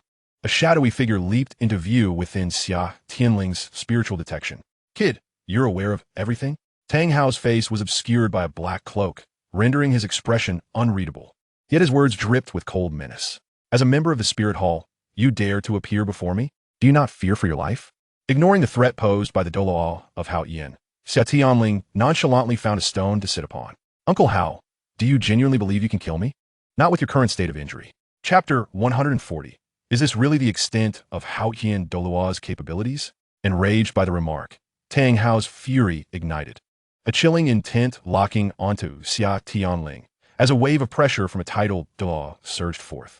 Contrary to Tang Hao's expectations, Xia Tianling remained unperturbed, leisurely seated on the stone, even crossing his legs. You are unscathed? Why would I be? He shrugged, producing 3 tokens from his pocket. As I said, with your current level of strength, you are utterly powerless against me. Behold, the personal tokens of Sword Douluo Qinshin, Bone Douluo Guron, and the master of the 7-treasure glazed tile school, Ning Fengji. Should you dare to unleash your martial soul here, in the blink of an eye, these 3 could emerge and subdue you. Do you believe it? Tang Hao, with his temper flaring, could not endure such humiliation and charged towards Xia Tianling, fists raised. Arrogant brat, do you think I cannot harm you without my martial soul? Today, I shall show you what a tidal Douluo truly is. Xia Tianling shook his head, his true dragon martial soul instantly manifesting, his right fist striking out fiercely to meet Tang Hao's wrathful blow. At this moment, he was unencumbered by weighted armor. After undergoing a second body refinement and months of weighted training, with his current physical prowess, Tang Hao, injured and without his martial soul, stood no chance. In the era of Douluo III, a strength-type, offensive tidal Douluo, while utilizing their martial soul, could unleash a punch exceeding 100,000 kilograms. It was clear that even in his weakened state, Tang Hao could not match such might. After repelling his adversary with a single punch, Xia Tianling denied Tang Hao the opportunity to recover, seizing the moment to deliver a swift punch to the left side of Tang Hao's ribcage, near his heart. Puff! The strike landed squarely, leaving Tang Hao staggered, blood spilling from his lips. Prior to this encounter, Xia Tianling had already discerned Tang Hao's weaknesses through the system. That particular area on his left ribcage happened to be an old injury. Although Xia Tianling did not exert his full strength or employ the storm battle axe to enhance his state, the punch still exacerbated Tang Hao's old wound, causing him to spew blood. You too possess a dual martial soul? Certainly. As you can see, Xia Tianling released his martial soul, snapping his fingers. What say you? Uncle Hao, can we discuss matters now? Should you insist on attacking, I shall be forced to summon assistance. No sooner had he spoken than two figures appeared at his sides, their 18 soul rings shimmering in the inky night. The figure on the left was strikingly handsome, his voice chillingly smooth. Tang Hao, I advise you to refrain from any foolish actions. Consider your next steps wisely. The figure on the right seemed to meld into the darkness, his voice cold and raspy. If it weren't for my deliberate leniency alongside old Ju, do you genuinely think that back then, you as merely a soul, Duo, burdened with two weaklings, could escape the relentless pursuit of the Spirit Hall? I merely granted you an opportunity to face Qiang Sunji and those two ineffectual companions alone. Do not overestimate your own significance. The newcomers were none other than Ju Douluo and Gue Douluo. Recently, upon receiving Xia Tianling's handwritten letter, both Bibi Dong and Xian Daolu had dispatched personnel simultaneously. The Golden Crocodile Douluo was sent to provide support and manage the follow-up. Ju Douluo had stationed himself at the outskirts of the Seven Treasure Glazed Tile School, while Gue Douluo followed closely behind Golden Crocodile Douluo, secretly trailing Xia Tianling and his companions.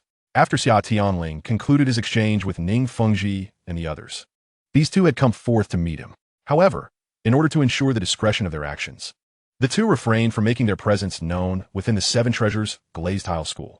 What do you wish to convey? At this moment, Tang Hao, whose hidden ailments had been exposed by a punch from Xia Tianling, appeared pale, yet maintained a defiant tone. A mere chrysanthemum and a little ghost. Do you truly believe you can obstruct me?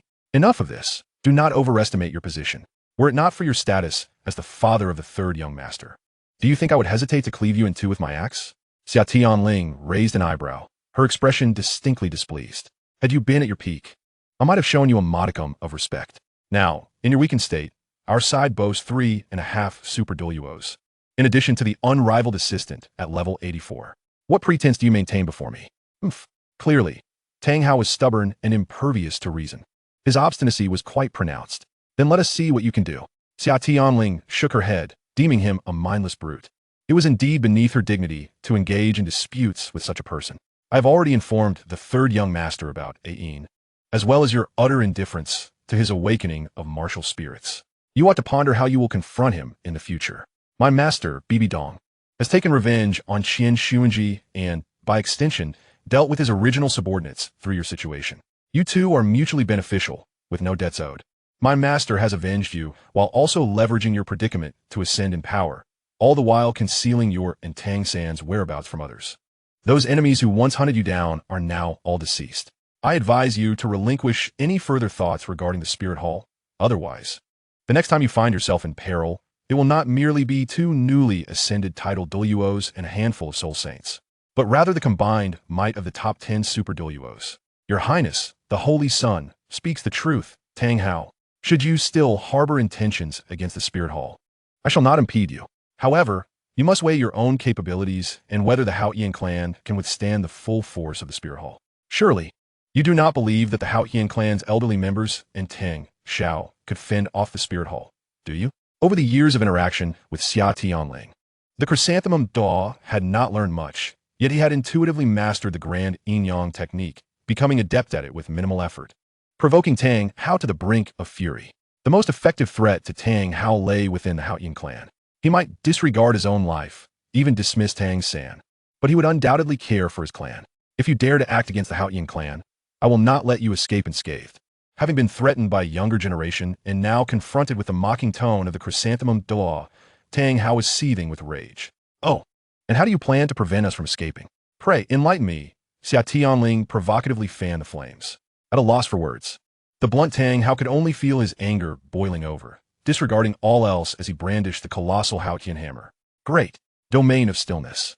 Before Tang Hao could unleash the great Sumera hammer and the explosive ring, the martial soul fusion technique of the Chrysanthemum Daw and the Ghost Douluo ensnared him, rendering him immobile.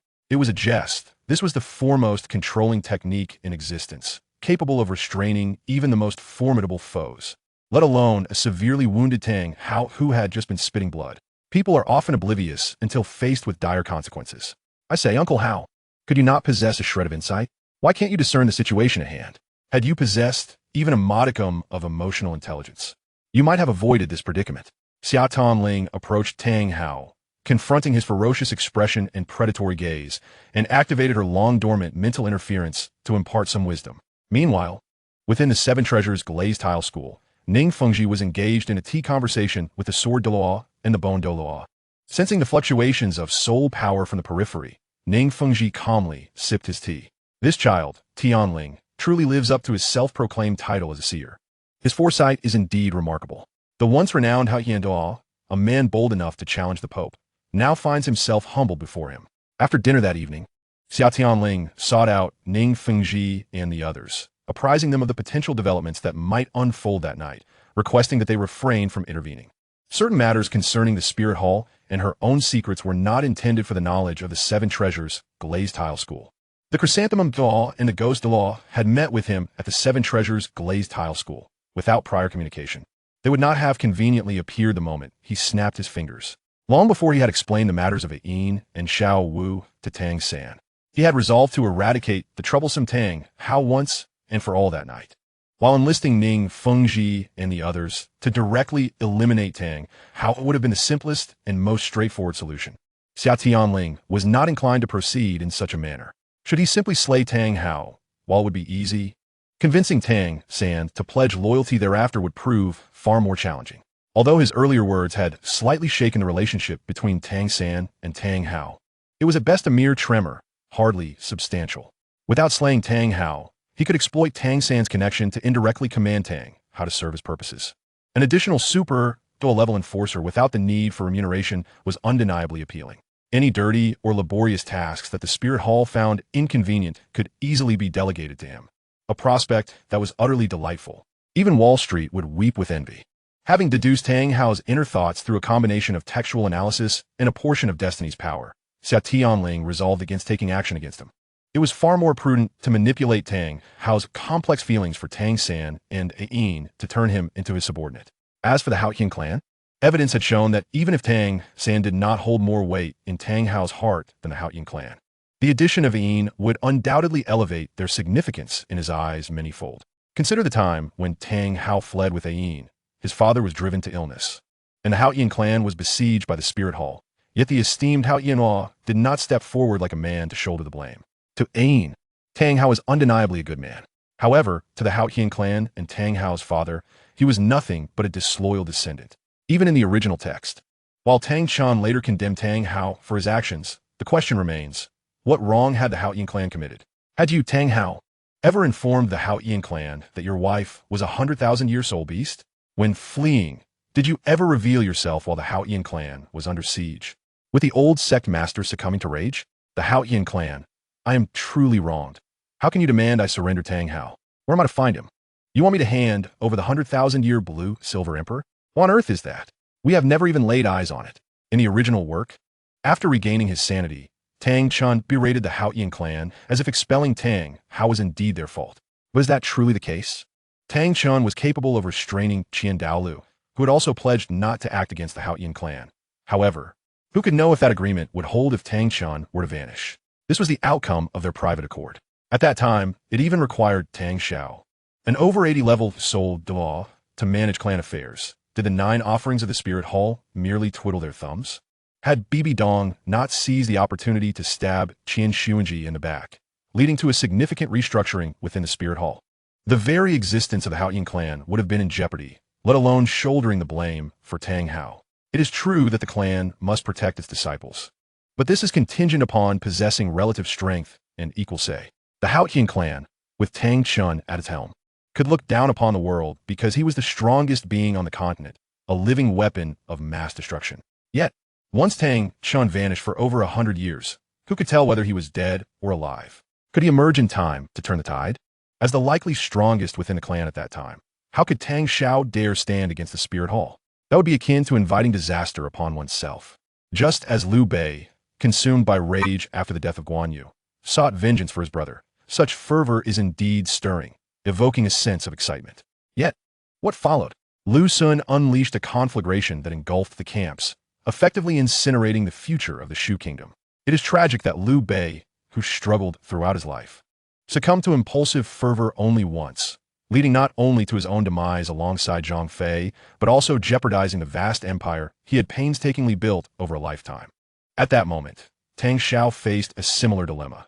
Should he avenge his brother and beloved woman by recklessly charging forth, or should he prioritize the greater good? Contemplating the survival of the entire sect? Fortunately, he possessed the wisdom to recognize the true strength of Haotian's sect. The truth remains immutable. To lag behind is to invite defeat. Peace cannot be attained through mere concession. It must be forged through strength. Regrettably, the Haotian sect, lacking its most formidable power, did not possess such strength. Engaging in a contest against an adversary of comparable stature and emerging victorious is a testament to skill. However, to challenge an opponent so vastly superior that they could effortlessly crush you is undeniably foolish, a clear overestimation of one's capabilities. After a lengthy hour of reasoning from Xia Tianling, Tang Hao's attitude finally softened, leading him to permit Zhu Thaw and Gui Thaw to release him. So, you mean to say you will revoke the Spirit Hall's bounty on me? I merely need to promise not to trouble the Spirit Hall again? Tang Hao regarded the youth before him with skepticism, increasingly perplexed. What the Haotian sect? How could they have survived until now if the Spirit Hall intended to strike against them? Are you not concerned that I might ally with the Haotian sect to retaliate against you? I would welcome that. I have long coveted the 3 legacy soul bones of the Haotian sect and the soul bone upon you. Uncle Hao, do you truly believe that in your current state, alongside your elder brother and those few old men, you could triumph over us? I would not mind receiving Aunt Yin's 10,000-year right leg bone. Tang Hao's lips twitched slightly. Are you not concerned I might train Xiao San, and he would then defeat you in the academy competition? Xia Tianling shook his head. Uncle Hao, your perspective is rather narrow. If you wish to take Xiao San under your wing, he has already acknowledged me as his elder brother and will undoubtedly follow my lead in the future. His growth will directly contribute to my own strength.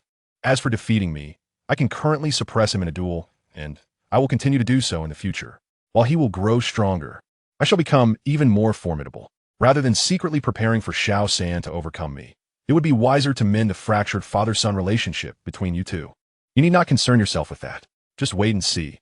I hope by then the Spirit Hall loses 7 soul bones and does not weep. Tang Hao cast a deep glance at him, declaring, I will make Xiao San stronger than you. With that proclamation, he vanished in the blink of an eye, leaving the 3 in silent astonishment. What Tang Hao did not realize was that Xia Tianling had indeed prepared for him. As he was ensnared within the realm of 2-instrument stasis, Xia Tianling had already employed a secret technique to plant a mental bomb within his spiritual sea, capable of controlling his life and death at any moment. With Tang Hao's feeble mental strength, he remained entirely unaware. Chapter 142. What Courage You Have. Once Tang Hao departed, Gui Thaw, who had been observing the spectacle, could no longer contain himself and inquired, Tianling, do you truly trust Tang Hao enough to let him go? Are you not concerned that this boy, Tang San, might actually defeat you? Before he could finish, Zhu Douluo nudged him. Old ghost, what are you saying? Does Tang San even compare to us, Tianling? Does he hold a candle to you? Xia Tianling spat out his drink, bemused by how Zhu Douluo had transitioned from the elegant, quiet gentleman he once was to a figure resembling a Zhuan yin-yang master. All right, Grandpa Zhu, do not speak ill of Xiao San. After all, he is still my little brother, and Grandpa Ghost have a bit of faith in me. Tang Hao cannot stir up any trouble. If he possessed even a modicum of intelligence, he would not dare to trouble us again. Without the divine herbs empowering Tang San, what does it matter if the Emperor fighting team advances to the semifinals? With a disparity of over 10 levels in soul power, how could he possibly compete against me? How could he defeat the Spirit Hall team? That is true. Tang Hao is merely a reckless brute. Having resolved the significant issue of Tang Hao, Xia Tianling felt a weight lift from his heart and returned to the accommodations arranged by the 7-treasure glazed tile school for a good night's sleep. In the following 2 days, the Spirit Hall and its associates resumed their previous routines as if nothing had transpired. Meanwhile, Xia Tianling, in addition to studying spirit forging and fusion forging, took on the task of instructing Tang San in the art of spirit forging. To speak of Tang San's talent in forging, he displayed remarkable aptitude. After only a brief time, he could skillfully craft high-quality 100 forges and was steadily progressing towards the realm of 1,000 forges. However, given Xia Tianling's character, he could not afford to lower his guard until he was certain of Tang San's harmlessness. While guiding him in forging, Xia Tianling also utilized the system to obtain a Heavenly Dao contract for Tang San to sign. Upon signing this contract, should Tang San ever attempt to harm Xia Tianling or those close to him, irrespective of the distance between their worlds, He would face retribution from the forces of the rules, leaving him utterly annihilated. Yet, they were not in a hurry. On the other hand, Yu Xiaojiang was growing increasingly anxious, akin to ants on a hot griddle. Each day of waiting delayed their training time. Although the luxurious living facilities provided by the Seven Treasure Glazed Tile School were splendid, they could do little beyond meditating and cultivating. Only Xiao Wu, as Ning Rongrong's close friend, could accompany them to attend classes and engage in playful antics. That silly rabbit seemed entirely oblivious to the need for discretion. While Tang San discreetly pursued forging, she boldly sought out Ning Rongrong without a care for others' gazes. Nevertheless, the members of the Emperor fighting team were genuinely unaware of the situation. The opulent villas provided by the Seven Treasure Glazed Tile School ensured everyone had their own room, leaving them confined to their quarters, occupied only with meditation.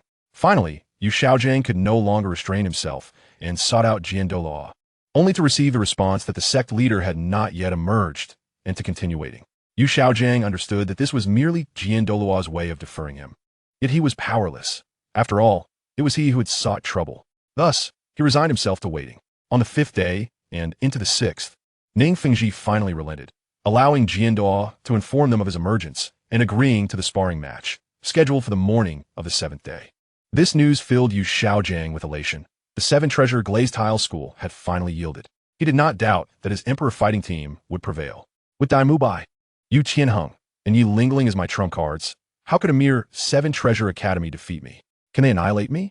If the Seven Treasure Academy can assemble a 7-member team capable of swiftly defeating my Emperor fighting team, I, Yu Xiaojiang, will gladly consume this Luo San Pao on the spot. On the morning of the 7th day, all gathered at the Seven Treasure Glazed Tile School's martial arts arena. Even Xia Tianling refrained from forging that day, arriving early with a reclining chair to comfortably lounge in the audience. After all, this match had no outsiders. Aside from the members of the Emperor fighting team and Yu Xiaojiang, the only others present were the 7 from the Spirit Academy and the 2 titled Douluos, Ning Fengji and his daughter. Indeed, it is you. Upon entering the arena, Dai Mubai immediately spotted Xia Tianling in the audience, wearing black glasses and reclining lazily. Are you really from the Seven Treasure Academy? Xia Tianling lifted his sunglasses and glanced at him. Oh, is this not Dai Xiao? Long time no see. Has your injury healed from our last encounter? Thanks to you, it has recovered. Dai Mubai's fists clenched tightly. The spot on his abdomen where he had been struck still throbbed slightly. Yet, he concealed this discomfort behind a facade of calm, as if discussing other matters. Ning Song Chu, are these truly students cultivated by your Seven Treasure Glazed Tile School? Yu Xiaojiang furrowed his brow and turned to Ning Fengji beside him. Of course. Ning Fengji replied with a cheerful demeanor. Look at that tall, slender boy. His name is Oscar, and he is my future son-in-law. They are undoubtedly cultivated by our Seven Treasure Glazed Tile School. The master followed the direction of his gesture and immediately recognized the fierce-looking Vajra he had encountered before, a unique powerhouse in the realm of offensive support. He then turned to the stands, where Xia Tianling sat, and gravely inquired, You must be the renowned Xia Tianling of the Dawn Soul sect, who achieved 100 victories in the previous challenge at the Soto City Soul Arena. Will you be participating this time? Xia Tianling, feeling somewhat irked, replied coldly, What? Do you wish for your student to fight me? Wasn't the last defeat sufficient humiliation? Yu Xiaojiang found himself momentarily speechless, unsure how to proceed with the conversation. He wondered how this person could be so domineering, as he had committed no offense against him, yet received no courtesy in return. Over the past 6 years, Xia Tianling's appearance and demeanor had undergone significant transformation, making it impossible for Yu Xiaojiang to recognize that he had actually encountered him 6 years prior in the soul hunting forest. Unbeknownst to him, Xia Tianling had traversed from the original narrative into this realm. Even without having met before, he held a decidedly unfavorable impression of him. Meanwhile, Yu Qianheng approached Dai Mubai with a sullen expression. Mubai, is that Xia Tianling? He asked. Shall we? Dai Mubai gazed at the languid Xia Tianling and nodded, his eyes ablaze with fighting spirit as he shouted, Xia Tianling, dare you engage in battle? This declaration caused a stir throughout the arena. Tang San slapped his forehead and hurriedly pulled Xiao Wu back.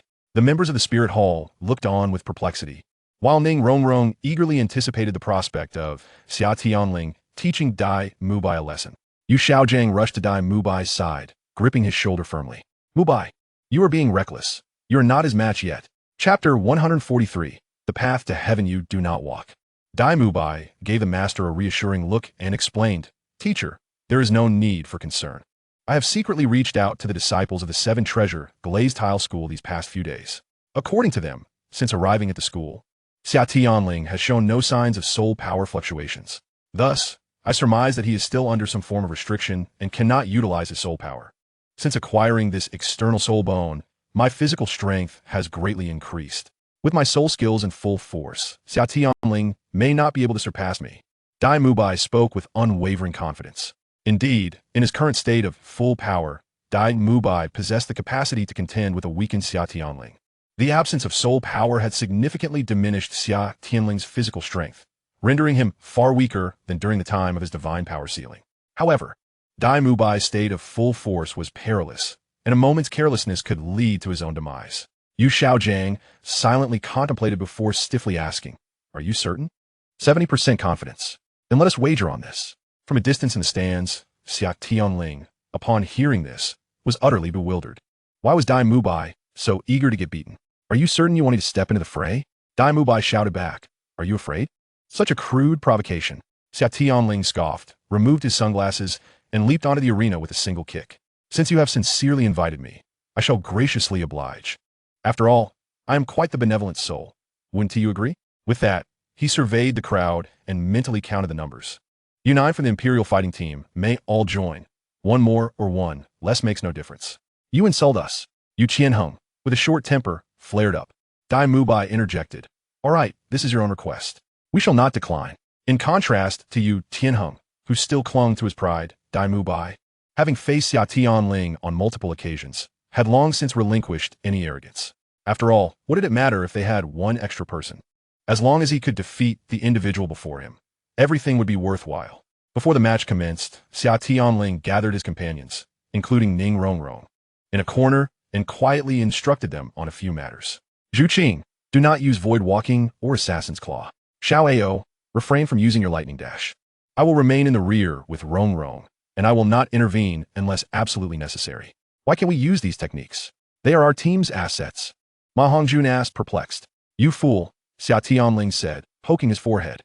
"This is about training. Do you grasp nothing? Relying solely on overpowering is futile. Moreover, Sister and the others are nearly soul kings. Do we really need to use such tactics against those lower-tier soul sects?" Ma Hongjun felt somewhat aggrieved. "What is there to train? We have already been trained enough by you." Xia Tianling raised his fist as if to strike, causing Ma Hongjun to instinctively retreat in fright. "You all must not slacken. In a year, there will be the Continental Advanced Soul Master Academy Elite Tournament. I may not be participating with you then. If I do not compete, Rongrong will become your new partner, and our Spirit Hall team will finally have a true support." "Boss, am I not a support?" Oscar timidly raised his hand. "As long as I can incapacitate the opponents, they cannot harm my teammates. I believe that is the true essence of support. Get lost." Xia Tianling kicked out, and Oscar scurried off to the side to whisper with Ma Hongjun. "Are you not joining us?" Xia Tianling turned to see Zhu Zhuqing staring at him, and habitually reached out to pat her head. "Not necessarily. I still need to discuss this matter with the teacher." Zhu Zhuqing hesitated, struggling to find the right words, but ultimately said nothing further. "All right, everyone, focus. This time, be cautious. Dai Mubai seems off, and I have a lingering sense of unease about him. Xiao Wu, you are familiar with him. Let me provide the others with some information. Yu Tianheng, a level 39 offensive soul master, with a blue lightning tyrant dragon as his martial spirit. His soul skills include Du Guyen, a level 38 control system soul master, with the emerald python as her martial spirit. This individual must be approached with caution. Her soul skills are less about control and more about support, simultaneously weakening opponents and enhancing allies. Especially her third soul skill, the emerald python S purple poison. Oscar's detoxifying sausage might not be effective, so we must aim to mitigate its effects. The emerald python, Du Guyen, is the granddaughter of the poisoned Douluo Dalu, Isntishi? Hulaina inquired after a moment of thought. Indeed, her poison is strikingly similar to that of Du Gubo, making her a formidable opponent. If possible, prioritize eliminating Du Guyen and Yi Lingling of the Nine Hearts Begonia. Their combination with Xiao San's blue silvergrass could prove quite troublesome. If her third soul skill's poison spreads, I have several bags of Realgar liquor in my storage ring. At that time, Zhu Qing can toss out the bags. And Brother Xia, you will be responsible for detonating them. Harder, the better. Then, Fatty and Yengu can unleash a torrent of flames into the area engulfed by the Realgar liquor. Fire and Realgar liquor are the natural nemeses of snake poison. The others nodded solemnly, impressed by Xia Tianling's thorough preparation. Suddenly, Ning Rongrong caught on. Wait a moment. Why is your soul guide storage ring on Zhu Qing's hand? Do you two share some clandestine secret? As she spoke, she stretched her mischievous hand toward Zhu Qing, grinning. Hey, little kitty, you cannot escape from my grasp. Quickly confess. After over a month of companionship, coupled with their recent expedition to the Starry Forest, the bond between Ning Rongrong and Zhu Qing has grown increasingly intimate. The two have now become good friends, sharing jokes with unrestrained abandon. Upon hearing Ning Rongrong's words, even the others, who were aware of the situation, joined in the merriment. Teasing Zhu Qing, who, feeling bashful, swiftly retreated into the void, adopting an ostrich-like demeanor. Ever since acquiring the ability to traverse the void, Zhu Qing has skillfully hidden away in the subspace whenever she felt flushed with embarrassment. The little kitten fled at lightning speed, while Xia Tianling, amidst the attention of the group, wore a nonchalant expression, having grown accustomed to such scrutiny through rigorous practice of his craft. Chapter 144. Hell has no door, you cast yourself in. Why are you all staring at me? I currently lack any soul power. Is it not reasonable for Zhu Qing to assist me with the soul guide storage ring? I cannot access it myself, so seeking her aid is quite convenient. Xia Tianling shrugged, his demeanor indifferent. As if that's true, Ning Rongrong regarded the spot where Zhu Qing had just vanished with a knowing look. Understanding that Zhu Qing could still see the outside world, the innocent little kitten would inevitably fall for this rogue sooner or later. Get lost already, someone exclaimed in anger, and the group exchanged knowing glances, the air filled with a joyful atmosphere. An explanation is merely a facade. Facada bakumas di trut. What? Do you still wish to strike me in front of my father? Xia Tianling continued, the banter escalating. Oh, and I almost forgot. Brother Xiaoyu is not allowed to participate in this battle. Go watch the match with Uncle Ning. After this uproar, Xia Tianling delivered the most heartless remark. Xiaoyu, who had been eager to showcase his abilities, stood frozen in disbelief, looking incredulously at Xia Tianling. Tianling, why? No reason. Can you still serve as a training exercise if you step in? If it weren't for Dai Mubai, sensing something amiss and fearing they might falter, and considering the team's position allocation was unreasonable, I wouldn't even want Yin to enter the fray. Although both Yin and Xiaoyu were power attackers, Xiaoyu, wielding the Moonblade, clearly focused on single-target attacks, while Yin, combining earth and fire elements, balanced both offense and defense with area of effect skills. With Xia Tianling absent, the only remaining options were Oscar and Yin. Should Yin also step in, the formation would indeed appear somewhat loose. Xiaoyu, rest assured, I will take good care of Lena, Yin said with a grin, playfully draping an arm around Xiaoyu's shoulders, his smile mischievous. This is a stroke of fortune. Thanks to nature, or rather, thank Tianling for granting me an opportunity to shine. The match will be directed by their senior sister. All had trained in the divine refinement technique and the method of mental communication, developing a habit of transmitting messages during arena battles with mental prowess, swift, discreet, and efficient. Understood. While they conducted their pre-match tactical analysis, the royal battle team was not idle. Tang San was enlightening them about the abilities of Xia Tianling and the others. Although Tang San had resolved to team up with Xiao Wu after graduation, he still harbored a competitive spirit.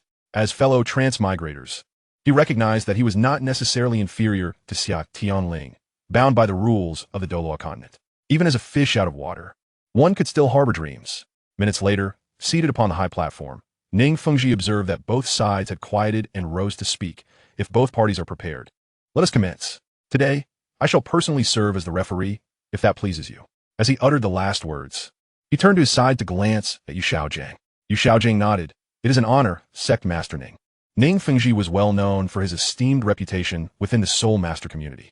Thus, should they emerge victorious, there would be no fear of the Seven Treasure Glazed Tile School reneging on their agreement. In unofficial matches like this, proving a party's claims could be quite challenging should one side refuse to acknowledge the outcome. Both parties unleashed their martial souls. Upon Ning Fengji's pronouncement, Xia Tianling, initially at the forefront, turned and walked backward, patting Zhu Qing on the shoulder as he passed, his other hand gesturing animatedly in the air. Zhu Qing shot him a glance, exasperatedly extracting a lounge chair from her storage ring and handing it to him, noting his right hand's incessant motion.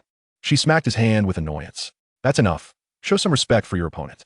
With the burden of their possessions on Xia Tianling's shoulders, he shrugged helplessly, carrying the lounge chair to sit behind Ning Rongrong. You are being too presumptuous. Witnessing this scene, Yu Tianheng, who had completed his martial soul manifestation, was on the verge of losing his composure, with chaotic thunder surging in his dragon-clawed right arm. Dai Mubai, transformed into the evil eye white tiger, was shrouded in a crimson hue, baring his fangs and licking his tiger teeth, exuding an aura of ferocity that soared to the heavens. The expressions of the other members of the royal battle team were equally grim. Such actions were undeniably dismissive of their presence. In the back, Xia Tianling narrowed his eyes, scrutinizing the now ferocious Dai Mubai, his gaze reflecting contemplation. He has already acquired the fourth soul ring, truly astonishing. In the original tale, he appeared to be only at level 38 at this juncture. Has he become resolute due to the loss of the little kitten?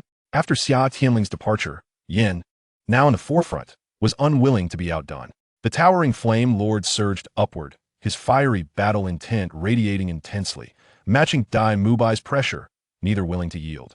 Following this, Hulaina took Yan's place in the center, also unleashing her martial soul. 5 pristine, fluffy fox tails swayed rhythmically behind her, though one appeared somewhat ethereal. This was a result of the Qingqiu celestial fox technique. With each advancement, Hulaina's tails increased, mirroring the foxes of the Qingqiu clan. Feeling the overwhelming aura emanating from the two nearing Soul King levels, Yu Qianheng felt a weight in his heart. This battle would indeed be challenging. However, thankfully they had sacrificed one member, or they might have truly faced defeat. The match commenced, with Ning Fengji's declaration. This unofficial yet fiercely charged contest between the royal battle team officially began. Strangely, unlike previous team battles where the powerful attackers would collide at the outset, both sides remained stationary this time. The Spirit Hall side had only 6 active participants, and once scattered, their formation would become overly loose, susceptible to being picked off one by one. Moreover, Oscar's sausage-making required time. Knowing their skills, Oscar immediately began fervently crafting detoxifying sausages upon entering the arena. Once the battle commenced, producing and delivering sausages would not be so simple. On the other hand, while the royal battle team had a numerical advantage, both Tang San's blue silvergrass and Dugian snake venom required time to expand and disseminate, hence they were in no rush to attack. Are they attempting to stall for time? At the forefront, Hulaina smiled charmingly, her alluring visage causing the Shurjia brothers across to become entranced. A wave of mental energy was transmitted. Upon receiving the message, Yin activated his first soul ring. An immense torrent of magma erupted forth from Yan's fiery form, the searing lava flowing and spreading, completely sealing off the growth area of the blue silvergrass. The intense heat even hindered the spread of the snake venom. Chapter 145, Showcasing Individual Skills. Prior to this, Yin had primarily utilized this skill as a buff, enveloping himself in magma to enhance the power of his strikes. After a scathing rebuke from Xia Tianling, he suddenly realized the limitations of his perspective. He had been so focused on utilizing this power for his own benefit that he overlooked the characteristics of the flowing magma and the intense heat. Indeed, Linge had already devised a method to restrain my abilities long before the competition commenced. Observing the rapidly flowing magma, Tang San couldn't help but chuckle bitterly to himself. Yet, he remained utterly clueless about the capabilities of the 2 new team members on Ling Ji's side, leaving him pondering how to proceed in this battle. Attack! It was no longer time to hesitate. Designated as the new commander by the master, Tang San called out, charging forward with Dai Mubai at the forefront and Yu Tianheng at his side. Don't be so hasty, handsome, a playful voice chimed in. In the original narrative, the cool, aloof Hulaina had vanished, replaced by a spirited young girl liberated from her constraints. A spectral image of a 9-tailed fox appeared above her head, and her eyes were instantly veiled in a rosy hue, as the air around the 2 charging figures became infused with a sweet, intoxicating aroma. By comparison, Xiao Wu's charm paled in comparison to Hulaina's. In a sense, Hulaina was also a soul master of extreme attributes. All 4 of her skills revolved around allure, and the Qingqiu Tianhuju bestowed upon her by Xia Tianling further amplified this power, surpassing even the single attribute extremes of the Elephant Armor sect and Strength sect. Dai Mubai let out a low grunt, his blood-red twin pupils interweaving, yet he was hardly affected. However, Yu Qianheng, inexperienced in such matters, found himself at a significant disadvantage, his movements sluggish and his body feeling weak. Noticing this, the central figure of their team, Dugian, stomped her foot in frustration and unleashed her first 2 soul skills, the green scale red poison and the green scale blue poison. The toxins coursed through Tang San's blue silvergrass and entered the bodies of Yu Tianheng and Dai Mubai. While labeled as toxins, they were, in fact, a unique form of stimulant. After the infusion of the red poison, Both their speeds surged by a remarkable 20%, and their resilience also increased by 30%. This technique of rapidly and accurately transmitting toxins through blue silvergrass was something Tang San had learned from Xia Tianling. Previously, in the Stardow Forest, he had instructed himself to infuse the blue silvergrass with poison before launching an assault. Roar! As he sprinted, Dai Mubai activated his signature White Tiger transformation and White Tiger barrier, charging forward to confront the hellfire unleashed by Yin. The two colossal entities soon collided violently. On the other side, a slightly bolstered Yu Tianheng faced Hulaina, grinning as he swung his dragon claws forward. Thunder Dragon Claw, a control-type soul master daring to stand at the front? So what if their soul power is high? Does that give them free reign? Hulaina maintained her alluring smile, deftly evading Yu Tianheng's strike with a peculiar footwork. Due to her swift movements, a wave of energy surged through her chest, capturing the attention of several innocent youths nearby. In the rear of the battlefield, Ning Rongrong seized the opportunity, her tower of treasures radiating with brilliance as 4 beams of light, each representing different enhancements, fell upon Hulaina and Yen. Seizing the moment while Yu Tianheng appeared dazed, Hulaina extended her jade hand, launching a ball of blue flames that sent him staggering. Indeed, high soul power could be quite formidable. The self-created soul skill of Hulaina was easily recognized by Yu Tianheng, who hailed from the blue lightning tyrant dragon family. The burning sensation from the foxfire jolted his mind back to clarity, and with the thunderous power enveloping his right arm, he charged back into the fray. Ha! Zhu Qing, I'm here. On the right flank of the battlefield, Xiao Wu, who had slipped away early on, now faced the long-waiting Zhu Zhuqing. Having known Zhu Zhuqing for some time, Xiao regarded this battle not as an honor duel, but merely as an enjoyable pastime. In her mind, the concept of honor was utterly foreign. All she knew was that her opponents were mostly familiar faces, and all that mattered was having fun. Zhu Zhuqing smiled slightly, equally amused by the encounter. After Xia Tianling had disabled her Assassin's Claw and Void Walk, she returned to her old ways, engaging in a delightful skirmish with Xiao Wu. On the left side of the battlefield, Ma Hongjun activated his Phoenix Wing Ascension, handing over 2 detoxifying sausages to Yin and Hulaina, while simultaneously airdropping Oscar ahead. He then unleashed a Phoenix Fire line in midair. The purplish-red flames disregarded all else, heading straight for the blue silvergrass and snake poison below. Under the scorching flames of the Phoenix's desire, Tang San's favored blue silvergrass connection tactic lost its effectiveness as numerous vines became entangled, burnt, and withered. Oscar, riding Ma Hongjun's airborne delivery mechanism, descended dramatically, landing with a superhero-like impact in front of the Sure brothers, followed closely by 2 beams of light, enhancing him. The Sure brothers, undeterred by Oscar's landing, closed in towards the center, completely obstructing his advance. Simultaneously, their first soul rings glowed, releasing a heavy, oppressive aura that enveloped their robust turtle shells. With the eruption of the green-scale blue poison, their defensive capabilities surged to a new level. Prior to the match, Dai Mubai had warned them of Oscar's formidable prowess, urging them to exercise caution. An unprecedentedly powerful support type, Oscar possessed an alarming physical quality. With a half-eaten detoxifying sausage and a soul power recovery sausage held between his teeth, Oscar raised his arms in an action that appeared languid, yet was executed with remarkable speed. A warm, earthy glow rapidly emanated from his hands, his every movement light as a feather, reminiscent of an elephant's march or a true dragon's soar. Another one of Oscar's beloved Buddhist techniques, the dragon-elephant prajnapalm, was unleashed with tremendous force, striking down upon the Sure brothers' turtle shells with a resounding crash. The combined efforts of the Sure brothers, as defensive soul masters, were forced back 2 steps, feeling as if their bodies were trembling violently within their shells, their bones threatening to shatter. Although Oscar's strike inflicted damage, he was, after all, facing 2 opponents simultaneously. The backlash from his attack against 2 defensive soul masters of comparable soul power left his hands slightly numb. Just as he readied himself to break through their defenses and charge into their ranks, Tang San's support arrived in the nick of time. 2 strands of blue silvergrass reached out to ensnare the Sure brothers' lower backs, utilizing the blue silvergrass and the control technique to pull them back a step, narrowly aiding them in evading Oscar's subsequent strike.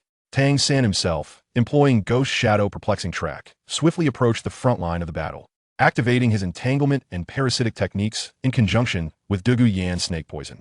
This dual paralysis effect further delayed Oscar's actions, granting the Sure brothers precious time to regroup and fortify their defenses. Chapter 146. What do you have to be arrogant about? Having experienced Oscar's overwhelming pressure, Tang San understood the potency of his offensive capabilities. If he were to breach the Sure brothers' blockade, the collapse of the Imperial battle team would merely be a matter of time. While he could kite Oscar with his ghost shadow perplexing track, evading the main assault since Oscar was not primarily a light-footed attacker. What about Yi Lingling and Dugu Yan? After the manifestation of their martial spirits, Dugu Yan's legs transformed into a serpent's tail, significantly impairing her mobility. In the original tactical framework of the Imperial battle team, Dugu Yan had relied on her arms to dangle from Xia Tianling's back. Since the arrival of Tang San and his companions, Yu Xiaojiang has paired Tang San with Dugu Yan, centering around Yi Lingling to establish a unique dual control strategy. This formation employs Dai Mubai as the primary offensive force, with Yu Tianheng as the secondary, while the Shijia brothers provide auxiliary support.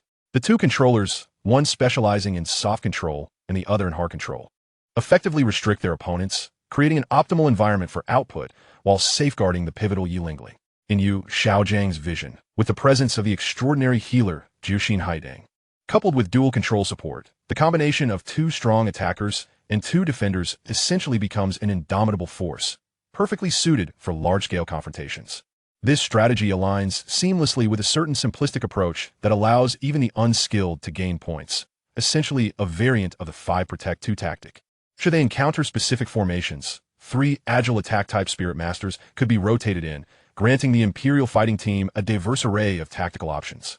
At this moment, facing the 6-man squad of the Spirit Hall, their tightly knit formation undoubtedly reveals immense advantages. The Shijia brothers successfully hindered Oscar's advance, while Zhu Zhuqing and Xiao Wu engaged in fierce competition, with the significantly enhanced Dai Mubai exchanging blows with Yan, who is less adept at single-target attacks. Currently, the only one enjoying a clear advantage in this one-on-one skirmish is Hu Laina, whose level 49 allows her to dominate Yu Tianheng at level 39. Although she could be considered a strong attacker, the little fox excels more in range control and mental prowess, finding herself less formidable in close combat, making it difficult for her to swiftly subdue Yu Tianheng. Only Ma Hongjun and Zhu Zhuqing have fulfilled the initial tactical objectives. The former diligently employs Phoenix Fire to incinerate the snake venom and blue silvergrass, continuously thwarting their spread, while the latter steadfastly blocks the enemy's agile incursions. This scenario causes Xia Tianling, observing from the rear of the arena, to frown. When 6 individuals are focusing their attacks on her, things seem manageable. The combos and control links appear somewhat coherent, as there's only one target to focus on. When leading her team in practice against the teachers, the outcome was also quite favorable, thanks to her extensive experience in online games guiding the strategy. Now, without her presence, these individuals have completely abandoned strategic discipline, recklessly engaging in one-on-one duels, relying solely on their own strength. This chaotic team battle is utterly disorganized. Where's your command, senior sister? You promised to lead? Yet in the heat of battle, you, a control specialist, have rushed into melee combat with the enemy's front line. This situation is exactly what that scheming Tang San wishes to see. The longer the battle drags on, the more advantageous it becomes for the Imperial fighting team, as both sides exhaust their spirit power and enter a phase of physical endurance. The might of a nearly fully stated Tang San and a constantly available Yi Lingling is beyond reproach. At this moment, Tang San is expending the spirit power of several opponents at a minimal cost. Moreover, what is most infuriating is the fact that they have left Ning Rongrong unguarded at the back. Are they not concerned about potential ambushes on the rear? A single auxiliary spirit master left unattended could easily be overwhelmed. This battle alone mandates extra training upon their return. Without her guidance, this group of talents cannot even comprehend team fighting. Unbeknownst to the engaged combatants, an unfortunate fate awaits them after today. Even the observing Xie Yu cannot escape this calamity. In the audience, Ning Fengji is engaging in light-hearted conversation with Bon Douluo. Meanwhile, Yu Xiaojiang, akin to Xia Tianling, is intently monitoring the battlefield, his eyes glimmering with focus. Occasionally jotting down notes in his notebook, he meticulously records the various talents displayed by the members of the Spirit Hall, encompassing the innovative uses of single spirit abilities, the developmental concepts of B-spirit variants, and the exploration of self-created spirit techniques, as well as unconventional applications of ranged attack spirit masters. It must be said that Yu Xiaojiang is indeed a master of documentation. One cannot but admire his prowess in this regard. Originally, this match was destined to be a protracted affair. One side boasts the invincible healer Yi Lingling and the cunning Tang San, who are striving to prolong the contest. The opposing side featuring Oscar's spirit power restoring sausages and Ning Rongrong's spirit power enhancement, is equipped with dual-layered advantages, alongside the elevated levels and robust spirit power of Yin and Hulayina. However, coincidences often arise, along with a few ambitious individuals determined to disrupt this stalemate. The Ghost Leopard Spirit Master Osro, whose name bears a resemblance to Oscar yet is marked by the identical Ghost Leopard spirit of Ghost Leopard Douluo, is a relatively inconspicuous brother with grand aspirations. As the battle rages on, he stealthily maneuvers to the rear of the Spirit Hall members, preparing to ambush the assisting Ning Rongrong. However, just as he believes he has executed a flawless maneuver, he catches sight of an individual lounging in the VIP viewing area, seemingly relishing the chaotic clash below, igniting an inexplicable fury within him. Damn it, why does that person seem so infuriating? Perhaps I should simply ambush him instead. It appears that both the elder brother and the newly arrived Dai Mubai harbor significant apprehension towards this individual. If he succeeds in the ambush, the others, including Teacher Yu and even the leader, would surely regard him with newfound respect. Yet, he's merely a spirit master, according to the elder brother. This individual cannot utilize spirit power yet. What is there to fear from an unarmed spirit master? With this thought, the dark-skinned ghost leopard Osro felt invigorated. He subsequently deactivated the skill effect of his first spirit ring, transforming once more from a shadow into a complete form. His first spirit skill, Ghost Shadow, has enabled him to evade the attention of the other five, setting the stage for his ambush. He stealthily lunges forward, activating his second and third spirit rings, causing a shadowy projection to emerge from his body, darting toward Xia Tianling on both sides. The 1,000-year spirit skill, Leopard Shadow Clone, sends for sharp and rapid black lights hurtling towards Xia Tianling's back. Osro opts not to target her more vulnerable head, believing this to be merely a friendly match. Inflicting severe injury on anyone would ultimately be detrimental. In reality, from the very moment Osro activated his first spirit skill to flank the opponent, Xia Tianling, monitoring the entire battlefield with her consciousness, had already sensed the anomaly. His self-assured stealth attack had long been detected, and she was merely waiting for him to deliver himself to her. Chapter 147. Why did you provoke him when you were fine? Unbeknownst to Osro, Xia Tianling's lips curled into a smile. In her consciousness, for black lights charged toward her back. At this moment, even if it were not her, but a less powerful attack-type spirit master, being struck by Osro would likely result in severe injury at worst. With Yi Lingling and the other healing spirit masters from the Seven Treasures Glazed Tile School present, it would undoubtedly be non-lethal. If this young man could regulate his strength, it might only result in a minor wound. Considering his good intentions, I shall refrain from using excessive force against you. Clang, clang, clang, clang. For crisp sounds echoed as the wooden chair, already straining under the weight, shattered into pieces under the dual impact of Osro's second spirit skill.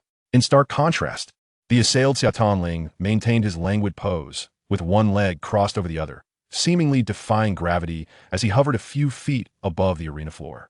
This peculiar levitation was attributed to his mental prowess, which he employed to forcefully elevate his upper body. However, as the chair shattered beneath him, a shadow of displeasure crossed his face. You may strike me, but why must you wreak havoc upon my chair? Did it provoke you in any manner? Slowly, he turned his head, twisting his body in an almost inhumane fashion to rise, casually kicking aside the shadowy clone of Leopard Shadow, before seizing the astonished Osro by the arm. Glancing at the scattered remnants of his chair, he remarked with a melancholic tone, "Brother, you've damaged my chair." And it was quite costly. He was not jesting. Xia Tianling genuinely mourned the loss of the chair. After donning the weighted soft armor, his weight had surged significantly, rendering ordinary chairs incapable of supporting him. The chairs he occupied had been crafted by the artisans of the Spirit Hall from the rare and ancient wood of a 1,000-year-old spirit beast, adorned with exquisite carvings of spirit patterns and intricate soul ring designs. The mere crafting of such pieces would take over a month, and calling them precious was by no means an exaggeration. Are you all right? Osro stammered, appearing as though he had seen a ghost. This is a common concern for every agility-based soul master. Of course I'm fine, but you must compensate for my chair, my dear brother. It truly was quite valuable. Osro could barely formulate a coherent response. I unleash my full attack, and you emerge unscathed. Yet you insist I compensate you for a chair? Is this truly what you're concerned about? Suddenly, in his moment of confusion, Osro's gaze fell upon the metallic glimmer emanating from beneath Xia Tianling's torn shirt. In a moment of impulsive folly, he executed a most absurd action, yanking Xia Tianling's shirt off, revealing the weighted soft armor beneath. Lord Ning, I must report this. Look, he's cheating. He is wearing an item. Osro cried out, as if he had stumbled upon a monumental secret. You are the referee, a highly esteemed leader of the Seven Treasure Glazed Tile School. We are not permitted to utilize external items in this match, correct? The entire arena fell silent. Upon hearing this, Ning Fengji waved his hand, and the overwhelming pressure emanating from the Douluo enveloped the arena, immobilizing everyone except Xia Tianling. Oh, you're Osro, correct? Pray tell, where exactly has he cheated? Ning Fengji inquired. The Douluo lifted his hand, dispelling the pressure that had halted the match, allowing both combatants to regain their mobility, and they instinctively turned their gazes towards Xia Tianling. Osro pointed vehemently at the weighted soft armor on Xia Tianling's upper body, exclaiming, Lord Ning, look at what he is wearing. This is high-quality armor, clearly crafted by a master artisan. It must have cost a fortune. My soul skill cannot even breach its defense. Is this not cheating? He believed he had unearthed a glaring flaw in Xia Tianling's and the Seven Treasure Glazed Tile School's integrity, questioning Ning Fengji with righteous indignation. Indeed, in the elite competitions of the continent's advanced soul master academies, participants were forbidden from utilizing external items. The rules governing this contest were identical to those of the academy's tournament. With keen eyesight, Tang San peered through the crowd, instantly recognizing that this was not armor for defense, but rather Xia Tianling's training weight soft armor. This foolish lad, could he not take a moment to observe? What armor is formed in such a manner?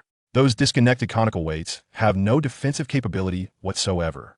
Oh, and what do you propose? Ning Fengji did not clarify, but instead smiled, inquiring further. Sensing Ning Fengji's repeated capitulation, Osro grew self-satisfied, convinced he had hit upon the truth. What immense strength, merely relying on this armor. Without this metal shell, he is assuredly a weakling. I demand he remove this armor immediately, and as a penalty for his passive avoidance of battle, he should stand in the front row and actively engage. Osro declared. What the? Tang San exclaimed. Are you daft? This is Dai Mu Bai. Onlookers, including Yu Xiaojing, struck their own faces with the recording book, unable to voice their incredulity. The once recovering Ma Hongjun plummeted once more, while Hulina nudged Oscar, and the two engaged in hushed whispers. Yen observed them intently, eager to understand their clandestine conversation. As the members of the Seven Treasure Glazed Tile School regarded Osro with expressions of disbelief, he felt utterly bewildered. Was it because he had unmasked their insidious plot? Are you certain? Xia Tianling queried with an unusual expression, cautiously probing. Absolutely. Remove it at once. Do not think you can wriggle out of this. Upon receiving a nod from the referee Ning Fengji, Xia Tianling, albeit reluctantly, began to detach the weighted modules from his body. Very well, this is what you insisted upon. With a resounding crash, the heavy armor, along with substantial weights, was carelessly cast aside by the now bare-chested Xia Tianling, landing in a corner of the arena. The heavy metallic blocks struck the high-quality granite floor, causing it to crack instantaneously. This inconsiderate brat, utterly devoid of civic responsibility, the Bondo muttered under his breath. Last time, he shattered the floor of the Seven Treasure Hall. Now he is damaging the arena. Are you truly this foolish? Have you lived such a privileged life that you've lost your wits? Dai Mu Bai could no longer contain himself, unleashing a torrent of curses. A complete liability. An unmitigated liability. He could have merely sat back and watched the spectacle. Why provoke him? Is he attempting to heighten our challenge? In the stands, Yu Xiaojing's face, already devoid of expression, turned a shade of deep green with rage. Ning Fengji endeavored to maintain his dignified facade, stifling laughter, while the irreverent Douluo chuckled openly. Hey, Osro, you truly are a genius. Since your demands have been met, let us resume the match. Observing the astonishing turn of events, Osro sensed he had inadvertently stirred a hornet's nest. With a rigid expression, he swallowed hard. Can I ask you to put it back on? Xia Tianling, with a smile illuminating his face as he cracked his knuckles, strode forward, seizing Osro's arm. Chapter 148. You have grown stronger. But I have grown even stronger. Of course, that is not happening. With that, he exerted force, sending Osro soaring gracefully through the air, landing headfirst beside Yu Xiaojing. Yu Xiaojing grasped the self-satisfied fool and stated coldly, upon our return, you are to withdraw from the Imperial battle team. I shall discuss other matters with Qin Ming and the 3 committee members. I do not require a brainless teammate like you. Osro, a dignified 36th level agility-based soul master, was unceremoniously ejected from the arena without even activating his martial soul. This left the remaining 5 members of the Imperial battle team gasping in shock, their spirits heightened. Xia Tianling ambled to the center of the arena, while the other members of the Spirit Hall retreated to the sides, granting him space to showcase his abilities. Among the Imperial battle team, Tang San's face twitched. Despite his meticulous planning, he had not anticipated such a reckless teammate, which had completely derailed his strategy. Originally, it would have been acceptable for Xia Tianling to spectate from behind. Even his voluntary engagement would have been manageable, allowing for tactical adjustments. Now, with all his weights removed, what do they possibly do? In an instant, both parties shared a tacit understanding, refraining from engaging in combat while silently replenishing their previously expended soul power. Come on, Dai Mubai. Let me witness the source of your courage in challenging me. As he spoke, Xia Tianling deftly seized 2 recovery sausages from Oscar and tossed them over. I disdain taking advantage of you. Consume them, and then come at me. Without uttering a word, Dai Mubai accepted the sausages, devouring them in swift bites, restoring his minimal soul power to its peak. Let the battle commence, he bellowed, charging forward and heralding the onset of the second round of combat. During his sprint, the White Tiger evil spirit transformation, which he had never utilized in his previous encounter with Yin, ignited rapidly, unleashing a ferocious aura imbued with bloodlust towards Xia Tianling. Has Dai Mubai's 4th soul skill changed? Is it not the White Tiger meteor shower? Observing the exaggerated musculature of his upper limbs post-transformation and the dark hue of his 4th soul ring, Xia Tianling momentarily lost his focus. This fellow seems to be quite stimulated. The 2 combatants exchanged a flurry of strikes in a remarkably brief span, feeling the rebound force in their palms and fists. In this fleeting moment, Dai Mubai experienced a leap in progress. His muscle strength, explosive power, and even attack speed saw a comprehensive enhancement. Behind Dai Mubai, the red and blue snake poison coursed through the blue-silver grass, further amplifying his already formidable physique. The White Tiger's protective barrier was relinquished, as the White Tiger Radiant Wave had now morphed into a close combat soul skill. In the gaps during their clash, Dai Mubai unleashed strikes aimed at disrupting Xia Tianling's rhythm of attack. With the support of his allies, Ning Rongrong's buffs were also active, bestowing dual enhancements of speed and strength upon Xia Tianling, resulting in an evenly matched confrontation once more. In the face of the unknown, Xia Tianling maintained a methodical approach, conserving some of his strength, as he was unaware of the mysterious evolution of Dai Mubai's arms. Meanwhile, Yin, having freed up his hands, was aiding Oscar in battling the Stone Brothers. This formidable duo, known for gravely injuring Xiao Wu and posing a significant threat to Tang San in the original narrative, found themselves severely constrained against the robust defenses of Yin. Simultaneously, under the relentless assault from Yin, a soul master adept in both magical and physical attacks, Tang San's blue-silver grass faced substantial limitations. Coupled with the fiery onslaught from Ma Hongjun above, his ability to contribute became exceedingly restricted. Oscar, growing increasingly exhilarated with each engagement, found the defenses of the Stone Brothers precariously on the brink, relying solely on Yi Lingling's formidable healing to endure. On another front, Yu Qianheng and Hu Laina had been entangled in combat for quite some time without a breakthrough, even showing signs of potential defeat, a reality that the typically proud Yu Qianheng could not tolerate. Wrath of Thunder.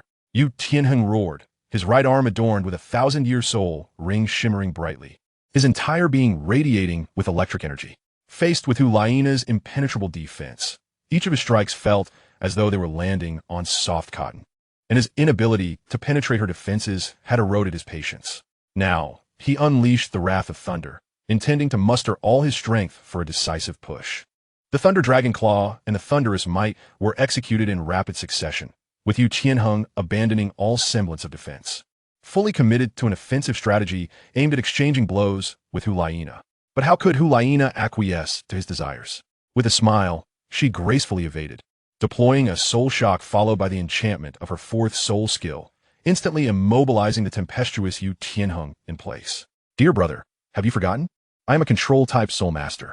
Alarm bells rang in Tang San's mind as he surveyed the battlefield, sensing the impending danger.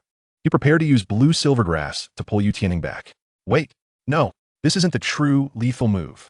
Just as he suspected, a shadow darted past, a purple crescent slashing through the air, instantly toppling Yu Qianheng and drawing forth a copious amount of blood from him. Emerging from her long-standing entanglement with Xiao Wu was Zhu Zhuqing. Since their initial clash, Zhu Zhuqing had been subtly maneuvering toward Hu Laina's position, forming a strategic formation with the others in a 7 shape. Hu Laina's control had inadvertently provided her with a prime opportunity for a kill. Thus, Zhu Zhuqing lunged forward, unleashing her most potent strike, the Netherworld Absolute Slash. As anticipated, Xiao Wu, facing this formidable assault, deftly utilized her teleportation to evade. In doing so, she inadvertently exposed the immobilized Yu Qianheng behind her, who bore the full brunt of Zhu Zhuqing's attack. As Tang San attempted to retract the blue silvergrass, he sensed the familiar disarray. This scenario echoed a memory from over a month ago when he had employed a similar tactic against Zhu Zhuqing while battling 7 opponents alongside Ling Ge. If Yufeng were present, he too would find the situation eerily reminiscent. Yet, unlike Zhu Zhuqing and Hu Laina, who orchestrated their movements with intent, Dai Mubai had merely pushed Yu Qianheng back with a punch, fortuitously placing himself in harm's way. By the time Tang San comprehended the unfolding events, it was already too late. Yu Qianheng lay grievously injured, bloodied, and incapacitated. The wrath of thunder dissipated immediately. Had it not been for the enhancement of his soul skills and his robust physique, Zhu Zhuqing's strike could have easily claimed his life. Yi Lingling was still laboring to support the Stone Brothers, struggling to find the opportunity to aid the unconscious Yu Tianheng. The little cat, who had previously been ousted from the arena by Xia Tianling with this very tactic, was evidently unwilling to accept defeat and had secretly learned from it. Today, she would put that knowledge to use. Unfazed by Yu Qianheng's fall, Zhu Zhuqing pivoted to join forces with Hu Laina to subdue the dazed Xiao Wu. Tianheng. Everything transpired too swiftly. Aside from Tang San, who possessed the purple extreme magic eyes, the others only registered Yu Qianheng's collapse after he lay on the ground, unconscious. Du Guiyin, filled with anguish, cried out Yu Tianheng's name, her twisted visage paired with serpentine eyes, exuding an aura of terror. You scoundrels, I shall make you pay. The grievous injury to Yu Tianheng undoubtedly enraged Du Guiyin, the former captain of the Imperial Combat Team, and Yu Qianheng's romantic interest. Witnessing her beloved being besieged by 2 adversaries while she, as a control-type soul master, was unable to intervene, filled her with an unbearable anguish. Observing her nephew sprawled on the ground, life and death uncertain, Yu Xiaojiang felt a pang of anxiety. While he had developed a certain psychological detachment, Yu Qianheng was nonetheless his own nephew and one of the few who still supported him. Moreover, if he were to call off the match, his attempt to challenge the 7-treasure glazed tile school would be rendered farcical. Tianheng, for your uncle's honor, you must persevere. On the arena, Du Guiyin snapped the last thread of rationality, disregarding Tang San's pleas as she let out a piercing scream. Her 1,000-year soul rings flared to life. Her originally verdant eyes transformed entirely into a shade of purple, and even the emerald scales on her serpent tail shimmered with a faint lavender hue. She opened her mouth, unleashing a dense cloud of purple poison that rapidly spread through the air, enveloping the direction of the Spear Hall group. While adeptly handling Dai Mubai, Xia Tianling remained vigilant, constantly monitoring the battlefield. Upon witnessing Du Guiyin finally unleash her long-suppressed 3rd soul skill, he immediately raised his voice. Zhuqing, Yan Oscar. Upon hearing the call, the 3 were already prepared. Hu Laina launched a series of control techniques against Xiao Wu, while Zhu Zhuqing hurled several large bags of medicinal liquor prepared in advance from her storage ring. Yin, covered in granite, struck the Stone Brothers back, allowing Oscar to step in to take his place. Yin retaliated with hellfire, igniting the medicinal liquor into a fiery explosion. In a celestial expanse, Ma Hongjun unleashed the fiery phoenix, followed closely by the phoenix's trail of flames. The viscous flames of the phoenix ignited the copious alcohol lingering in the air, enveloping the area recently tainted by snake venom in a conflagration. The solidified toxic mist combusted violently before the surging flames, crackling with a series of pops before vanishing without a trace. Beyond a few scattered embers on the stone stage, no remnants of the azure scale purple venom remained. No, this is impossible. How could you possibly counter my snake venom? Du Guiyin stared blankly at the shattered remnants of the liquor pouch, overwhelmed by disbelief. The coordinated actions of the opposing team, executed without a word, clearly indicated prior preparation. Had they already anticipated her soul skill? Even her snake venom had been enhanced by Tang San. As a master of toxins, Tang San had initially sought to thwart Du Guiyin when she unleashed her 3rd soul skill, well aware of the potency of her snake venom. However, upon witnessing Zhu Zhuqing toss the pouch and Yin disperse it, Tang San inwardly lamented, realizing the gravity of the situation, yet he reassured himself. Amidst the tension, he had overlooked that Ling was also a disciple of the Tang sect, and the techniques for manipulating toxins would surely have evolved over the millennia. If he could unravel it, it was only natural that Ling could do so with ease, employing the same methods. Regrettably, It seemed that he was destined to lose this match. Du Guyan's most formidable move had been effortlessly countered by Ling at a negligible cost. Since joining the Imperial battle team, Tang San had recognized the vulnerability of Du Guyan's snake venom during her initial demonstration, but he refrained from voicing this concern. Instead, he merely engaged in dialogue with her, slightly enhancing the toxicity of her venom. It was not that Tang San wished to withhold information. Rather, he understood that merely speaking about it would yield no benefit. Unless utilized in conjunction with hidden weapons, the toxin was prone to being dispelled, a flaw he could not remedy. What purpose would it serve to voice such matters? It would only invite unnecessary frustration.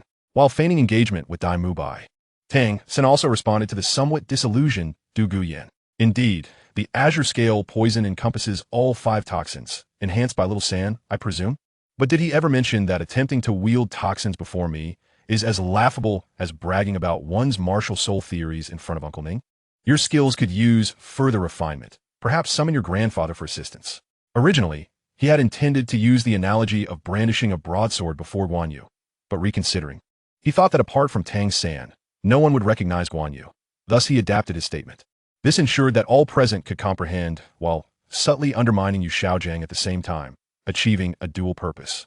Damn it, just you wait. Hearing this, Du Guyan nearly crushed her silver teeth in frustration. This girl was no pushover. She resolved to seek out her grandfather upon returning, determined to teach this audacious individual a lesson. As the skirmish reignited, facing a 2-on-1 scenario, Xiao Wu proclaimed herself a strong attacker. Yet in reality, her offensive capability was severely lacking, as her soul skills were predominantly invested in self-preservation. She was soon dispatched from the arena under the combined control of Hu Laina and Zhu Zhuqing's explosive prowess. Meanwhile, Yin finally unleashed his most potent 4th soul skill, Lava's Surge, in conjunction with the Hellfire he had previously summoned and Oscar's Buddhist technique, decisively shattering the delicate balance established by Yi Lingling's 9-heart begonia, inflicting severe burns upon the Shi brothers. From Yu Tianheng's desperate attempt to fight back being countered, Du Guyan's ultimate move being neutralized, to Xiao Wu being eliminated under a 2-pronged assault, the Shi brothers suffered grievous injuries from both physical and magical assaults. In a mere minute, the battlefield underwent an avalanche of cascading reactions. Superficially, the Imperial battle team still had 4 members remaining, but in truth, only Dai Mubai possessed any real combat capability. While Tang San was undeniably formidable, he had yet to be empowered by the fiery phoenix, and in this battle, his fragile blue-silver grass was completely countered by the 2 fire-element soul masters. Furthermore, Xia Tianling had even instructed Ma Hongjun to focus solely on incinerating Tang San's blue-silver grass, causing his control to plummet like a landslide. Moreover, 3 of Yan's 4 skills were large-area AoE attacks capable of altering the battlefield's dynamics, rendering Tang San's newly sprouted blue-silver grass utterly incinerated. This left Tang San in a state of profound discomfort, even hesitant to utilize his strongest spiderweb binding, opting instead for the less effective binding and parasitic techniques to intermittently annoy his opponents. As for engaging in close combat with the 8 spider lances, absolutely not. Without his central coordinating support, the situation would collapse even before Xia Tianling entered the fray. He was the linchpin of their entire delaying strategy. Given that this battle prohibited the use of hidden weapons and the Haotian hammer could not be revealed, he found himself with no choice but to concede defeat. After all, this was not his first experience with such circumstances, and he remained unfazed. Du Guyan, after expending a substantial amount of her red and blue toxins, as well as the Azure Scale purple venom, found her soul power nearly depleted. After transferring the last of her snake venom buff into Dai Mubai, she could only stand by and watch. At that moment, the members of the Spirit Hall had already surrounded them, charmingly escorting the exhausted Du Guyan and the ruefully smiling Tang San off the stage, while also assisting the severely injured Yu Qianheng and the Shi brothers to receive treatment from the 7 treasure Glazed Tile School Soul Masters. Since mid-match, Yi Lingling had been tirelessly healing her teammates, yet now she found herself in a similarly awkward predicament, having exhausted her healing energy. After bestowing her last ounce of restorative power upon Dai Mubai, she gracefully leapt off the stage. At this juncture, the situation had grown abundantly clear. The 7 treasure Glazed Tile School's team had suffered no losses, while the Imperial battle team was left with only Dai Mubai as their sole survivor. Unless Dai Mubai could summon an extraordinary burst of energy to single-handedly overcome 7 opponents, victory was utterly unattainable. That evening, within the forge of the 7 treasure Glazed Tile School, Xia Tianling addressed Zhu Zhuqing. Today, I shall prepare something delicious for you. What delicacy? Zhu Zhuqing inquired. Mooncakes. Xia Tianling succinctly replied. A delicacy from my homeland, absent in the Heavendo Empire. Absent in the Heavendo Empire? But aren't you from the Holy Soul Village in the Heavendo Empire? Surely, there must be some local specialties? Zhu Zhuqing tilted her head, pondering this perplexity. Hee. You'll see shortly, Xia Tianling remarked, habitually ruffling her hair. By the way, since you're fast, could you fetch little San and Xiao Wu for me? Oh. Zhu Zhuqing's mood suddenly dimmed, and after softly responding, she heavily slammed the stove down in the courtyard outside the forge before swiftly disappearing. Xia Tianling chuckled softly, shaking her head as she repositioned the stove and utensils. That little kitty is pouting. System, do you have a memory eraser like the ones used by the black-clad individuals? Beep. Indeed, there is one, but it comes at a hefty price. Do you wish to proceed? Is there a more affordable, disposable version? Beep. Your request has been noted, and I'm currently searching for a suitable item. Please hold on. Beep. Disposable memory eraser prototype has been added to your mustard seed bag. Please check for receipt. Nice. Xia Tianling snapped her fingers. Oh, and system, bring me mooncake molds, a primitive oven, all-purpose flour, eggs, rose petals, red beans, and fresh duck egg yolks. Beep. Your request has been processed, and the items are now available before you. Please check for receipt. In the next moment, a plethora of raw materials and tools blanketed the ground of the small courtyard. All right, I'll just tell them that these were previously requested from Ning Fengji, Xia Tianling mused, rolling up her sleeves and fetching a bucket of water from the nearby well to wash her hands. After a considerable passage of time, when Zhu Zhuqing returned with Tang San and Xiao Wu, Xia Tianling had swiftly prepared the dough and fillings necessary for 2 varieties of mooncakes, eagerly awaiting the moment to wrap them. The system had provided many semi-finished products that could be completed with just a few deft movements. Brother Ling, what delectable treat are you concocting? Xiao Wu inquired, bouncing with excitement. You shall find out shortly, Xia Tianling replied with a smile, evading her question as he turned to the equally perplexed Tang San. Little San, how old are we this year? 13, why do you ask? 13 years, Xia Tianling mused, a look of nostalgia crossing his face. It was hard to believe that nearly 13 years had elapsed. Indeed, 13 years, Tang San echoed with a grin, comprehending the depth of Xia Tianling's sentiment. They had been reborn in this Douluo continent, and it was now the 13th year since their arrival. Xiao Wu and Zhu Zhuqing exchanged glances, bewildered by the cryptic conversation between the two. Little San, do you know? Today is the 15th day of the 8th month here, the Mid-Autumn Festival. The 15th day of the 8th month, Mid-Autumn?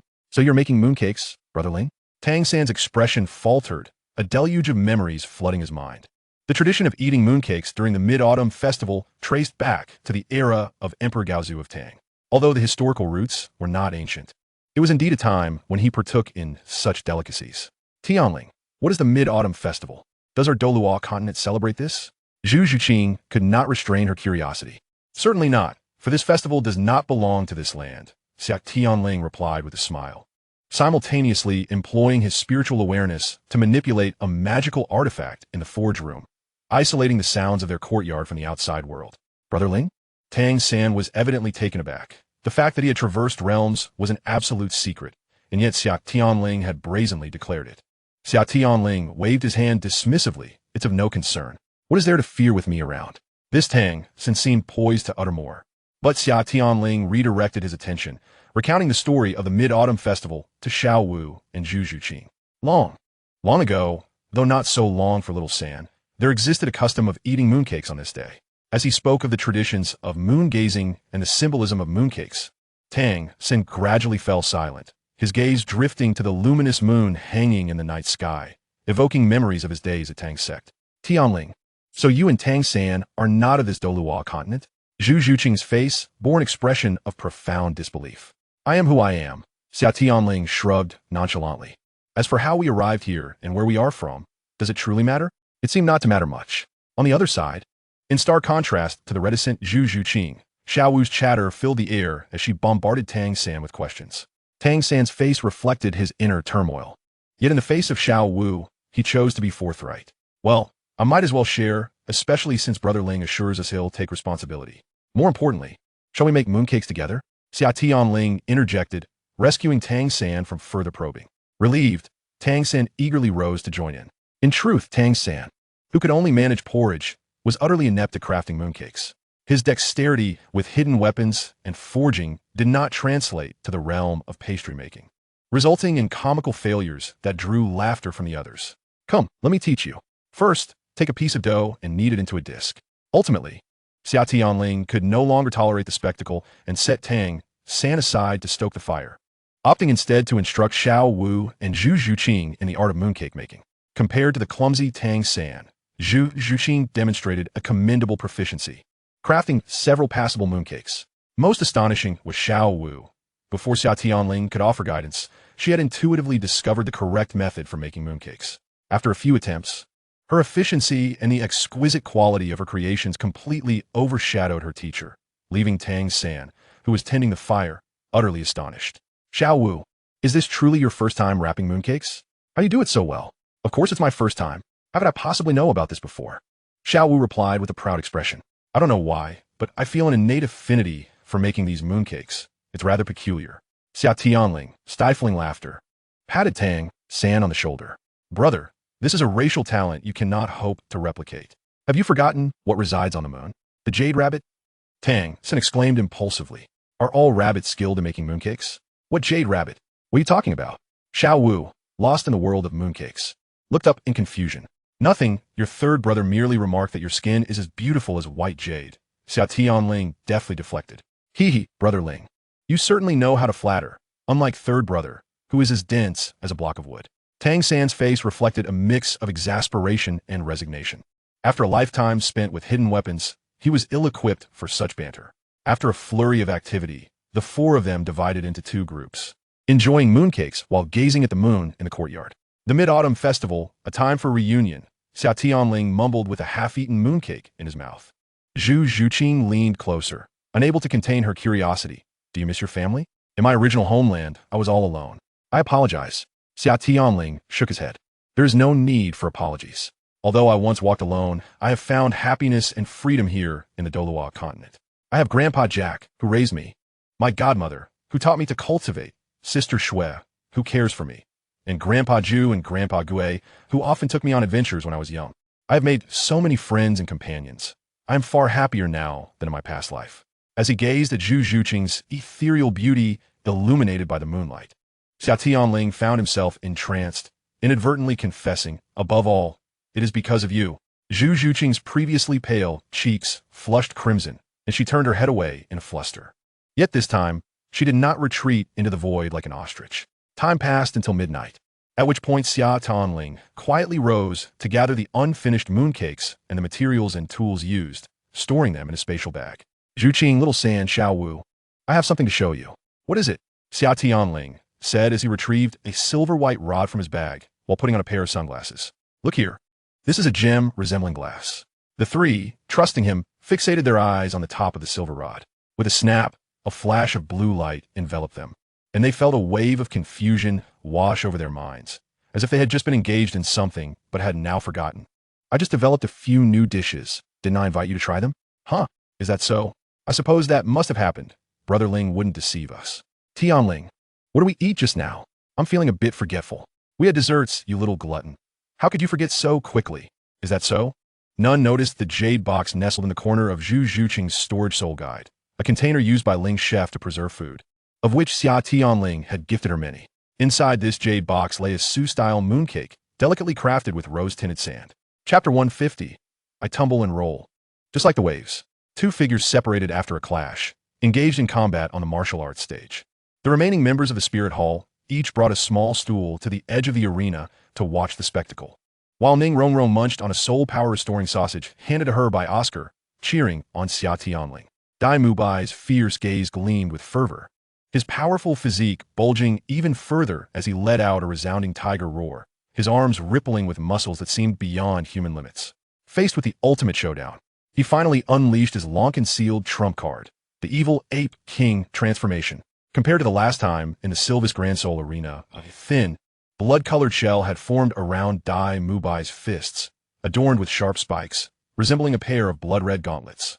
The external soul bone of the heavenly evil golden ape, like the 8 spider lances, was capable of evolution. Consuming flesh, blood essence, vitality, and soul power would enhance its strength. Now that this external soul bone had completed its initial evolution, Dai Mubai named it the blood-red gauntlets. Enveloped in a shroud of blood and dark energy.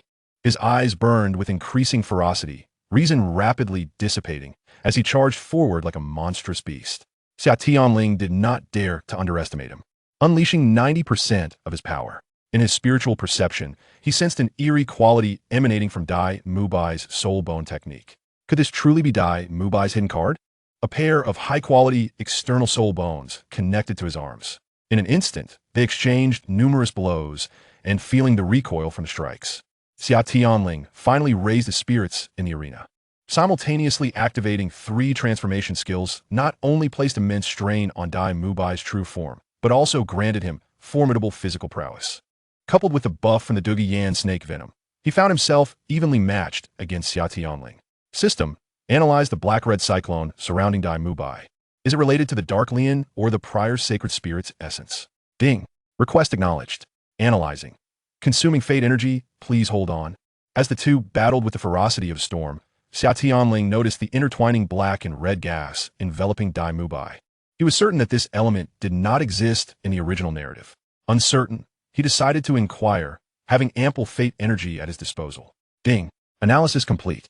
The black-red cyclone surrounding the individual, named Dai Mubai, is a manifestation of his own will and blood energy. It bears no relation to Dark Soul Masters or chaotic energy. Xia Tianling was taken aback by this revelation. Just moments ago, during their clash, he had perceived an overwhelmingly sinister and malevolent aura from Dai Mubai, one that felt oddly familiar, yet elusive, reflecting on his past encounters with negative energies. He suspected that Dai Mubai had perhaps fallen into the clutches of a Dark Soul Master or been tainted by chaotic powers. Ding. Confirmation. The individual named Dai Mubai exhibits no signs of chaotic transformation. None? Then let him be. Since the system had assured him of Dai Mubai's integrity, he resolved to allow him to choose his own path. However, Dai Mubai, should you truly succumb to darkness, do not blame me for my ruthlessness. With the system's confirmation, he felt no lingering concerns and was ready for a spirited match.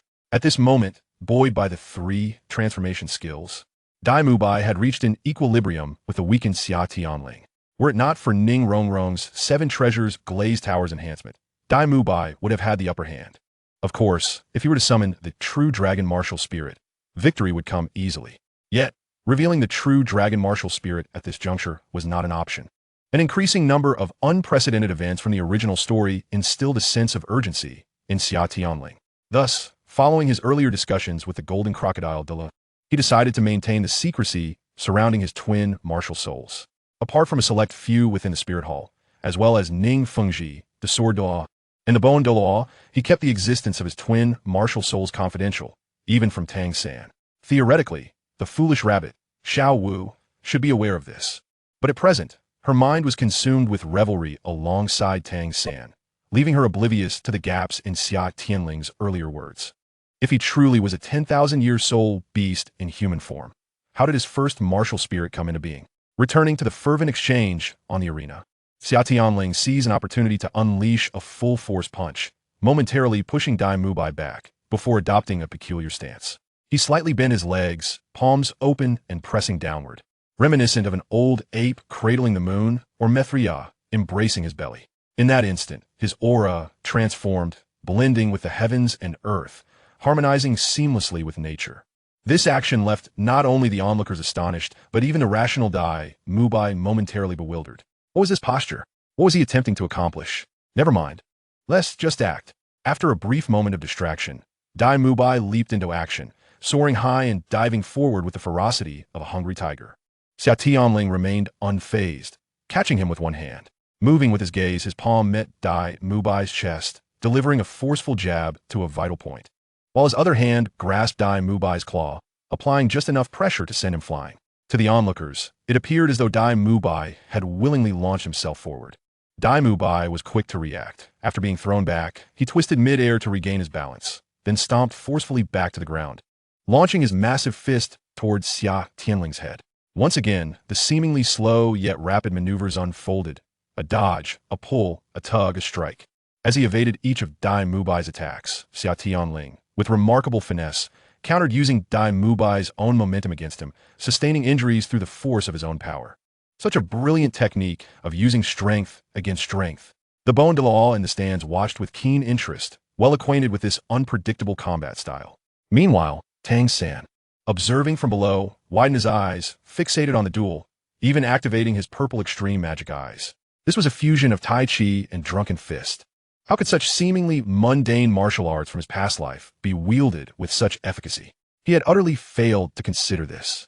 The Inch Punch, Tai Chi, Drunken Fist, Wudong's Tiger Felling Fist, and 8 Extremes. These were all widely circulated basic martial arts techniques from his previous life, hardly deserving the title of martial arts. Such commonplace moves were known even to the Tang sect disciples, who specialized in poison and hidden weapons.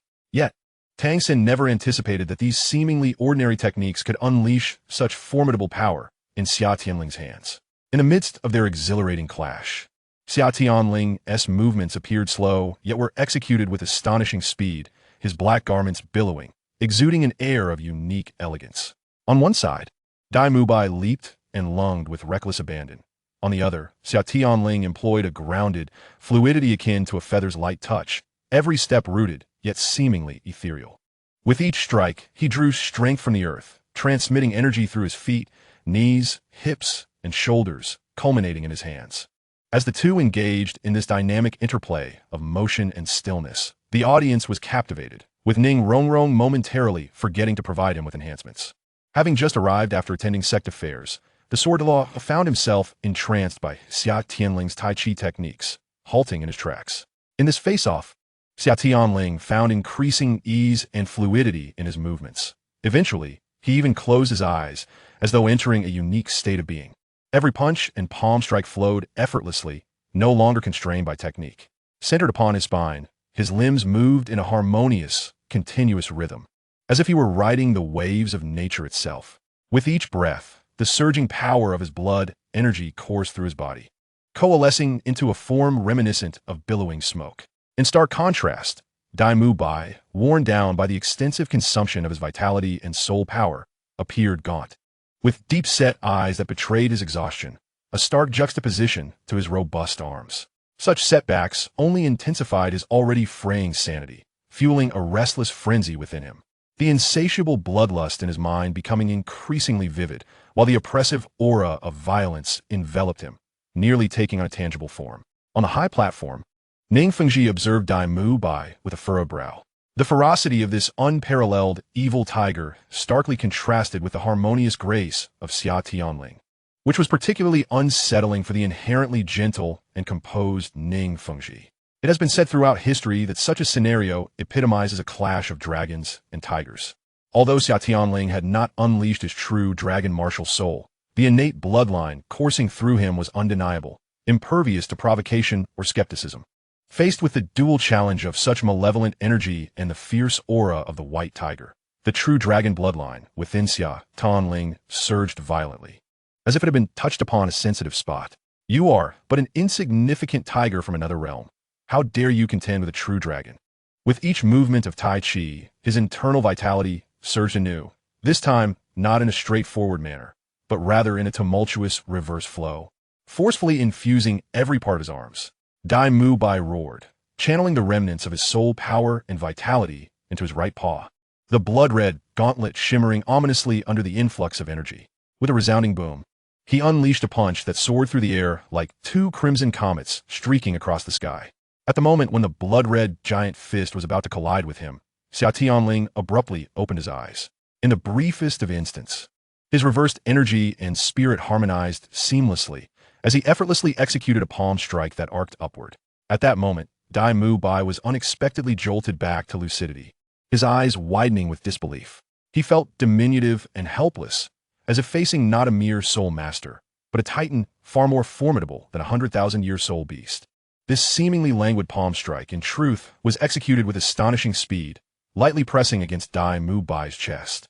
A faint dragon's roar resonated, prompting the least powerful among them, Yu Xiaojiang, to react with fervor. The rotund Luo Sanpao appeared instantaneously before him, collapsing to the ground in terror. The unconscious Yu Tianheng trembled slightly, his dragon claw manifesting abruptly before vanishing just as swiftly. Even the most powerful, Douluo Dalu, felt the stirrings of his bloodline, sensing a slight loosening of his 95th level bottleneck from the dragon's roar. With a resounding thud, Dai Mubai was struck by the seemingly gentle palm, spewing blood as the sound of breaking ribs echoed through the air. He was sent flying, having lost his martial soul's augmentation mid-air. The withdrawal of his blood-red gauntlet equally disrupted. Crashing into a pile of rubble, he appeared emaciated from overexertion, his vitality diminished and his spirit languid. Standing upon the martial platform, Xia Tianling exhaled a breath of relief, his arms gracefully tracing circles downward, his eyes betraying an ineffable joy. Dai Mubai, you have lost once more, he murmured softly. Thank you, Dai Mubai. By your grace, I have gleaned a glimpse of the profound essence of Tai Chi.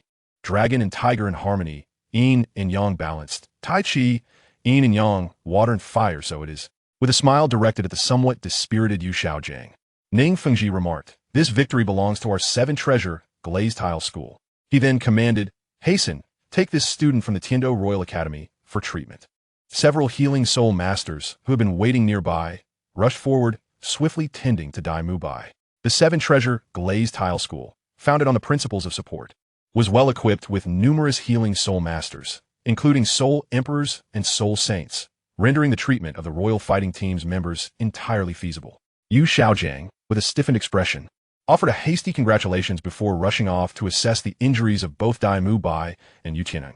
After concluding his efforts, Xia Tianling remained still, sitting cross-legged, seemingly absorbed in contemplation. The battle with Dai Mubai had yielded unexpected delights, proving immensely beneficial for Xia Tianling. The most immediate reward was the direct application of vitality.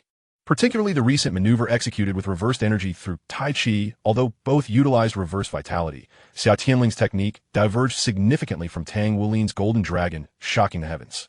While Tang Wulin and his ancestor, the red dragon Da, harnessed reversed energy to stimulate their bloodlines, unleashing the resultant force in a singular burst.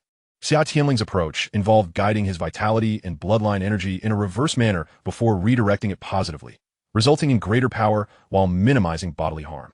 Inspired by both, Xia Tianling, despite his lack of creativity, felt justified in perpetuating the naming tradition, dubbing his technique True Dragon, shocking the heavens. However, this was merely the most immediate and inconspicuous gain from the battle, an offensive skill utilizing vitality. The true treasure lay in the slight understanding of Tai Chi and the interplay of yin and yang, dragon and tiger, yin and yang, motion and stillness, water and fire. How to reconcile these diametrically opposed forces, achieving a harmonious balance where each exists within the other, embodying both strength and gentleness? This concept, deeply ingrained from exposure to numerous philosophical texts, seemed deceptively simple and natural to Xia Tianling. Yet, the practical application proved to be an arduous challenge. Water and fire cannot coexist. Moreover, within one's own body, a misstep could transform opposing energies into a lethal force. Through his battle with Dai Mubai, Xia Tianling instinctively executed the Tai Chi form, mastering True Dragon, shocking the heavens, and fortuitously gaining insight into the intricacies of yin and yang's convergence, a true double blessing. Though the rewards were precious, the time needed for reflection was brief. Within mere minutes of achieving this epiphany, Xia Tianling stood with satisfaction and strode toward the members of the royal fighting team. Chapter 152. Sister, you may bear ominous signs. At this moment, a soul master of the 7-treasure glazed tile school at the soul saint level was employing their martial soul's true form to restore the soul power of the unconscious Yu Tianheng, who was simultaneously losing blood and receiving urgent treatment from Yi Lingling. In terms of wound recovery, unless one could procure a healing soul master of the soul Douluo level or above, the efficacy of other healers paled in comparison to the Soul King level 9 Heart Sitang skills, which generated cumulative effects. After all, it was hailed as the premier healing martial soul on the continent, akin to Huliana's 9-tailed fox, with 9 identical soul skills, the pinnacle of the pinnacle. Meanwhile, a Soul Emperor level healing soul master was setting Dai Mubai's broken bones. The might of True Dragon, shocking the heavens, was formidable. The interplay of energies had brutally pierced through Dai Mubai's chest. Had Xia Tianling not tempered his force through the properties of Tai Chi, this fierce tiger's spine would have been irreparably damaged. Even so, he had suffered significant internal and external injuries, leaving him depleted from the clash. Xia Tianling approached slowly, and the previously tense De Yen, fixated on Yu Qianheng, suddenly turned, startled by his presence. The dragon's roar from earlier had indeed left her shaken. For allies, the dragon's aura provided minor attribute enhancements.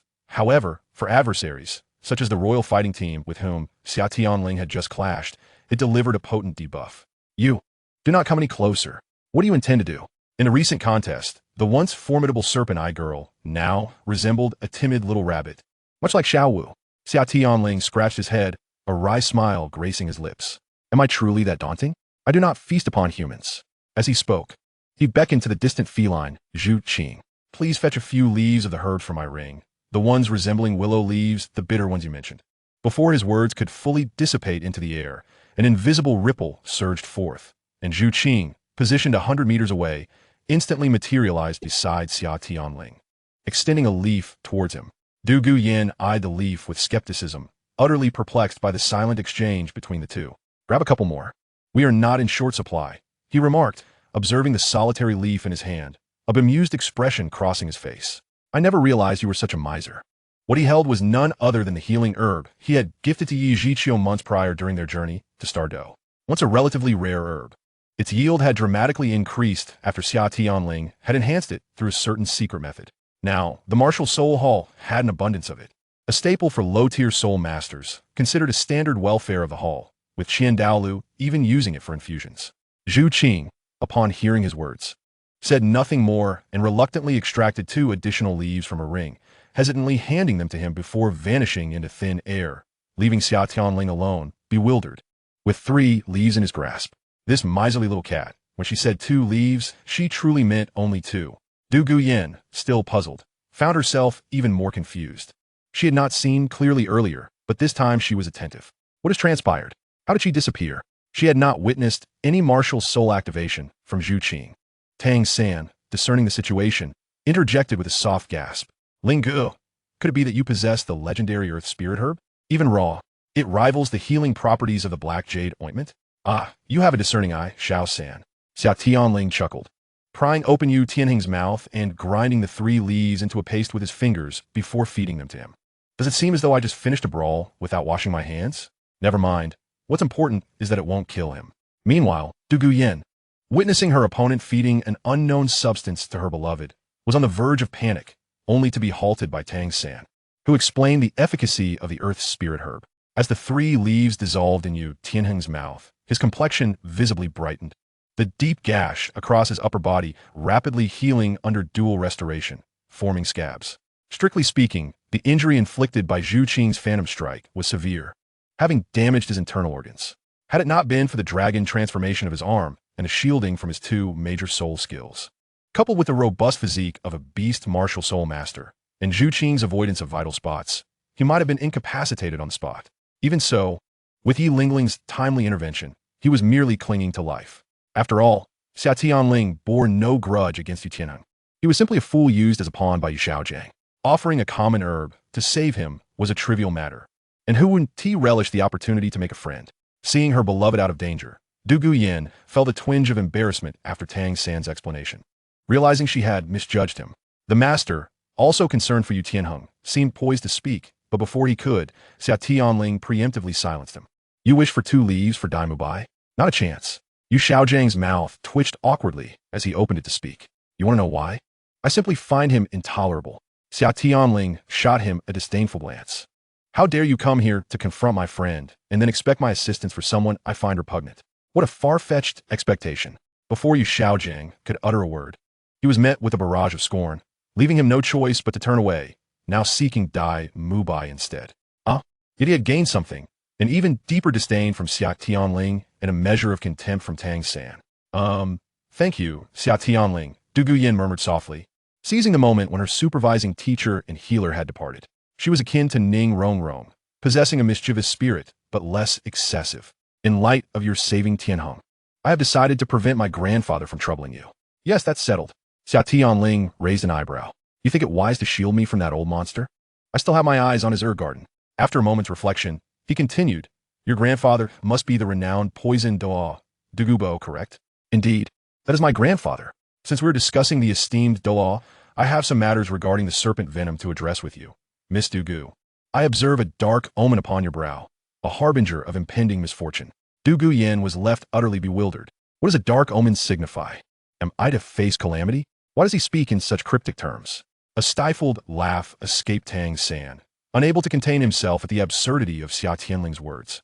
Reminiscent of a charlatan's jargon from a bygone era. What do you mean by that? The bewildered girl inquired. Xia Tianling, with a serene smile, spread his hands. The literal meaning. If you continue down this path, your health may be compromised. Chapter 153. I shall summon your grandfather tomorrow. He chose not to elaborate further. As this was a secret between Du Guyan and Du Gubo, the presence of others could lead to unfortunate revelations. What? Du Guyan was about to exclaim, but then stifled her voice. How do you know about my health? Before Xia Tianling could respond, Tang San interjected, Sister Yin. Allow me to introduce you. This is my elder brother and mentor.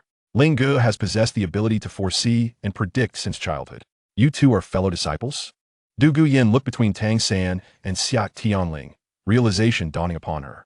No wonder you emphasized his importance during the strategy briefing. Wait a moment. But aren't you a disciple of Teacher Yu? I am merely a nominal disciple of Teacher Yu. My true mentor is someone else, Tang San declared decisively. Unperturbed by Yu Xiaojiang's proximity, he wished to distance himself from him as much as possible. Yu Xiaojiang, inspecting Dai Mubai's injuries from afar, evidently overheard this remark and stumbled slightly, nearly losing his balance. Xiao San is correct. We both excel in the art of poison. Xia Tianling patted Tang San's shoulder, offering an encouraging glance before guiding Du Guyan to a secluded corner. Since Xiao San has improved your serpent venom, he must have mentioned its potential to harm your health. Yet, he is unaware that you are the granddaughter of Du Gubo, nor does he comprehend the terror of cultivating the Bai Lin serpent venom within your body. Du Guyan nodded, a hint of sorrow in her eyes. Xia Tianling chose not to pry into her wounds and swiftly redirected the conversation. I can resolve the hidden dangers within you and your grandfather's body, and I can assist in the evolution of your martial soul, even eliminate that risk altogether. How is that conceivable? Donotiest. Du Guyan's eyes widened in disbelief. Her parents, as well as her grandmother, all succumbed to the venom of the emerald python. Now that she has heard of someone claiming to possess a remedy, how could she possibly remain composed? But does this individual truly possess the means to counteract such a lethal poison? If even her grandfather was rendered powerless against it, how could he hope to succeed? To me, the venom of the emerald python is merely a trifling matter. Xia Tianling waved his hand dismissively. Yet I must demand a hefty price. This is something you cannot possibly afford. Therefore, I urge you to convey this information to your grandfather, the poisoned Douluo, so that he may discuss it with me in person. I need some time to consider this. Du Guyan furrowed her brow, carefully weighing the feasibility of Xia Tianling's words. Take your time to deliberate. Once you have made your decision, have the old man come directly to the Seven Treasure Glazed Tile School to meet with me. Xia Tianling said, unhurriedly rising to depart. But do make haste in your contemplation, otherwise when the time comes, your grandfather may once again be tormented to the brink of despair. Xia Tianling spoke with a smile as he prepared to leave. Are you truly a seer? Du Guyan inquired. As you can see, is there any doubt? He replied. Then share something that only I would know. Your grandfather has a medicinal garden in the Sunset Forest. He disapproves of your relationship with Yu Tianheng. Stop. I believe you. No more. Du Guyan interrupted. I will write to my grandfather immediately. He should be at home now. Can you assist me in finding someone to deliver the letter? Of course. There are many disciples at the Seven Treasure Glazed Tile School eager to be of service. Very well, please wait a moment. After a brief exchange, Du Guyan retrieved paper and ink from her soul guide and began writing fervently. If previously there had been any doubt in Du Guyan's mind regarding Xia Tianling's self-proclaimed prophetic abilities and his claim to cure the emerald python's venom, his final statement completely dispelled her concerns. The fact that her grandfather was periodically tormented by his own snake venom was known only to her and Du Gubo. Even she had stumbled upon it by accident. Now, to hear it so nonchalantly stated was akin to discussing mundane family matters. Moreover, with these nearly secret revelations, whether concerning the discord between her and her grandfather over Yu Tianheng or the existence of her grandfather's medicinal garden, there was no way outsiders could possibly be aware. Such calm and collected demeanor could not stem from mere speculation based on hearsay. Perhaps this man truly possessed the gift of foresight. Had he not effortlessly neutralized the toxin augmented by Tang San earlier that day? With Tang San's formidable mastery of poison, it was likely that Xia Tianling, as Tang San's senior, surpassed him in this regard. However, whom did these two brothers study under? Aside from her grandfather, she had not heard of any title d'or renowned for their expertise in toxins. It was truly perplexing. Du Guian could not fathom that Tang San's and Xia Tianling's knowledge of poisons did not originate from Douluo continent, but rather from the Tang sect of Bashuan Blue Star. She was also unaware that Xia Tianling's understanding of toxins was entirely derived from the toxic chapters of the Xiantian treasure record and the Taoist scriptures, ensuring he was well-versed in this domain. Although his insights eclipsed Tang San's in the realm of poison, he was still far inferior to Du Gubo. There simply was no way around it. A person's energy is finite. He not only had to cultivate his own soul power, but also delve into the forging of spiritual metals, learn both traditional and miniature formations, and explore the integration of refining techniques with forging to create battle armors. He even had to ponder the evolution of martial spirits. Each of these endeavors was a monumental and intricate undertaking, leaving him little time to pursue the arcane art of toxins. Having Tang San conduct the research sufficed, as he was one of their own, and whatever he discovered would serve his purposes.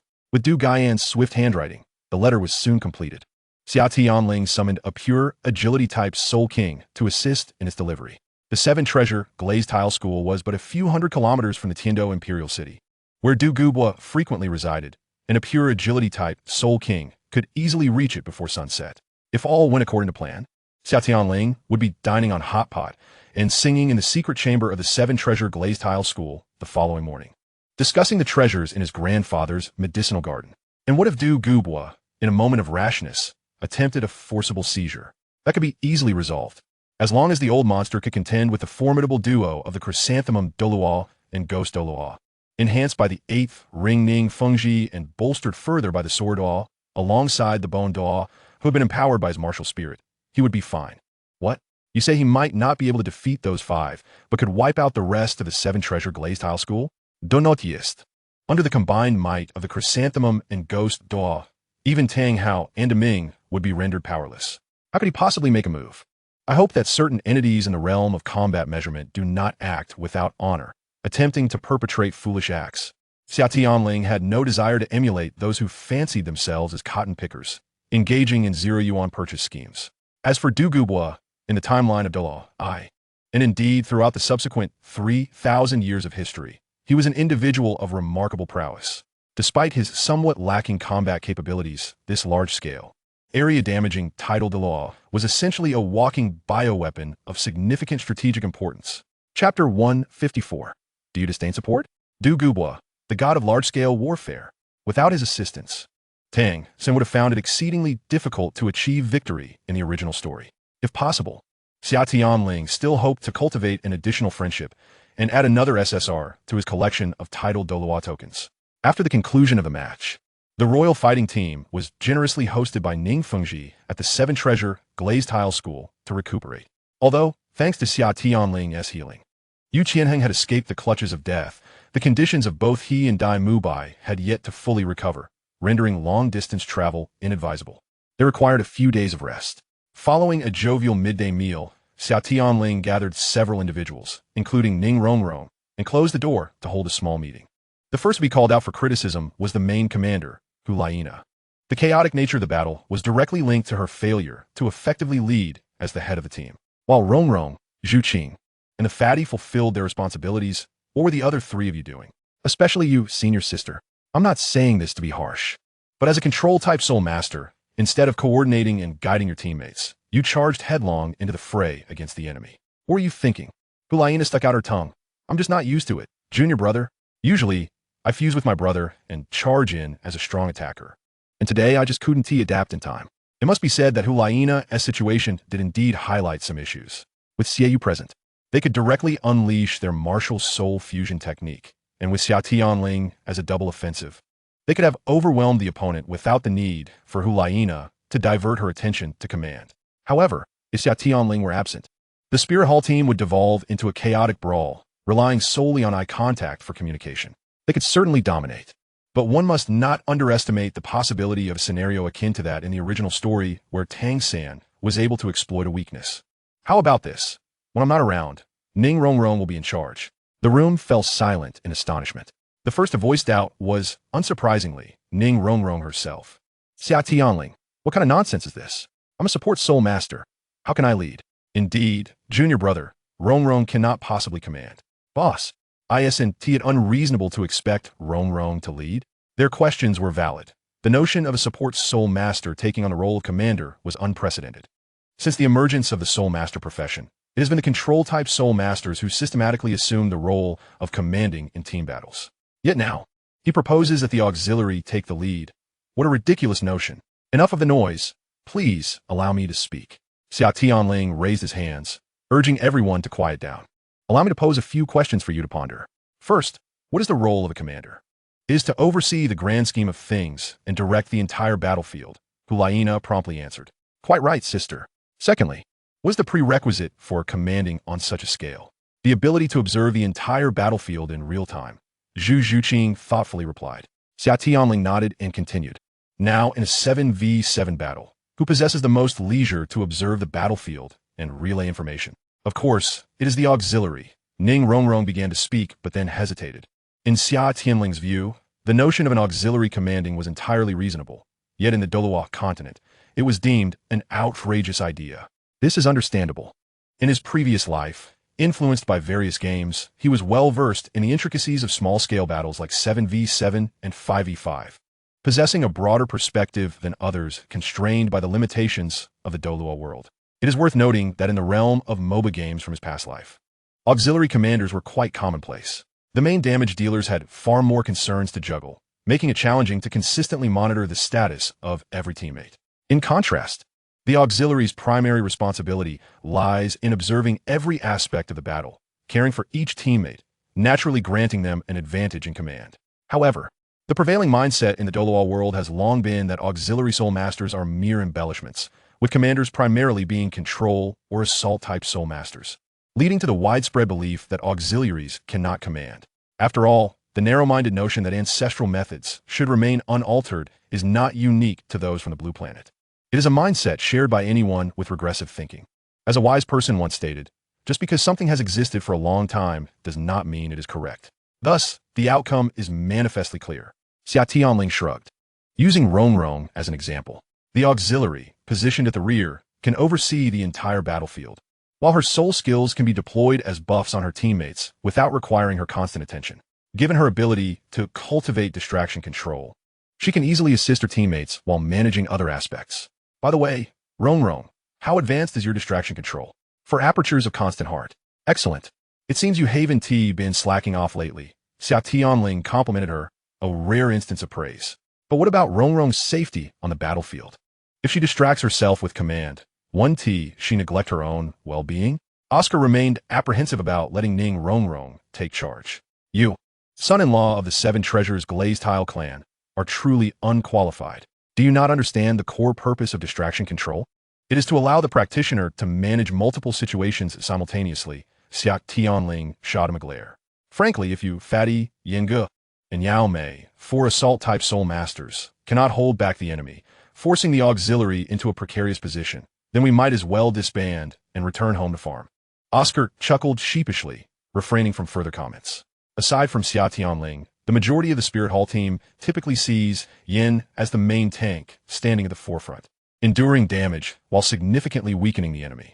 Oscar and Yao may flank the sides, positioning themselves while also engaging in offense. Zhu Zhuqing roams freely, focusing on the opponent's agile attackers or seeking opportunities to disrupt the backline, even targeting the enemy's assault types.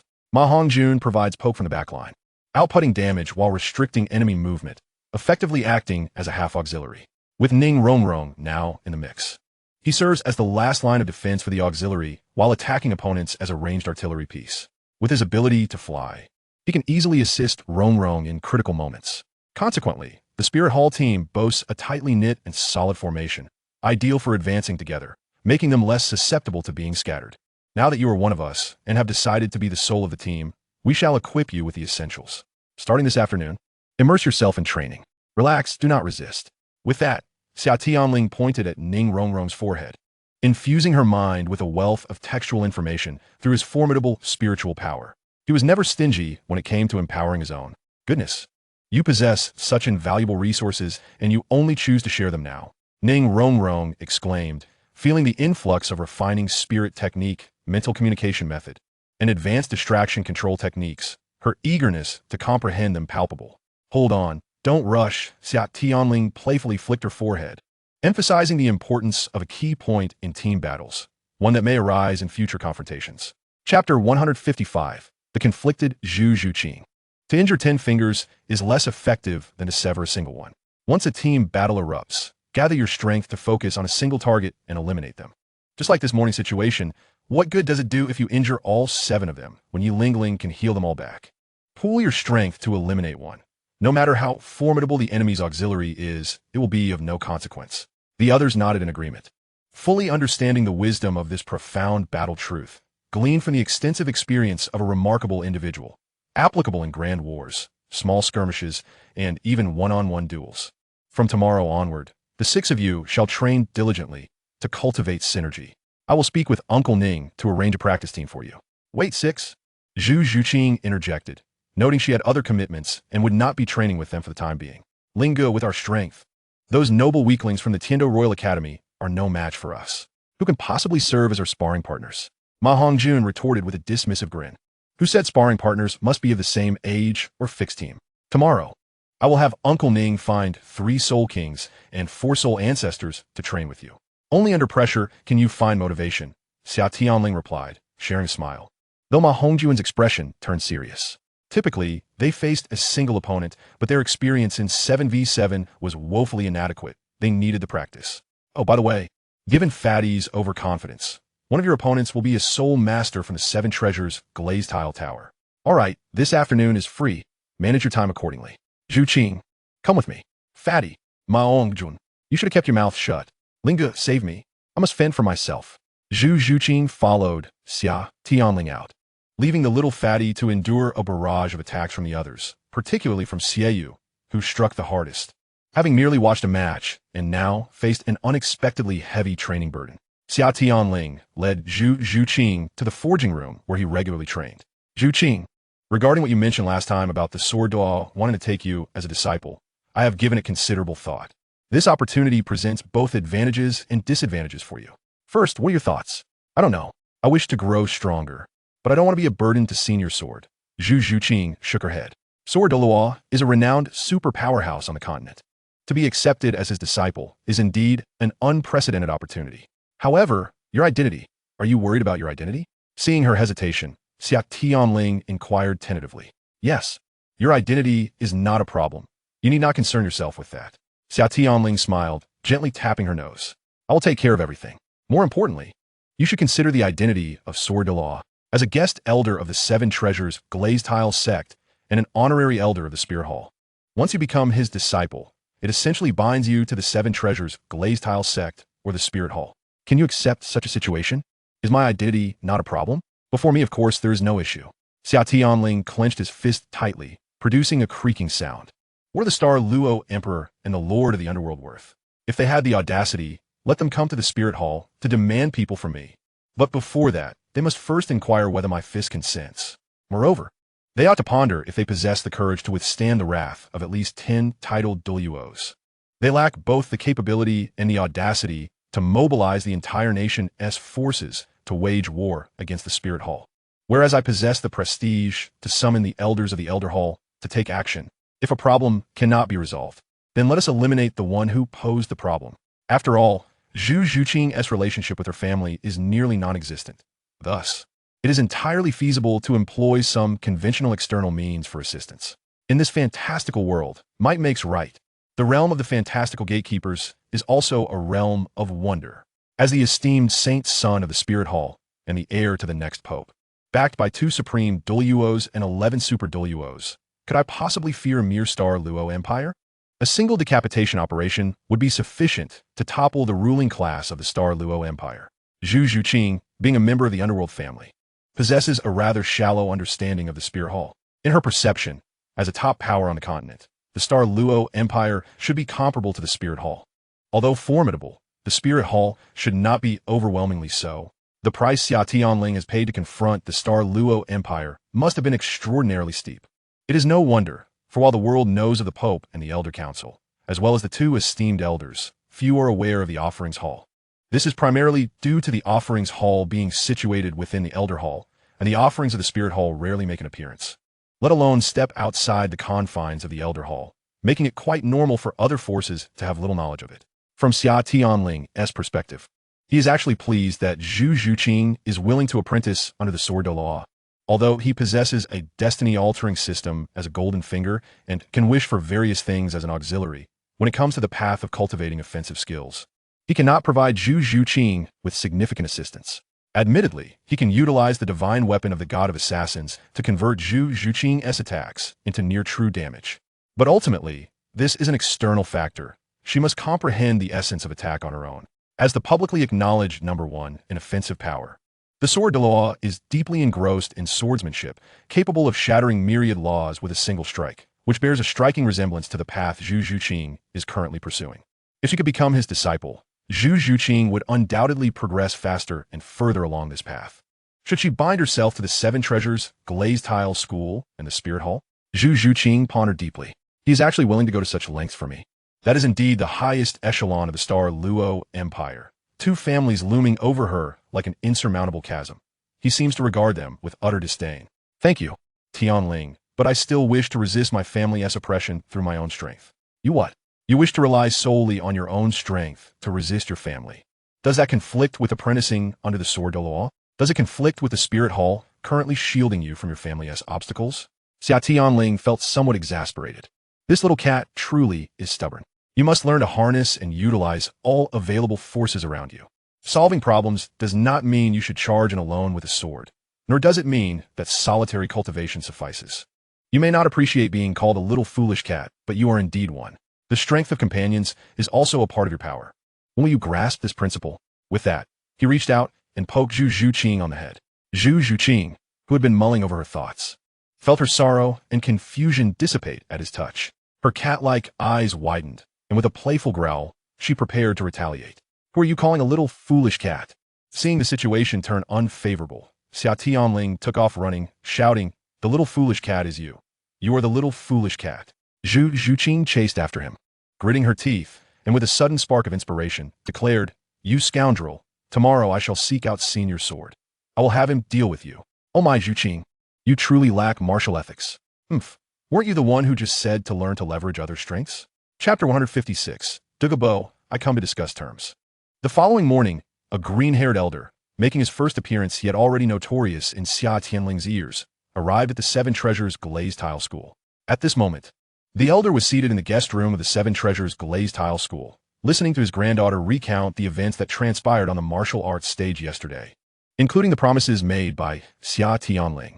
Yin Yin, is that young man truly capable of resolving the threat of snake venom? As you mentioned, this elder, known as Douluo, the poison Douluo, was engaged in conversation with his cherished granddaughter. Yes, grandfather, but he demands a hefty price. You must come in person to negotiate the details. This matter is of great significance, which is why I summoned you, Douluo relayed faithfully. Douluo tapped his fingernails on the table, creating a series of small indentations, displaying his evident impatience. This young man has quite the audacity. I am eager to see what sort of person he truly is. Just then, the door to the guest room swung open, and a young man entered. I dare not claim to be divine, Senior Poison. It is an honor to meet you. Shall we discuss in a private chamber? With that, he raised his right hand and gestured invitingly. The visitor was none other than Xia Tianling, who had come to propose a business negotiation with Douluo. Thus he refrained from exhibiting excessive deference, merely adhering to the necessary courtesies. Douluo rose, sweeping his sleeves, and strode out as if the place were his domain. In the private chamber, with no outsiders present, only Douluo and Xia Tianling remained. So, Senior Poison, allow me to introduce myself. I am Xia Tianling, and I believe I can treat the snake venom within your body, hence my invitation for this discussion. Sensing the stench of poison emanating from Douluo, Xia Tianling maintained a smile, while internally feeling quite frantic. This old poison master is practically a walking biochemical weapon. Will I be poisoned from spending too long in this enclosed space? Thankfully, I had already taken the universal antidote produced by the system as a precaution. You can cure the snake venom within me? What nonsense! I am 78 years old, having traversed for decades, and my body is robust. How could I be poisoned? Douluo's eyes turned icy. I have heard you also call yourself a prophet. What nonsense! What can you possibly know? Xia Tianling secretly chuckled to himself. This Douluo is quite the proud old man. Clearly, he came here in a flurry, yet he stubbornly insists that he is fine, sacrificing his pride to endure suffering. Then, Senior, is the gradually intensifying tingling sensation you experience in your sides during the afternoon and at midnight, lasting over an hour. Merely a jest? And what are the stabbing pains akin to needles at the top of your head and soles during the witching hour? Along with the body spasms that last at least half an hour? Are those merely acts as well? As he spoke, Xia Tianling feigned regret, shaking his head. What a pity! It seems that you have progressed beyond mere poison in the bones and have entered the phase of a fleeting glimpse of vitality. Why you? How do you know this? Douluo could no longer contain his astonishment and instinctively blurted out. Xia Tianling's descriptions were as if he had witnessed them firsthand, revealing Douluo's greatest secret, one that even Douluo was only vaguely aware of, not grasping the extent of its severity. Douluo's gaze grew increasingly sinister and frigid, a palpable aura of killing intent emanating from him, crashing against Xia Tianling's chest as if tangible. Boy, are you not afraid that I might kill you? Xia Tianling remained perfectly still, allowing the killing intent to collide against him, a faint smile gracing his lips as he leisurely leaned back in his chair, crossing his legs. Why don't you give it a try? Then I shall indeed give it a try. Douluo was certainly not a man of good temperament.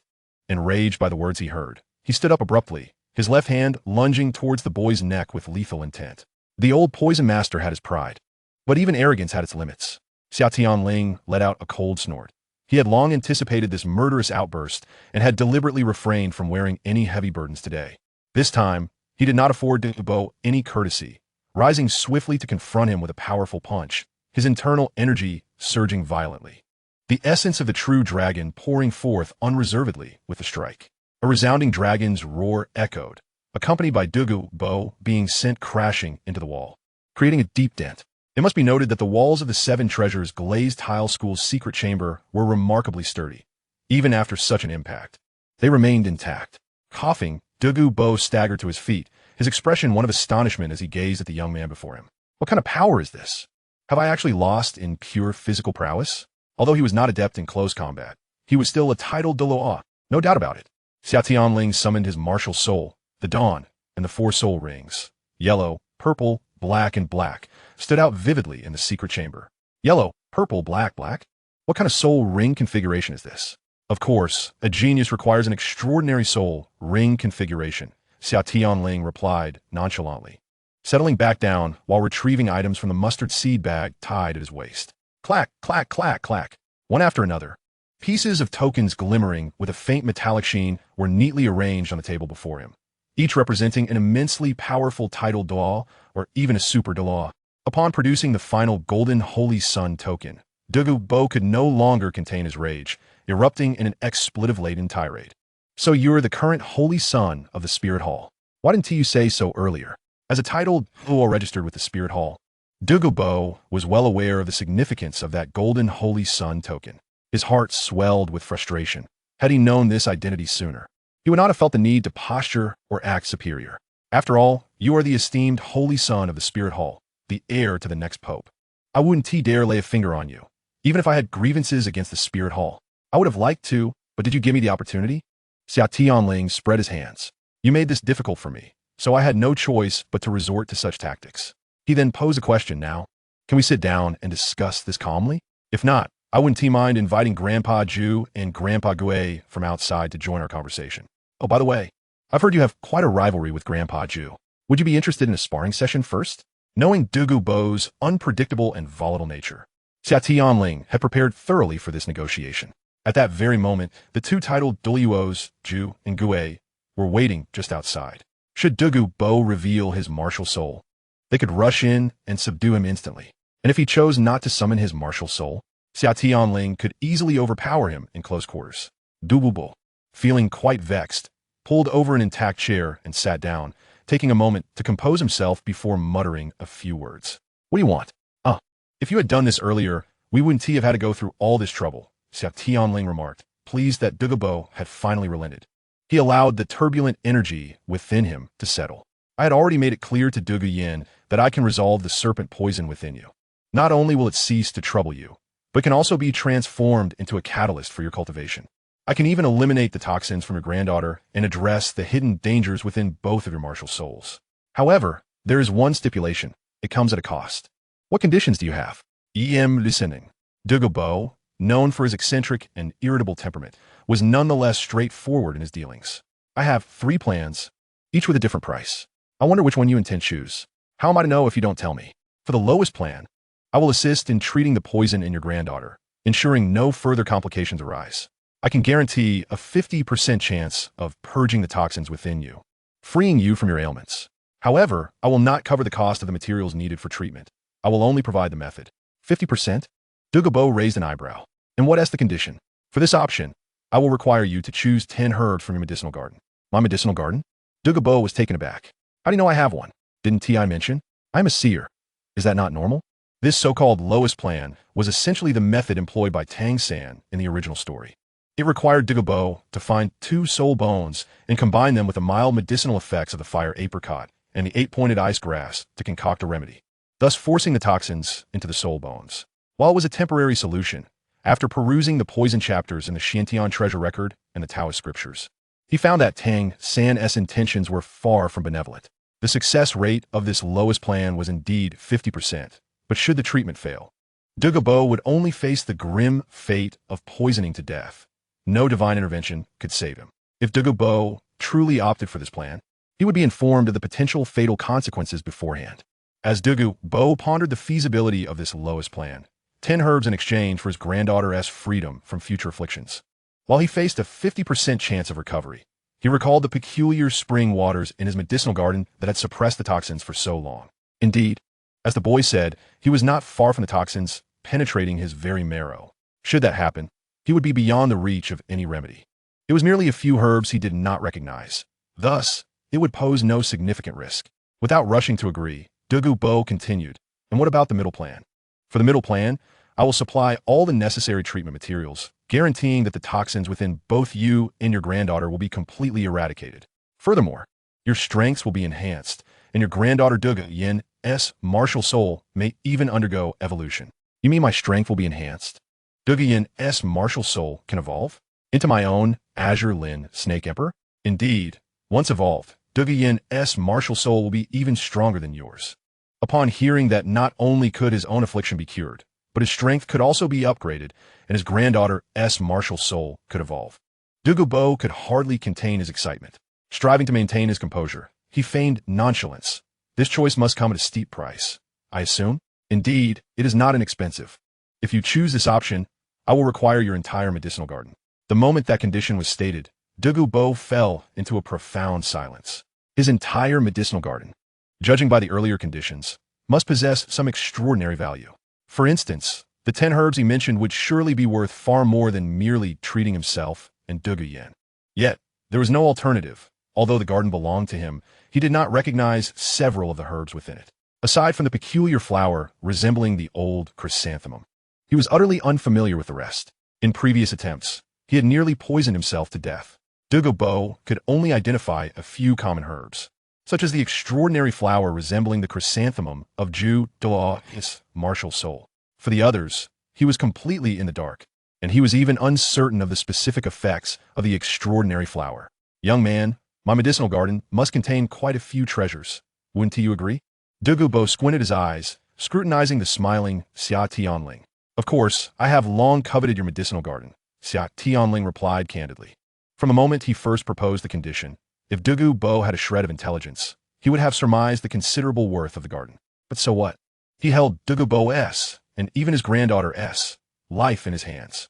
Moreover, he had not resorted to coercion. The terms proposed were entirely fair and equitable. Had he truly wished to seize it by force, he could have simply brought Qian Dalu and Bibi Don along, not to mention Douluo's medicinal garden. Even the soul rings and soul bones of the Great Ming and the Second Ming could easily be acquired. Taking the middle option as an example, Xia Tianling proposed to Douluo that he could acquire the entire ice and fire yin-yang eye, which would not only completely eliminate the snake poison from Douluo's body, but also provide a means for her to transcend her current limitations and evolve her martial soul with the aid of celestial herbs. In this era, a single celestial herb has the potential to create a super Douluo and even lay the groundwork for ascension to godhood. Unfortunately, Douluo was unfamiliar with such herbs. One cannot embark on business ventures without some profit, can they? If the herbal industry on Douluo continent were even slightly more developed, The old poison master Wu and Ti have to linger in this treasure trove capable of producing super Douluos, waiting for death. At this moment, Douluo found himself in a quandary, torn between choosing the middle path or the lower path. Although he might not recognize those herbs, they had accompanied him for decades, and parting with them felt like a loss. Oh, I almost forgot to mention, if you choose the lower path and it fails, you will die, Xia Tianling added. Douluo replied, tell me about the upper path. I wish to hear what conditions you might propose. This herb garden is the most precious possession I hold. As the esteemed son of the Spirit Hall, surely you look down upon those inferior soul bones and gold soul coins, do you not? Although you may have lost other things, your very existence is your greatest wealth. Xia Tianling licked his lips, revealing a dazzling smile. So what do you say, old poison master? Are you interested in following my lead in the future? The expression on Xia Tianling's face sent a chill down Douluo's spine. Impossible. Even if I were to die from snake poison, I would never join another faction, especially the Spear Hall. Do not harbor such foolish dreams. Here in the Heaven Do Empire, I am regarded as a lord. Why would I serve you at the Spirit Hall? Ah, do not be so hasty in your refusal.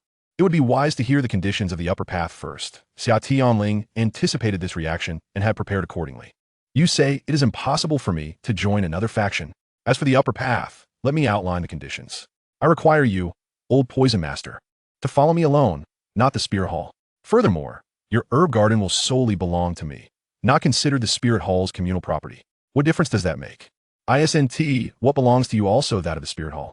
Douluo questioned. The distinction is profound. My personal possessions are exclusively mine, and anyone wishing to utilize them must seek my permission. If they belong to the Spirit Hall, I must consider the elders' opinions before granting use. What benefits can you offer me? Douluo inquired with skepticism. What can I provide you? Aside from assisting in eliminating the hidden dangers within you and Douluo, I can help you evolve your martial soul, achieving at least a breakthrough to level 95 or possibly beyond. Does that not count?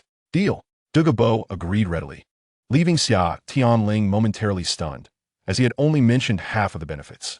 This old fellow had already expressed his willingness. No one can escape the renowned philosopher Mr. Wang's law of irresistible allure. Not even the people of Douluo. Chapter 158. Douluo began to question his life choices.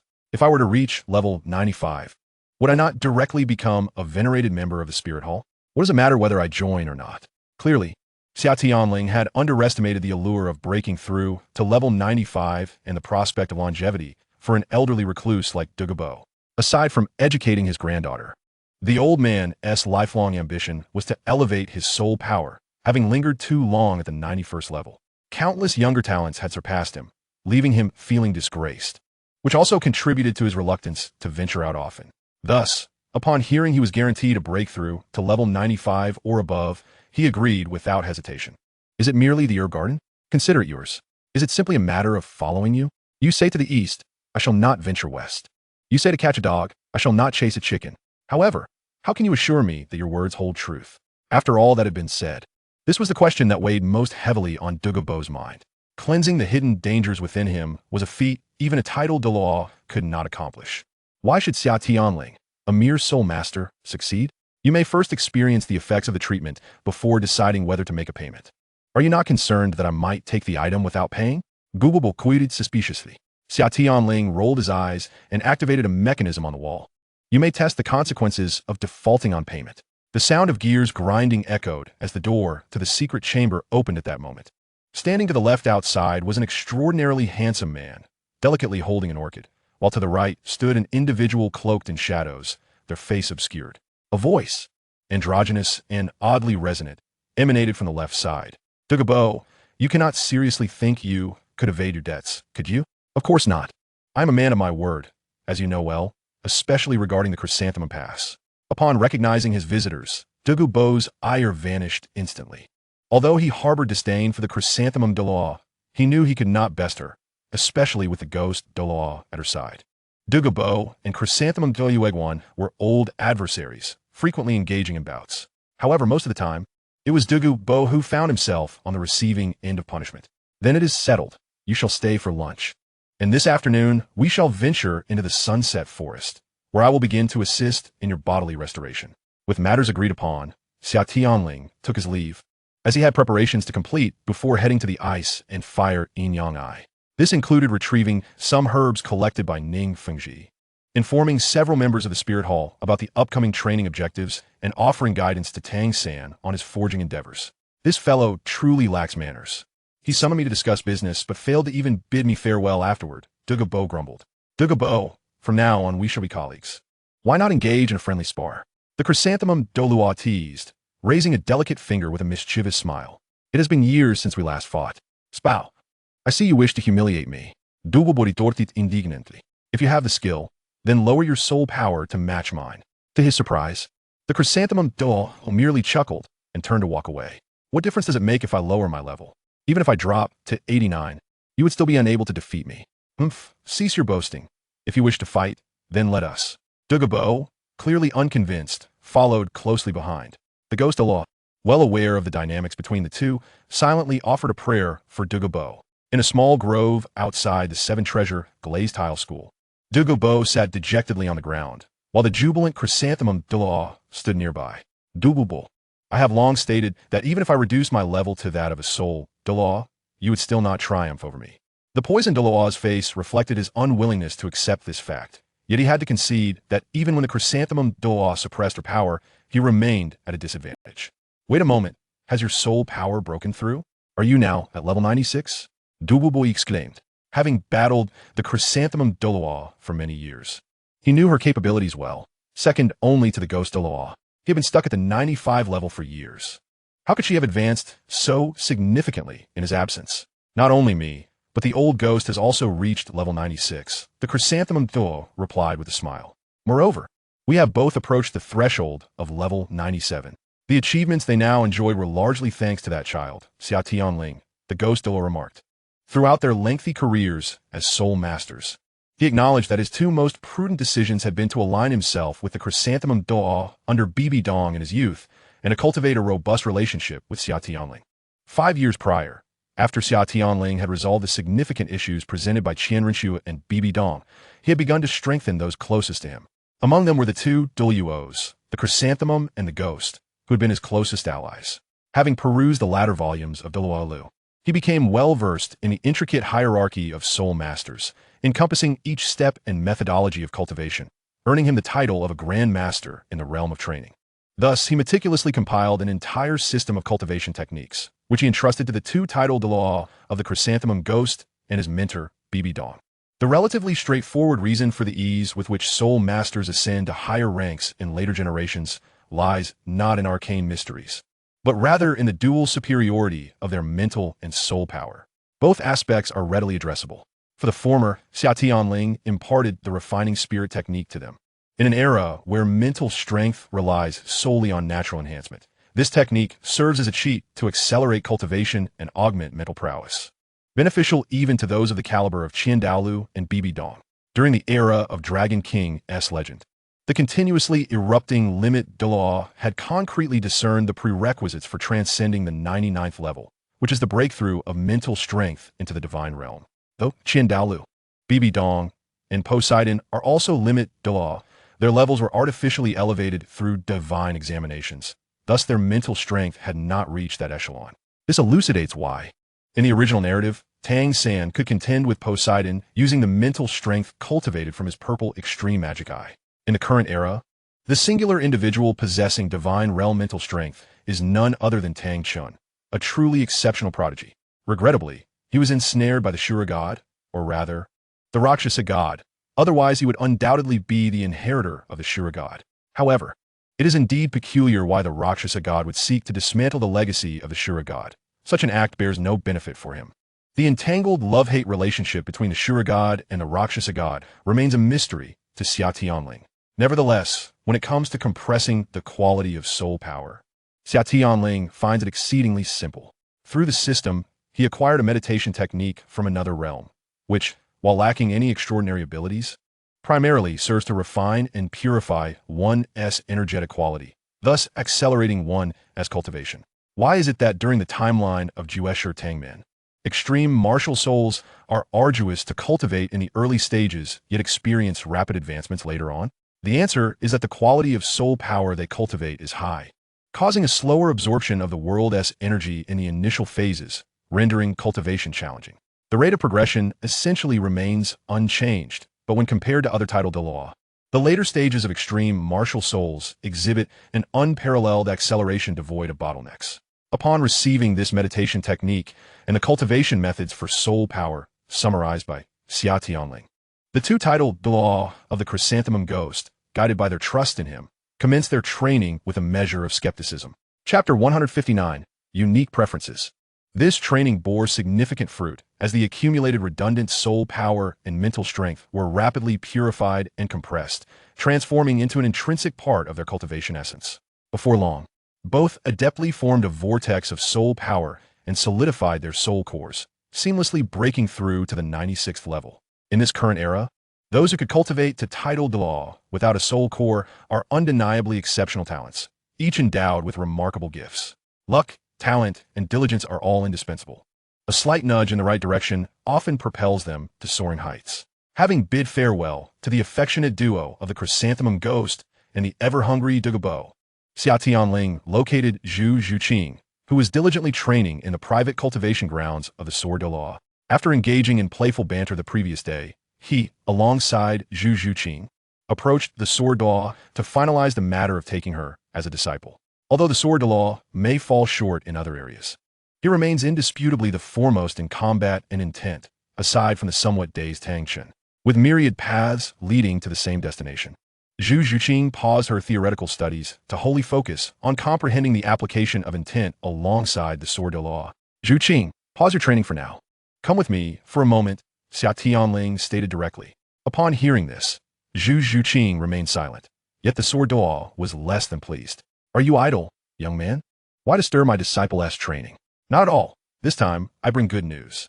I assure you I'll return within half a month, and I will ensure your precious disciple ascends to the soul sect. Ascend to the soul sect? The Sword Douluo was taken aback, then erupted in fury. Don't be foolish. You're not planning to employ some life-draining sorcery, are you? Master, Tianling would never. Zhu Zhuqing interjected timidly, tugging at the Sword Douluo's sleeve before he could say more. Ah, look at that. Even our Zhuqing understands me. Am I that sort of person? How could I resort to such lowly means? You foolish disciple will undoubtedly be sold out by this scoundrel, and you'll help him count the coins. The Sword Douluo lamented in exasperation before turning to retreat indoors. I'm washing my hands of this. You handle it yourself. If you dare employ sorcery, I shall cleave you in twain. He won tea, Zhu Zhuqing thought to herself. However, she remained silent and followed Xia Tianling away after bidding farewell to the Sword Douluo. Subsequently, Xia Tianling sought out Ning Fengji once more to collect the medicinal materials he had previously requested. It is no wonder that the seven-treasure glazed tile school is immensely wealthy, while it is often challenging for ordinary individuals to procure a single specimen of certain herbs. Ning Fengji had prepared 20 sets, even inquiring if that would suffice, offering to gather more if needed.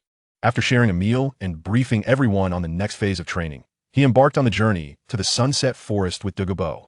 I say, lad, why not bring Yin Yin along? What do you mean by bringing this young lady?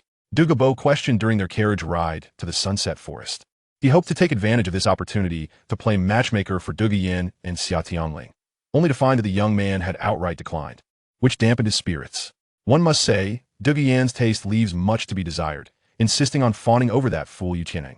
Xia Tianling reclined comfortably in his seat, responding nonchalantly, Listen here, old poison, you are to accompany me from now on. Do not keep calling me lad. Show me some respect. Oh, what do you wish for me to call you? Douluo grinned. Call me boss. Boss. What does that even mean? Never mind, just do as I say. Fine. Whatever you say it is, it is. After all, you are my boss, Douluo conceded readily. His thoughts were rather simple.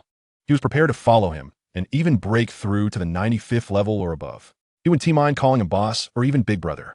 However, while he agreed, whether he would actually call him that in the future would depend on his mood, Xia Tianling suddenly remembered something and said, By the way, old poison, hand over your titled Douluo token. Also, keep my personal token safe. Zhu Zhuqing naturally retrieved the token from her storage ring and handed it over, then received Douluo's token to stow it away. Cough, old poison? What sort of title is that? Douluo coughed. Does your identity lack for my token? He was somewhat bewildered. Among the many titled Douluo in the Spirit Hall, whose token would not be more effective than his own? Not at all. I simply wish to collect it. My goal is to amass all titled Douluo tokens. Currently, I am still missing those of you Yuanjin and Tang San. Xia Tianling yawned. The brothers Tang Hao and the elders of the Haotian sect had never certified with the Spirit Hall, thus lacking their own exclusive tokens. As for the Sea God Island residents, given the island's small size, they see each other daily and have no need for such tokens. It remains uncertain whether there are any tidal Douluo on the Sun and Moon continent at present. Now, that is indeed a wealthy person's hobby. Yu Yuanjin is understandable. But what about that Tang San fellow? Isn't he presumed dead? Douluo Dalu mused. That old man hasn't been seen for decades. His son is being chased and beaten, and not a peep from him. Look at this obsession, collecting the personal tokens of tidal Douluo. Is this truly a matter for discussion? At the age of 78, Douluo Dalu had just entered the world of soul masters when Tang San was at the zenith of his power. Thus, he was naturally acquainted with him.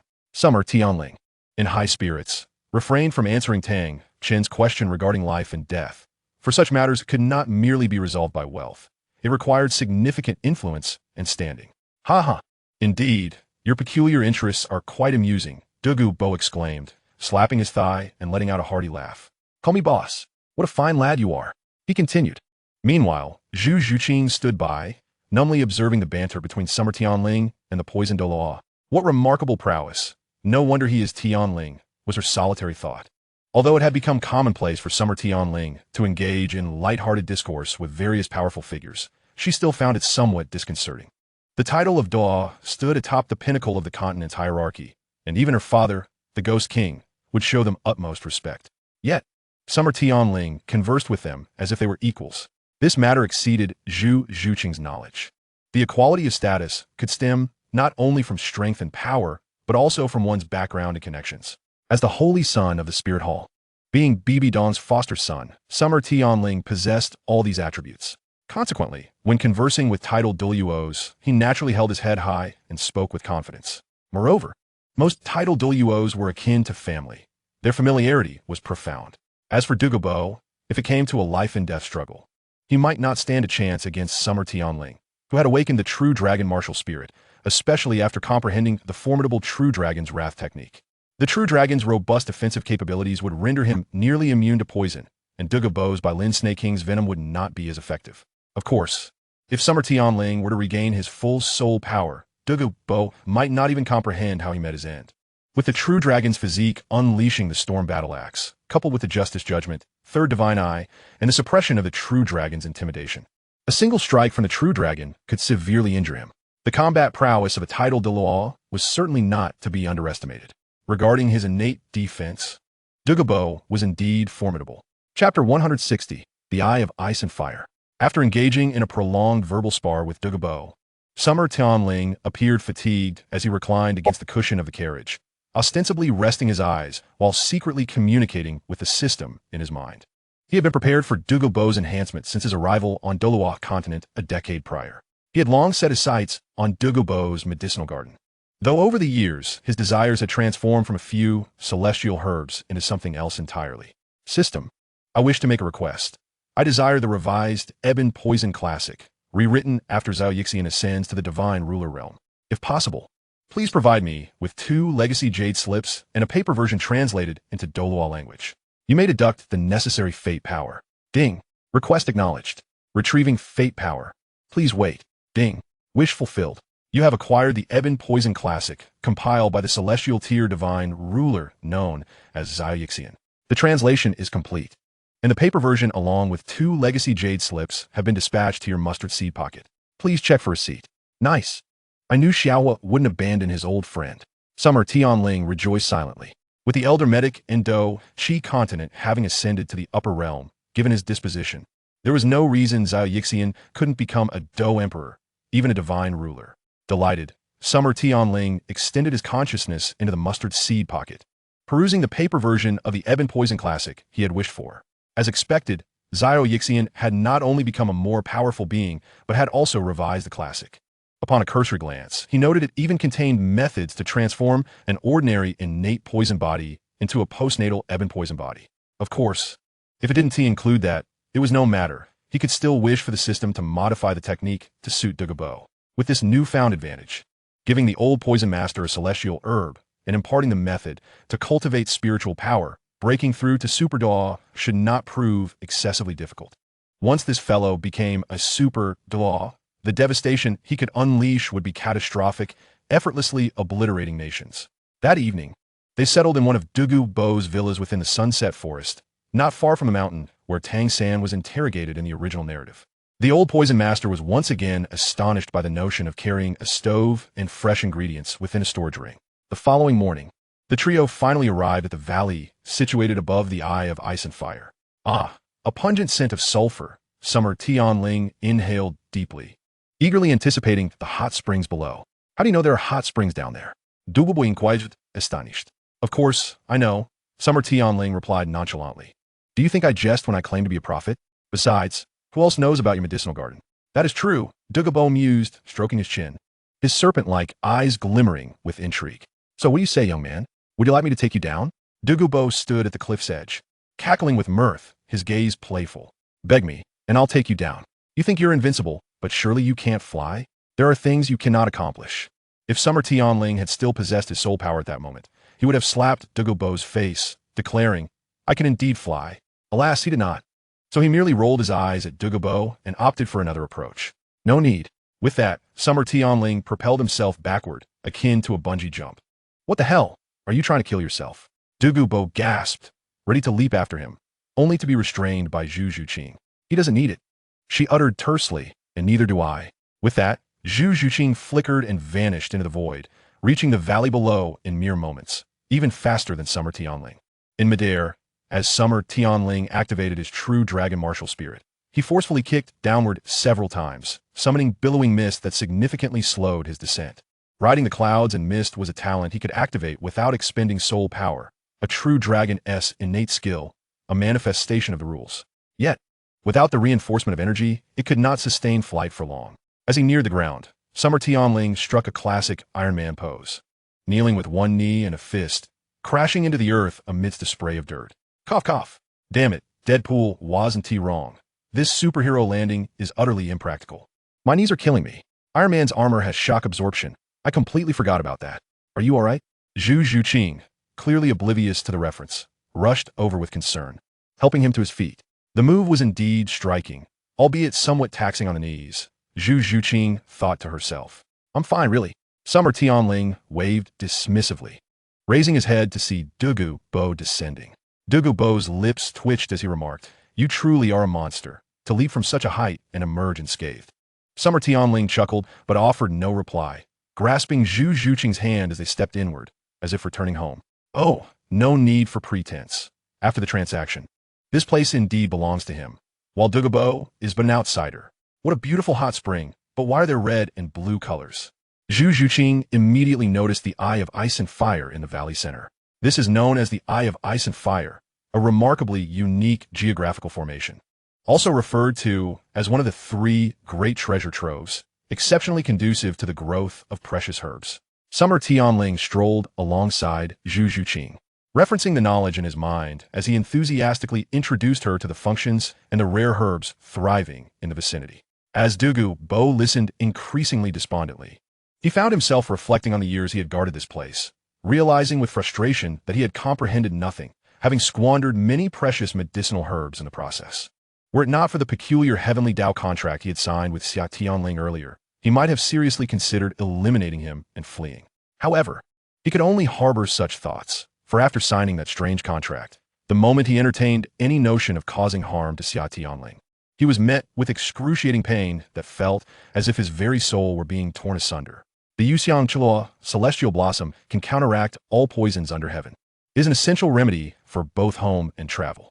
As he spoke, Xia Tianling casually plucked the large purple flower and placed it into Zhu Zhuqing's hands. Hold on to this. The poisons here are abundant, and the springs can produce potent toxins. Even a tidal Douluo could not endure for long without it. So it is prudent to keep it close to avoid accidental poisoning. You little monster, Douluo interjected, trailing behind them like a tourist on a guided tour. Doesn't that mean this flower would render me completely powerless against toxins? Having witnessed Xia Tianling's monstrous physique, Douluo had already resolved to refer to him as Little Monster. Not entirely, Xia Tianling mused, recalling Tang San's experiences in the original story. Unless someone consumes it, your snake venom will still be effective, albeit diminished by about a third. Having thoroughly admired the ice and fire yin-yang he had long yearned to see, Xia Tianling's professional instincts kicked in, and he remembered the task at hand. Old poison, this is for you. He slapped his forehead and retrieved 2 jade slips and a book from his mustard seed bag. Douluo, with a perplexed expression, accepted them and inquired, "Evil poison classic? What is this?" "This is the solution I found for you. It will not only cure the snake venom within you, but also elevate your soul power." "How do I use it?" "Simply press the jade slip against your forehead and connect with your spiritual energy." "Oh, you fool. Only one is necessary. The other is for your granddaughter." In a flurry, Douluo pressed the jade slip to his forehead. Under the influence of his spiritual energy, the slip immediately disintegrated into powder, flooding his mind with a torrent of knowledge. As he absorbed the information, Douluo's expression transformed from skepticism to unrestrained joy, eventually bordering on madness, perfectly embodying the concept of the true fragrance principle. A treasure, a supreme treasure of poison. Once I master this, I will surely make that damned chrysanthemum lord taste defeat. All right, take your time to comprehend it. Once you have fully grasped it, call me, and I will assist you in the initial condensation of the evil poison pill. Yes, wait for me. I will be done shortly. Douluo, brimming with excitement, promptly sat cross-legged to begin his understanding of the evil poison classic. Observing the exhilarated Douluo, Xia Tianling turned to see Zhu Zhuqing, who was searching for something, and felt a surge of nostalgia. It reminded her of the time when Xia Tianling had handed her the assassin's blade, filling her with joy and anticipation for the future. Little did she know that not only she, a relatively low-ranked soul master, but even a titled Douluo could be elevated by him. What kind of person was he? Even after several months of acquaintance, Zhu Zhuqing remained deeply curious about Xia Tianling. There was an air of mystery surrounding this young man, filled with countless extraordinary phenomena. After a while, Douluo suddenly sprang to his feet, his face alight with indescribable anticipation. The old poison master was one of the few titled Douluo who could not conceal his emotions. His joy, anger, sorrow, and delight were all vividly displayed on his face. "Little monster, I've comprehended it. Shall we begin now?" "Yes, let us start." Xia Tianling wrapped his left arm around Zhu Zhuqing while his right transformed into a jade-colored dragon claw, plucking a medicinal herb from the ground. He delicately pinched its stem with his nails and moved to sit by the blue pool, distancing himself from the red-hot spring. "Don't misunderstand. My embrace of Zhu Zhuqing is purely for toxin resistance." The herb he held was entirely radiant, featuring a large white spherical head adorned with numerous blue speckles. Resembling a starry sky, thus named Tian Nan Hao. It contained lethal poison. Consumption would undoubtedly lead to death, and even someone of Douluo's caliber would suffer greatly if exposed. Focus and cultivate. The techniques in the evil poison classic should guide you. When I say to open your mouth, you must do so and swallow. Under Xia Tianling's guidance, Douluo settled into a meditative posture and began to slowly circulate the techniques from the evil poison classic. The foul odor emanating from him gradually receded as he practiced. Infused with a hint of the coldness of the spring, Xia Tianling stood before him, extending his consciousness to pluck the snow-colored swan kiss. The quality of the snake venom within Douluo was insufficient to meet the requirements for transforming into the postnatal evil poison body as described in the evil poison classic. Therefore, Xia Tianling sought alternative methods to bolster Douluo's condition. The Tian Nan Hao, a supreme toxic plant, was not even recorded in Tongmen's Xintian Baolu. When combined with the activating effects of the snow-colored swan kiss, it would certainly generate the necessary toxicity. Xia Tianling's senses were fully engaged as he monitored the operation of Douluo's techniques. At a crucial moment, he shouted, "Open your mouth." In an instant, the 2 precious herbs were crushed into medicinal juice and poured into Douluo's mouth. Following this, Xia Tianling commanded the chilling spring water to form a fine mist that enveloped Douluo, encasing him in a layer of frost. This process continued for nearly an hour. As Douluo slowly condensed the toxins and soul power into a poison pill under external influence, Xia Tianling exhaled a sigh of relief, recuperating his dwindling spiritual energy. "Why freeze the old poison master?" Zhu Zhuqing asked after noticing his relaxation. "Because the 2 toxins, once stimulated by the snow-colored swan kiss, become excessively volatile. The old poison master's body cannot withstand such intensity, necessitating the ice spring's essence to assist in suppression. Only then can he successfully condense the poison pill and gradually distribute the toxins throughout his body. Without external assistance, his body would explode from the toxins before he could even begin to cultivate." "I see. You are quite knowledgeable." Zhu Zhuqing nodded. "So, is the old poison master safe now?" "Of course, I am well informed. The old poison master has nearly completed the condensation of the poison pill. He is now merely awaiting the final step of infusing the poison into his marrow. There should be no danger now. Another hour passed, and Xia Tianling had fully replenished his spiritual energy. During this time, the green hue in Douluo's hair and nails visibly faded, and the foul odor that had once permeated is being dissipated, replaced by a faintly sweet fragrance. The old poison master's scent has become pleasant. Indeed, that signifies he has completed the transformation of his body and is entering the final stage. As Xia Tianling had anticipated, mere minutes later, Douluo leapt from the ground, bursting forth from the top of the ice and fire yin-yang eye, releasing a long-held roar that echoed with decades of pent-up emotions. As he descended, Douluo, his face alight with joy, grasped Xia Tianling's shoulders and began shaking him excitedly while laughing uncontrollably. "Little monster, look at my nails, look at my hair. It's no longer green. It's gone. Truly gone. I've broken through to the 92nd level. Ha ha ha ha."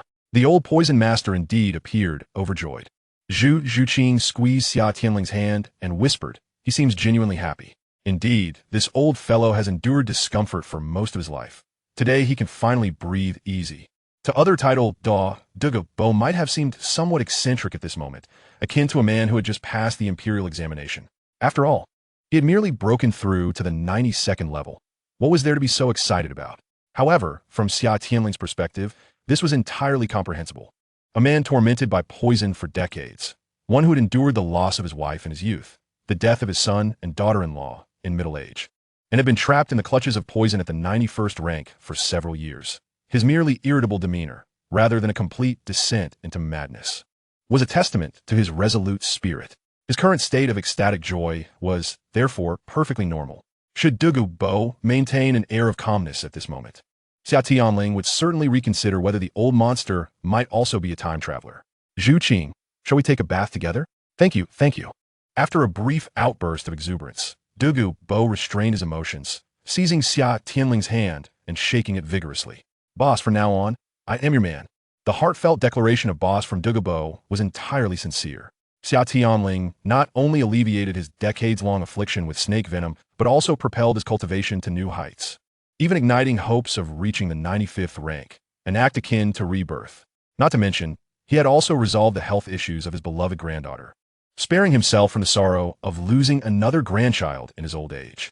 At present, Douluo's hair had transformed from its previous green hue to a rich black, and the wrinkles on his face had significantly diminished, rendering him to appear merely in his 40s. The combination of two celestial herbs and the effects of the evil poison scripture not only subdued his entire body of snake venom, but also vastly enhanced his vitality. Given Douluo's current physical condition, even if he chose not to advance further, living to the ripe age of 300 would be a mere trifle. "All right, old poison. Are you satisfied now?" Xia Tianling smiled. "I haven't spoken a single falsehood, have I?" "Not at all. Not a word," Douluo replied, brimming with joy. "By the way, boss, what about my granddaughter?" "Oh, your granddaughter's situation is quite simple." Xia Tianling freed himself from Douluo's firm grip, began rummaging through the ground, and continued, "Douluo's cultivation is still in its infancy, unlike you, whose power is already established and requires potent remedies. She merely needs to follow the guidance in the evil poison scripture step by step, and when she advances to Soul Sage, she will naturally condense the poison pill without any danger." Having said that, he paused, reached down, and plucked a medicinal herb from the ground.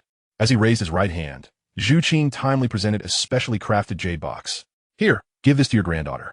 Consuming it will be sufficient for her martial soul to ascend to the blue scale Serpent Emperor, and a surge of 5 to 6 levels in soul power will be no problem." Inside the jade box lay the 8-petaled celestial orchid, which Oscar had consumed in the original text. This herb, named the 8-petaled celestial orchid, remained fresh for a millennium and would not decay for centuries. Its properties were mild and rich, easily absorbed, capable of bolstering the foundation and purging impurities, perfectly suited for Douluo's use to extract the evil poison. Take it back and have her consume it as soon as possible. She can simply chew and swallow it. Douluo carefully accepted the box and placed it into his storage soul guide, fully trusting Xia Tianling after having experienced the miraculous effects of the celestial herbs. "Old poison, you must have felt it yourself. When you condensed the poison pill earlier, only about half of the energy from the 2 celestial herbs and the Yin Spring entered your poison pill. The other half remains within your body. Once you return, focus on consolidating your cultivation. Reaching the 93rd rank should be quite feasible. after delivering the evil poison scripture and the celestial herbs to your granddaughter. You should solidify your cultivation in the other courtyard for now, and keep an eye on the door for me. Douluo nodded vigorously, suppressing his excitement. Rest assured, boss. Old Poison, will handle the matter efficiently. I will return within half a day at most. Then off you go. After your return, enter seclusion as you see fit. If I need to leave, I will seek you out. Please refrain from disturbing me in the meantime. Understood, I comprehend. Douluo cast a sidelong glance at Zhu Qing, who was squatting nearby, examining various herbs, and exchanged a knowing look with Xia Tianling before swiftly disappearing. What did Old Poison understand? Zhu Qing, sensing the commotion, inquired curiously. I'm not entirely sure. Xia Tianling replied, his demeanor steady. Perhaps he has grasped how to eliminate the toxins from his granddaughter's body. Oh. Once Douluo had departed, Xia Tianling surveyed the ground strewn with celestial herbs, his heart racing with exhilaration.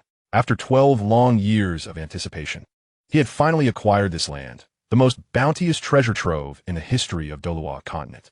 At that moment, the only word that encapsulated his feelings was sheer delight. Zhu Qing, may I pose a question? Are you willing to accept anything in pursuit of strength?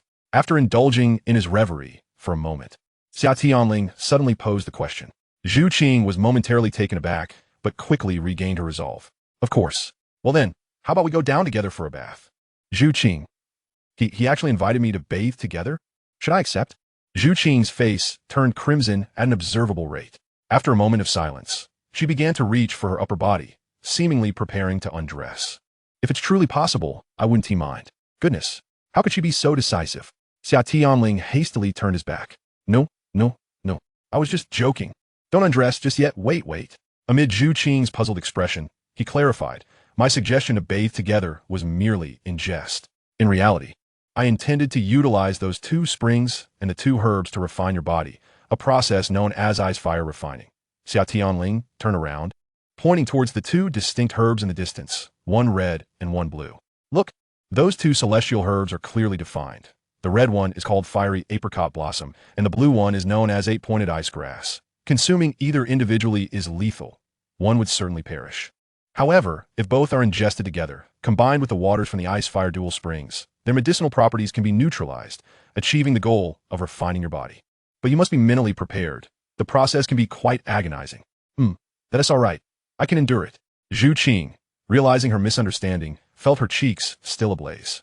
Good. Then I shall impart some crucial precautions, which you must remember. Xia Tianling meticulously detailed the necessary precautions while also sharing his insights regarding the harmonization of ice and fire, as well as the fusion of yin and yang. System. I wish for a swimsuit suitable for Zhu Qing, one that can withstand the yin and yang spring waters without affecting the ice fire refining process. Ding. Wish received from the host. Searching for the power of fate, please hold on. Ding. You have obtained the large-size, celestial silk pattern 5 elements defensive swimwear, specifically designed for body refining. This item has been sent to your mustard seed bag. Please check. What is this ridiculous name? Swimwear? For body refining? Have cultivators become this extravagant? Upon probing into his mustard seed bag, he discovered that the absurdly named swimwear was, in fact, a standard 3-piece set, and of superior quality, boasting astonishing defensive capabilities, likely sufficient to withstand even the full-force release of a tidal Douluo's ultimate technique. The ghostly obliteration. There's no helping it. It will have to do. Zhu Qing. Regular clothing will burn upon entering the ice fire dual springs, and robust armor will hinder the body refining effect. You'll need to change into this. Xia Tianling summoned his courage and retrieved the swimwear from the mustard seed bag, presenting it to her, feeling somewhat embarrassed.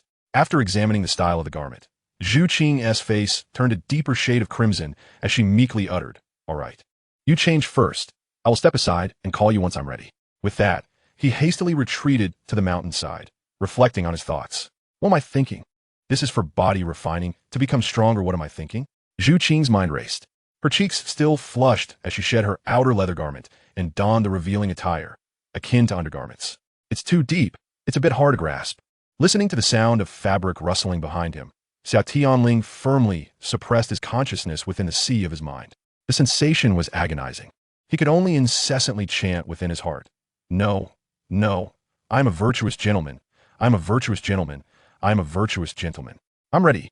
You may turn around now." A voice as melodious as celestial music resounded, prompting Xia Tianling to whirl around at an almost imperceptible speed.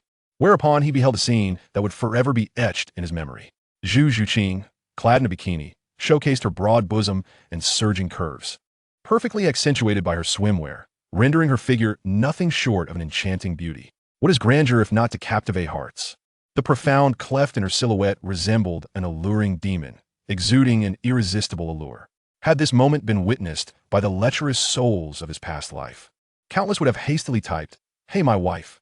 Ever the honest Xia Tianling had never encountered such a sight. A wave of heat surged from his chest to his nostrils, as if he were on the verge of an explosive outburst. Hold it in, I must not let it flow, how embarrassing.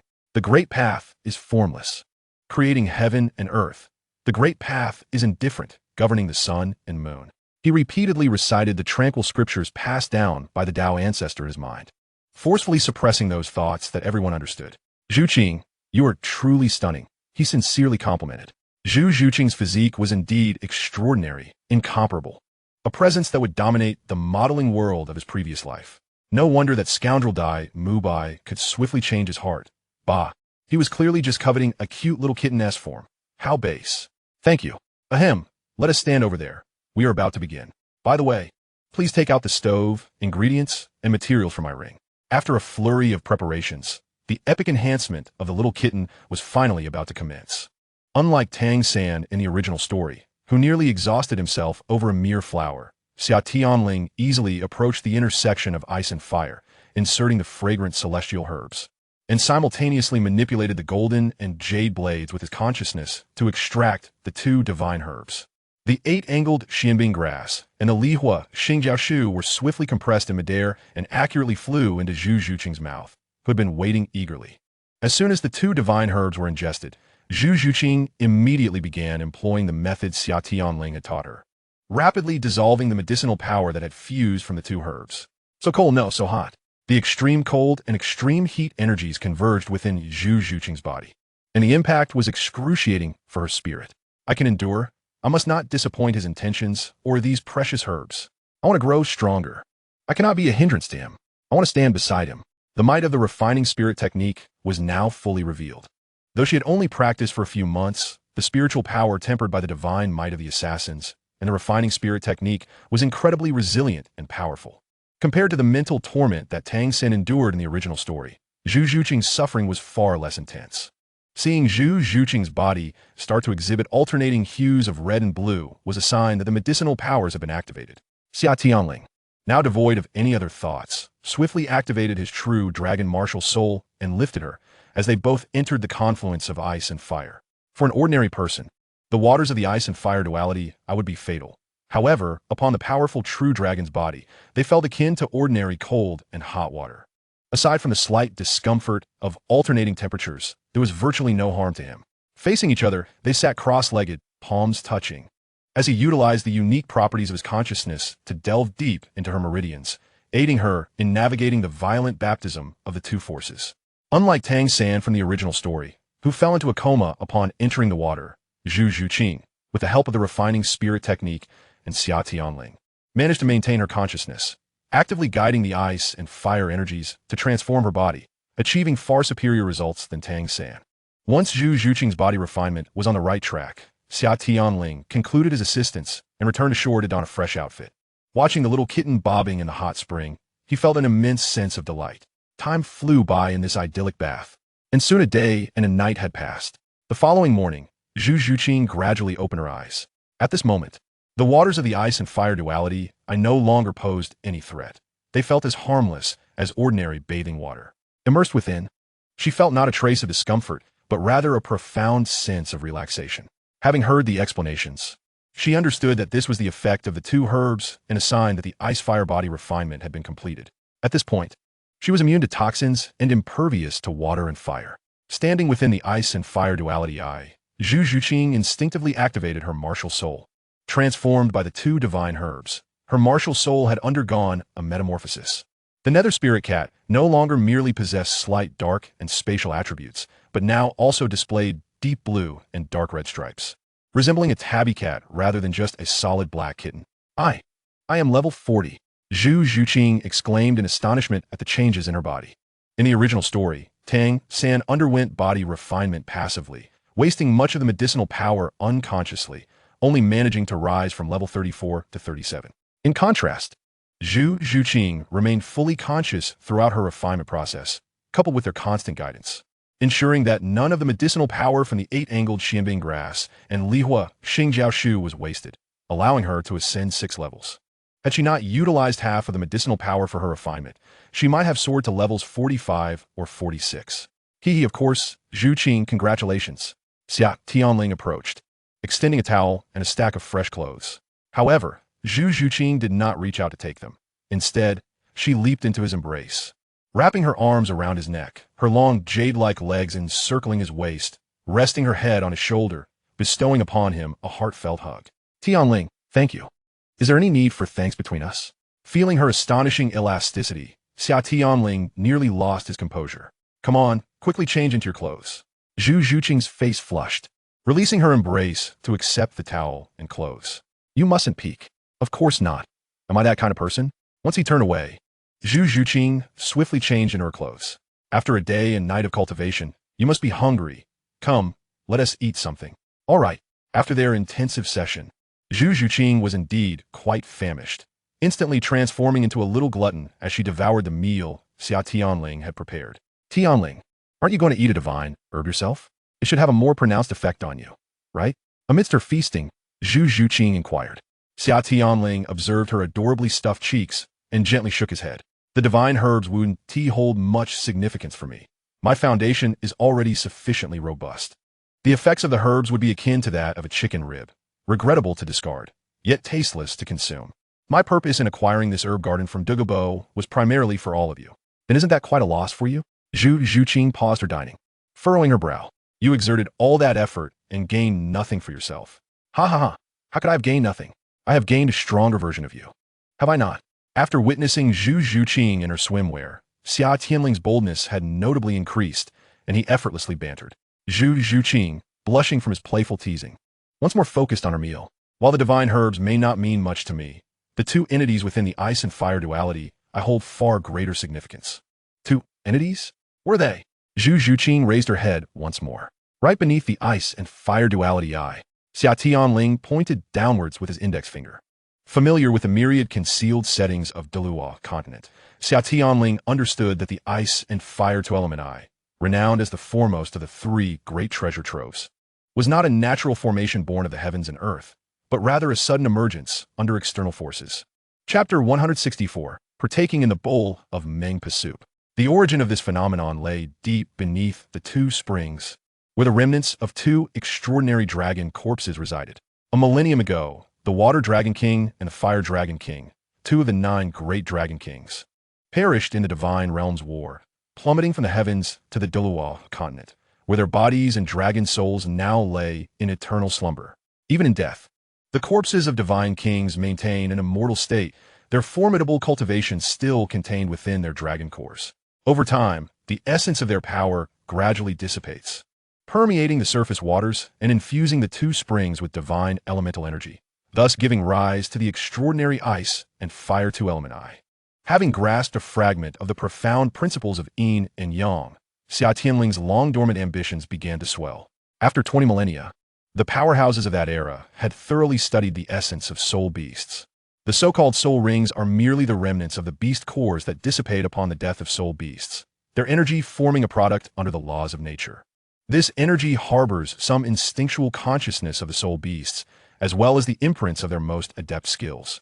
This explains why soul masters can acquire skills by absorbing soul rings, and also why soul rings produced by soul beasts over 10,000 years old exhibit soul fluctuations. When exceptionally powerful or unique soul beasts die, a portion of their power enters their skeletal structure upon the dissolution of their beast cores, resulting in the formation of soul bones. Hence, it is a certainty that soul bones drop when soul beasts of over 100,000 years perish. Theoretically, as long as the dragon cores of the Water and Fire Dragon Kings have not completely dissipated, there remains the possibility of their becoming soul rings. Xia Tianling had already inquired with the system, confirming that a trace of their essence remained, and even their dragon souls had not entirely withered. He entrusted the scattered items on his person to Zhuqing for safekeeping, instructing her to cultivate here. Before transforming into his true dragon form, and plunging into the ice and fire two-element eye. Utilizing his formidable physique, he swam deeper into the depths. The further he descended, the more abundant the fire and water elements became, until the pool at the bottom was almost entirely composed of these two liquid elemental forms. System. Are the corpses of the water and fire dragon kings truly beneath here? Xia Tianling inquired, expending his fate power to question the system. Indeed, their existence is confirmed. The characteristics of dragon kings allow their corpses to remain immortal for millennia, with their dragon cores still intact. Over time, the dragon cores of the water and fire dragon kings will likely dissipate completely in approximately 30,000 years. 30,000 years, you say? No wonder Tang San, bearing the dragon god's legacy, could not summon the power of the water and fire dragon kings. It seems by then, these two brothers were well and truly gone. System, I have reached the bottom. Where are the corpses of the water and fire dragon kings? Why do I not see them?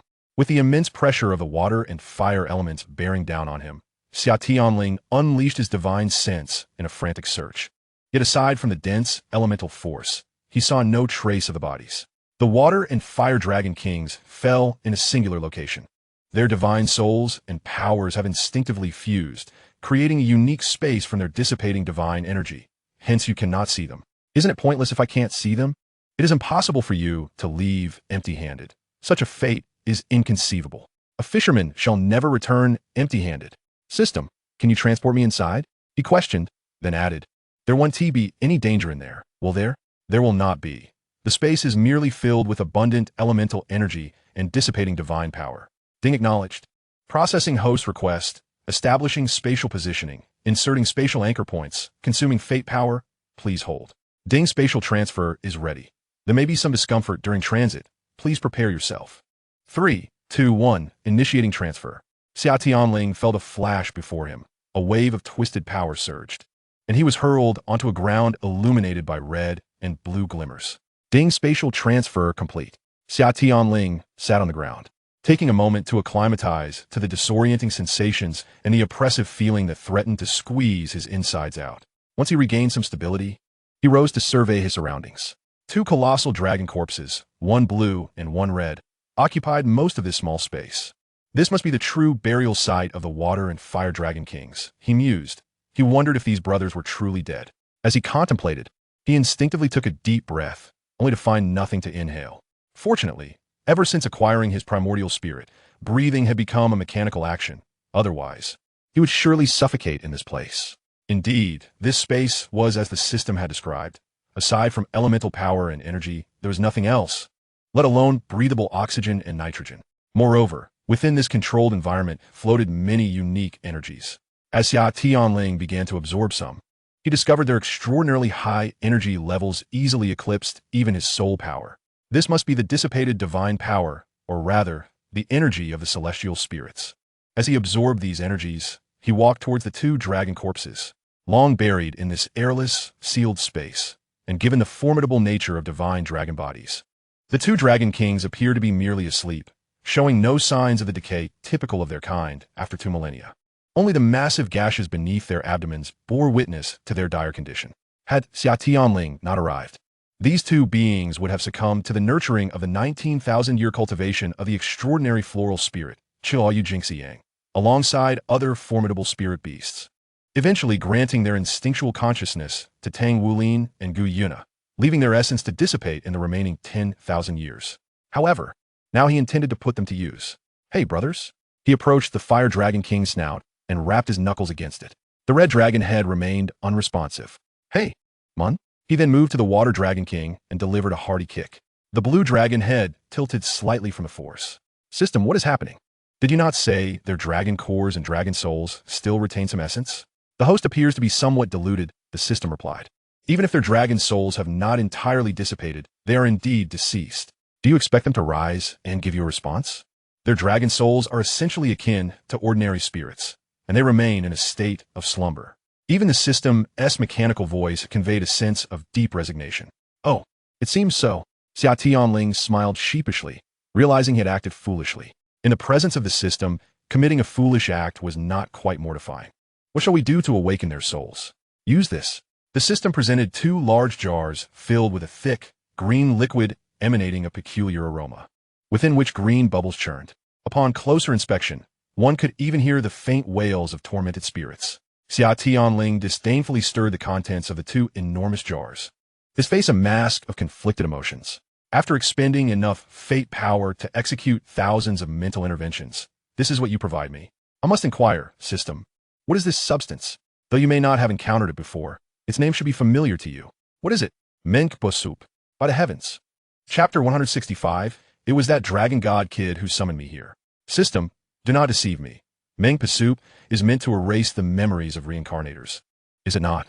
And this does not resemble soup in the least. Xia Tianling was utterly astonished. The eccentric gifts from the system were becoming increasingly bizarre. This is the reverse Menkpo soup concentrate version V3612087, produced by the Underworld, a reverse iteration of the famed Menkpo soup, specifically designed to assist in the restoration of souls and memories. Crafted with an assortment of precious herbs and ingredients, such as resurrection grass, ghost flower, and essence of the yellow springs, it stands as one of the latest technological marvels from the Underworld. This barrel of concentrated essence is sufficient for approximately 1 million ordinary souls. It is indeed absurd that in this day and age, there exists a concentrated version of Menkpo soup. After diligently dispelling the bizarre imagery from her mind, Xia Tianling inquired, so how was this to be used? Should it simply be poured into their mouths? Precisely, came the response. Setting aside her concerns about the peculiar imagery, Xia Tianling commanded the two large barrels of reverse Menkpo soup concentrate and forcibly administered it into the mouths of the fire and water dragon kings, a motion reminiscent of flushing a toilet. Thankfully, they were already deceased. Had they been alive, such an act might have resulted in choking. By the way, have you prepared that item? Xia Tianling suddenly recalled, speaking to the system without any preamble. Rest assured, the system is fully prepared, it replied. Then I shall be at ease. Despite the name of the reverse Menkpo soup concentrate being rife with potential mockery, its efficacy was indeed immediate. Mere minutes after ingestion, a faint aura began to emanate from the corpses of the two dragon kings as the elements and energies within this confined space coalesced towards the center. The souls of the two dragons visibly began to materialize above their heads, manifesting in hues of blue and red, and emitting soul-piercing roars akin to dragon cries. Channel your bloodline to its utmost, and unleash your true dragon's roar upon them with all your might. Strike them? At their current state, wouldn't that merely result in their destruction? Xia Tianling, harboring a mix of skepticism and determination, activated the vital energies within her, merging her essence into a powerful strike that reverberated through the confined space like a thunderous bell. Surprisingly, the dragon souls that endured the true dragon's roar not only remained unscathed but thrived, surging into the dragon heads and unleashing a tempest of elemental fury and draconic might, centered around their essence. Once this soul core storm reached the boundaries of the space, it seemed to collide with an invisible wall, rebounding with greater ferocity, failing to transmit beyond the confines. My lord, no. Do not self-harm. Please, calm yourself. There is still hope. As the four dragon eyes abruptly opened, two turbulent waves of spiritual energy surged towards Xia Tianling. Fortuitously, his mental fortitude, grounded in his sea of consciousness and primordial spirit, was sufficiently unique. Had a typical soul master of the spirit abyss realm been present, they would have been obliterated by the overwhelming psychic waves of the two dragon kings. Stay alert. Xia Tianling understood the system's intent, employing a technique that simulated their most profound memories to awaken their dormant consciousness, which had lain in chaos for millennia. His invocation, imbued with the supreme might of the true dragon, employed soul-shocking techniques to rouse the slumbering ancient dragons. The essence of the true dragon detonated in the ears of the two dragon kings, resonating like thunder on parched earth, a bolt from the blue. After a considerable interval, the elemental storm within the small space gradually subsided, as the raging draconic might and volatile energy molecules began to calm. The injuries wrought by physical death were indelible. Even though the dragon souls had been restored by Xia Tianling, their capabilities remained limited. In a full-force eruption, they could potentially vanquish a peak Douluo. The residual soul fluctuations were approximately at the pinnacle of the divine origin realm. Compared to their state 2 millennia hence, this was a marked improvement. As previously, they would require the combined efforts of 6 10,000-year celestial herbs to defeat a 4-character battle armor-wielding, love-struck Douluo. Noticing the clarity returning to the souls of the two dragon kings, Xia Tianling initiated a mental dialogue with the system, his voice enveloped in vital energy. Water Dragon King, Fire Dragon King, having slumbered for tens of thousands of years, you have awakened? The two dragon souls, having previously entered their own corpses, emerged once more, now infused with disbelief. I recall my demise. What is this? The temperate water dragon king surveyed his surroundings, glancing at his rigid corpse, then turning to the young human before him. Where is this? Are you a human deity from the Azura realm? Quickly, halt this internal strife. The dragon god has fallen, and the divine realm cannot endure further loss. The fiery tempered fire dragon king, agitated, paced atop his own corpse. Indeed, after the failure of the divine ascension, the water and fire dragon kings bore witness to the fall of their dragon god, the birth of the golden and silver dragon kings, and the onset of the battle between the beast god and the human deities. It seems you two remain in a state of confusion, Xia Tianling remarked with a shake of his head. In the next moment, the essence of the true dragon and its overwhelming might surged forth unreservedly, propelled to its zenith within the enclosed space. The supreme bloodline aura impacted the dragon souls of the water and fire dragon kings, causing even their god king level souls to quiver slightly. Who are you? The fire dragon king, having shed his earlier volatility, spoke softly, even employing honorifics. The bloodline fluctuations emanating from you seem reminiscent of the golden dragon king, yet they are vastly superior. The vitality you exude appears even more potent than that of my lord, murmured the water dragon king, perplexed. But why is your cultivation so feeble? Xia Tianling smiled gently, tempering the raging draconic might. The Western Dragon clan adheres strictly to the doctrine of bloodline. As long as one's lineage is sufficiently powerful, one is deemed superior. I am certainly not the Golden Dragon King, a being of inferior bloodline lacking discernment. Listen well, I am a five-clawed golden dragon of the true lineage of Huaxia. What is the Golden Dragon King but a malformed creature with 5 legs, unworthy of comparison to me? True dragon? Five-clawed golden dragon? The water and fire dragon kings exchanged glances, and it was evident that fear and suspicion emanated from their eyes, yet they could not discern the source of this trepidation. It seemed this innate fear was etched within their very bloodlines, a sentiment so profound that even the dragon god held it in great regard. What was the meaning of this? The name Five-Clawed Golden Dragon was unfamiliar to them, yet the primal fear originating from the depths of their blood was undeniable. Even during the dragon god's reign, they had never experienced such dread. Had they been aware of modern genetic studies, they might have understood that such fear was a byproduct of their ancestors' profound terror. It is akin to wild animals fearing humans. Among their forebears, those who were not fearful have perished, leaving behind only those imbued with the instinctual dread of encountering their natural enemies, a trait that has been inherited through the bloodline. The distinction between the Western dragons and true dragons follows a similar rationale. Following a rapid discussion of their souls, the water and fire dragon kings seem to have reached a mutual understanding regarding their current predicament. Then, esteemed elder, you have resurrected us. Is there something you wish for us to assist you with? Chapter 166 Deception. I am a professional. As God King level beings, the water and fire dragon kings were certainly not naive. The casual resurrection of deceased God Kings? Though merely their souls remained, even the once mighty dragon god lacked such capabilities. Otherwise, the dragon prince would not have perished, nor would the divine ascension have failed.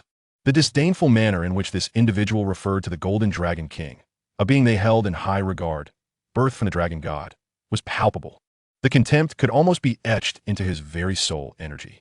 While they bore no fondness for the golden dragon king, it was acknowledged that he was a split from the dragon god, endowed with a bloodline rank that even surpassed their own. That is a discussion for another time. Let me first address your inquiries. The reason for my currently low cultivation level stems from a reincarnation and subsequent retraining. The cause, of course, lies with that dragon known as. Before its demise, its unfulfilled wish was received by the elders of my clan. As esteemed members of the same lineage, we naturally bear the obligation to fulfill its dying wish. After all, our true dragon clan is renowned for its benevolence. Presently, Xia Tianling has gained considerable experience and, in conjunction with her Oscar-worthy acting skills, exhibits an unparalleled finesse in boasting, her eyes brimming with theatricality. With every subtle gesture and expression, she perfectly embodies the persona of a legitimate descendant deeply concerned for the welfare of her family branch. As for the name of the dragon god, it was not mentioned in the original text. Naturally, it was something Xia Tianling inquired about from a system. Oh, and according to your descriptions, that deceased individual should indeed be the dragon god you speak of, right? Based on my understanding of history, TSK, you truly have a rather pitiful situation. How can not be pitiful? The illustrious dragon god lost his wife during childbirth and was subsequently betrayed by his subordinates. The Space Dragon King and the Time Dragon King, during his ascension to the divine realm. The offshoots of the Golden Dragon King bloodline fell into the hands of Tang Wulin, while the Silver Dragon King similarly benefited him. The dragon god's divine authority was claimed by Tang Xuanyu, a mere human, and not only did his death incite the beast-human war, but the divine fissures he created also shattered into numerous fragments. Furthermore, he even mandated that soul beasts could not ascend to godhood, which is undeniably disgraceful. Upon hearing Xia Tianling pronounce the dragon god's name in pure dragon tongue, the fire and water dragon kings were already half convinced. The true name of the dragon god is known only to the 9 dragon kings and the dragon prince. Even his beloved grandson, the golden-eyed black dragon king's offspring, Emperor Tian, remains unaware. This is indeed a closely guarded secret. Thus, the credibility of this unknown powerhouse claiming to be of the 5-clawed golden dragon lineage significantly increased, rendering them respectable. After all, they journeyed from afar to fulfill the dragon god's wish, even going so far as to transform into a human and relinquish their powers to undergo retraining. But merely taking my word for it may not suffice. Let me show you this. Xia Tianling pointed, and the system transmitted a slightly altered memory dossier into the soul of the fire and water dragon kings. Just before the rescue, the system had prepared this very item, extracted from the memory of a deity present, albeit with minor modifications in the latter half. It revealed that after regaining his sanity, the dragon god commanded that the Soul Beast clan must not ascend to godhood until a new dragon god emerged, and he ordered the Shura god to slay him. Following the dragon god's death and the separation of the golden and silver dragon kings, his own dragon soul did not dissipate directly, but transformed into an indomitable thought echoing throughout the universe. The dossier indicated that this thought penetrated through layers of space before the deity was plunged into darkness, unaware of what struck them down. The Fire Dragon King's gaze was filled with profound regret, while the Water Dragon King's lowered eyes were awash with immeasurable sorrow. "Oh, Dragon God, alas. Have you finished reading?" The weight of the Fire Dragon King's expression was grave, while the Water Dragon King's dragon eyes mirrored boundless sorrow. "May I ask, esteemed elder, what is the current state of our dragon race, or rather, our Soul Beast clan?" "It is dire," Xia Tianling shook her head. "After the Divine War, humanity's deities emerged victorious, but at a terrible cost. Only 5 god-level beings remain: Shura, goodness; evil, life, and destruction. The once vast divine realm, capable of elevating to a divine star, has been shattered into fragments in the ensuing battles, leaving only a mere remnant. You have seen the Dragon God's edict. For over 10,000 years since his death, soul beasts have been forbidden to ascend to godhood. Any soul beast over 100,000 years old must face elemental tribulations, and upon failure, they perish. Currently, within Douluo Star, there exists a million-year-old deep-sea demon whale king attempting to devour the sea god's divine legacy in hopes of a resurgence. A million-year-old deep-sea demon whale king, sighed the Water Dragon King, in our era, that would have been considered a genius, capable of becoming a dragon and achieving divinity. Have we dragon race already? The Fire Dragon King grew anxious, halting mid-sentence, unable to voice the rest. The dragon race has been utterly extinguished, Xia Tianling revealed without reservation. Sooner or later, they would need to know the truth. After all, they had once been gods and possessed the capacity to endure such revelations. You are aware that the Dragon God's death led to the separation of the Golden and Silver Dragon Kings. The Golden Dragon King is a dim-witted fool, sealed away by the Shura God in the divine realm. The Silver Dragon King, upon his emergence, was not entirely lucid, and after suffering a grievous blow from a human deity, he fled to the lower realms, fortuitously finding refuge on Douluo Star, where he is currently recuperating underground. Following the Divine War, the dragon race faced near extinction. The Shura God collected the remains of the Dragon God and several other Dragon Kings, entombing over 10,000 dragon corpses within the Dragon Clan's mausoleum. This small world now docks at Douluo Star, connecting with a certain space above the ocean. The dragon race has now become a mere vestige, with only a handful of dragon-blooded subdragons and some bloodline-mixed 5th-generation hybrid dragons remaining.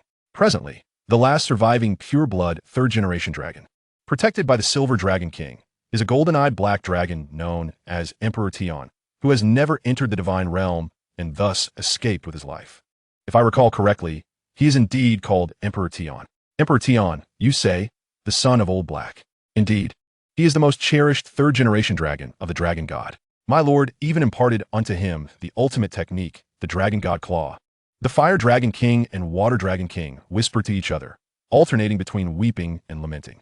Xia Tianling refrained from interrupting, allowing them ample time to digest the reality of the dragon race's impending extinction. After a considerable while, once the spiritual fluctuations of the two dragons had stabilized, she continued, now that you are aware of the events that transpired following your fall, let us discuss the considerable effort I expended to resurrect you both.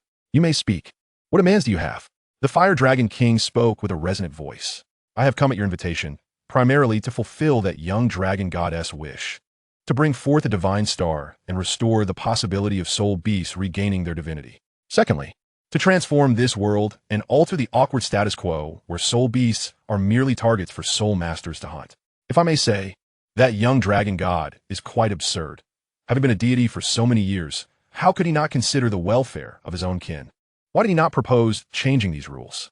The Fire Dragon King found himself at a loss for words, awkwardly maintaining a forced smile.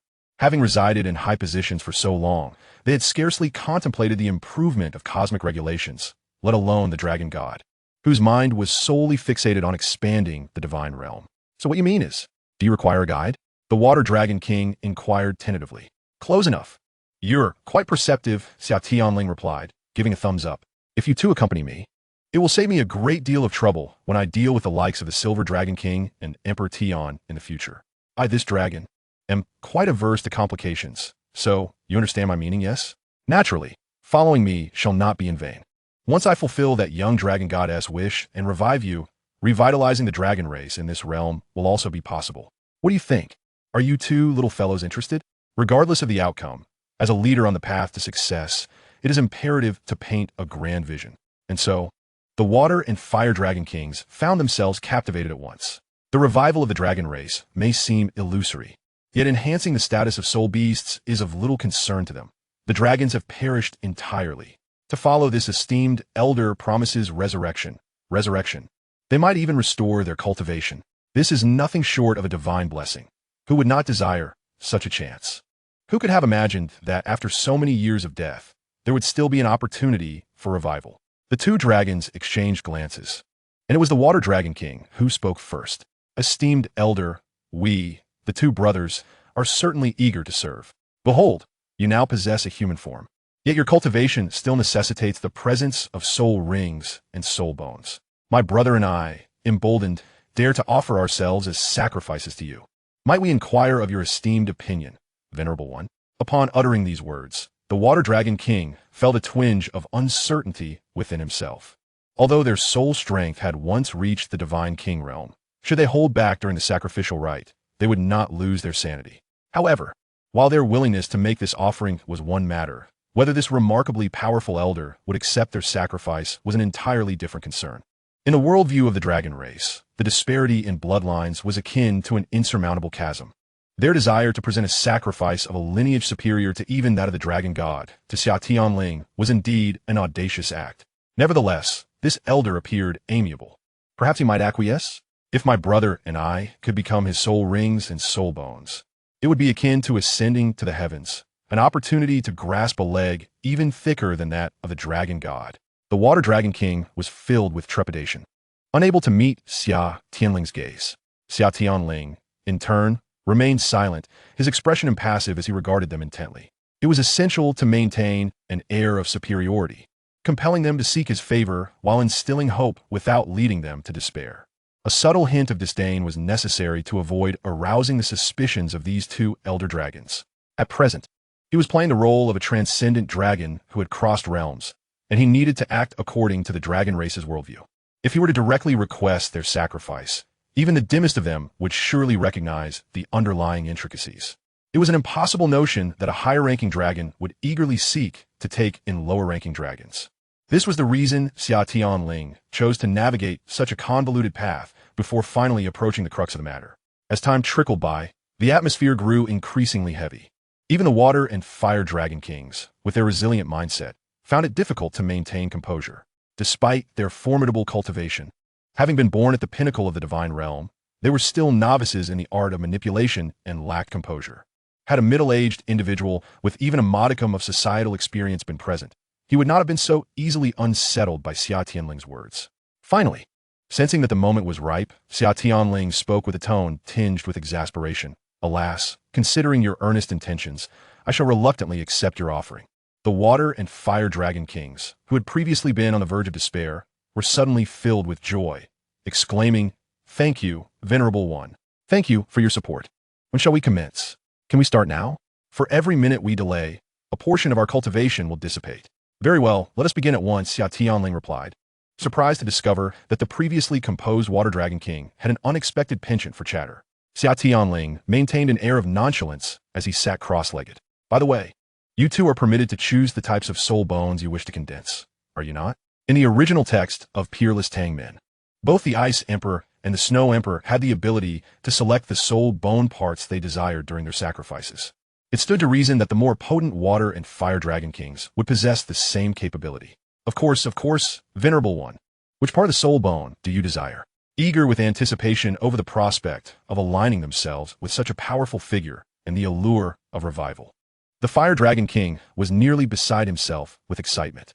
"Ahua, you shall condense the left arm bone, and Ashue, you shall condense the right leg bone." Xia Tianling instructed succinctly. "Venerable One, do we not need to condense the trunk bone or the head bone?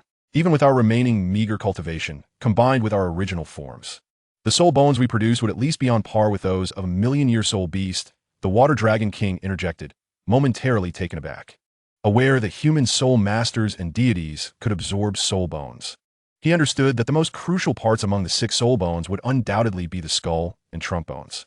Should they condense these 2 parts, their standing in this elder's eyes would surely be elevated. The Fire Dragon King quickly chimed in. "Indeed, Venerable One.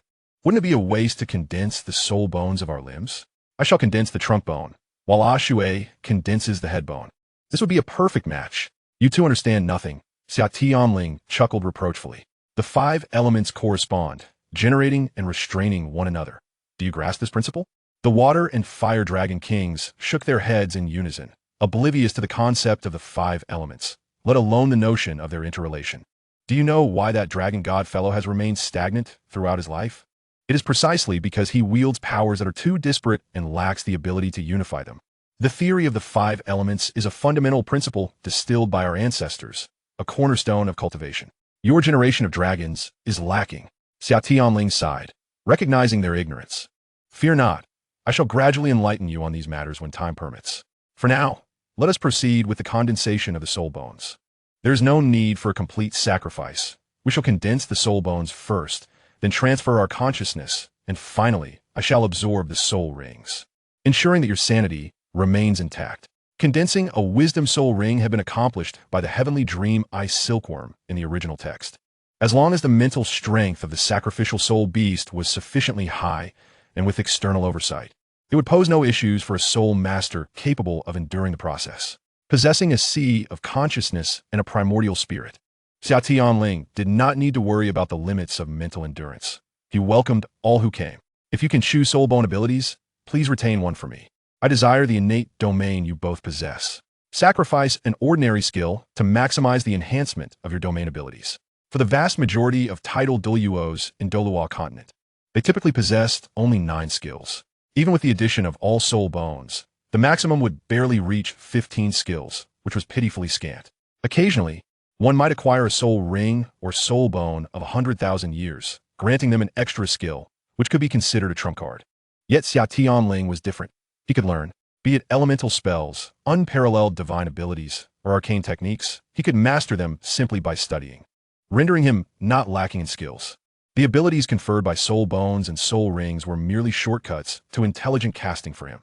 An extra skill was neither a surplus nor a deficit, barring exceptionally powerful ones. Thus, for soul rings and soul bones of 100,000 years or more, he only required one. Having more would be superfluous. Discarding an unremarkable skill in favor of maximizing the potency of the remaining one, ideally of the rule or domain type, was his aim, as such skills were notoriously difficult to learn through conventional means. "Very well. This is simple enough, as you wish," the Water and Fire Dragon Kings replied in unison, before diving back into their own bodies. The elemental storms of water and fire surged with clarity, once again flooding the entire burial space. 2 dragon souls. one blue and one red, surged forth, colliding into Xia Tianling's sea of consciousness. They had now fully condensed their spirits and consciousness within these dragon souls. Within his consciousness, a five-clawed golden dragon stood majestically like a pillar supporting the heavens, accompanied by a small golden bishi that emitted a resonant roar.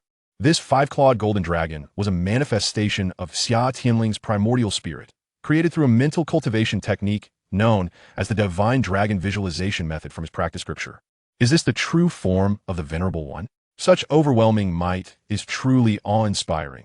The dragon's souls mused, trembling in the presence of Xia Tianling's formidable essence.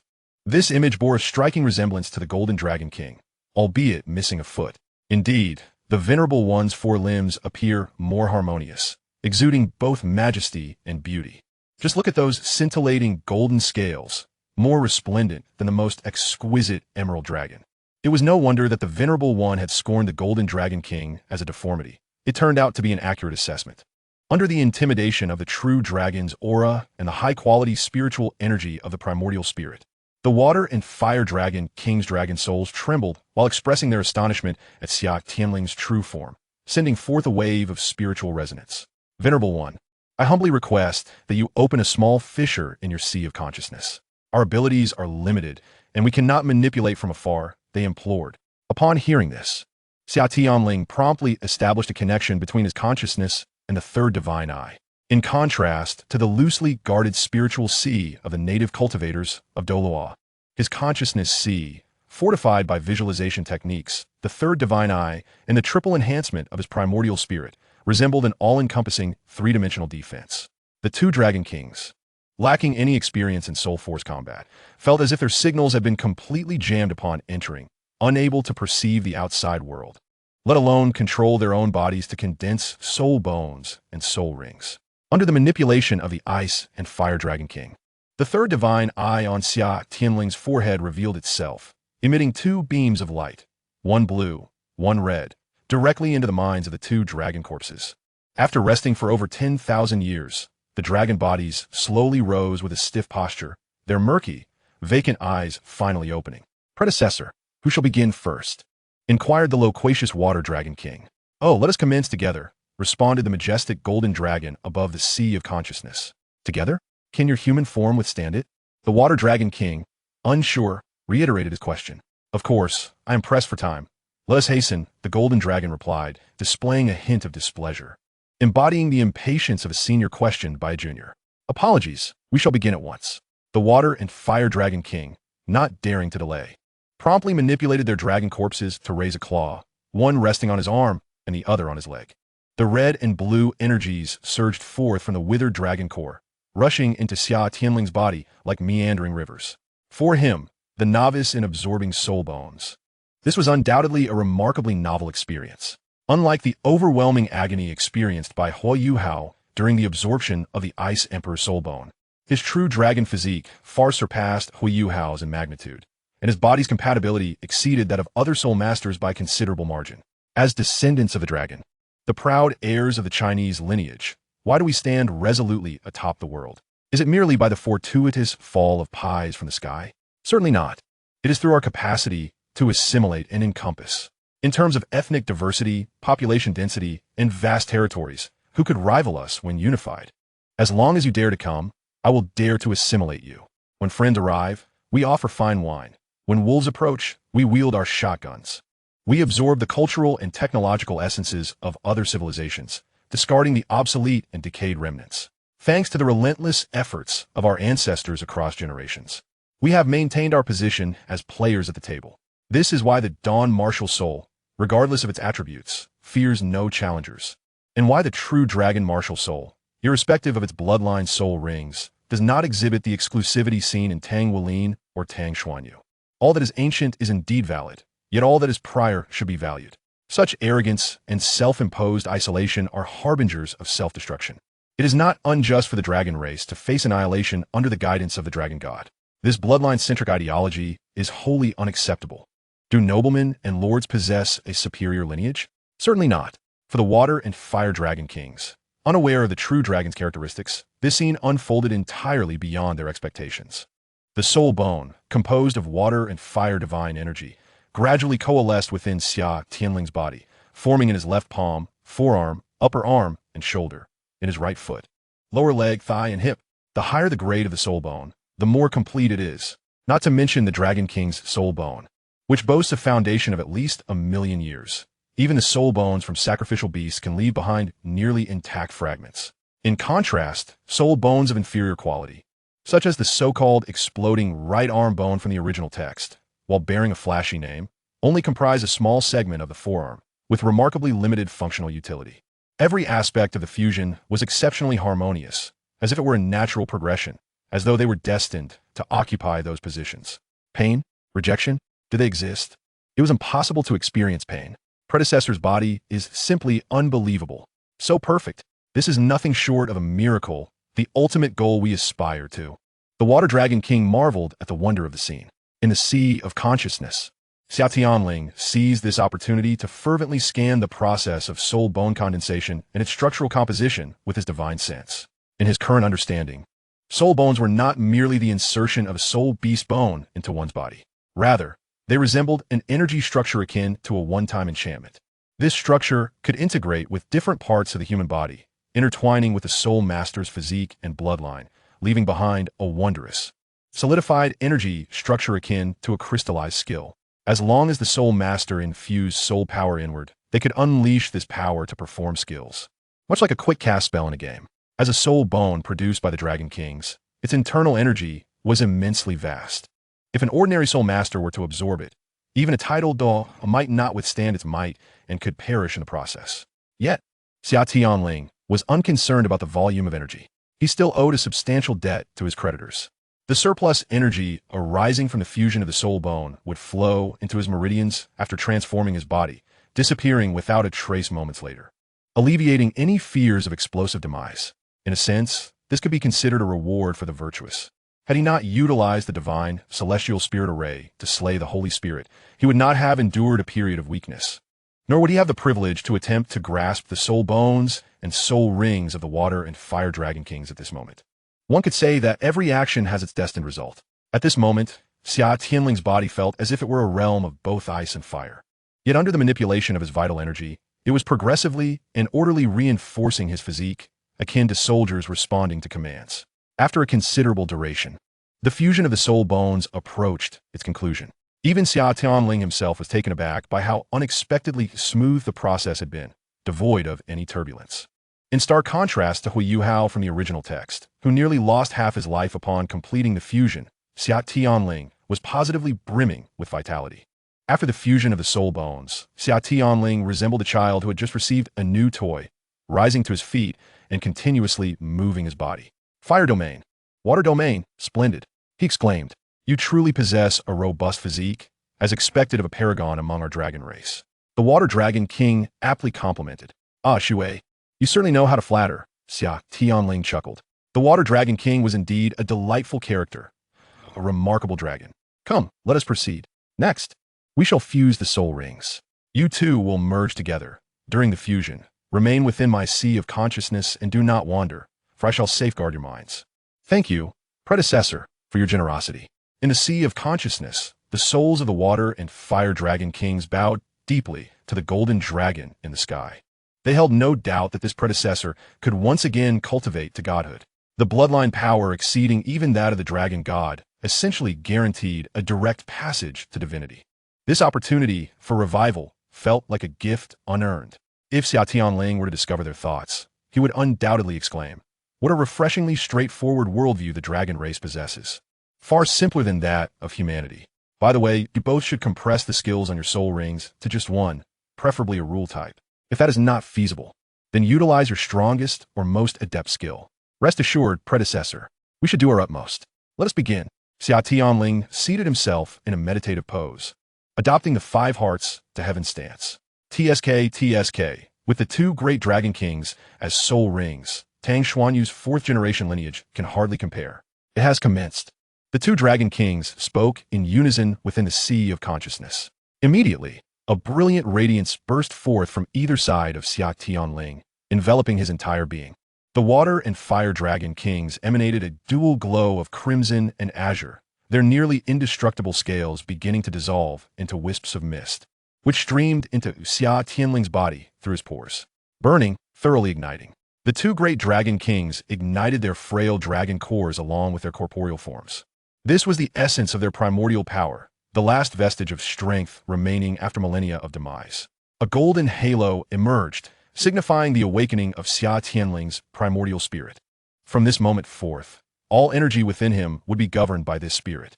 In that instant, the dragon souls of the two kings began to merge with Xia Tianling's consciousness, akin to forging a celestial contract of beast mastery. Despite their fall eons ago, the two dragon kings had once been sovereigns of godly stature, their cultivation unfathomably deep.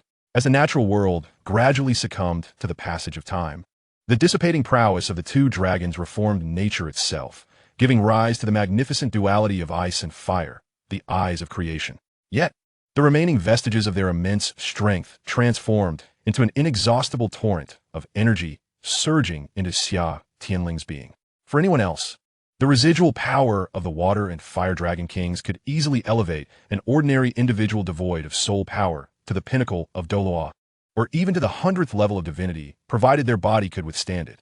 However, for Xia Tianling, this overwhelming energy, capable of causing even a tidal Douluo to explode, was but a trifling matter.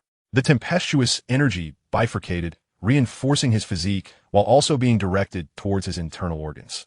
The heart, corresponding to fire within the five elements, is the supreme master of the viscera, the embodiment of yang, governing blood and housing consciousness. As it is said, the heart is the sovereign of the five viscera, the dwelling of spirit. Thus, Xia Tianling's first endeavor was to refine the heart. A rich influx of fire elements surged forth, coursing through every part of his being, ultimately converging upon his heart, persistently cleansing this pivotal area. The enhancement of his cardiac function resulted in a remarkable amplification of his vitality and blood power. Meanwhile, at the lower end of his body, a swift yet gentle flow of water elements intimately engaged with his kidneys. The kidneys, in their intangible essence, correspond to water, governing vitality and the intake of energy. Thus, the refinement of the kidneys marked the initiation of the second phase of internal fortification. It is said that refining essence transforms into energy, and refining energy transforms into spirit, emphasizing the roles of the kidneys and bladder. If the heart is the engine of the body, then the kidneys serve as its fuel tank. The two must work in concert, inseparable from one another. With the primary objective achieved, the elemental forces surged toward the bladder and small intestine under the guidance of his primordial spirit. At this moment, Xia Tianling felt a wave of refreshing comfort within. The upper warmth and lower coolness created a delightful sensation. The refined organs gleamed with a translucent jade hue, starkly contrasting with the unrefined viscera. As the reinvigoration of his organs commenced, Xia Tianling's primordial spirit swiftly burgeoned with each heartbeat, while the circulation of blood and energy accelerated, propelled by the enhanced kidneys. This manifested in his body as a significant boost in recovery capability, shortening the prelude and casting speed of his skills, rendering the mobilization of both vitality and soul power more rapid than ever before. Once the corresponding organs were fortified, Xia Tianling directed the still vast reservoirs of energy into his meridians. The dual energies of water and fire harmoniously intertwined within the meridians. Even if an external force were to siphon them away in the next moment, the sheer volume accumulated allowed them to flow within the meridians, achieving a fortifying effect. As these intertwining energies traversed through, the originally pale yellow meridian channels became tinged with hues of red and blue, broadening and strengthening. Just as Xia Tianling believed this peculiar equilibrium would persist, an astonishing event transpired. The external force that had been siphoning away the newly birthed energy suddenly vanished. When the world is happening, Xia Tianling was taken aback. He had meticulously calculated the timing, and it was far from the 50th day. Why had the debt collection ceased so abruptly? Simultaneously, a celestial tone resonated within his primordial spirit. This was not a language he recognized, yet its meaning was clear. The debt has been repaid, and there are no lingering obligations. What? No, please. You're not leaving me in a lurch, are you? Can I not repay you a bit more? Xia Tianling felt utterly despondent. Despite his meticulous planning, he had never anticipated that the debt could be settled early. Not only, but even the master of the array who created the divine sky spirit array was unaware of such possibilities, which naturally could not be pinned in the array's insights. Typically, During the debt repayment period, cultivators find that no matter their efforts, their cultivation does not increase in the slightest, leading them to abandon their attempts. Thanks to the unique cultivation system of martial souls and soul rings, no one would be as reckless as Xia Tianling, flushing vast amounts of energy through themselves without absorption, solely to expedite the conclusion of a future skill cast. Thus, no one had discovered that if one compensates multiple times over before the deadline, one could indeed settle the debt early. Consequently, the oblivious Xia Tianling found himself in a dire predicament. A colossal surge of energy flooded into his body, and even with his formidable physique, he felt a faint pain within his meridians and flesh. The hard, pale, golden dragon scales on his exterior began to yield, tiny veins bursting forth in a frenzy, instantly staining his form in a crimson hue. Unless he acted swiftly to halt this calamity, Xia Tianling might very well succumb to the overwhelming influx of energy. At that moment, above the eyes of creation, the two springs, long dormant, erupted with vigor, spewing forth vast amounts of soul power that soared towards the heavens, forming two pillars of soul energy. Zhu Zhuqing stared in astonishment at the surging pillars. Her eyes filled with alarm. What is happening? Xia Tianling is still down there. What has become of him? Is he unharmed? What should I do now? A shadow suddenly crashed down before her. Douluo, who had returned to solidify his cultivation, now stood at the threshold of the 93rd rank. What has that little creature been doing? This overwhelming dragon might and the dramatically heightened concentration of soul power is bewildering. Douluo was equally stunned. The ferocity of the dragon's aura nearly stirred his martial soul and bloodline into a frenzy. Senior Poison, Tianling is still below. Zhu Zhuqing implored anxiously. What? You say the little creature is down there? Douluo gasped in surprise, then suddenly composed himself. If he is down there, then there is nothing to worry about. Zhuqing, isn't it? Take this opportunity to cultivate. It's a rare chance. As Zhu Zhuqing opened her mouth to retort, Douluo interjected, do not fret. The energy surging up consists of soul power, accompanied by the essence of a true dragon. It is likely that the little creature is cultivating below, and there is no cause for concern. In a certain sense, Douluo's assessment was not incorrect. Seeing Zhu Zhuqing still unwavering, Douluo shook his head and settled into a suitable position to meditate. Below the eyes of creation, Xia Tianling found himself in a perilous state. If he could not resolve the tremendous energy remaining within 2 minutes, he was doomed. Just as he sought assistance from the system, another celestial tone echoed in his primordial spirit. Early repayment should be rewarded. No sooner had the words faded than a small star, shimmering with a red glow, appeared abruptly in the air before him. Without waiting for him to act, this crystalline star darted forth, plunging directly into the third eye on his forehead. Xia Tianling, disregarding all else, hastened to perceive what lay above. What manner of star is this?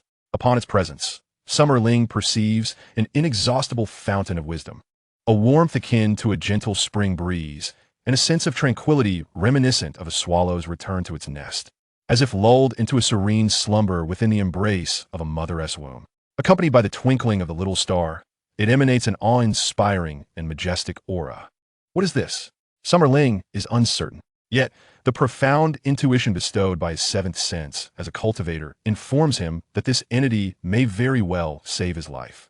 Resolute in his desperation, he steels his heart and directs the tumultuous energy, which has nowhere else to go, towards the little star perched upon his forehead.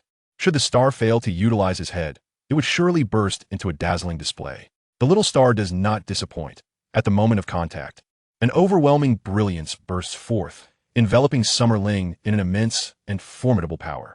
In that instant of being shrouded by this force, he feels an unparalleled security, his heart brimming with peace, akin to the comfort bestowed upon a child after committing a transgression and being consoled by an elder.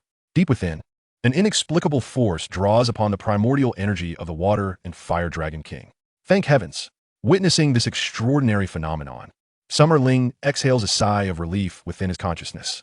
Were it not for the fortuitous appearance of this peculiar little star, he would have surely perished. In that previous moment of near death, apart from his unwavering will to save himself, several thoughts flickered through his mind, including those of certain individuals he could not bear to part with, such as the elder Jack, who is not merely family but akin to one, the supportive Bibi Dong, who has provided him with innumerable assistance, and Zhu Zhuqing. Remarkably, even SoulLand himself had not realized that despite having known Zhu Zhuqing for merely half a year, her presence had become pervasive in his life. He had grown accustomed to her companionship, to their daily interactions. Is this love? Or perhaps a manifestation of some possessive instinct? Or merely the friendship between individuals of the opposite sex? Summer Ling is uncertain. He now finds himself engulfed in confusion. Before he could further ponder, the final remnants of the Water and Fire Dragon King's primordial energy were fully expended, and the little star, shining brightly at the third divine eye, underwent a sudden transformation. It appeared to have completed some form of charging, abruptly splitting into 5 distinct parts, arranged in a unique and harmonious manner, and reconstituted upon the emblem of justice. In the next moment, an unending stream of feedback energy surged from the third divine eye, and Summer Ling felt a refreshing power coursing through him, connecting his ancestral orifice, consciousness C, and primordial spirit. In that instant, his mental prowess and cultivation soared dramatically. 46, 47, 48, alas. It seems the little star has no intention of halting. System, expedite my exit. With his spiritual realm now clear, Summer Ling sensed the rapid ascent of his cultivation and fervently called out to the system within his heart. His cultivation was unbound by the limitations of soul rings. Given the current momentum, should he inadvertently breach the confines of his rank, the ensuing thunder tribulation would obliterate the ice and fire duality eye. Not to mention Zhu Zhuqing was still above him. Ding. Host request received. Initiating emergency reverse spatial transmission. Ding. Transmission complete. The urgency of the situation seemed to be sensed by the system, which compressed the mechanical processes significantly, sending him to the ground in the blink of an eye. At that moment, beside the ice and fire duality eye, Douluo Dalu was reflecting on how he had managed to break through to level 94 with the aid of this favorable wind, lamenting the disappearance of his soul power explosion. In the next instant, Summer Ling's figure abruptly materialized within the waters of the ice and fire duality eye. Tianling, are you all right? Zhu Zhuqing, who had been vigilantly watching, immediately recognized him. Little monster, where did you spring from? I'm fine. Let us discuss later. Summer Ling, disregarding the two, stamped his foot, conjuring clouds that lifted him swiftly up the mountain with a 9-turn sky step. 48, 49, 50. As he ascended, his internal cultivation continued to rise exponentially. Finally, upon reaching the mountain summit, the bottleneck of his cultivation shattered with a resounding crash. In an instant, the sky transformed. The previously clear blue transformed into a swirling mass of ominous clouds, with thunder rumbling ominously within the rolling tribulation clouds. A figure resembling a flawless jade figurine emerged above Summer Ling's head, his primordial spirit. Following the breakthrough at the major rank, the tremendous feedback energy ceased, and his rapidly expanding cultivation and mental prowess also halted their growth. Boom! A violent heavenly tribulation descended abruptly, aimed directly at his primordial spirit. A tingling sensation of electricity and searing heat surged from his soul, a feeling that defies description. Summer Ling felt as if his entire essence were on the verge of melting away, both scorching and numbing. The out-of-body tribulation, specifically targeting the primordial spirit. Should he successfully navigate this trial, his mental prowess would soar, and his mastery and absorption of the world's vital essence would become even more fluid. His primordial spirit would also mature to a level capable of contending with certain celestial laws. In the event that a cultivator's physical body were to be destroyed during the out-of-body phase, the primordial spirit could directly abandon the corporeal form, transitioning into a ghostly or spiritual path, appearing no different from an ordinary person, thereby entirely eliminating the risk of demise. Chapter 171, The Harvest Moment. In other words, the life-preserving capabilities of out-of-body phase cultivators were once again significantly enhanced. As the heavenly tribulations rained down, his primordial spirit grew ever stronger, continuously merging the surplus cultivation and mental energy. Within Summer Ling's consciousness C, the two dragon souls, having completed their spiritual fusion, slowly awakened, only to tremble in fear at the looming tribulation. Old Fire, this senior truly is a divine dragon. He can withstand heavenly tribulations with his soul intact. He surpasses us by leaps and bounds. Indeed, as he has stated, every breakthrough we spirit beasts make requires us to face tribulations. Indeed, such formidable heavenly tribulations seem even more potent than the 9-element thunder tribulation released by our master. Isn't that self-evident? This senior's original form undoubtedly surpasses that of the dragon god. It is only natural for him to withstand such powerful heavenly tribulations. Amidst the relentless onslaught of tribulations, I could even sense a threat to life itself. Shui, have you slept so long that your mind has gone awry? What does the senior's strength have to do with the intensity of the tribulation he faces? Oh, you dare to question me, after all I've done to save you. You ungrateful wretch. I did not. Let me explain.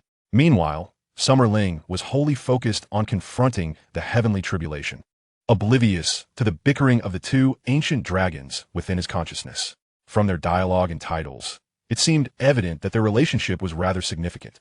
As the next heavenly tribulation descended, his primordial spirit, which had initially been no larger than a palm, now expanded to match the size of a normal human. The dark tribulation clouds in the sky gradually dissipated, and mysterious forces drifted down from unknown origins, merging with the surface of his primordial spirit, which had become as fragile as porcelain, continuously mending the wounds it had sustained.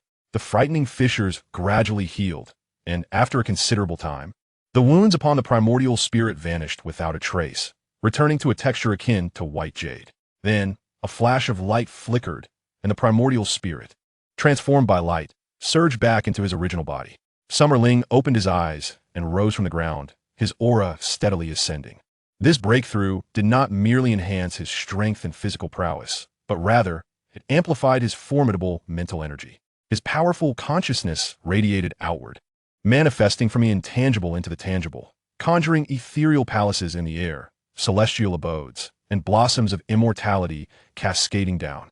Tangible and substantial, his consciousness transformed into a domain. In an instant, his divine might surged like the ocean. His mental prowess skyrocketed from the initial phase of the spiritual abyss realm to the spiritual domain realm, nearly aligning with the peak of Poseidon, truly a terrifying ascent. In the summer, Xia Tianling felt a sudden surge of thought, as if his consciousness were drifting through an endless void, devoid of any sluggishness. The entire world became increasingly vivid within his perception, and elemental particles flowed freely before his eyes, as if he were adorned with a microscope that could be adjusted at will. The panorama of the sunset forest unfolded before him in an instant. Soul beasts frolicking among the trees, soul masters honing their skills, and mortals gathering resources, all of their movements captured within the reach of his awareness. After lingering for some time, he reluctantly withdrew his consciousness and began to contemplate the changes that had occurred within him post-tribulation. The first noticeable alteration was the third divine eye atop his head. This third eye had merged with the small star that had split from it, transforming into a distinctly different form. The intimidation effect it exerted on mental strength had been notably enhanced, and the ability to diminish an opponent's attributes seemed to have improved as well. Unfortunately, with no immediate target at hand, he would need to find a sparring partner to test the specific effects. Next, he considered the bones of the Fire Dragon King's left arm and the Water Dragon King's right leg, both of which were at least 1,000,000 years old. Typically, soul bones consist of either forearm and upper arm or lower leg and thigh segments, and only the highest quality bones possess such completeness. In contrast, these two soul bones were remarkably intact, perfectly enveloping the entirety of the arm and leg bones. If one were to include parts such as the palms and shoulders, one could even argue that a few additional external soul bones were present. How long it had been since he experienced something like this? Feeling the surging soul power within him, Xia Tianling grinned widely, channeling this energy towards the two soul bones. A resonating hum echoed as the blue and red bones traced faint patterns upon his form, releasing powerful waves of energy. The skills granted by these two magnificent million-year soul bones brought him even greater joy. As he had wished, each soul bone bore a singular skill, but one that had been doubled in strength. The Water Dragon King's right leg bone unleashed the boundless domain of water, while the Fire Dragon King's left arm bone summoned the roaring domain of fire. Upon activating both elemental realms, Xia Tianling's mastery over water and fire reached an extraordinarily fearsome level, rivaling even the extremes found in the Douluo continent or the divine realm. And it was an amplified extreme, should Xia Tianling engage in battle while manipulating elements within these two domains. He could confidently proclaim himself as the supreme fire soul master or the ultimate water soul master. The dual realms not only allowed him to wield unparalleled attributes, but also directly doubled the power of both elemental forces, rendering him immensely formidable. Moreover, due to the vast knowledge he had acquired from experiences deemed incomprehensible by the inhabitants of Douluo, yet commonplace in the realm of technology, he could even manifest the ultimate ice capabilities within the domain of water, at a time when such power was exceedingly rare. Xia Tianling found himself possessing 3 distinct forms of it. After indulging in this newfound prowess, he retracted the 2 realms back into the soul bones. As an exhilarating moment awaited him, True Dragon manifest. With a resounding declaration, the imposing and regal 5-clawed golden dragon materialized. Compared to its appearance prior to the addition of soul rings, the 5-clawed golden dragon had undergone yet another transformation. Xia Tianling's physique had grown taller and more statuesque, with 2 dragon horns standing like jagged cliffs, their sharp tips shimmering with glimmers of lightning. Beneath him, 2 soul rings, one crimson gold and one azure gold, exuded an astonishing aura, further accentuating the already majestic dragon form. Indeed, what skills would be attached to the million-year soul rings could be manipulated to some extent, provided they did not exceed the maximum quantity and were agreeable to the soul beasts. Observing the resplendent golden soul rings swirling beneath him, Xia Tianling mused. However, it seemed that the sacrifices made by the 2 dragon kings did not grant him additional martial souls. It appeared that only the exceptionally unique ice silkworm, a million-year soul beast, possessed the ability to bestow an extra martial soul upon a soul master, something even the once godly dragon kings could not achieve. As for the 4 soul skills, while they might seem formidable to Huiyue Hao, for him, they were rather superfluous. The total capacity within the soul rings was limited.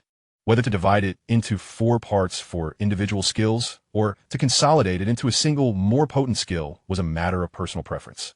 For one who did not lack skills, a more powerful singular soul skill was decidedly more appealing.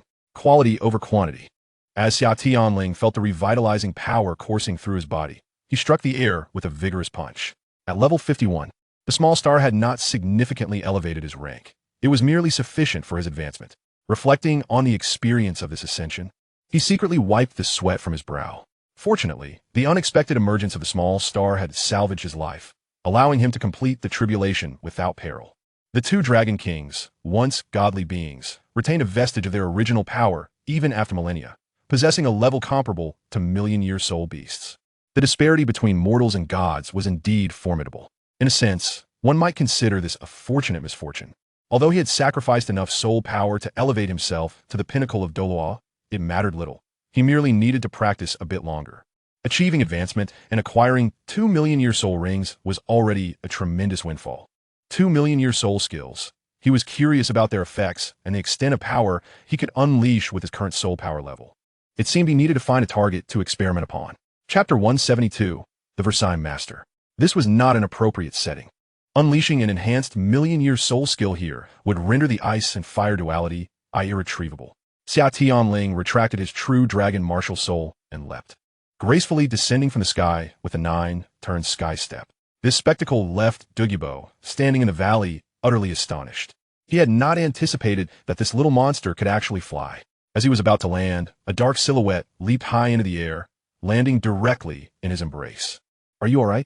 Did you sustain any injuries? What was that thunder just now?" The usually taciturn Zhu Zhuqing bombarded him with 3 questions in quick succession. "I'm fine. Of course.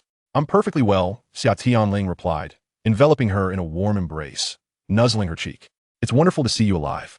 You? I'm sorry for worrying you." Before Zhu Zhuqing could say anything further, Xia Tianling whispered softly in her ear. His warm breath sent shivers down her spine, rendering her momentarily dazed and weakening her resolve. You're all right then? Wow. Boy, you're quite the charmer," Douluo quipped, observing them with a bemused expression, having just unwittingly consumed a mouthful of dog food. Upon hearing Douluo's comment, Zhu Zhuqing, now aware of their audience, felt her face flush crimson. However, this time she did not retreat into the void.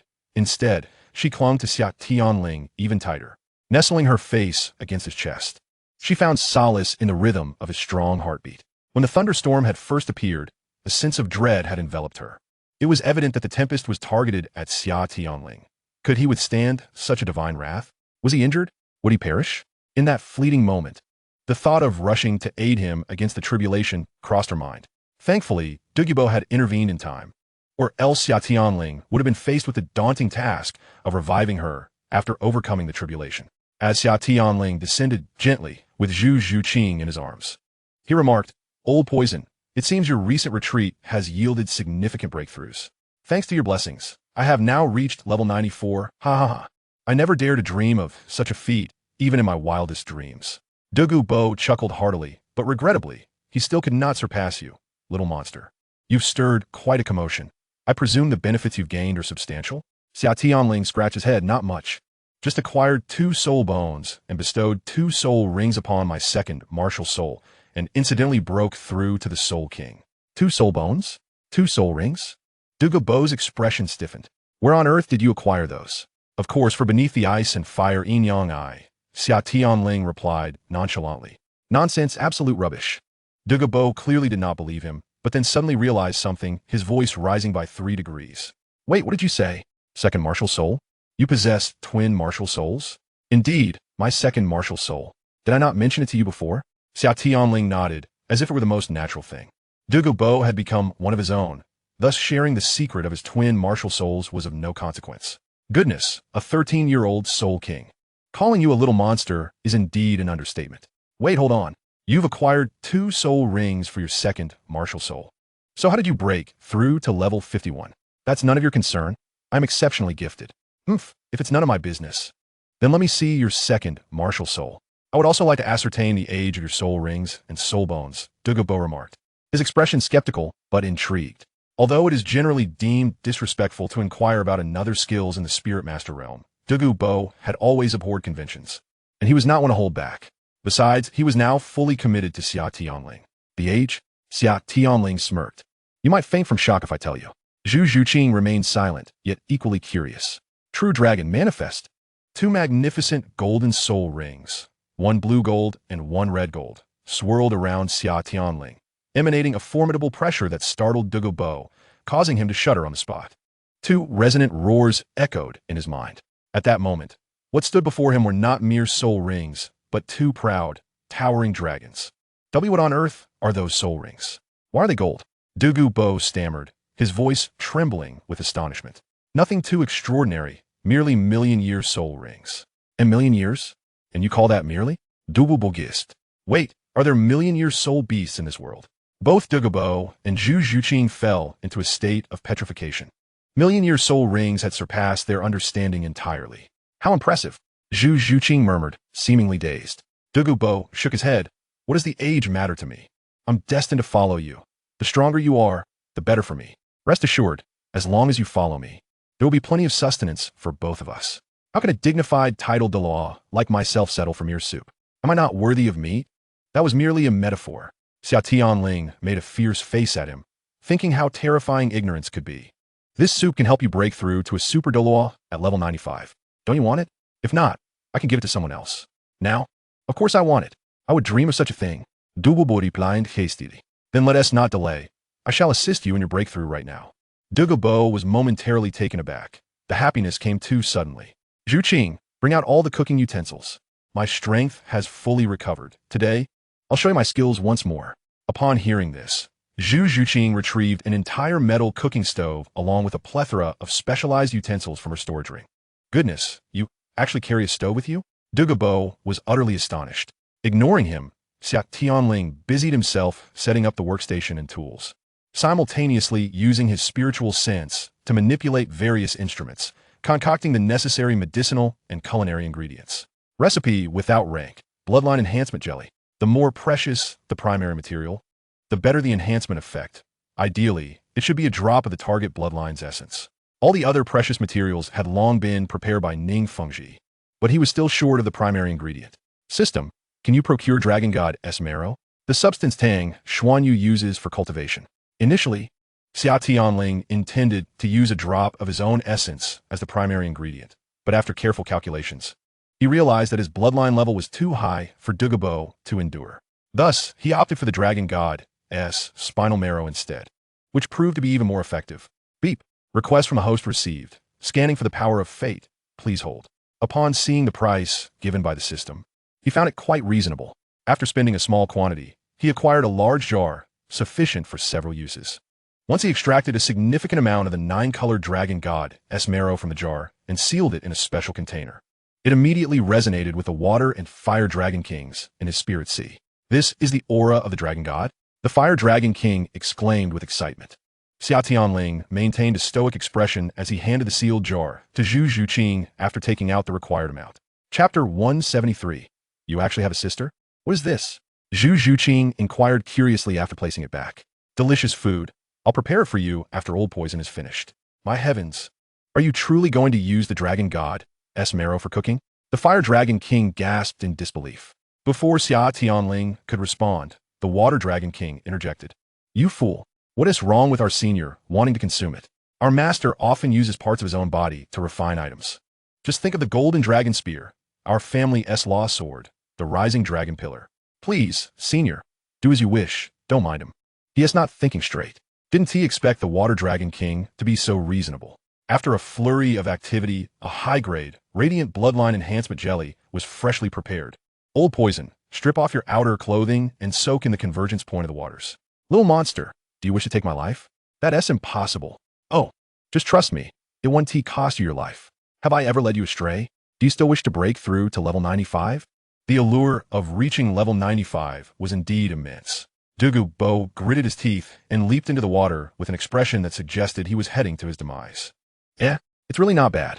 Douluo reached out to scoop some of the sun-warmed water, then extended his leg to touch the chilling waters of the Yin Spring. Feeling both the scalding heat and the bone-chilling cold were entirely bearable. Could I harm you? Xia Tianling replied tersely, then held out a small bowl of the jelly, using his spiritual sense to deliver it to him. Here, eat this. After consuming it, sit down and circulate your blood vigorously. This time, Douluo did not hesitate, swallowing the jelly in one gulp. The jelly melted instantly in his mouth, spreading throughout his limbs and bones. Seeing Douluo on the right track, Xia Tianling no longer paid him any mind and began preparing the food he had promised Zhu Zhuqing. Tianling, will that spring water not cause any fatalities now? Of course not, but just for a little while. In about a week, it will revert to its original state, Xia Tianling replied as he cooked. The ice and fire yin-yang, I was formed thanks to the divine power emanating from the water and fire dragon kings. Now, as Xia Tianling transformed both into his soul rings and bones, the energy within the yin and yang spring waters began to dissipate. Not only that, but during the earlier sacrifice of the two dragon kings, they had almost completely drained the energy from the spring waters. If no remedial action was taken, this uniquely blessed land would soon cease to exist.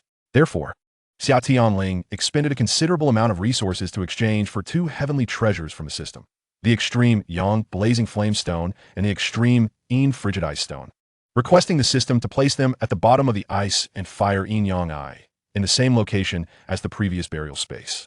After approximately a week, once these two stones absorbed sufficient energy, they would release the ultimate powers of ice and fire, reactivating the ice and fire yin-yang eye once more. Due to the intentional replacement, the two stones were specifically utilized to invigorate the pool's waters, yielding results that surpassed even the remains of the once mighty water and fire dragon king. Come now, Zhu Qing, savor this delicacy, my specially crafted dragon god bone marrow soup. Tell me, is it to your liking? It's delightful. I can feel a warm current coursing through my body. My physical constitution seems to have improved.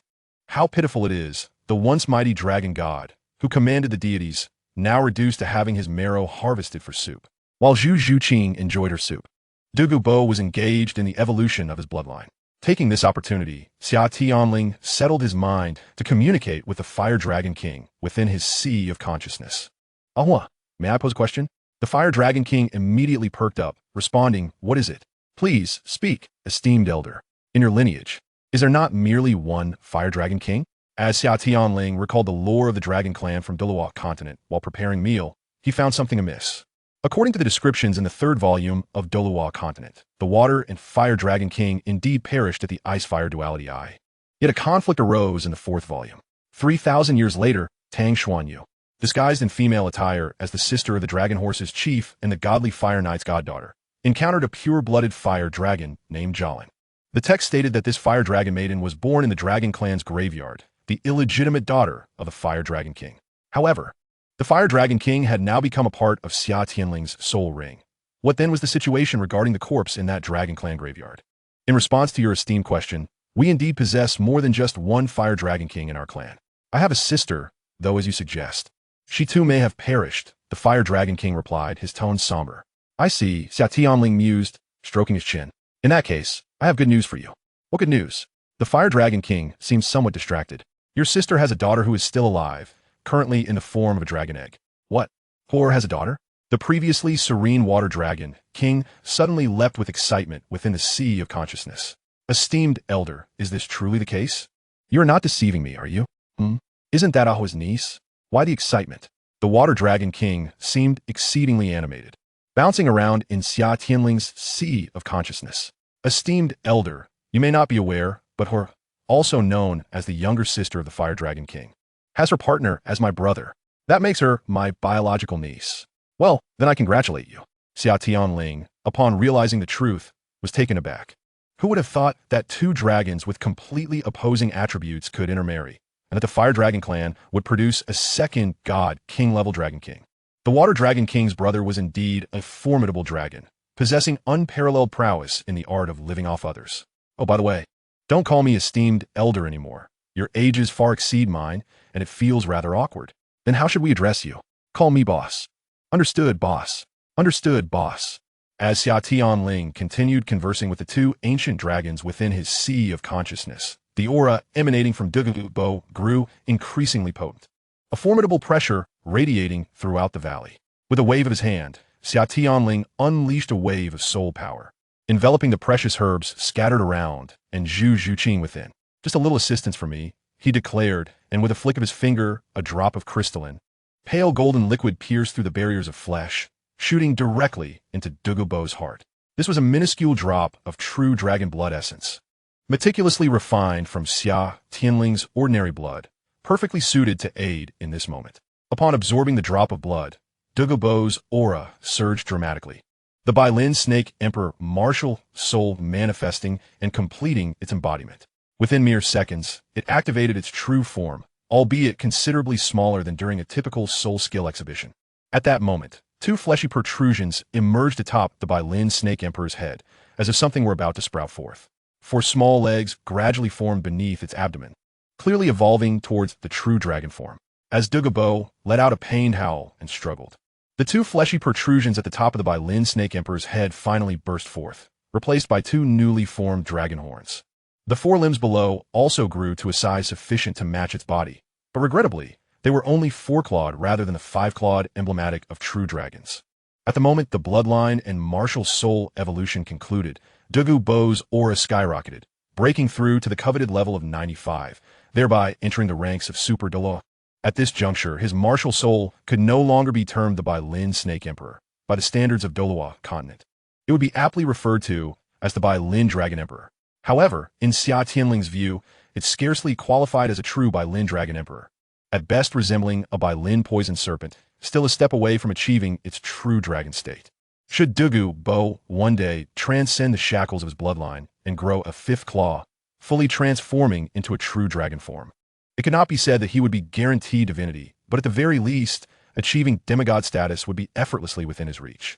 After a considerable time, Douluo reverted to human form, flying before Xia Tianling and, without hesitation, knelt on one knee, bowing to him. Boss, Douluo is wholeheartedly devoted. Xia Tianling helped him to his feet, saying, Old poison, don't go with this kneeling business. I don't abide by such customs. You are my subordinate, not my servant. Douluo stood up, chuckling, with a master like you, I wouldn't mind being a servant at all. In mere days, you've allowed me to break through 4 levels within the title Douluo realm and assisted in evolving my martial soul, akin to divine intervention. Ha! It seems you've become quite the flatterer in just a few days, old poison. Xia Tianling laughed heartily. Stick with me, and you shall reap the benefits. How could this be flattery? Boss, you know me. I, Douluo, have never uttered a falsehood. This is sincere praise. Following this exchange of mutual admiration, Douluo eventually excused himself to return and consolidate his cultivation.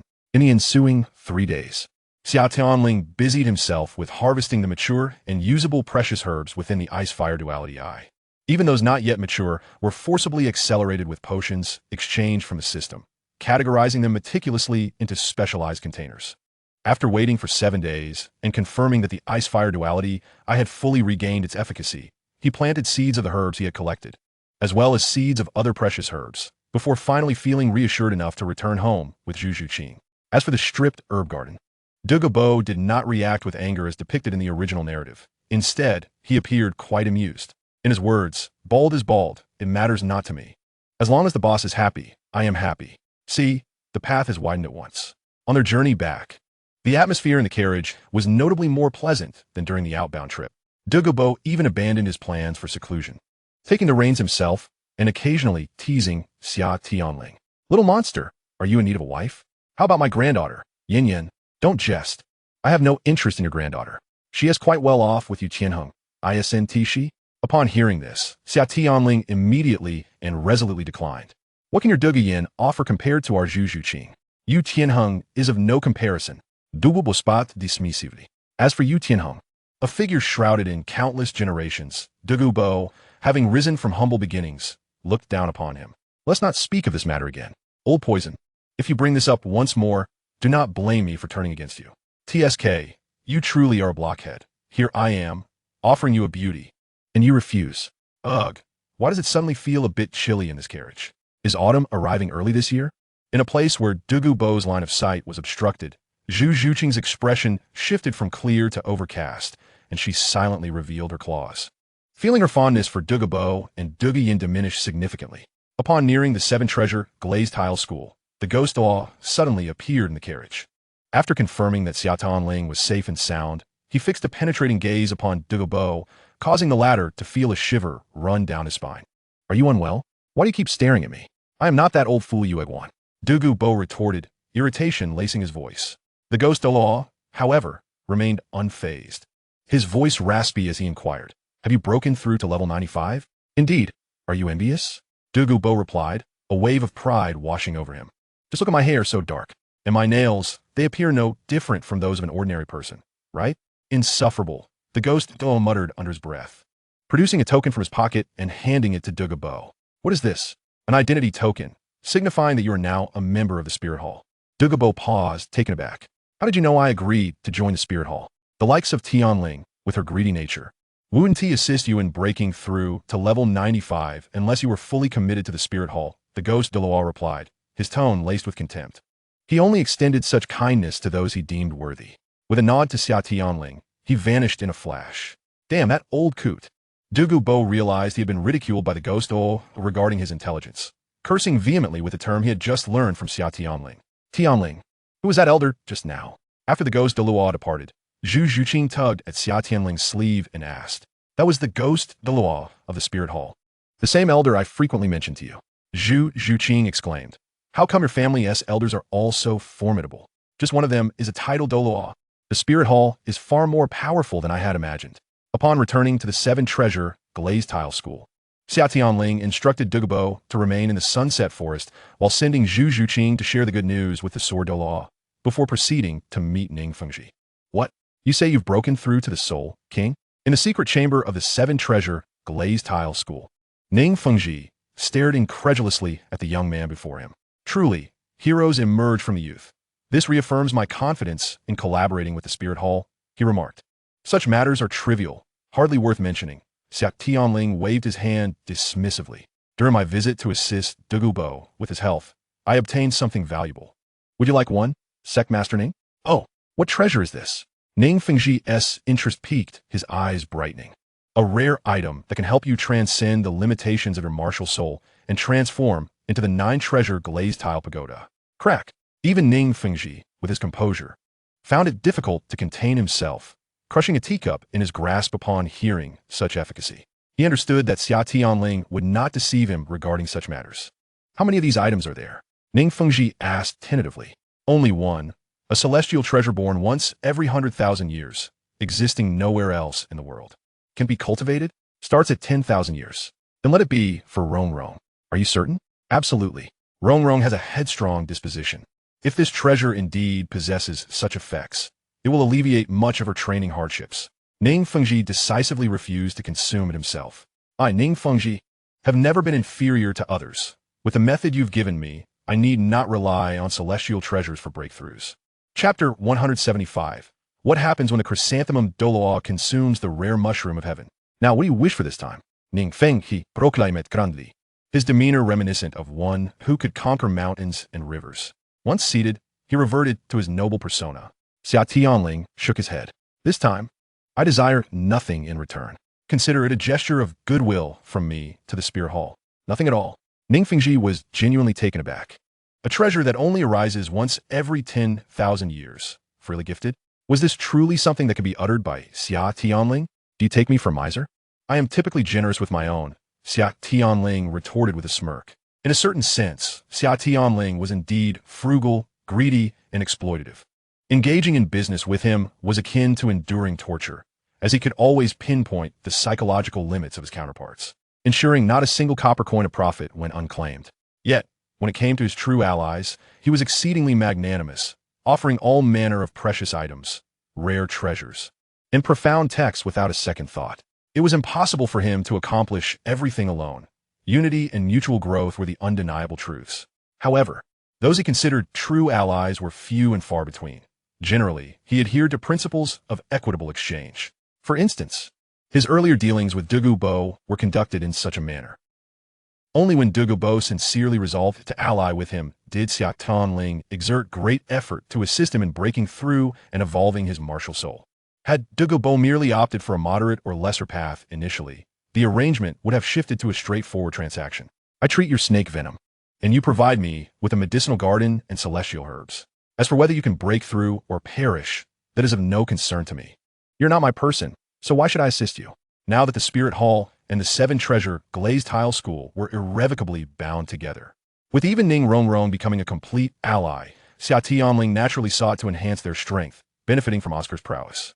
He had not forgotten that Oscar and Ning Rongrong could ultimately unleash a martial soul fusion technique capable of resurrecting deities. With nothing pressing, I shall take my leave. Tomorrow, please have Bone Grandpa come to my forge. I will assist him in enhancing his martial soul and help him break through to level 95. With the prior experience of enhancing the bloodline of the jelly and aiding Douluo, Xia Tianling was now fully capable of elevating Bone Dalu to the level of Super Dalu. Compared to Douluo's cross-species evolution, the process for Bone Dalu would be much simpler, merely evolving from an ordinary bone dragon to a bone dragon king. Achieved effortlessly with a piece of compatible dragon god spinal marrow jelly to elevate his bloodline and cultivation level. Upon returning to his long-abandoned forge, Zhu Zhuqing had already gathered several members of the Spirit Hall, including both the Chrysanthemum Dalu and the Ghost Dalu. Upon Xia Tianling's arrival, the Chrysanthemum Dalu raised an elegantly arched eyebrow and inquired softly, "Little Tianling, why have you summoned us old folks to your gathering of the younger generation?" Xia Tianling silently retrieved a specially crafted box from his storage ring. "Ghost Grandpa, could you please set up a soul power barrier?" Once the Ghost Dalu completed his task, Xia Tianling opened the box, revealing an extraordinary celestial herb within, the rare mushroom of heaven. In unison, both the Chrysanthemum Dalu and the Ghost Dalu gasped in astonishment. "What is this, Tianling?" The sight of the celestial herb caused the Chrysanthemum Dalu's breath to quicken. "To express my gratitude for your years of guidance. This is a humble offering from your junior." A smile graced Xia Tianling's lips.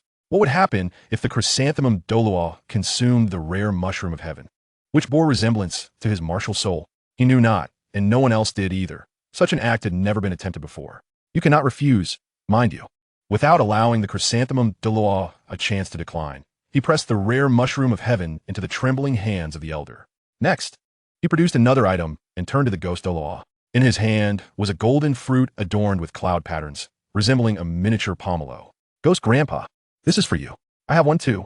Of course. What do you take me for?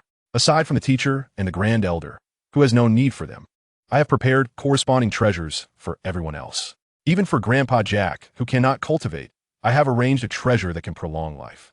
Your martial soul and experiences are rather unique. This fruit, known as the Yellow Springs fruit, is perfectly suited for you. Once consumed, it will grant you powers related to the soul, but the specific effects will require you to explore further." The Yellow Springs fruit was exceptionally special, only beneficial upon the first bite, and it was notoriously unpleasant to consume. In the summer, Xia Tianling entrusted the devil fruit, the Yomi Yomi Nomi from the world of pirates, to Ghost Dalu, a reward granted by the system. However, the Douluo world lacks an ocean imbued with demonic powers, nor does it possess the sea stone capable of nullifying abilities. Here, the devil fruit thrives as if in its natural habitat, devoid of any adverse effects. Doulu, holding the wondrous Chirong Tong Tianju, appeared somewhat dazed, while Ghosta, not one to stand on ceremony, promptly took a large bite. Indeed, it was quite unpalatable, and Ghost Dalu struggled to swallow, as an eerie essence silently permeated his soul, through the distasteful fruit's flesh. I sense my martial soul has seemingly grown stronger. Ghost Douluo remarked, as the power continued to surge, loosening the bottleneck of his cultivation. The transformation of an ordinary person by the devil fruit's power occurs in an instant. Yet for a titled Douluo, the process slowed considerably. "Ayu, this is Tianling's good intention. You should eat it quickly," urged Xia Tianling, who echoed, "Yes, do hurry," lest the medicinal effect begins to dissipate. The Qirong Tongtianju, when consumed, enhances one's fortune and vitality, potentially leading to an indestructible physique. After much deliberation, Juto ultimately succumbed to the allure of the Qirong Tongtianju, letting out a sigh. "Very well. How should this flower be consumed? First the stamen, followed by the petals, and then cultivate using your soul power," was the instruction given. Zhu Douluo complied and began to meditate on the spot. What exactly is an immortal herb? Oscar, having observed for a while, asked with a surge of excitement. This treasure should only exist in the heavens, rarely encountered in the mortal realm. An immortal herb that can affect elders like Zhu and Guido must surely be exceedingly precious, Hulaina remarked. "Indeed, it is quite rare," Xia Tianling replied with a slight smile as he surveyed the surroundings. "Fortunately, there is just enough for each person. Everyone get to share." Exchanges of glances filled the room, and soon, the gazes of nearly all present grew fervent, their breaths becoming heavy. Chapter 176. What is this cheating? It is called persistence and effort. "Do I also get some?" Ningrong Dimitri inquired. "Of course," Xia Tianling affirmed with a nod. "You are now my person, so naturally, you shall have your share." "Boss, Rong is clearly mine," Oscar grumbled. "Looking for a fight, are we?" "As if you're not mine," Xia Tianling retorted. "Don't you want the immortal herb?" Wait, Lingo, I was wrong. Both Rong and I are your people. As long as Zhu Qing agrees, I can go to your room tonight. Get lost. Go to hell." Before Xia Tianling could respond, two sharp voices accompanied by flashes of light erupted, sending Oscar flying out of the house and crashing against Ghost Douluo's soul power barrier, landing on the ground. The assailants were Zhu Qing, empowered by her martial soul, and Ning Rong, who had quickly granted her a couple of buffs. "Ouch, my stomach.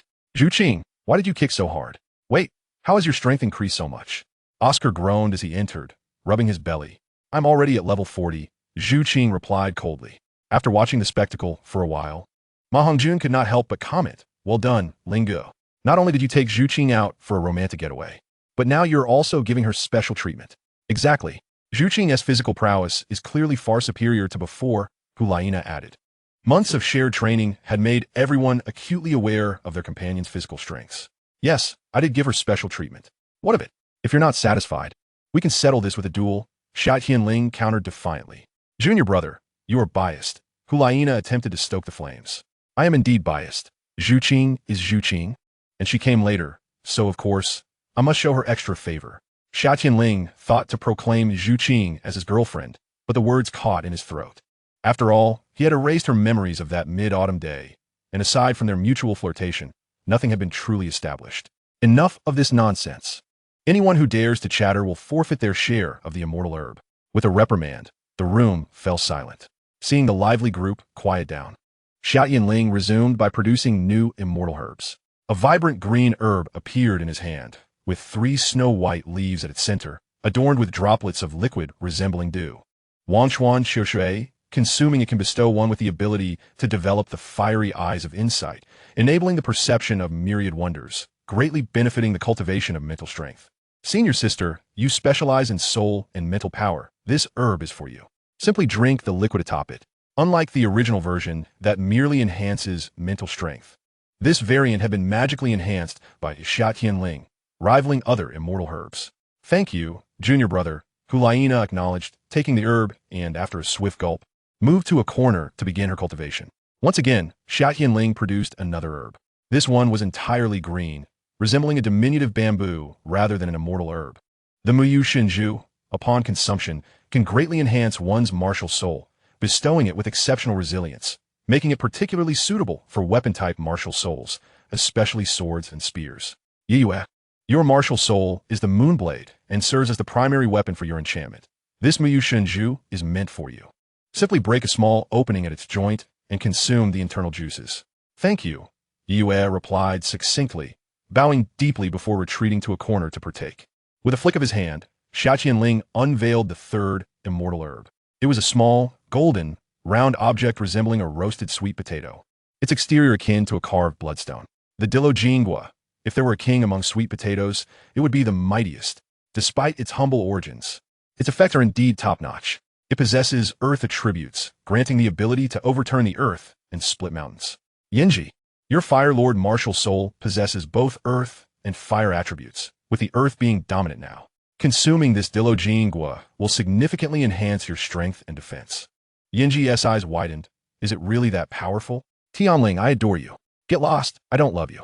Xia Tianling shot him an exasperated glance. After slightly heating it with your flame, its skin will peel off naturally. You've eaten roasted sweet potatoes before, right? Just peel it and bite into it.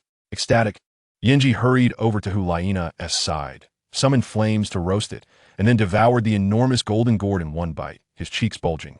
Oscar realized that Xia Tianling was distributing the immortal herbs in order of age, prompting him to eagerly step forward. Well, aren't you quite the diligent one? Xia Tianling playfully scolded as he took Oscar's hands, carefully placing a small white herb into his palm. Once he confirmed Oscar had a firm grip, he released his hold. The Han Yuan immortal herb, a treasure for enhancing and compressing soul power, with a mild aura that aids soul masters in condensing their soul cores. I have previously explained the significance of soul cores and their importance. Little Oscar, your path in martial arts is already divided into two, and coupled with the inherently low quality of food-type soul, master soul power, forming a soul core in the future will be challenging. This Han Yuan immortal herb is undoubtedly the most suitable for you. Consume it entirely and refine it with all your might. While it may not boost your soul power significantly, it will enhance the quality of your soul power. Feeling the weight of the Han Yuan immortal herb in his hands, Oscar, rarely serious, nodded earnestly. Boss, thank you. Go on, don't let me down. Linga, it's my turn now. What good items have you prepared for me? Seeing that Oscar had begun refining, Ma Hongjun approached with a beaming smile. Gazing at the excited Ma Hongjun, Xia Tianling chuckled. Rest assured, I haven't forgotten you. Though your evil fire has been transformed into the Phoenix Desire Fire after 6 years of cultivation, it still lacks the ferocity required. So this time, I have specially procured an immortal herb to help you purify your flames. Here, take it. Before you there lies a delicate herb, quivering gently with a soft and fluffy texture. The apex of its leaves resembles a rooster's comb, while its veins shimmer with a faint golden hue. Upon its emergence, the temperature within the room escalates dramatically. The chicken comb phoenix sunflower cannot be chewed, it must be swallowed whole. The process of purification may prove somewhat arduous, yet one must endure, for failure to do so could result in a monumental setback. This extraordinary herb possesses the capability to significantly refine your phoenix's fiery essence, propelling you one step closer to the true flames of the phoenix. Ling, my affection for you is boundless. Get lost. With a swift kick, I sent the jesting Ma Hongjun away, leaving only Ning Rongrong in my presence. A flash of golden light revealed the final herb materializing in the hands of Xia Tianling. This herb, with its intricately woven roots and tendrils, culminates in a splendid golden tulip at its apex. The rich fragrance of the tulip instantly permeates the expansive forge, evoking an aura of opulence.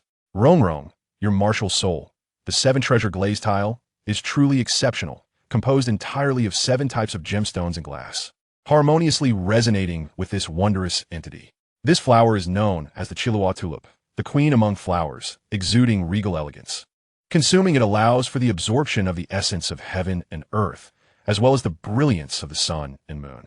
Your 7-treasure glaze tile, classified as a treasure-type martial soul, will greatly benefit from the assistance of this Chihuahua tulip, resulting in a mutually enhancing effect.